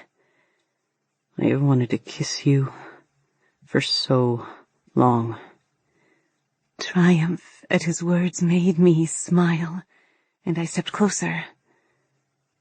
I want you to kiss me too, I whispered, rising onto my tiptoes. I've wanted it. There was a flash of his white teeth before he crushed his lips to mine. His fingers threaded into my hair, and his other hand dropped to my waist to pull me tight against him. I gripped his arms, drowning in him. His kiss turned tender, small brushes of his lips against mine, and then across my jawline and down my neck. I tilted my head back, and I worked my hands up toward his hood. I wanted to run my fingers through his hair and pull his head down to me. I wanted to wrap myself around him and feel his heartbeat. I wanted to be as close to Tyr as possible for as long as I could. For as long as he'd let me. I whispered his name, and he pressed his lips to mine. The tender kisses turned desperate, my heart pounding with increased fervor. He nipped my lower lip, and I moaned. Rin. I wasn't a fool. He'd given me no promise he'd join me. If the rebels saved me, I may never see him again. A pounding pressure seized my heart, and I broke off the savage kiss, panting. My passion fled, as reality of what would happen when I left doused me. Looking down at where my hands dug into his forearms, I clung to hope. Tyr, I can't leave without you. I choked and stumbled over the words, and my body started shaking. I'm not leaving without you, I said in a stronger voice. I'll wait until you can get out. He shook his head, and the silence stretched. My hope waned. And then I saw a droplet appear beneath the shadow of his hood. I lifted a finger to catch it and then leaned up on tiptoes to kiss where the tear had been. His skin was warm under my lips. I would not abandon him. I'm not leaving without you. Loud, running footsteps echoed down the hall. We'd missed them in our fear-filled embrace. Tyr lifted his head and then thrust me back, spinning on the spot, and disappeared into thin air. I gaped at the spot he'd been. I'd already suspected he was Drewman, but now I knew for sure. I should feel betrayed, but if Tyr was a Drewman, I could understand why he hadn't told me. The door was thrown open behind me, and I whirled as a panting Jotun stalked into the room. His eyes were bright, and his face lit with eager anticipation. He smiled, a cruel jeer showing yellow-white in the shadows. I shoved aside the most recent groundbreaking revelation and told myself to focus on the man here to bring me pain. Days. Tyr said the rebels would be here in days. I couldn't screw this up. I couldn't give anything away. In only a few days they'd come get me in the fields. But I did have something over Jotun. I straightened and said, "You can't harm me. The king has ordered it." Jotun stopped in his tracks. I celebrated my victory, but didn't press him further. Oh, but I wanted to. Jotun, remember that time the king hit you and you whimpered like an animal? Remember the other day when Lord Eric, the guy you hate who also happens to be your dad, gave you the biggest butt-whipping of all time? Jotun, your face is like a masticated, spat-out piece of grisly meat. I smiled at my witty inner dialogue, shrieking in surprised fright a second later when Jotun roared and charged at me. I glanced down, picked up the chamber pot, and swung with all my might. No one was more surprised than I when it connected with his head. Jotun's eyes widened, then rolled back in his head, and he hit the ground like a sack of rotten spuds.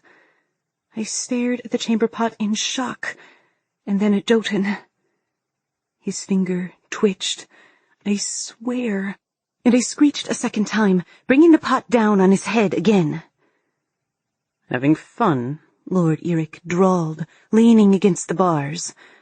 I jumped and moved away from Jotun, but the Drae just snorted, eyeing the chamber pot in my hands.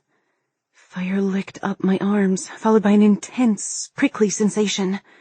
I dropped the pot and scratched at my suddenly itchy forearms. My fingertips encountered a row of smooth, rolling bumps. What the hey?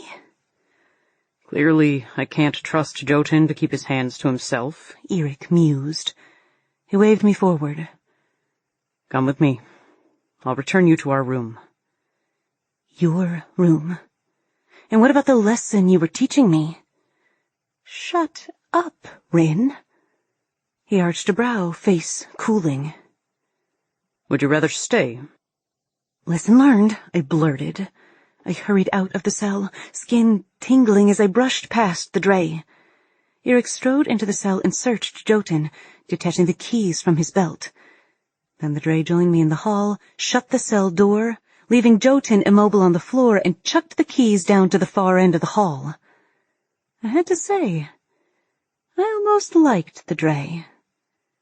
I tried to peer into Ty's cell as we passed, but Eric placed me on his other side and hustled us down the hall. My arms itched again, and I traced the bumps in the darkness, wondering what they could be. My heart rate began to slow, and I let out a short laugh. I had just beat up Jotun. I was going to be in a world of pain if he ever got a hold of me alone again, but Drac, had it been worth it to see his twin moons go out like a dampened fire. It made me see how far I had come since my first introduction to the dungeon. Perhaps the bargaining chip I now had gave me power. But I no longer felt like the shredded girl who would only do what was necessary. I didn't feel like I would crawl anymore, at least around Jotun. I couldn't speak for the cold terror the king still instilled in me.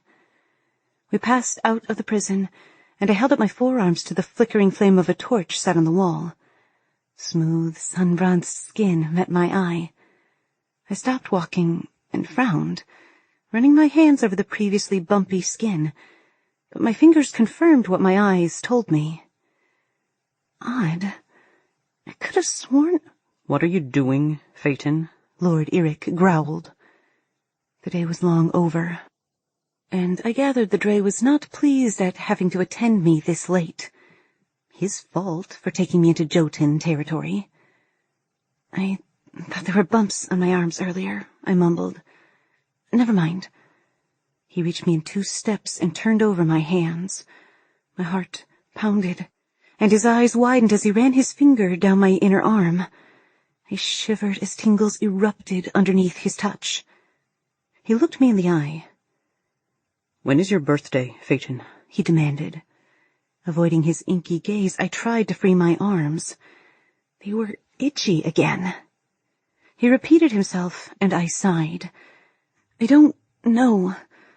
I don't even know what month it is. His eyes shifted reptilian again, and black scales dusted across the bridge of his nose. Lunar 12, day 9. That meant nearly 3 months had passed since my capture. In a little over a week, I brightened. I loved birthdays, though as I glanced around, my insides twisted. This year might not live up to past years. Eric let go and grumbled under his breath in his freaky Drae language. I brought my arms up. Smooth skin. I shook my head and started after the moody Drae. I guessed his broodiness was my fault. Again. This man had serious anger problems. Still, I only had to deal with him for another handful of days. My stomach churned at the thought, and I wasn't sure what to make of the tumult I felt. Over the months, I discovered Lord Eric was not at all what he seemed. Though what he was, I still had no idea. It's why I couldn't like him. He was still playing a game with the king. Putting one foot in front of the other, I steadied myself for the days ahead. I hoped Cal and Dieter had something great planned to outwit the king's Drae, because it was going to take a lot more to win than sneaking up to talk to me in a vineyard. Hope quivered within like an arrow waiting to be loosed from the bow. But if the rebels' plan worked, maybe I'd have a dungeon-free birthday after all. Chapter 26. As we marched up the stairs to his room, my mind whirled. By now, after nearly 3 months in the castle, I knew the routine. Bath, dinner, bed. Eric was a stickler for routine and cleanliness, just like Mum, except now I knew why they were sticklers for cleanliness. Jotun and his drewmen continued lurking outside my official room, and Eric wouldn't leave me to their mercy there, thank the moons. So this was my unofficial room. A fact I'm sure the king was well aware of, seeing as the guards had delivered missives here on several occasions. I followed Lord Eric inside, dreaming of the steaming bathwater I'd be soaking in soon. 2 nice things about the Drae's rooms. I got to bathe, and the food was yum. I slept on the couch. Or at least I started each night on the couch. Something in my body or brain would click off after falling asleep, and a thread of insanity made me climb into his bed. I liked to think my affinity for his bed was the softness of his blankets. After the same thing happened several nights in a row, he told me it would be easier if I just started there and he slept on the couch. That way he didn't have to move to avoid my bumbling sleepwalks. So I guess there were 3 good things. I'd bumped the king's Drae out of his own bed. I was a force to be reckoned with. Go bathe, he grumbled as we stepped in the door. He crossed to the tray and lifted the top to inspect our supper. I shifted from foot to foot. Normally, he went to the washroom first to heat the bath the servants had already filled.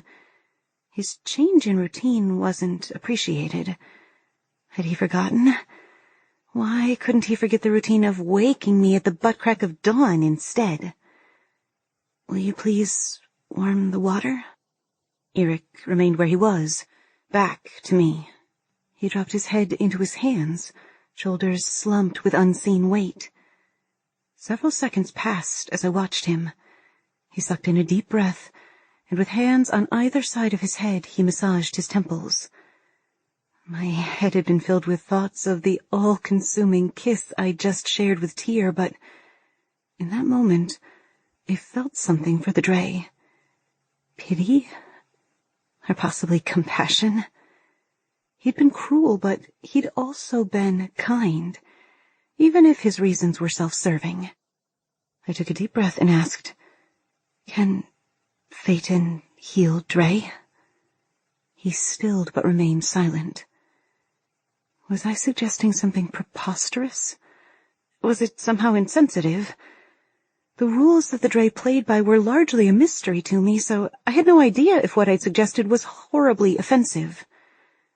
Look, I'm not being a jerk. Not this time. I want to know if I can help you. You've done some nice things, and I wrung my hands, then clasped them to prevent any more dirt falling to the floor. Maybe I was a mud lady. Anyway, if I can do something to help, I feel like I owe you. And don't worry about the bath.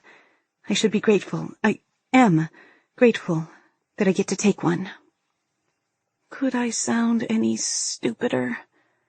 I shook my head and hurried to the washroom.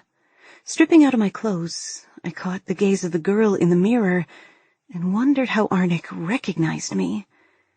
I didn't even recognize myself. I pulled the tie out, and my silver hair tumbled past my shoulders. Wide violet eyes, framed with thick, dark lashes, blinked back at me. My skin was still pale, but more like the first blush of tan on toasted meringue. As if the thought of food had called it, my stomach growled. I looked at the stacks of soaps lining the counter and selected one of my favorites, lavender and mint, and slid into the tub. The water was cooler than I was used to, but not unpleasant. I made quick use of my time and had just wrapped a towel around me when Eric tapped on the door. "You need to eat," he said. The reflection in the mirror said I had been eating. Enough, so my body didn't have that cachectic famine look anymore. "I'll be right out," I hollered, and pulled on my shift and hose. I ran my fingers through my damp hair and opened the door, but I pulled up short. Eric blocked my path. I peered up at him. The confusion marring his features had my stomach twisting in knots. "What's wrong?" I asked. He schooled his expression and pointed at the table. "Your supper is ready." Lord Eric was officially weirding me out, which was saying a lot because I was pretty sure weirding wasn't a word. I was inventing words because my vocabulary had no words for him. "I thought supper was ready when we came in." I raised my brows and continued down the pathway of insanity I was quickly growing accustomed to. Just like every night. I closed my eyes and bit my tongue to stop my sarcastic comments. "I'm sorry. I don't know what it is about you that makes me say those things." He chuckled, and the sound stroked my frayed nerves. "At least I always know where I stand with you." Really? Because he confused the ever-living life out of me. He stepped back from the doorway, and I inched past him, every nerve attuned to his proximity. When he stepped into the washroom and closed the door, I sighed with relief and crossed the large empty expanse to the couch and table. I stared at the high ceiling, trying to collect my thoughts. When that proved useless, I turned my attention to supper. My silver platter was laden with food. A large roast of meat, sliced thick and still pink in the center, sat in the middle, surrounded by roasted potatoes the size of my thumb. Yeah, I'm pretty sure those weren't grown by me and my Phaeton powers. They were way too small. A small dish of Brussels sprouts fried with bacon and a small basket of yeast rolls competed for my attention. My mouth watered as I looked for my plate. Only there wasn't one. There was one set of silverware, and one mug for the flagon of nectar, which meant he'd intended to leave me in the dungeon all night. "Why aren't you eating?" he growled, coming out of the washroom not long after, his liquid black hair still glistening with water. He held a towel in his hands and was drying his muscular chest and torso.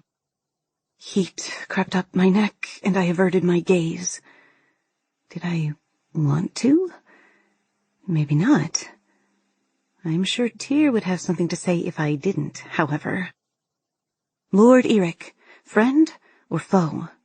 The Drae, damned or demented? The kings first, by intention or by accident? "Why do you keep saving me?" I asked, glancing back. He crossed the room to the wardrobe, picked a black akaton from a row of black akatons, and pulled it over his head. It must be so hard for him to decide what to wear each morning. After fastening the ties, he faced me. His dark gaze pinned me to the soft cushions. Several seconds of silence hung in the air around us, but I was determined to not add anything else to my question. I wanted his answer. I wanted to know something about the Drae. You continually need saving, he said flatly. Instead of coming to share the food, he went to the bed and perched on the edge. He threw me a dark scowl. If you don't start eating, I'm going to come over there. That's rich, I laughed. In one breath, you tell me you continually have to save me, and in the next, you threaten me. I picked up the fork, speared a glistening sprout, and popped it in my mouth. I would miss the food when I left. Waving the silver utensil in the direction of Lord Broody Drae, I said, I wish you would make sense. Just once. I sliced into the piece of meat and dipped it in a creamy white concoction on the tray. I sniffed at the sauce, which had a pungent peppery smell, and took a tentative bite. The richness of the meat and the sauce married perfectly in my mouth. My entire world became the tray for a few minutes, but after several bites in silence, I looked up to see Eric watching me. Still. Creeper.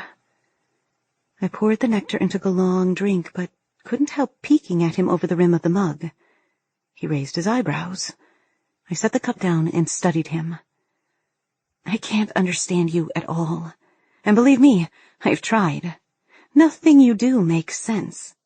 You said you wanted me to learn a lesson in the dungeon, which I assumed would mean Jotun.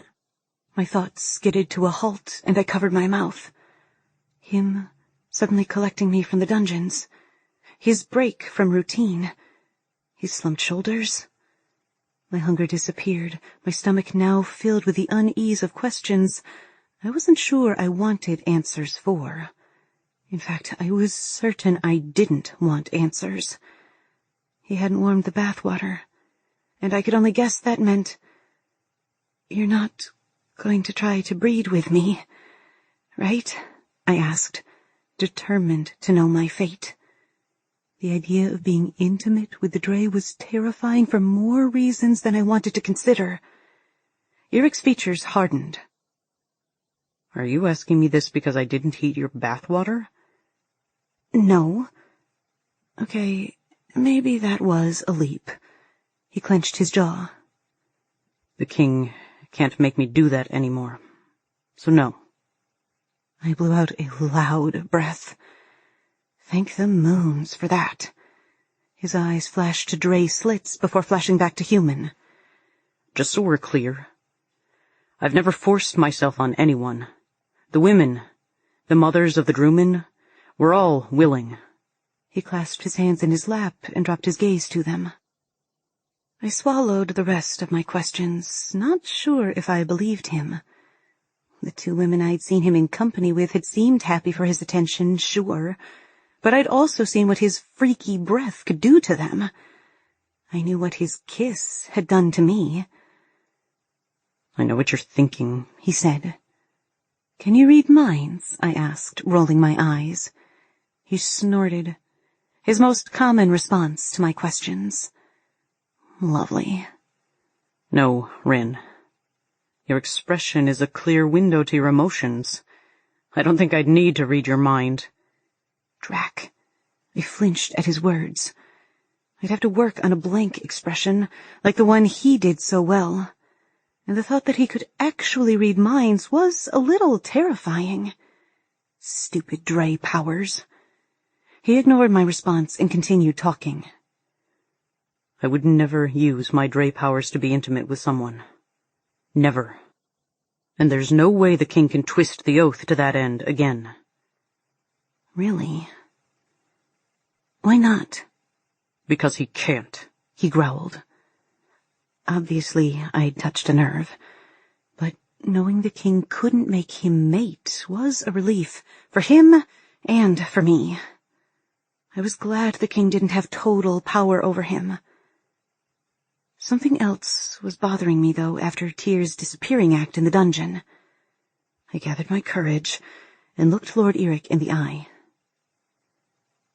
Is Tyr your son? Waves of emotions crossed his face. frustration, sadness, anger, before he slipped his features into the flat expression he wore most. No, he is not. I'd learned more this evening than all the weeks of working outside with him. He ran his hand over the soft comforter on the bed, and his mask slipped. He closed his eyes and took slow, deep breaths. His pain and weariness hung in a cloud around him, drifting all the way to the other side of the room, to me. Maybe I wasn't the cause of his current heartache. Maybe his anguish wasn't my fault. But I was certainly adding to it. I'd seen enough over the weeks to know that while Eric was bound to the king, the Drae was not aligned with the brutality of Virald's monarch. I meant what I said. If I can heal you, if there is a way for me to help you, I will. I scratched my wrist, the itching from before returning with pruritic fire. Eric shook his head. You don't know what you're offering. His gaze dropped to my hands. I stopped scratching and looked down at my wrist. My fair skin looked normal, but I ran my finger over the rough patch. Do you know what's causing this? Did I get some funky disease down in the dungeon? If I did, I would have thought my fate and powers would heal it. He said nothing, and I fixed him with a pointed look. Do you know how to make it better? I'm not certain what it means, but I can assure you it's not a disease. You might find that the nectar helps. He sighed, a tired and melancholy sound. But it might make it worse, too. I don't have a better answer for you. Why do you say it like that? If it's not nectar, what's it called? It wasn't like I was all privy to the Drae's language. Lord Eric chuckled. You can call it whatever you want, Rin. Okay. I poured another mug of nectar and sipped at it. The sweetness brought a diffusion of tranquility with it. I dipped my finger in the clear liquid and rubbed it on the rough patch of skin on my wrist. The itching melted away. Hey, I said, smiling with the relief of my discomfort. You were right. He stood. If you're done eating, we should get some sleep. Tomorrow will be another long day. Why don't you take the bed? I asked, lying down on the long couch. You look like you need it more than I do. He quirked a brow. Do you mind if I have some supper? I blushed, stood, and hefted the tray with both hands. Sorry, I mumbled. Here you go. I carried the tray halfway across the room where he met me. Our hands brushed as we transferred possession of the heavy platter. He quickly adjusted it so he held it underneath by one hand. You didn't eat very much. Are you sure you don't want anything else on the tray? With the other hand, he grabbed the flagon of nectar and held it out to me. You might want this close by in case your skin disease comes back. Hey, you said it wasn't a disease, I shot back. I accepted the flagon, grabbed a roll to nibble on, and then went back to the couch, feeling his gaze on me. When he was done eating, Eric extinguished the lights and opened the panels to the night. He drew near, and I watched him in the dark, my heart pounding. He pulled a blanket out of a drawer of the wardrobe and dropped it on my feet. Seconds later, the bed groaned and sank under his weight. I'd been waiting for this. The obscurity of night bolstered my courage, and I asked my last question in a whisper. How can I use my fate and powers to heal a person? I knew from my mother's tales that the Phaetons of old could do this, though they were probably much stronger than I was. She never told me how, and I wondered if she knew. He blew out a slow breath before he answered. How do you heal the land, Rin? I spit, bled, and sweat on it. Was he saying I had to put that on a person? Sick. Hey, but if a Phaeton is supposed to heal stuff, why is their blood lethal to Drae? Phaeton are life, and Drae are death. We're able to kill each other. It ensures balance in the realm. I thought about it. But my blood doesn't work on you. He chuckled. Apparently not. I thought you were offering to heal me. Drac. Yes, sorry. So I can heal you, even though you're Drae? Perhaps. I have no idea. I doubt it would harm me, seeing as your blood didn't. Do I have to sweat on you? The idea of running around and wiping my sweat on Eric was immensely funny. Then another thought made me laugh out loud. Or spit on you? I pulled the blanket up over my mouth as I snickered with the thought. Pretty sure he wasn't going to let that happen. Ever. I would have to ingest it, he said, his voice as dark as our room. Ew. You would have to lick my sweaty body? That was disgusting. Like, seriously. Then my mind actually went there, and I shivered. But you kissed me before. You would have to be willing to heal me, he said roughly. I can't take it from you. If I stole another kiss, I wouldn't be healed unless you're willing it to happen at that moment. Otherwise, Phaeton would have always been enslaved by man, right? But the plants in my cell grew, and I wasn't willing them to grow. I just cried or bled on the seeds. I don't know. I'm Drae, he said, his voice tight with frustration. My education is limited. I've told you what I know. I snuggled under my blanket with a yawn. I'd pushed him far enough. Sorry, I murmured. Then, more quietly to myself, I added, no need to get your Akaton in a twist. The wind blew, and clouds skittered past the first of our twin moons. I sighed as the night brushed over me, absently scratching at my forearm. The night air up on the top of the King's Mountain was much cooler than in the valley, and I wished Eric's room had a fireplace. Are you warm enough? He asked. Do you need another blanket? I yawned again, but my muscles bunched with the cold. Is there another? It's really cold with the panels open, but I don't want you to close them. The bed creaked, but he moved silently across the room, nothing more than a silhouette of darkness. The wardrobe opened, and seconds later a warm blanket settled over me, followed by a third blanket which effectively trapped the warmth. I sighed and stretched out beneath the covers. Thank you. With the shadows reassuring me, and the heaviness of the blankets warming me, I fell into a dreamless slumber. Chapter 27.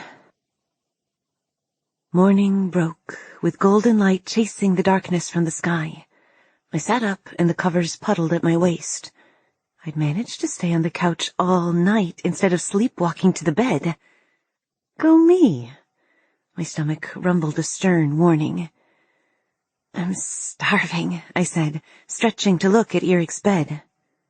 The Drae was gone. I tugged a blanket back over my shoulders as I rose to sitting, and saw another silver tray on the table. Hopeful, I yanked the lid off. The smells wafted on the air, and I attacked the food with an intensity no one would be proud of. After eating and going through my morning routine, I sat back on the couch to await the Drae. I didn't have to wait long. Eric roared from outside on his approach, and I ran to the corner of the parapet to watch him land. Only he didn't. He beat his wings and hovered near the edge of his room. Am I in your way? I asked, ready to duck back inside if he nodded. Could he nod as a Drae? Or did it make him all reptilian when he was in that form? He tilted his head at me, and I wondered what he was trying to say. But then I remembered I'd felt his thoughts before. I reached and held my hand out, waiting to see if he would let me touch him. Eric inched to the side and brushed my hand against the smooth onyx scales. Come.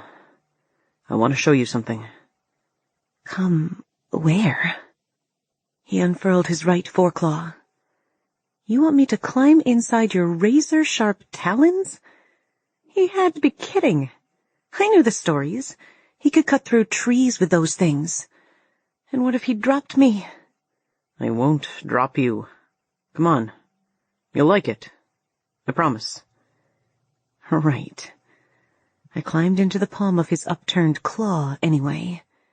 He tucked his wings when I was sitting cross-legged in his claw, and then we dropped. The air blew over me, warming as we descended into the valley. He spread his wings, and we soared. The last flight with the Drae had been short-lived, but thrilling nonetheless. This one was magnificent. We flew over Verald, and as we circled the king's quota fields, I saw patches of lush green there now. That's you. You're doing that. Eric spoke in my mind. I couldn't help the grin spreading across my face. I clambered up and stretched, standing on my tiptoes to stare through his curved talons at the beauty I'd brought to Verald. We flew in a circle from zone to zone. Everyone I'd visited was flourishing. We soared higher. There was still so much barren brown. Occasionally I'd spot a garden or a cluster of gardens that held the same verdant qualities of the quota fields. I rested my cheek on his scaly hand, and when Eric dropped lower, I recognized the homes Mum had taken me to help her move dirt. I swallowed back the fierce burning in my throat. It's right that you miss her. She lied to me about everything. What did he know? My heart ached for her, and at the same time, I felt the sting of betrayal. She made you kill her. Perhaps not for the reasons you think. I wasn't an idiot. I know it was to protect me, but she still lied. I don't even know if she was my real mother. I felt hurt and betrayed still, but mostly, I felt sad. I wanted to talk to her about what was going on. I wanted to hear her laugh. I wanted her wisdom. You know she loved you. That should be enough for now. For now? He didn't answer, and all too soon we turned back toward the castle. As we got closer, I saw horses lining up far below, the silent Drewmen and their navy akatons leading them. Between the horses, a single carriage sat awaiting its occupant, door open and ready. One of the horses nickered, drawing my attention, and a Drewman sheathed a wicked blade in his scabbard next to the war horse. Pressing my hands to Eric's Drae skin, I asked, "Where are they going?" Eric shielded me from his thoughts by closing the folding panels in his room so no one could see into his private quarters. Only he was shutting me out. "Where are they going?" I thought at him, feeling a little foolish. We dove toward the courtyard, and my breath caught in my chest. His muscles bunched and twitched, and I closed my eyes, tensing for the bone-crushing impact. Then I was falling. The bloody Drae had dropped me. I was pummeling toward my death. I opened my mouth to scream, but my voice was trapped. My heart pounded, and I berated myself for ever trusting him. Eric was the enemy, and this was probably just some form of... I opened my eyes in time to see Lord Eric snap into his human form as he hit the ground in a roll. Before I could blink, he was up and running. I crashed into him, and he absorbed my force as we fell to the stone path. I lay sprawled on top of him, panting to catch my breath. "You need to work on your passenger landings." He pulled me up next to him. Be brave today. I turned to him with a jerk of my head, but his chiseled features were cold, and my questions never left my mouth. Lord Eric, Irdelron drawled. Your timing is impeccable. I noticed you flying this morning. Is everything in motion? Yes, my liege, the Drae said, inclining his head. Excellent. And my dear Phaeton, your efforts are coming along nicely. King Irdelron smiled as though his compliment were sincere, but the gleam in his eye said otherwise. He waved his hand, beckoning someone. I've asked Jotun to accompany you to the fields today. The two of you are already well acquainted, so I expect you will be productive in his company." Dread filled my soul, and my knees trembled. Jotun was going to kill me for knocking him out with my chamber pot. I looked around in a panic as my torturer advanced, grinning and carrying a whip. Eric was drinking from a water skin, ignoring me. The king turned away and barked orders at another guard. Eric stepped between Jotun and me, facing the Drewman. "If you kill her, she'll be no use to the king or the land. Not that you care, or are compelled to listen to me anymore, but Irdelron will be livid. Who do you think he values more out of the two of you?" He turned to me and shoved the water skin at me. "Don't forget to drink while you're out there. You need to be able to spit, Phaeton." I narrowed my eyes at him, unsure if there was a hidden meaning in his words. Maybe he was just giving me the water skin. The Drewmen mounted their horses, and Irdelron yelled something to Eric that made the Drae's earlier words clear, and my mouth go dry. "Let's go, my Drae," the king said. "It's time to hunt our enemies." No. They were hunting the rebels? Why now? Blood drained from my face, leaving a buzzing sensation behind. Why did this happen when I was so close to freedom? Eric turned to me, and then away as he stood apart to shift into his Drae form. Jotun ushered me in the opposite direction, but I kept twisting to look behind me until Eric's black form was out of sight. Jotun hadn't touched me while Eric was still in view, but the crack of leather announced Jotun's confidence that the Drae was now far enough away. The sting of the leather strip ripped through my thin shift and into the skin on my back. Hate was not a strong enough word for what I felt. Jotun grabbed my arm and yanked me forward on the road toward the next field. As soon as I recognized our path, I wrenched free from his grip. He rewarded me with another lashing, but the sting of the whip was worth it to have him not touching me. As I walked across the blackened ground of Zone 7, I wished Eric would burn Jotun to a crisp. I loved to see his face shriveled and scorched from the Drae's fire.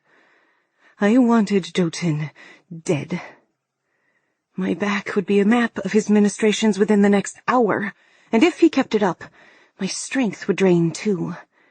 If the rebels came for me today, I had to be ready to run and have the energy to fight.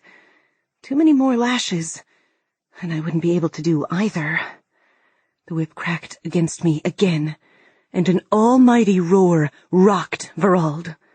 Jotun raised the whip for another go, but he blanched and swung about, searching the skies. Courage swelled with the sound of the Drae, and I couldn't help gloating. "You know Eric will find out, Jotun," I said. "If not Eric, I will be sure to tell the king about your mistreatment later. You can flame me now, but you'll be dead by sunrise if you keep at it." His face twisted, and I crossed my arms over my face as he whipped me again. "The threat was worth a shot. You must be a bit sour over the chamber pot thing. Maybe I'd try the garden hoe trick on him and see if it worked." Ever since my being a Phaeton was revealed, Jotun had taken extra precautions not to come in contact with my blood. It's probably why he was using the whip and not his gloved fists. We turned right as we reached the vineyards and entered the infertile fields of Zone 8 for the day. I took off my boots and socks and squished my toes into the ground. Carrots. The answer came to me unbidden. Sure enough, a quick search confirmed there were a few green and yellow carrot tops scattered about the pale dirt. The fronds were limp and weak. I set to work, going between the nearest water source, which was a well between the two zones, and the quota field I was working on today. Jotun stood halfway in the middle of the 6 fields I had to lug water between, monitoring any progress. When I had to pass him, I gave him a wide berth. The king had taken all my usual helpers, and by the time the sun was high in the sky, I'd only watered a third of the fields with my Phaeton juice super fertilizer because of the distance to the well. Whenever I bent down to fill another bucket with water, I cast my gaze over the surrounding rolling hills, searching for my friends, wishing for my escape. How would Cal do it? When would he do it?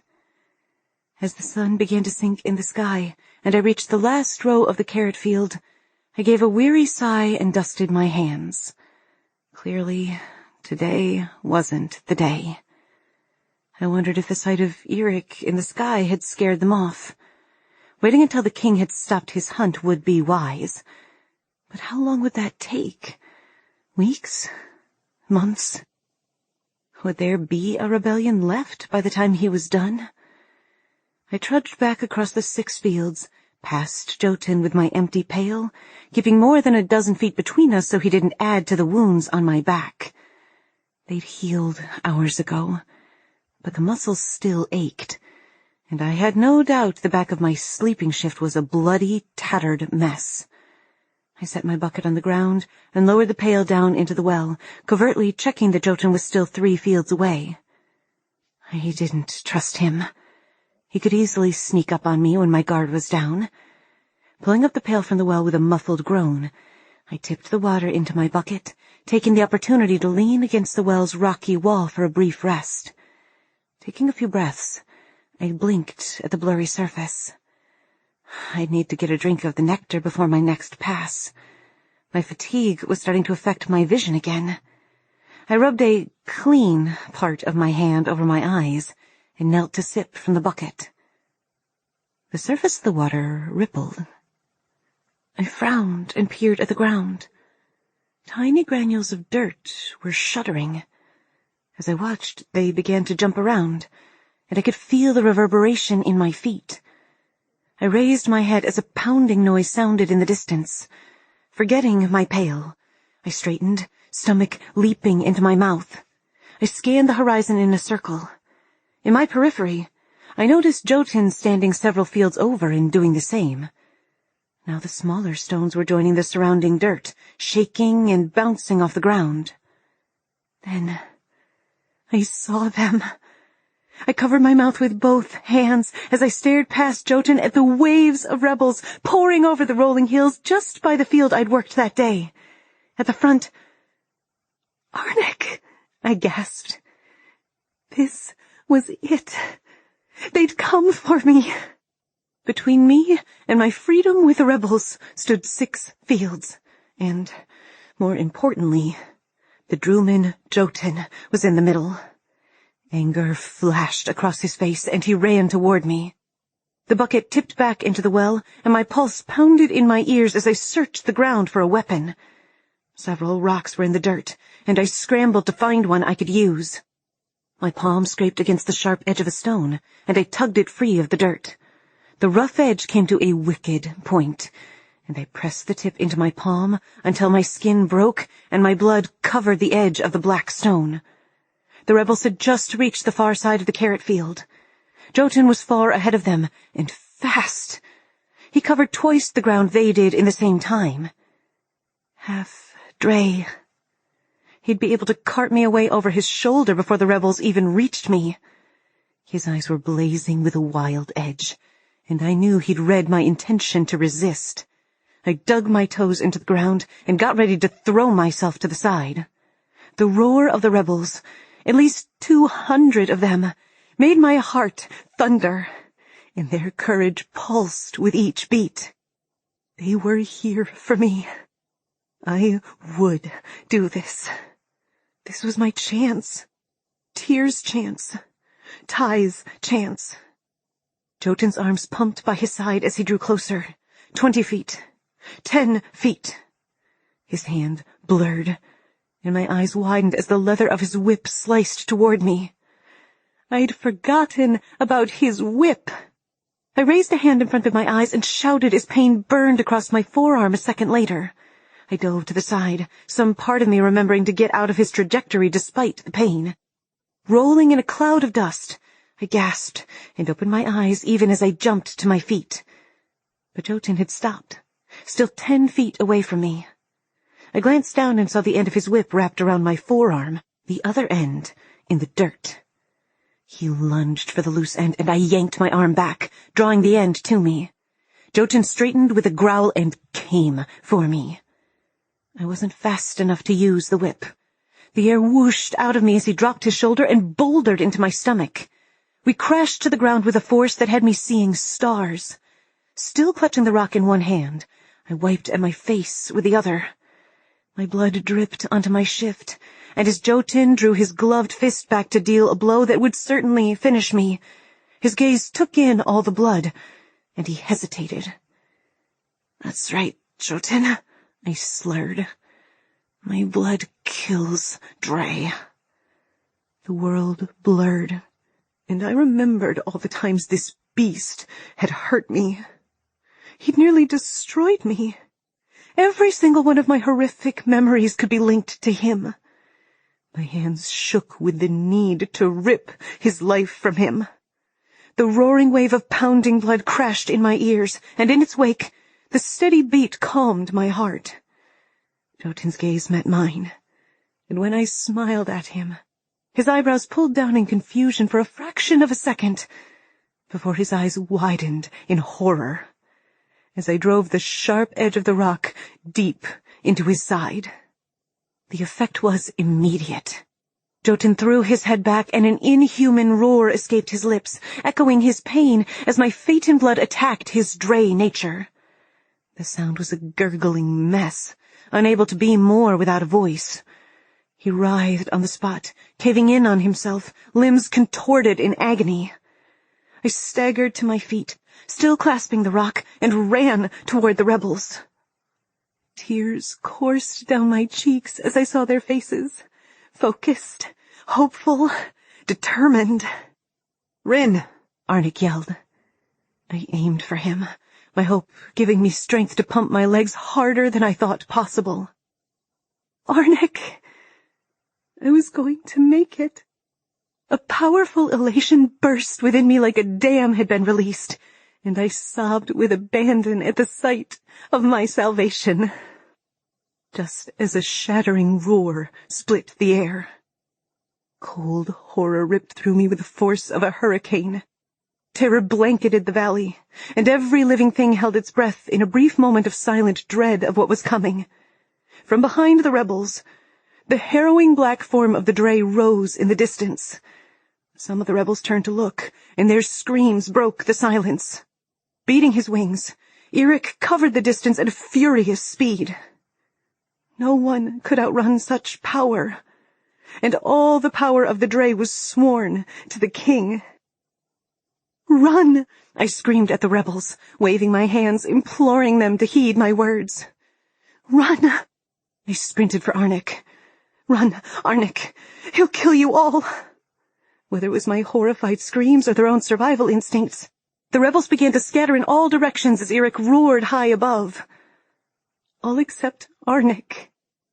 My chest burned for air as I sped toward him, panic propelling me faster than I'd ever moved before.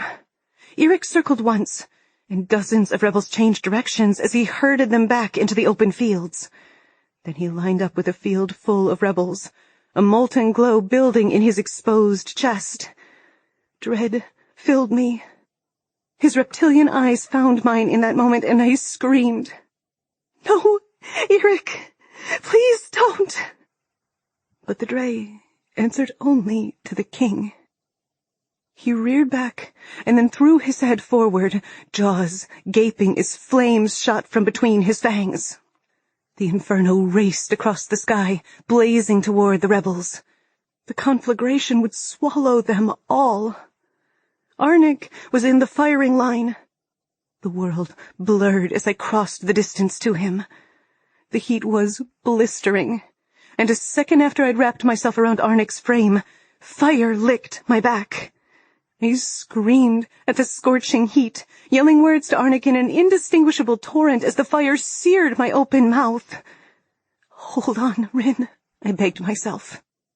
I had to hold on. As consciousness slipped from my grasp, I rested my head against the back of Arnik's neck. He'd always been my friend. Would I ever see him again? Then darkness filled my vision, and I crumpled into his arms. "Hold on," a familiar voice whispered.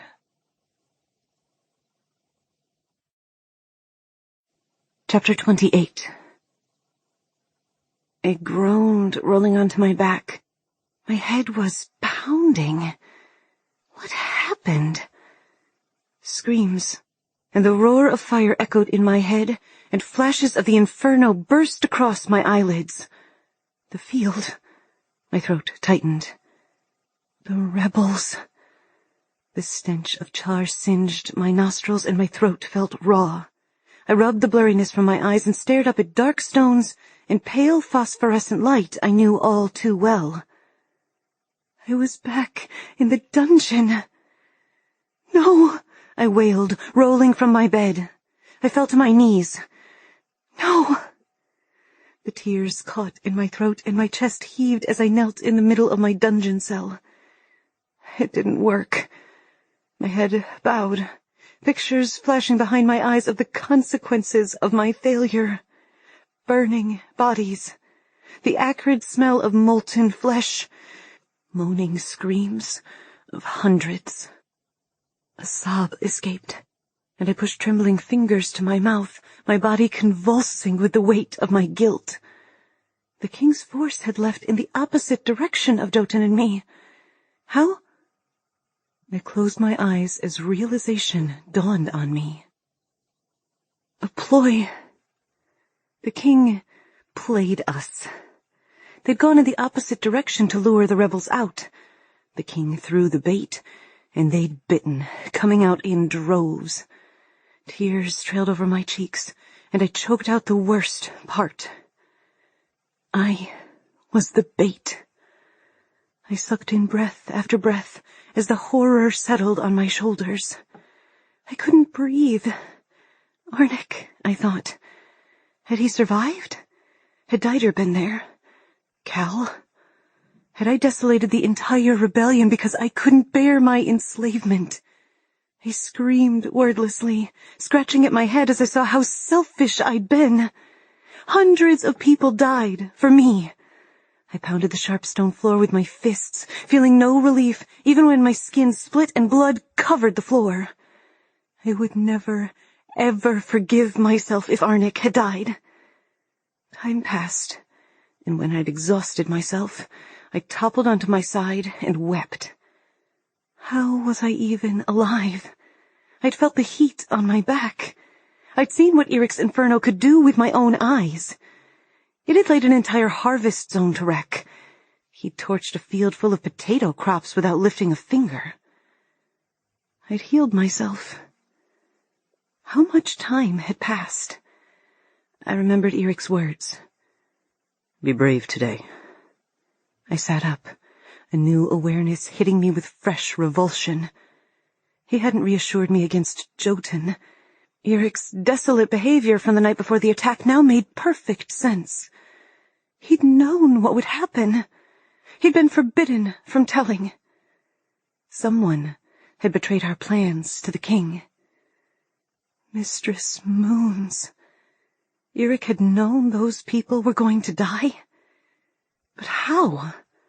There were only 3 people here, me, Ty, and Tyr. My heart couldn't allow either of them to be the traitor. But I knew what happened to people in the torture room. I knew the strongest resolutions could be shattered under the right duress. I hadn't shared, which only left them. Had Tyr betrayed what lay between us to be free of whatever tethered him here? Or had Ty betrayed our friendship to secure his release from the dungeons at last? Or was it possible one of Cal's force was a traitor? Maybe. That would be equally despairing, but less heartbreaking for me. Ty, I called out. He wasn't here. He wouldn't have listened from afar as I screamed and pounded the ground until I bled. Why wasn't he here? I sank to the mattress and remembered all the times Ty had been gone in the past, disappearing and reappearing to no routine. Jotun comes for me fortnightly, he'd said. But was that true? I had no idea, but my head told me it couldn't be. My mind scrambled for more details. He'd had such an in-depth knowledge about the castle, the Drewmen, Eric's oath. Another possibility came to me, one I hadn't contemplated since the first time Ty spoke to me. Was Ty planted here to get information from me? I dug my palms into my eyes. I'd fallen for it. He'd mentioned Cal, and I'd tripped over my feet in my haste to tell him everything. I'd ruined my own chances of escape. Tyr was probably being tortured as I sat here in this decaying prison. Fresh tears leaked from my eyes. Tyr, I'm so sorry. I hoped he'd gotten away. How could I have been so stupid? I killed those people. Whether through my selfishness or my idiocy, I killed them. The door creaked open down the hall, but I didn't budge. I stared at the far wall as shocked numbness settled over me. Madeline had told me to find my corner of strength, but the corner I found early on, the corner full of my people who gave me strength to fight, that corner was gone. I couldn't feel it anymore. "You've been summoned before the king," Eric said. His voice was devoid of emotion, but his dark eyes were haunted. I stood mechanically and moved to the front of the cell. Lord Eric pushed open the door and let me through. I blinked to break our shared gaze and began walking down the hall. He'd been beaten. The king's Drae. His face was still mottled with bruises, and he was limping. It had to have taken a force of epic proportions to inflict so much damage on him. I knew the rebels didn't have a chance to get to him, so the king was the culprit. Why? What had Eric done afterward? How long was I out? I asked in a strange, faraway voice. I told myself it didn't matter. Nothing mattered. I could see the broken girl, and I wanted her to have relief at last. His reply was hoarse. 3 days. As I shuffled after him, I said nothing more, and neither did he. We walked all the way to the throne room in silence, up the stairs, past the 2 lines of guards, which I now knew were Drewmen, through the foyer, into the double doors. I couldn't look at Eric. I couldn't look at anyone.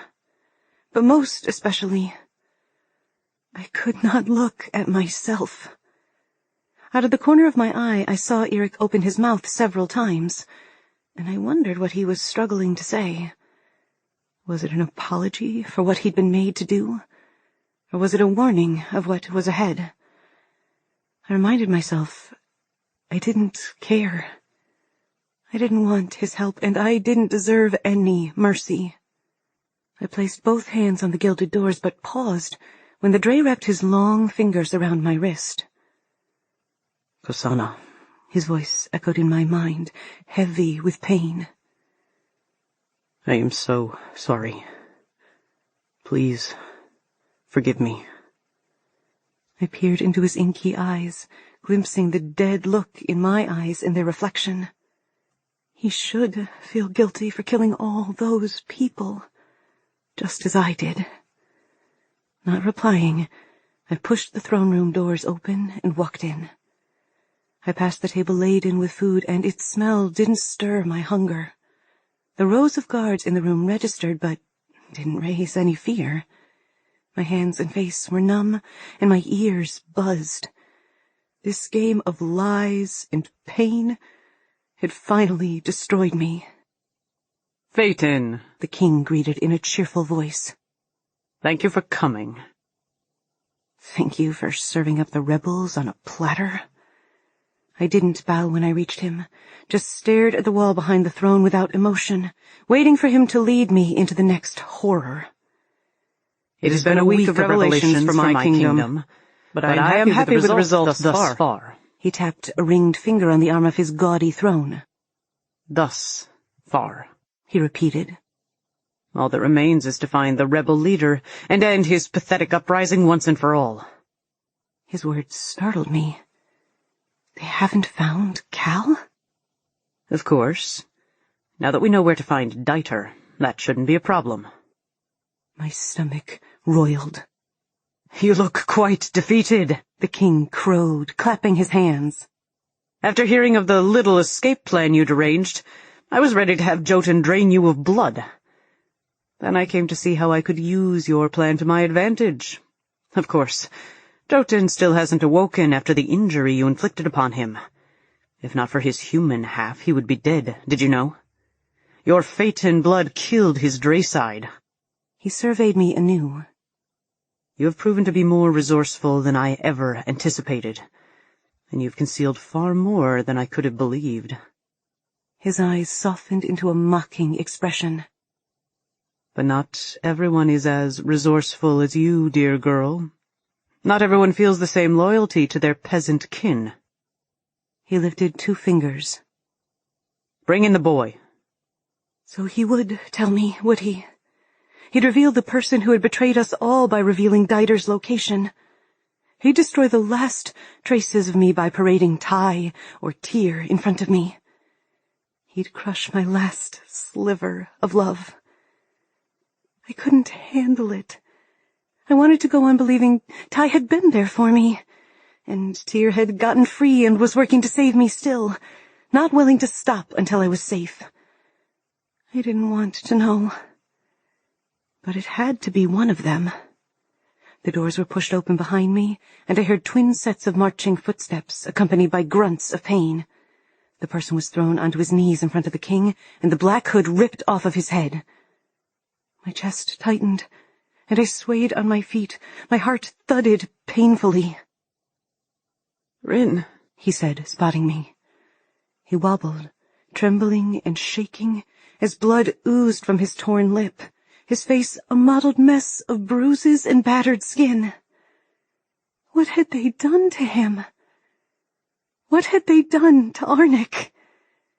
I lifted my eyes to the king's. A cruel smile danced across his lips. He held a ringed finger just underneath it on one side. "Not who you were expecting, dear Phaeton?" Arnik groaned, and one of the Druman guards kicked him savagely to the ground. The king stood and sauntered from the dais, radiating triumph. He glanced toward Arnik, then faced me. "Your friend has been most accommodating," he said. "We have a number of locations and names that we didn't before. But he doesn't seem to know where the mysterious Cal is." "I don't know where he is," Arnik mumbled mindlessly, as blood dripped from his chin to the ground. The king bent over and patted his cheek. "No, I don't believe you do." He straightened. "You're quite useless to me now." He stepped away from Arnik with a gleam in his eye. "Eric, at your hand." My knees shook. "No," I whispered as Eric moved toward Arnik. "No, Eric, please." The king laughed. "Why are you pleading with him, Phaeton? He answers to me and only me." "I'll do anything," I screamed at the king. He laughed harder. "You already will, dear girl. You already will." I sobbed, crying in fear for what I knew would come. Through my tears, I could see Arnik crying too. I tried to reach him, but 2 Druman forced me to kneeling. Arnik lifted his head, turning his face toward me, his swollen eyes barely open. Could he even see me? "Did you ever wonder about us, Rinny?" he asked, choking on my name. "Did you ever think of us, married, with children?" He shook as if he knew Lord Eric was nearing him. I brushed away my tears, nodding. A long time ago, but I had thought it many times back then.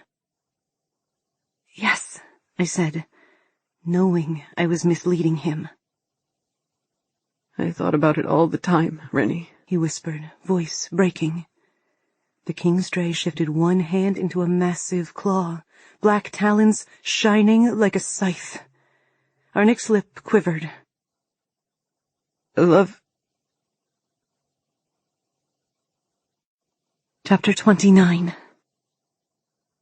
I screamed and closed my eyes as Arnik's head slid from his body and hit the throne room floor with a wet thud.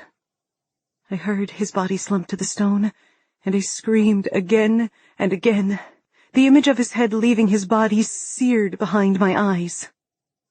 "Shut her up," the king boomed. Lord Eric was back with me, his now human hand over my mouth.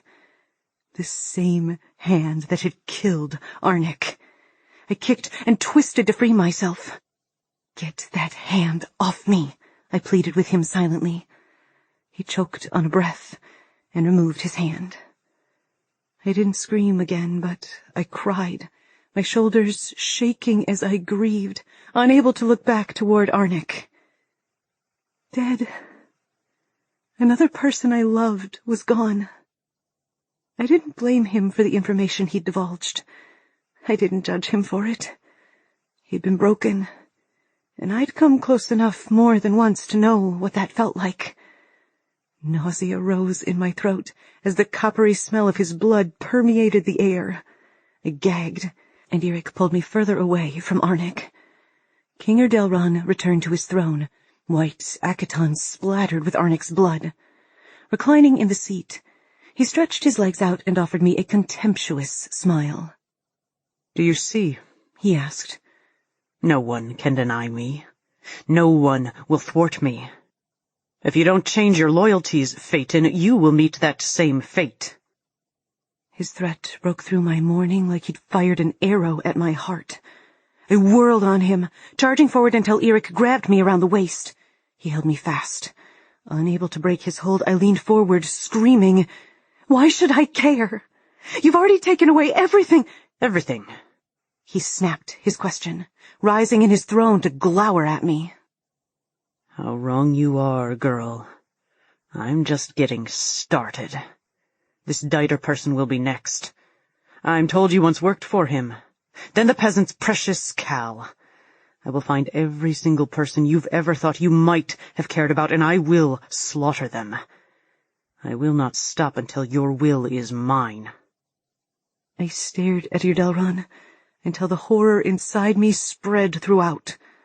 Before, I'd been numb, but now, with my future laid before me, I broke. Racking sobs tore through my chest, and I made no attempt to stop them. The king already knew how much he'd hurt me.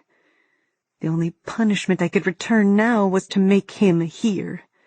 I sank to the floor and bowed to the power of my grief. "Take her away," Erdelron barked. "I'm weary of her incessant cries."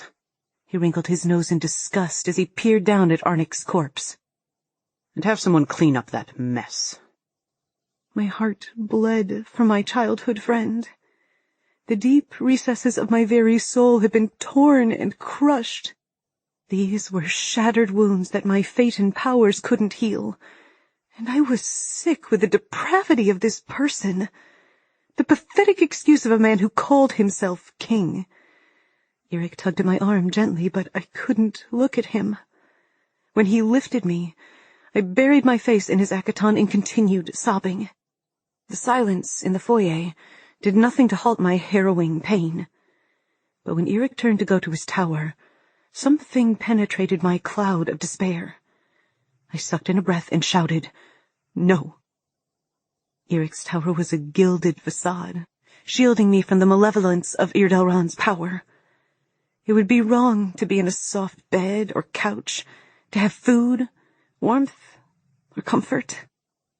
It would be wrong to delude myself that any of those things meant safety or approval. The dungeon offered no such mask. I saw through the faux freedom Erdelron had given me. "I want to go to my cell," I murmured to the man who had killed hundreds of my people. To the man who'd ended Arnik's life with the flick of one great talon. I wanted to loathe him, to hate the Drae with everything in me. I wanted to beat him and kill him for the death he'd caused and the blood he'd spilled. But the pain he radiated was mirrored by the haunted look in his dark eyes. I'd seen through the Drae's fearsome mask, Underneath it was the wretchedness of his life in chains. A life that was now mine, too. We were both of us slaves. "Why do you look at me like that?" he whispered. I continued to study him, not sure how to answer. He pivoted, carrying me as though he held air, and led us down the stairwell toward the dungeon cells, his gaze shifting to me and then away. "Have you ever tried to resist?" I asked. He wouldn't need me to clarify that I meant the king. He winced as if my question brought him fresh pain. Ducking his head, he said, "Every time I do, it is worse. Worse for me and for the victim of his brutality." I furrowed my brow. How could that be? Dead was dead. "I know the limits of my oath," he said after catching my frown. "The king can't make me kill anyone but those threatening his life or his rule." Arnick and the rebels had been after both. "For traitors," he continued, "there is a difference between a quick death and one that is drawn out and painful. When I've attempted to refuse him, the compulsion to act builds and builds until it seizes me and I cannot resist. I've nailed my feet to the floor to try to deny him." He swallowed hard, his jaw tightening. "So, when he gives me a command, and I can choose to make it fast." He turned his face so I couldn't see, but his pulse feathered in his neck.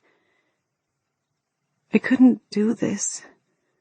I couldn't imagine living that way for decades and still existing. There would be no part of me left. None. I tightened my hold and closed my eyes, terrified to see his reaction. But I did not want to continue living this way, this sick, tortured life. I would live for hundreds of years, just like Eric. "Will you kill me if I ask one day?" He was silent as we continued our descent. "No." His chest rose and fell, and he said, "I'm sorry. I could never do that." I nodded. I'd heard Irdelrung command him to keep me alive, even invoking the oath between them. We arrived at my cell, and tears pricked my eyes as I contemplated the vile eternity before me. A small spark of compassion welled inside, and still in his arms, I glanced at the Drae. "Let me heal you." Surprise and then confusion flitted across his face before he scowled. "Why?" I rested my head on his chest, weary beyond measure, and let the steadiness of his heartbeat ground me. I was almost sure his recent injuries were because of me. Much of his behavior had always been a mystery, but I did know, looking back through our interactions, that he'd always decided on the lesser of two evils when he had a choice. Keeping my eyes closed, I told him the truth. "Because, even though you are the one to inflict the pain, you are not the creator of it. We were both captives to the king, and for the first time, I felt a connection, an understanding with the feared Drae. And because if I heal you, I'll be defying him, just a little, in my own way." Lord Eric rested his cheek on top of my head, and, to my surprise, he sighed. How very un-Eric-y. "Do you know what you're offering?" he asked. I tilted my head and met his gaze. "Yes." He set me down and reached around to unlock my cell door. I didn't want to go in, not just yet. I raised my hand, resting it on his stubbled cheek, the roughness of his whiskers tickling my palm. He looked down, and the ghost of a smile crossed his lips. "You're not going to make me lick your body, are you?" 2 tears escaped my eyes, and 2 more tears chased after them.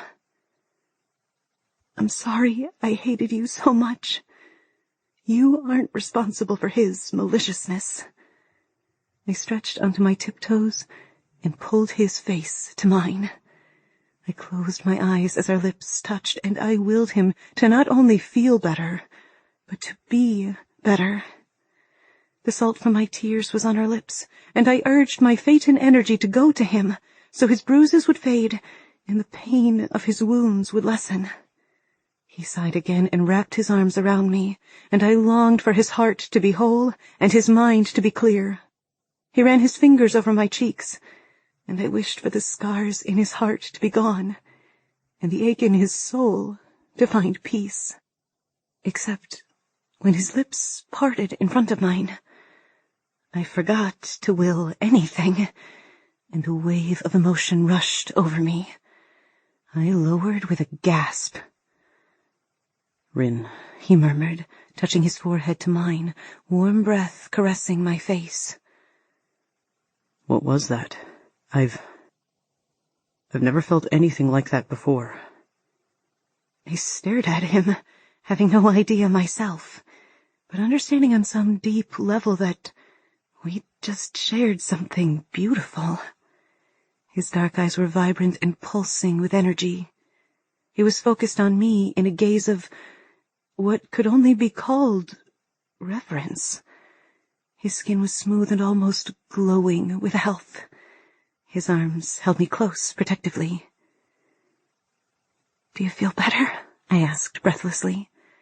He nodded, blinking as he clenched his fists and moved his head. "Yes, Kosana."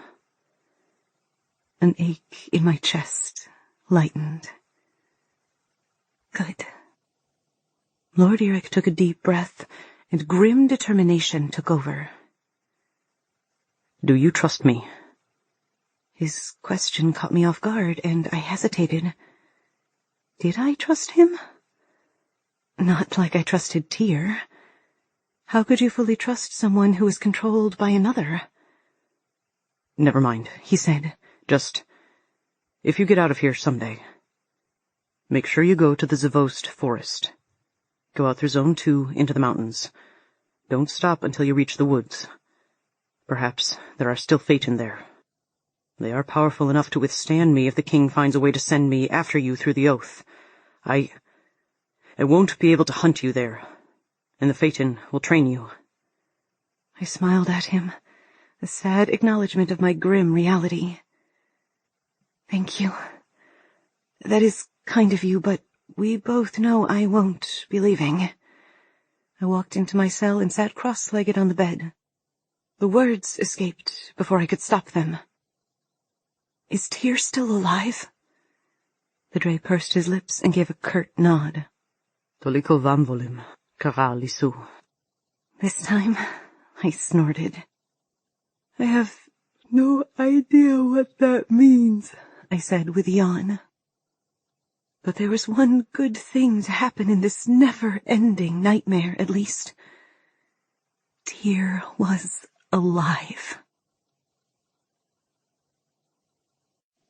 Chapter 30. The click of a key in a lock awoke me. I sat disoriented, my sluggish mind dredging up awful images of Arnik's death, and a lingering nightmare of Eric burning me with his terrible fire. But there were other images, too, like me kissing Eric, that brought confusion. What was I thinking? My thoughts dissipated when a hooded figure entered my cell. "Tyr?" I whispered, certain I was still dreaming.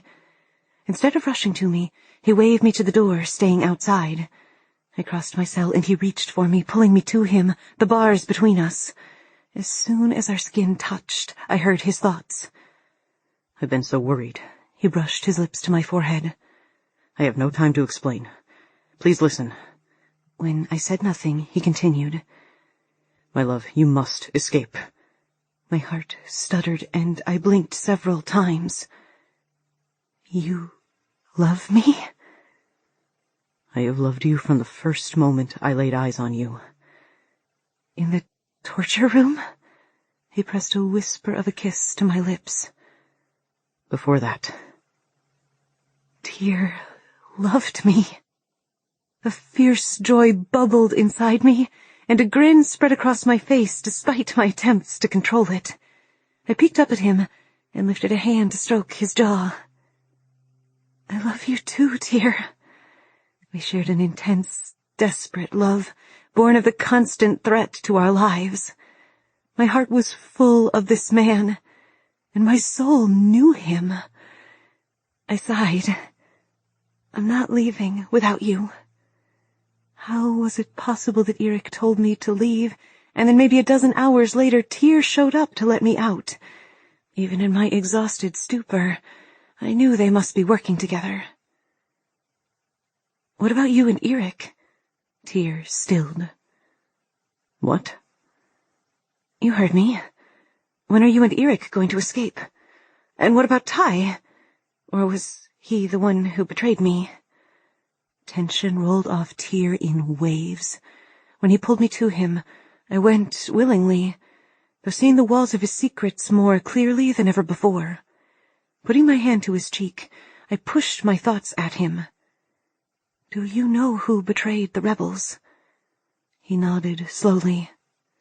A clank down the hall made us both jump. Tyr let go of me, set the key on the floor, and kicked it to me.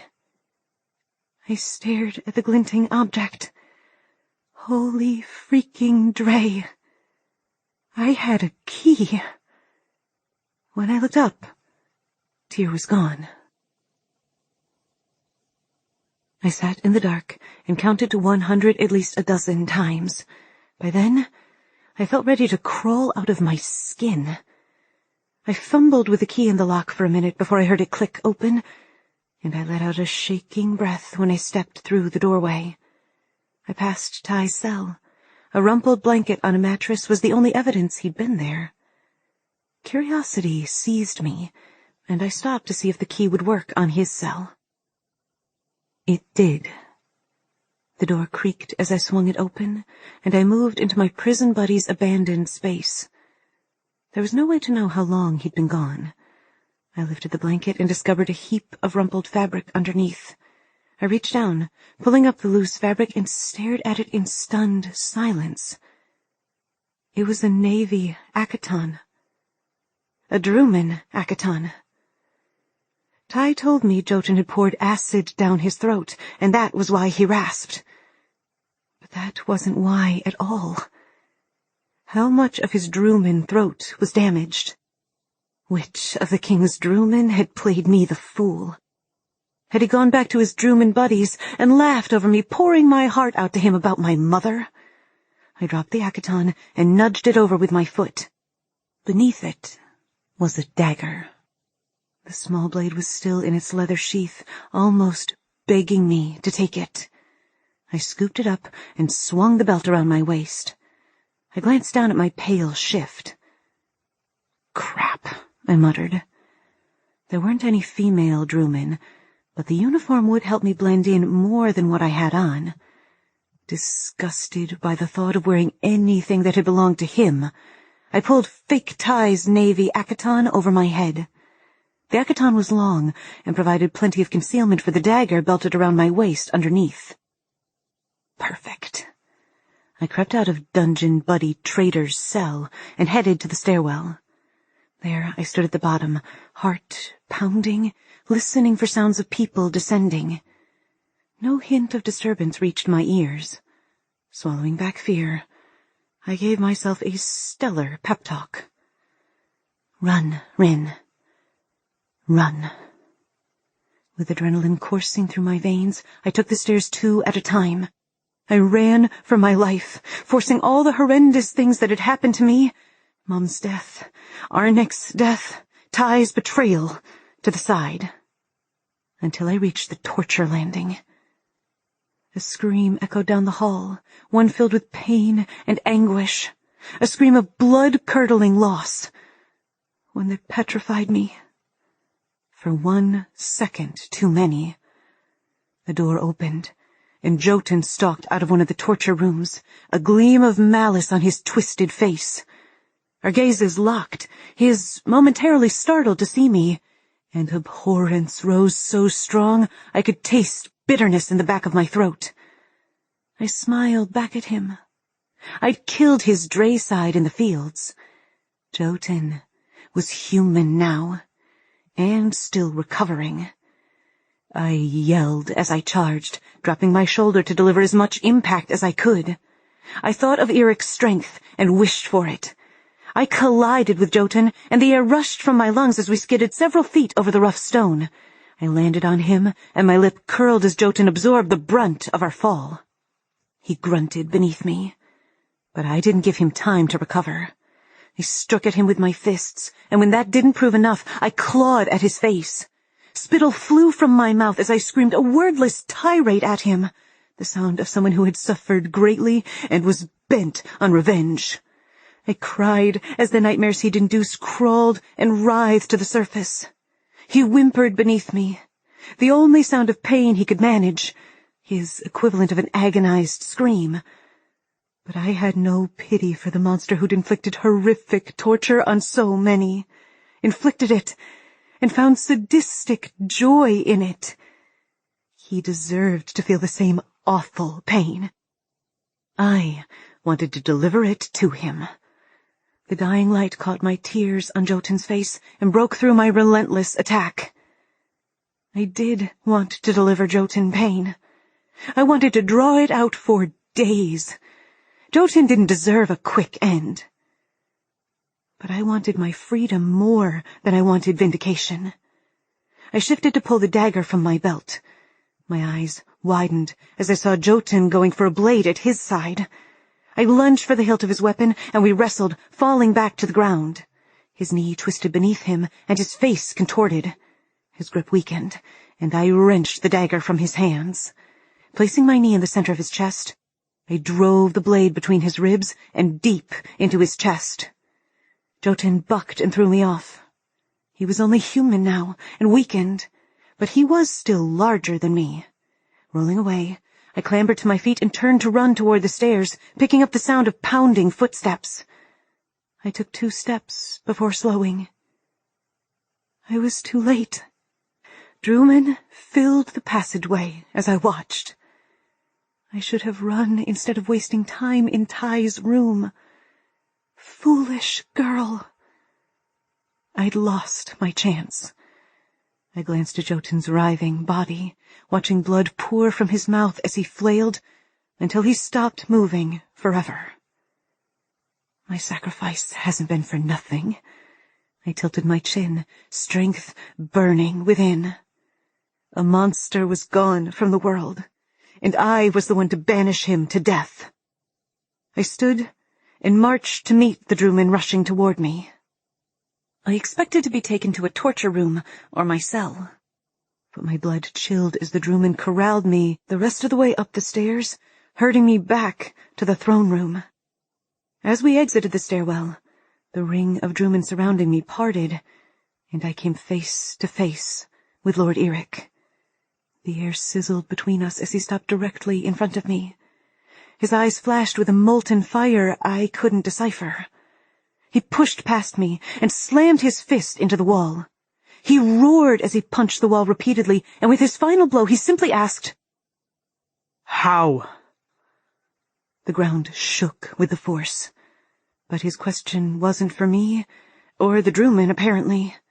He stomped off, snarling in his guttural Drae language. A bruising shove had me dutifully following the mass of Drumen into the throne room.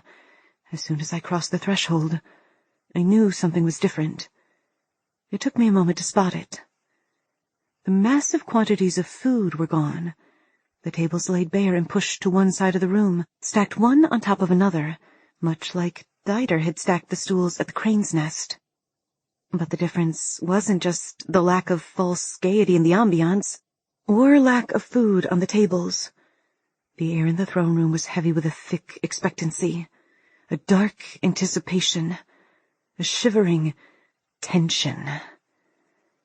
I thought I was marching to my death, and I'd been at peace. But that was shattered as I saw who stood amidst another group of armed Drumen.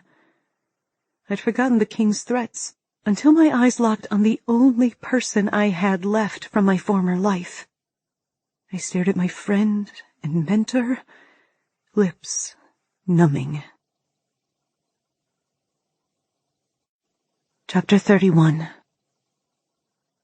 Unlike Arnik, Dieter was unmarred of any signs of recent torture, though he bore plenty of scars from serving in Emperor Draden's war. Scars I knew from memory.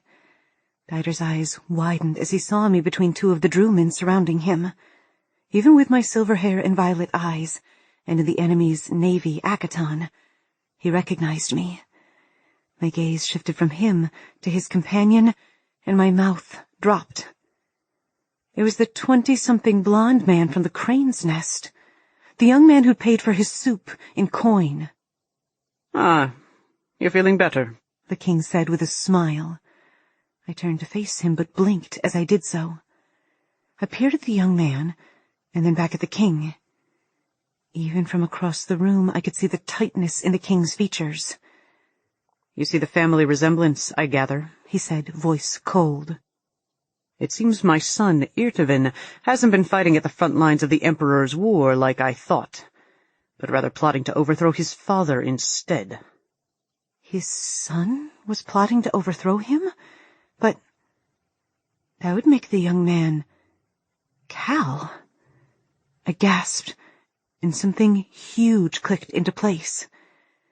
Cal was this man's child? I had come here to face the music for trying to escape and for killing Jotun, but the king hadn't yelled at me, and I wondered if he knew. Dieter leaned forward. "Rin?" His tentative question and familiar voice were a crushing weight to my chest. "Be quiet, Dieter," I begged him silently. I hung my head, squeezing my eyes shut. But when Dieter said my name again, I couldn't ignore him. Everyone had heard by now. "I'm sorry," I whispered to him. Sorry for Mom's death. Sorry I'd been captured. Sorry Arnik was dead. Sorry the rebellion had failed, and sorry Dieter was about to die now, too. Because he had uttered my name and confirmed to the king that we knew each other. "I see you're acquainted, so introductions won't be necessary. I'm sure everyone in my entire kingdom is aware of the penalties of treason." He scowled at his son. "There are no exceptions." Cal raised his chin. "I wouldn't expect anything else of you, Father. But know that it doesn't end with me. The people are tired of your oppressive rule. You can kill me and my first today, but another will rise up tomorrow. Your time is nearing its end, and whether I watch it here in Verald or from the stars, I will watch you fall, and I will cheer." As the Crown Prince spoke, Irdelron's face reddened darker and darker. "You speak of fantasy and dreams, boy, and you always have. This is reality. There is no one with the power to stop me." The Crown Prince smirked. "You're wrong, old man. There are Drae, besides the one you've poisoned and corrupted, as well as Phaeton in hiding. They'll join together and they'll destroy you." The king laughed, a harsh bray. "You know nothing. I have the only Phaeton right here," he said, pointing at me. "And we all know Drae cannot harm their own, if indeed you have more, which I doubt. Your pitiful rebellion will be gone within the week.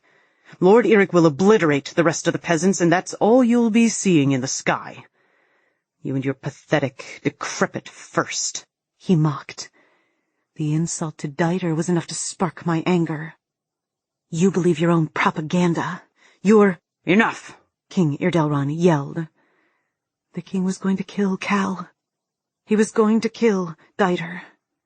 It would happen in the coming minutes. When that happened, he'd send Eric out and obliterate Cal's rebellion. I wasn't under the same delusions Cal seemed to be.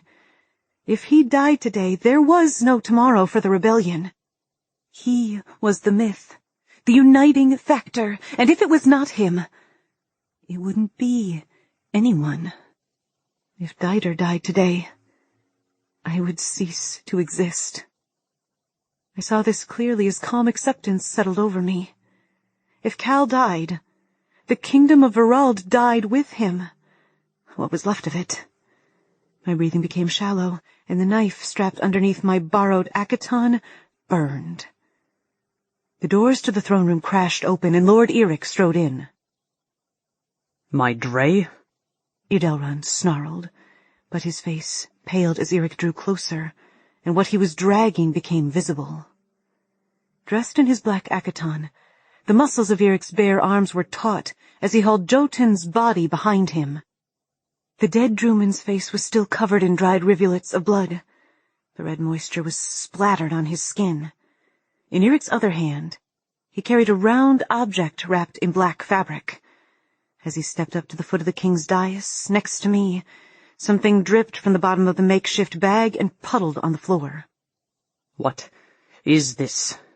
The king demanded. For the first time since I'd been in the castle, the king's voice quivered. Eric threw Jotun's body, and it came to land sprawled across the bottom 2 steps of the raised platform. His body was in the passageway of the interrogation deck.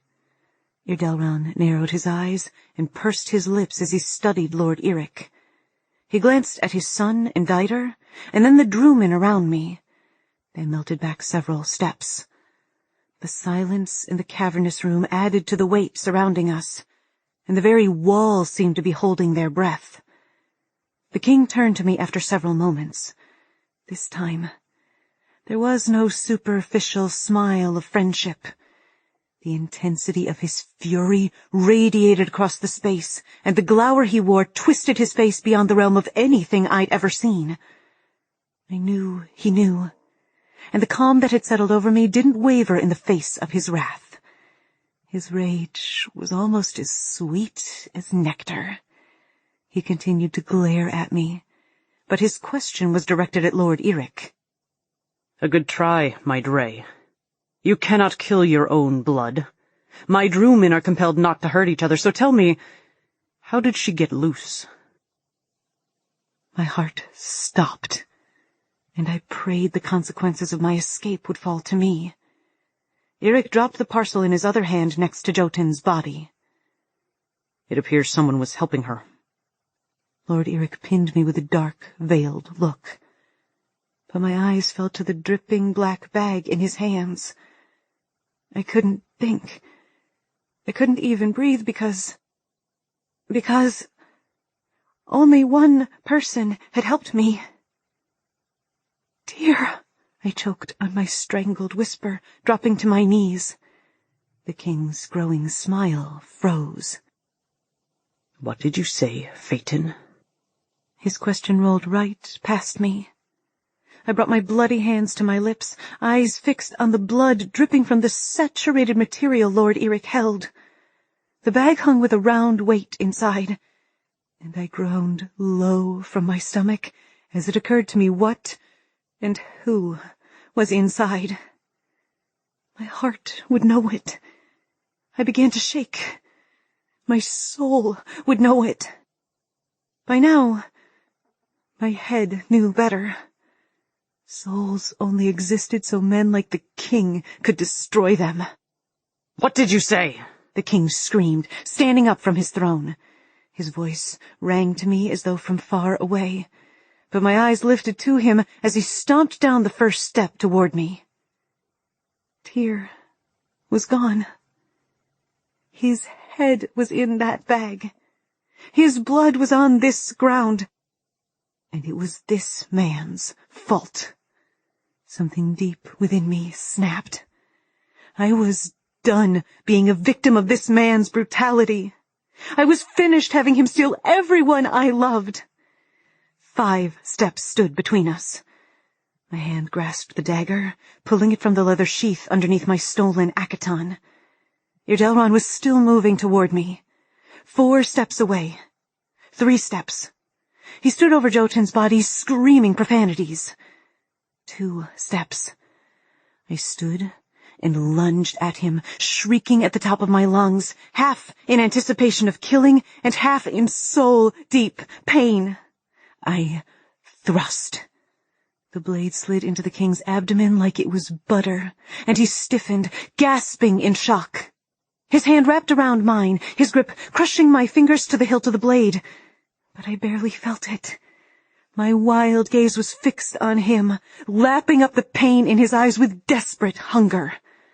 Grasping my hand in an iron vise, he forced the dagger out, with me still attached. He dug his thumb into the groove of my wrist, and a stabbing pain shot up my arm, causing my fingers to reflexively relax. I would not let go of this weapon until he or I died, or both of us. I owed it to Tyr, for what could have been. Irdelron torqued my wrist, the pressure driving me to my knees. How dare you? His blood oozed from the wound I'd created, saturating his white akaton. This time, it was his own blood, and I had drawn it. Panting, he struck me with his other hand. My stomach churned, and bursts of white exploded behind my eyelids. Eric, Irdelron growled. I require your talons, my Drae. I stared at the seeping red spot on the king's side, willing it to grow faster, to drain him of his strength and energy, to end his life. But if will alone was enough to make things happen, I would have been gone from this place long ago. I will not, Eric said in a quiet voice. The king chuckled, relaxing his grip enough that I was able to blink the room back into focus. Dieter was struggling against 3 Drewmen. He stared at me with wide eyes, scarred face blanched in horror. The prince, also surrounded by the king's guard, studied me as if I were a puzzle, which I assumed meant he was ignorant of my phaeton nature. Tyr was gone. I longed to see his hooded face, his wry smile. My heart yearned to feel his lips on mine one last time. We'd shared one kiss. I'd hoped to share many more with him. Eric tossed the black bag, and my throat squeezed in horror as it hit the ground with a sickening squelch, and the head inside rolled out. I didn't want to see further evidence of his death or Eric's forced cruelty. But never once had I seen Tyr's full face, and I wanted this one last thing before I died. I swallowed the lump of emotion at the back of my throat and let my gaze go to the decapitated head. I blinked, my mind refusing to accept that the face of the Drewman before me was Tyr. He was nothing like I'd pictured him. I tilted my head to the side, examining the young man's face. His dusky skin was smooth, but his lips seemed thinner than I remembered. And his chin... The king released my hand and grabbed a fistful of my hair, yanking my head back to expose my throat. Kill her, he screamed. I command you. I invoke the power of your oath to me. Slay this traitor. My gaze collided with Lord Eric's dark eyes. The Drae stepped toward me, lips pursed, his eyes filled with haunted sadness. He was the bringer of death, and he would deliver me from the torment of King Irdelron. Don't be sad, I said, choking on the words. I would be in the stars with Mum and Arnik in the blink of an eye. I'll be free. Eric said, shaking his head. He held out his hand, and as he stretched his fingers, his skin darkened, his hand shifted, and black talons appeared on the end of his scaly digits. Razor sharp. Make it fast, I wheezed. Lord Eric broke eye contact with me, and then he lunged forward. I closed my eyes, feeling the whooshing air of his movement brush my cheeks. The hair on the top of my head rippled. I felt the warmth of Eric's body, and his terrible snarl echoed in my ears. The last sound I would ever hear. I wasn't afraid. Chapter 32. There was no pain. There was no darkness. There was no end. The warmth receded. The air settled around me.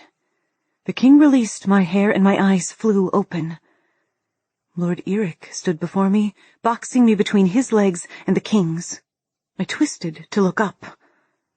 Shock drove me out from between them, and I scrambled back, unable to tear my gaze from where the Drae's black talon was punctured clear through the king's neck, several inches of the tip visible on the other side.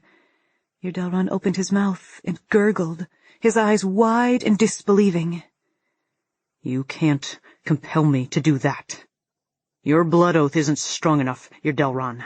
Lord Eric's eyes gleamed as he retracted his deadly talon, slowly. He lowered his arm to his side, the king's blood dropping from the sharp tip to the stone ground. The king slumped to the floor as blood pooled from the gaping wound. He gurgled again, attempting to speak.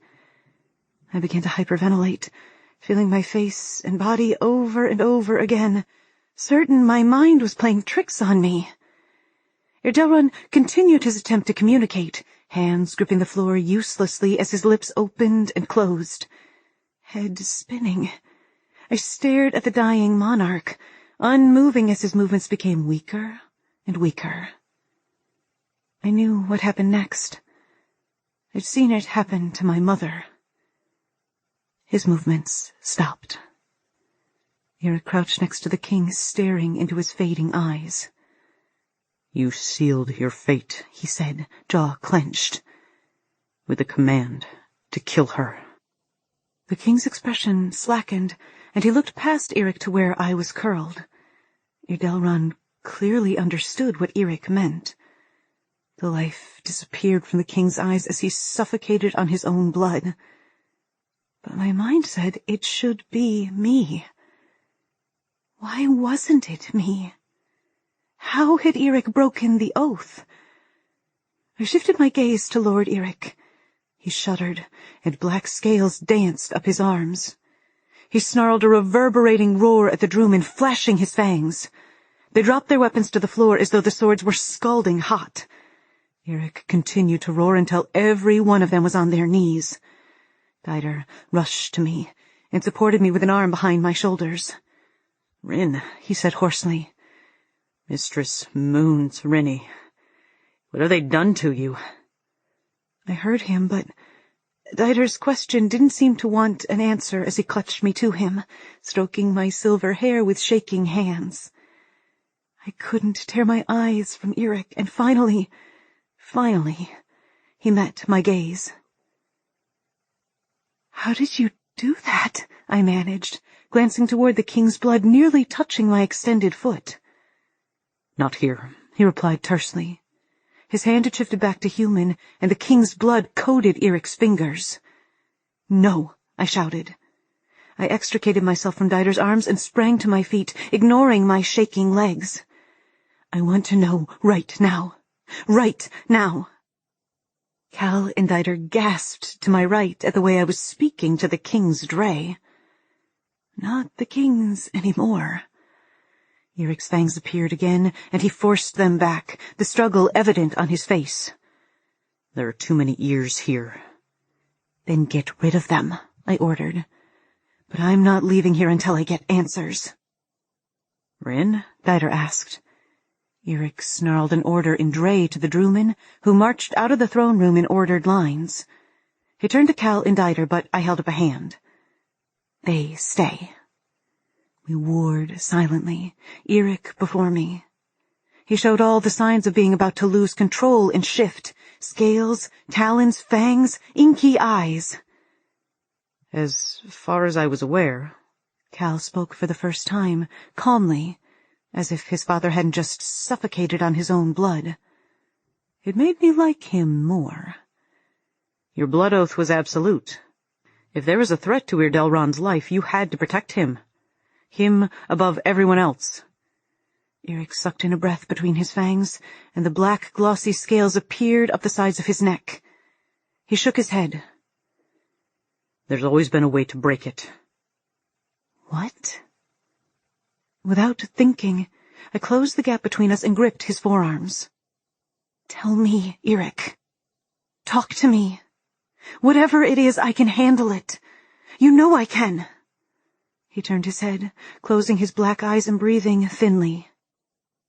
100 years ago, the Emperor gave King Irdelron a choice. He needed to get the Drae to fight for the Emperor or eliminate the risk they posed to his war plans. With the Emperor's help, Irdelron slaughtered my kind. When all the male Drae were murdered, my brothers, fathers, uncles, grandfathers, he took me, the youngest, to where the females were corralled, unconscious from their mates' deaths. He then gave me a choice. I could swear an oath to him, or he would kill my female kin. I was 9, and hadn't come into my power. There was no way I would have said no, and so I swore to protect him. But a blood oath is not infallible. There is one thing that is more powerful to a Drae, something which supersedes a blood oath, something that is unbreakable. Shivers exploded down my arms. Irdelron had been well informed. He sent the Emperor the females, and I was the only Drae left with him, so there was never any danger of the oath being broken. Before now. I've always been the only Drae in Verald. What are you saying? I whispered. Eric opened his eyes, human once more, and faced me. He slid back the sleeves of my shift. Drae cannot kill each other. I cannot physically kill one of my own. It is not magically possible. To tell me to do so would shatter the blood oath and allow me the freedom to protect my fellow Drae. He glanced down and, frowning in confusion, I did the same.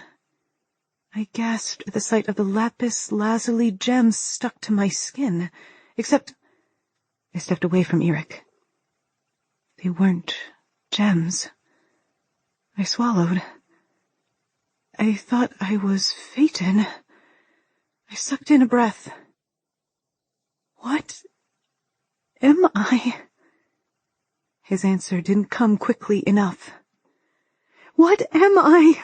I screamed at him. He tried to get closer, but I shifted away to keep distance between us. His eyes went inky again, and when he spoke, his menacing Drae voice rumbled through the throne room. You are Drae. My legs folded underneath me, and I sank to the ground staring at my arms. My blue-scaled arms. Can't be, I said. I'm Phaeton. You are Drae, too, Eric said. Dieter's voice was incredulous. How is that possible?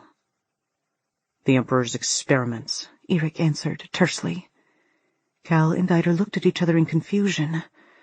I'm glad I wasn't the only one. A female Drae can only breed with her mate, Eric snapped. What he was trying to do is unnatural. Scales rippled over his skin, and he trembled to maintain his human form. Do not shift on me right now, I yelled at him, climbing to my feet. I was pushed far beyond my coping level and unable to feel fear. I grabbed his arms and shook him, though he didn't even budge. Eric closed his eyes, and his black scales smoothed to skin. He rested his hands on my shoulders and took slow, deep breaths. My breath was ragged. So, what? I'm Phaeton and Drae? I swallowed, and my voice shook when I said, apart from the scales, I don't seem very Drae. I don't shift. I didn't even know what other powers Drae had, but I didn't have anything else besides my Phaeton powers, and those twinkling bumps. When is your 18th birthday? Cal asked. Eric asked me that same question not long ago. I had no idea how much time I'd lost recovering from my injuries, so I took a guess. A few days, maybe? The Drae does not come into their powers until adolescence, Eric said. Males come into them earlier, at age 12.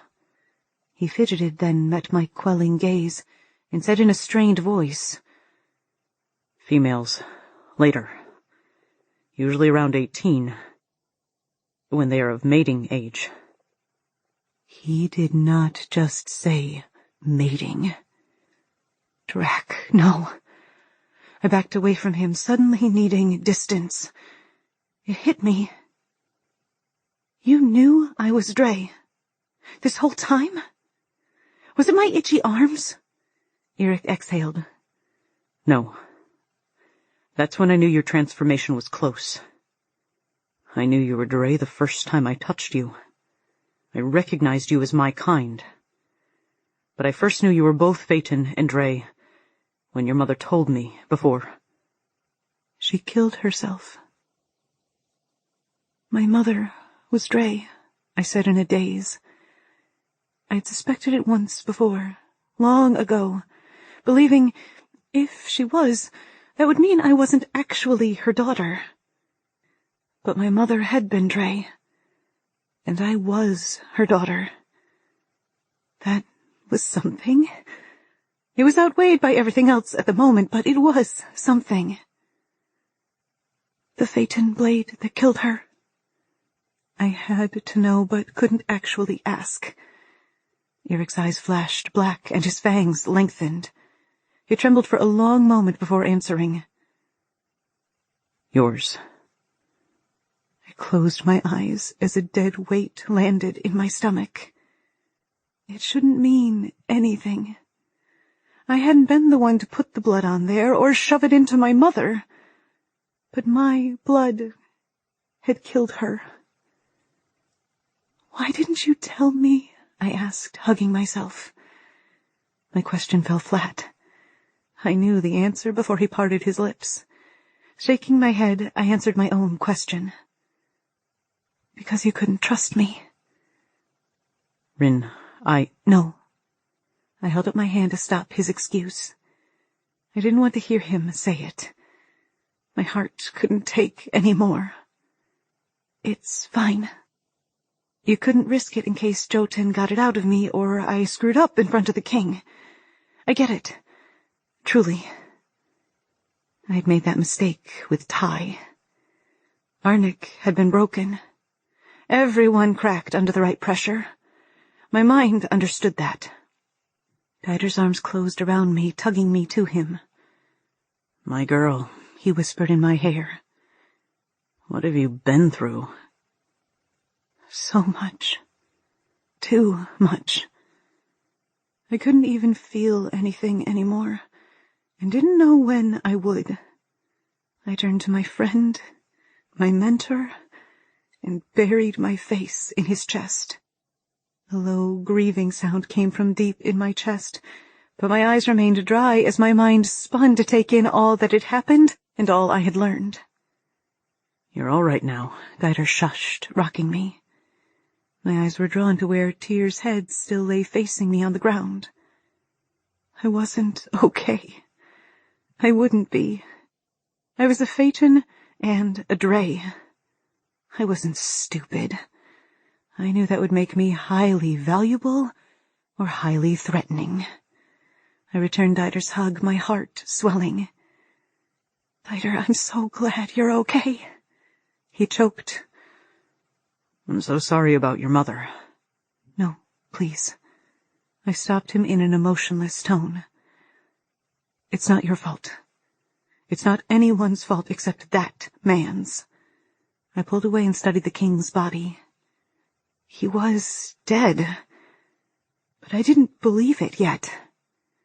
Cal crossed to his father's body and pried the crown from Irdelron's head.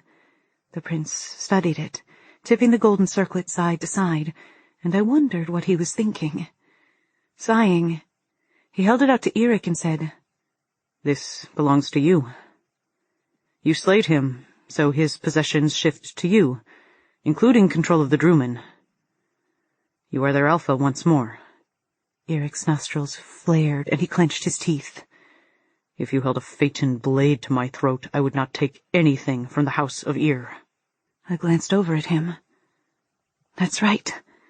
Phaeton blood didn't work on him. Or at least mine hadn't. Yet it had killed my mother. I thought that I could only kill the Drae side in Drewman's, but if my blood killed my mum, this wasn't true. So why was Eric immune to Phaeton blood? Clearly he wanted to keep this hidden from Cal and Diter. I'd be getting to the bottom of that as soon as we were out of earshot. I was done with secrets. You will take the Drumen, too. I concede my control over them to you. I hate the very sight of them, plus not all were mine. You'll need their protection once the Emperor's Drumen report back to him. He'll send others to attack if he knows you're vulnerable, Eric said. You must be the king the people of Verald need. You will need to become a king the entire realm needs. Cal's face sobered as he accepted the weight of rule. I intend to see this battle through to the end. The very end. Eric's eyes flooded black. I would expect no less from the infamous Cal. And I intend to hold you to your word. His lip curled and he snarled. If you ever take your position for granted, I'll be back and I will make you pay. The prince tilted his chin. I am not my father. In fact, I'll gladly renounce his name. The House of Ir no longer exists. I'll be Caltivin of House Cal, my mother's house. With a gleam in his eyes, Lord Eric leaned over the fair young man and said, A pretty speech. But I look forward to you proving the truth of it by uniting the three kingdoms against the Emperor. Whoa. My heart skipped a beat as I contemplated the meaning of the Drae's plan. Now he was free from Irdelron. He was pushing for the Empire to be purged of its abusive Drae ruler. Caltivin pursed his lips and stared at the crowd as if contemplating Eric's challenge. After several moments, the prince squared his shoulders and looked up to the Drae. I will need your help. Eric dipped his head. You shall have it, King Caltivin. As long as I agree with your decisions. I was sure our king understood the underlying threat. But I agreed with Eric.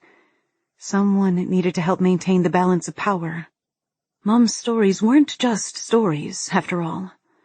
Cal frowned at the crown for a long moment before he placed it on his head. This was the man who had ordered potato stew from me at the crane's nest. I'd known there was something strange about him, something different back then. But that he was a prince? Never. Now, he was king. The crown suited him, but I silently added to Eric's threat. If Caltivin, or Irtivin, or whatever his name was, abused his power, I would come back to end him myself. A deep sense of protectiveness bubbled up from within, and I felt compelled to remind him, the people need you. Don't let them down. King Caltivin nodded, a grim look of determination on his face. I will not fail them. Diter chuckled behind me. Placing his hand on my shoulder, he did his best to reassure me. I've known Cal for more than 10 years, Rin. I believe in him. Once, that might have been enough for me to believe in him too. Cal crossed the stone floor and knelt before me. Taking my hand in his, he bowed and brushed his lips over the back of my hand. He looked up into my eyes and said, My lady, I hope you will come to believe in me too, over time. These are trying times, and I must put the needs of my people before all else. I would implore you to consider their plight. Please, will you help us too? My help? With growing more food? I'm sure there would be more healing of the land that would need to take place, but I could teach them how to do it. And I had a few ideas so I wouldn't have to always be around for spitting in the pail. The new king grinned. Rin, you're more powerful than you know. He sobered and looked me in the eye, all traces of humor gone. When you turn 18, you will be unstoppable. The thought made me uncomfortable. Despite Eric's theory, I wasn't really sure he was right. I didn't feel like a Drae, or someone who would soon become a Drae, though I hadn't believed I was Phaeton at first either. Cal released my hand and stood, casting a look at Eric. The Drae had been watching our exchange with sharp eyes, and he shifted his gaze from me to the king. King Caltavan smiled. Lord Eric, you are no longer tied to my father's house. I release you from your blood oath to the house of Ir. You are no longer to be called Eric. Eric's eyes widened, and he flinched as he turned back to me. The color drained from his face as the king finished speaking. You revert to your own house now, Lord Tyrek. Lord Tyrek? The stunned silence gave me ample time to put it together. I turned toward Tyr's decapitated head again, taking 2 steps toward it before clutching the sides of my head and whirling back. Tyrek! I shrieked. No. I chanted my denial over and over again, pressing my knuckles into my mouth with bruising force. No, I gasped again. Black agony filled my chest, and I looked up to Eric, willing him to assure me that I'd misunderstood. Certainly, he wouldn't have deceived me, betrayed me like that. His face was a smooth canvas, blank of all emotion, void of everything. You, I choked, unable to articulate the storming thoughts in my head through the ripping hurt inside. Something torn flashed in his dark eyes, and then I watched as the darkness came to him, wrapping around him, shrouding him. My throat constricted as he became a hooded figure, slightly shorter, with light stubble lining his jaw. His eyes and most of his nose were beneath a shadowed mask.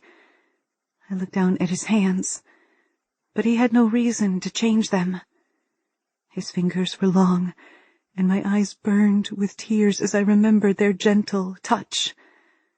His lips on mine, his tender treatment and whispers of love. Tyr, I said, choking on my sob. Through my tears, I glared at the Drae, my heart freshly shredded by his betrayal. You were pretending. You were Tyr this whole time.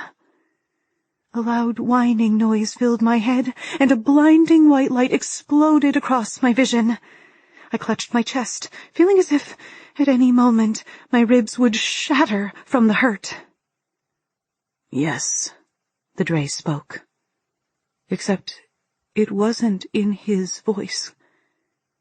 It was Ty's voice. My dungeon buddy's. Not raspy because acid had been poured down his throat, or because he was a Druman spy. Raspy because it came from the partially shifted throat of Lord Eric. You were Ty, too? I choked. Ty, Tyr, Tyrek. He'd lied to me this entire time. He stepped closer. The king ordered me to get information out of you by posing as a prisoner. You told him the rebels were coming? You betrayed us. I didn't have a choice. I did what I could to get around the blood oath. I did what I could to be there for you and help you without endangering you. But as soon as the king's life was placed in danger, my oath compelled me to tell him. Then why ask me to contact Cal in the first place? I shouted at the unmoving Drae. His body vibrated. Because I needed to get you out. But not while I was still under Irdelron's control. He would have sent me to retrieve you. I had to find a way to break the oath so you could be truly free, and you were the only way to do that. Drae cannot kill Drae. I thought I could play both sides and manipulate the oath without too many people getting hurt. I snorted. He'd killed hundreds because of his game. You were wasting away before my eyes, he said hoarsely. I couldn't bear it. That whole time I thought Jotun was hurting Ty. And you're telling me that was all one huge lie? Do you know how much time I spent worrying he would never come back? He dropped his gaze to the floor. Do you? I choked. Eric had been Ty. Ty hadn't been a Drewman at all. He wasn't real. The thought pierced through the cloud of disbelief inside me.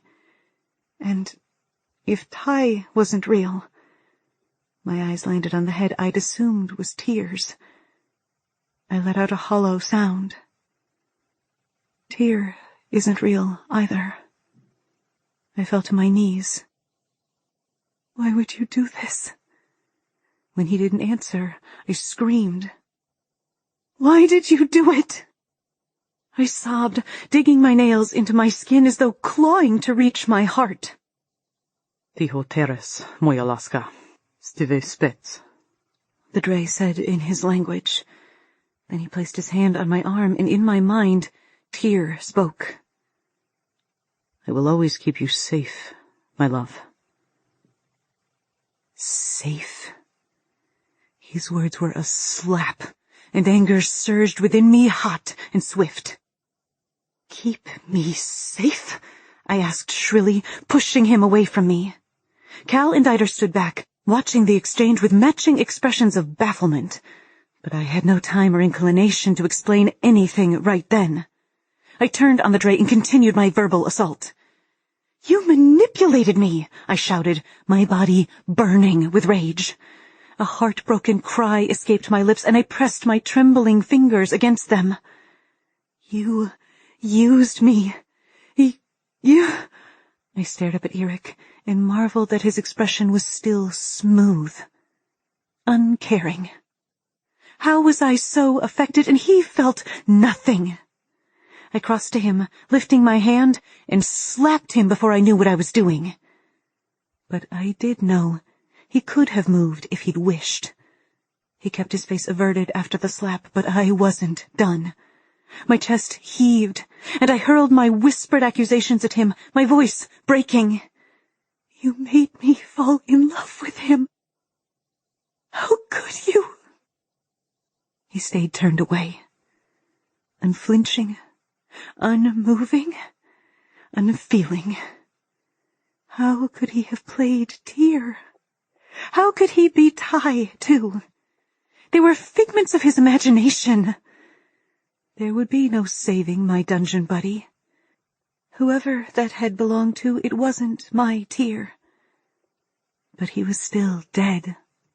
Worse than dead. He'd never existed.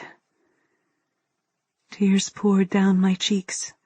Salty, disbelieving, excruciating tears. There was no word for this kind of pain. He wasn't real, I said, staring at the Drae. My heart was shredded, and the coward wouldn't even face me. Snarling with disgust, I snapped. None of it was real. Only then did a tear escape his soulless, empty eyes and trickle down over his sculpted cheekbones and clenched jaw. But still, Lord Tyrek said nothing. I turned away and told myself I felt nothing inside either.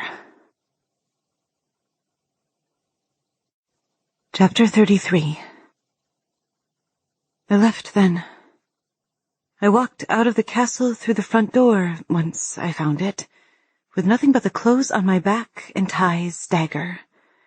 After I remembered the blade and Akaton were his, I scrambled out of the blue uniform and threw it and the dagger away with as much strength as I could muster. No one tried to stop me. Not Cal, not Dieter, not him. As I walked into the night, I vowed I'd never step foot inside that castle again. Even though the monster who had ruled it was dead and gone, it would always be the place where I was broken and put back together again and again for the sadistic pleasure of others. Those men had once been more powerful than I was. I didn't care that I was stronger for it. I didn't care that I would be powerful. I didn't care that I was powerful now. I didn't care. I don't care, I screamed at the pitch sky, at the stars of those I loved. Then I bowed my head and walked. My throat was raw from crying. My feet took me on familiar paths until I stared at the blackened ground that had once been my home. Zone 7, where I'd had a mother, a best friend, and an uncertain but hopeful future. Yet even my memories of that were now tainted by the truth I hadn't known at the time. Lies. Ty, Tyr, Tyrek, my own mother. Everywhere I turned, my entire life, lies. I wanted something to be real. I needed something. Tears fell from my eyes to the charred ground. My blue scales erupted, climbing up my arms as my heart began to race. I sank to my knees as racking sobs tore through me again. Only this time, I cried for me, for my losses, for the girl who once was and never could be the same. I closed my eyes from the starlight twinkling off my vibrant blue scales as if reminding me of the truth. I hated them. I hated what they represented. A truth that everyone knew but me. I was already barefoot and filthy from my night spent mourning in the middle of the blackened and desolate harvest zone. I bowed low and sank my hands into the ground, digging my toes into the ash, too. My tears poured freely, dripping onto the char, and I shared my pain with the soil underneath. I shared with it my losses. I unfolded my heartbreak. I divulged my fears. I told the warm ground underneath my hands everything. For hours I stayed this way, pouring my heart out to something that could never betray me, never report to another, something that could never spin my words to mean something that would break my heart anew. The soil would never judge me for how I changed, or shy away from the hardness in my heart now. I told Harvest Zone 7 all of who I was and could never be again. And when I'd shared everything, when I was empty and my tears had dried up, I collapsed to the ground and let the dirt embrace me. It felt like an eternity when footsteps crunched toward me. I remained still, lost in memories of Tyr's wry smile and sure hands. "Rennie," Dieter whispered, tears choking his voice. I felt his presence crouched by my head. My eyes were swollen, and I could hardly move in my exhaustion. "I'm so sorry, Rennie," he cried. "I'm so sorry I wasn't there." Nothing else could have roused me except the tears of the man I considered my father.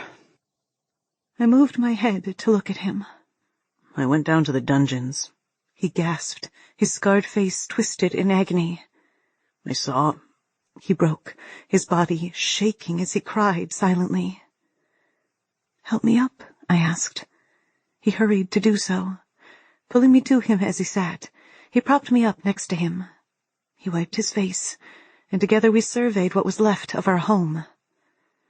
"I can't believe it's all gone. It doesn't seem real, does it?" he asked. I didn't reply. He hesitated.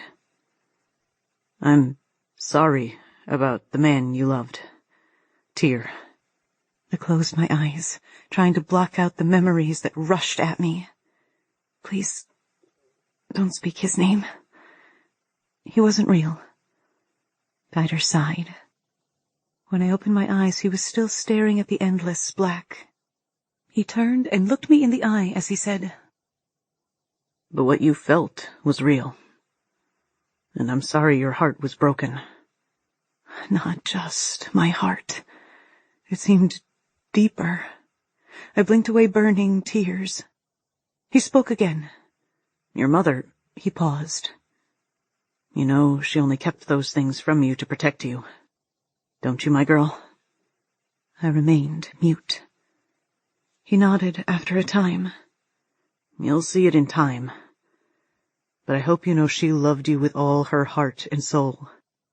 You were her reason for waking each day." A tear slipped over my cheek. "I know," I managed. I miss her, Dieter. So much. A sob escaped the older man beside me. I do too, Rennie. She was a good friend to me. Helped me when no one else would. I'll tell you just how, one day. I smiled at him. I'd like that. After a long moment, Dieter said, He followed you when you left, did you know? He's been there all night, watching over you. My mentor tilted his head to the rolling hills behind us. If I could kill him, I would. He cleared his throat and added, But being a Drae and all. His comment startled a laugh out of me. A strong reminder I hadn't lost everything. Thank you, Dieter. What for? He asked. In his haunted eyes, I could see he blamed himself for everything. For being alive. For being here, I said. Dieter smiled, but it faded a moment later. Rin, I know this isn't what you want to hear right now, but Tyrek, he arched a brow at my dark scowl, said you will make the transformation to Drae in just a few days' time. He said when that happens, the Emperor will become aware of your existence. A few days. Not long enough. My life had changed so much. I wasn't ready for it to change again. What would happen to me? Would I still be me when I transformed?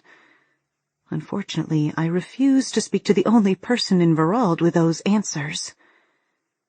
Why is that a problem? He can't kill me, right? You know there are worse things than dying by now, Rennie. I did know. He rocked me in his arms as we sat quietly in the burned remains. It's all gone, I said. How would we ever get back to what we had been? It wasn't possible, I knew. But we'd also defeated the king. But maybe tomorrow. Maybe I could find the hope I needed tomorrow. Well, now look at this, my girl. My fate and power was healing me. My energy returned with a slow swelling, and I shifted to look at his scarred face. His gaze had softened and was fixed on my hand. I wiped my eyes and gazed down. Soft blue petals, a pale version of my scales, were blossoming between my thumb and forefinger. The flower was small, but as the breeze moved the solitary bloom, the petals glowed in the starlight. My heart skipped a beat as I stared at the only bit of life for as far as the eye could see. I've never seen a flower like this before, Dieter remarked. I had. Every day since I was 2. Mum had held me up to stroke the petals of the welded flower in the market circuit. When I'd grown old enough, I reached to touch it myself whenever I passed it. This was that flower brought to life. My flower. A flower that belonged to Mum and me, and to everyone who had perished in the last few months.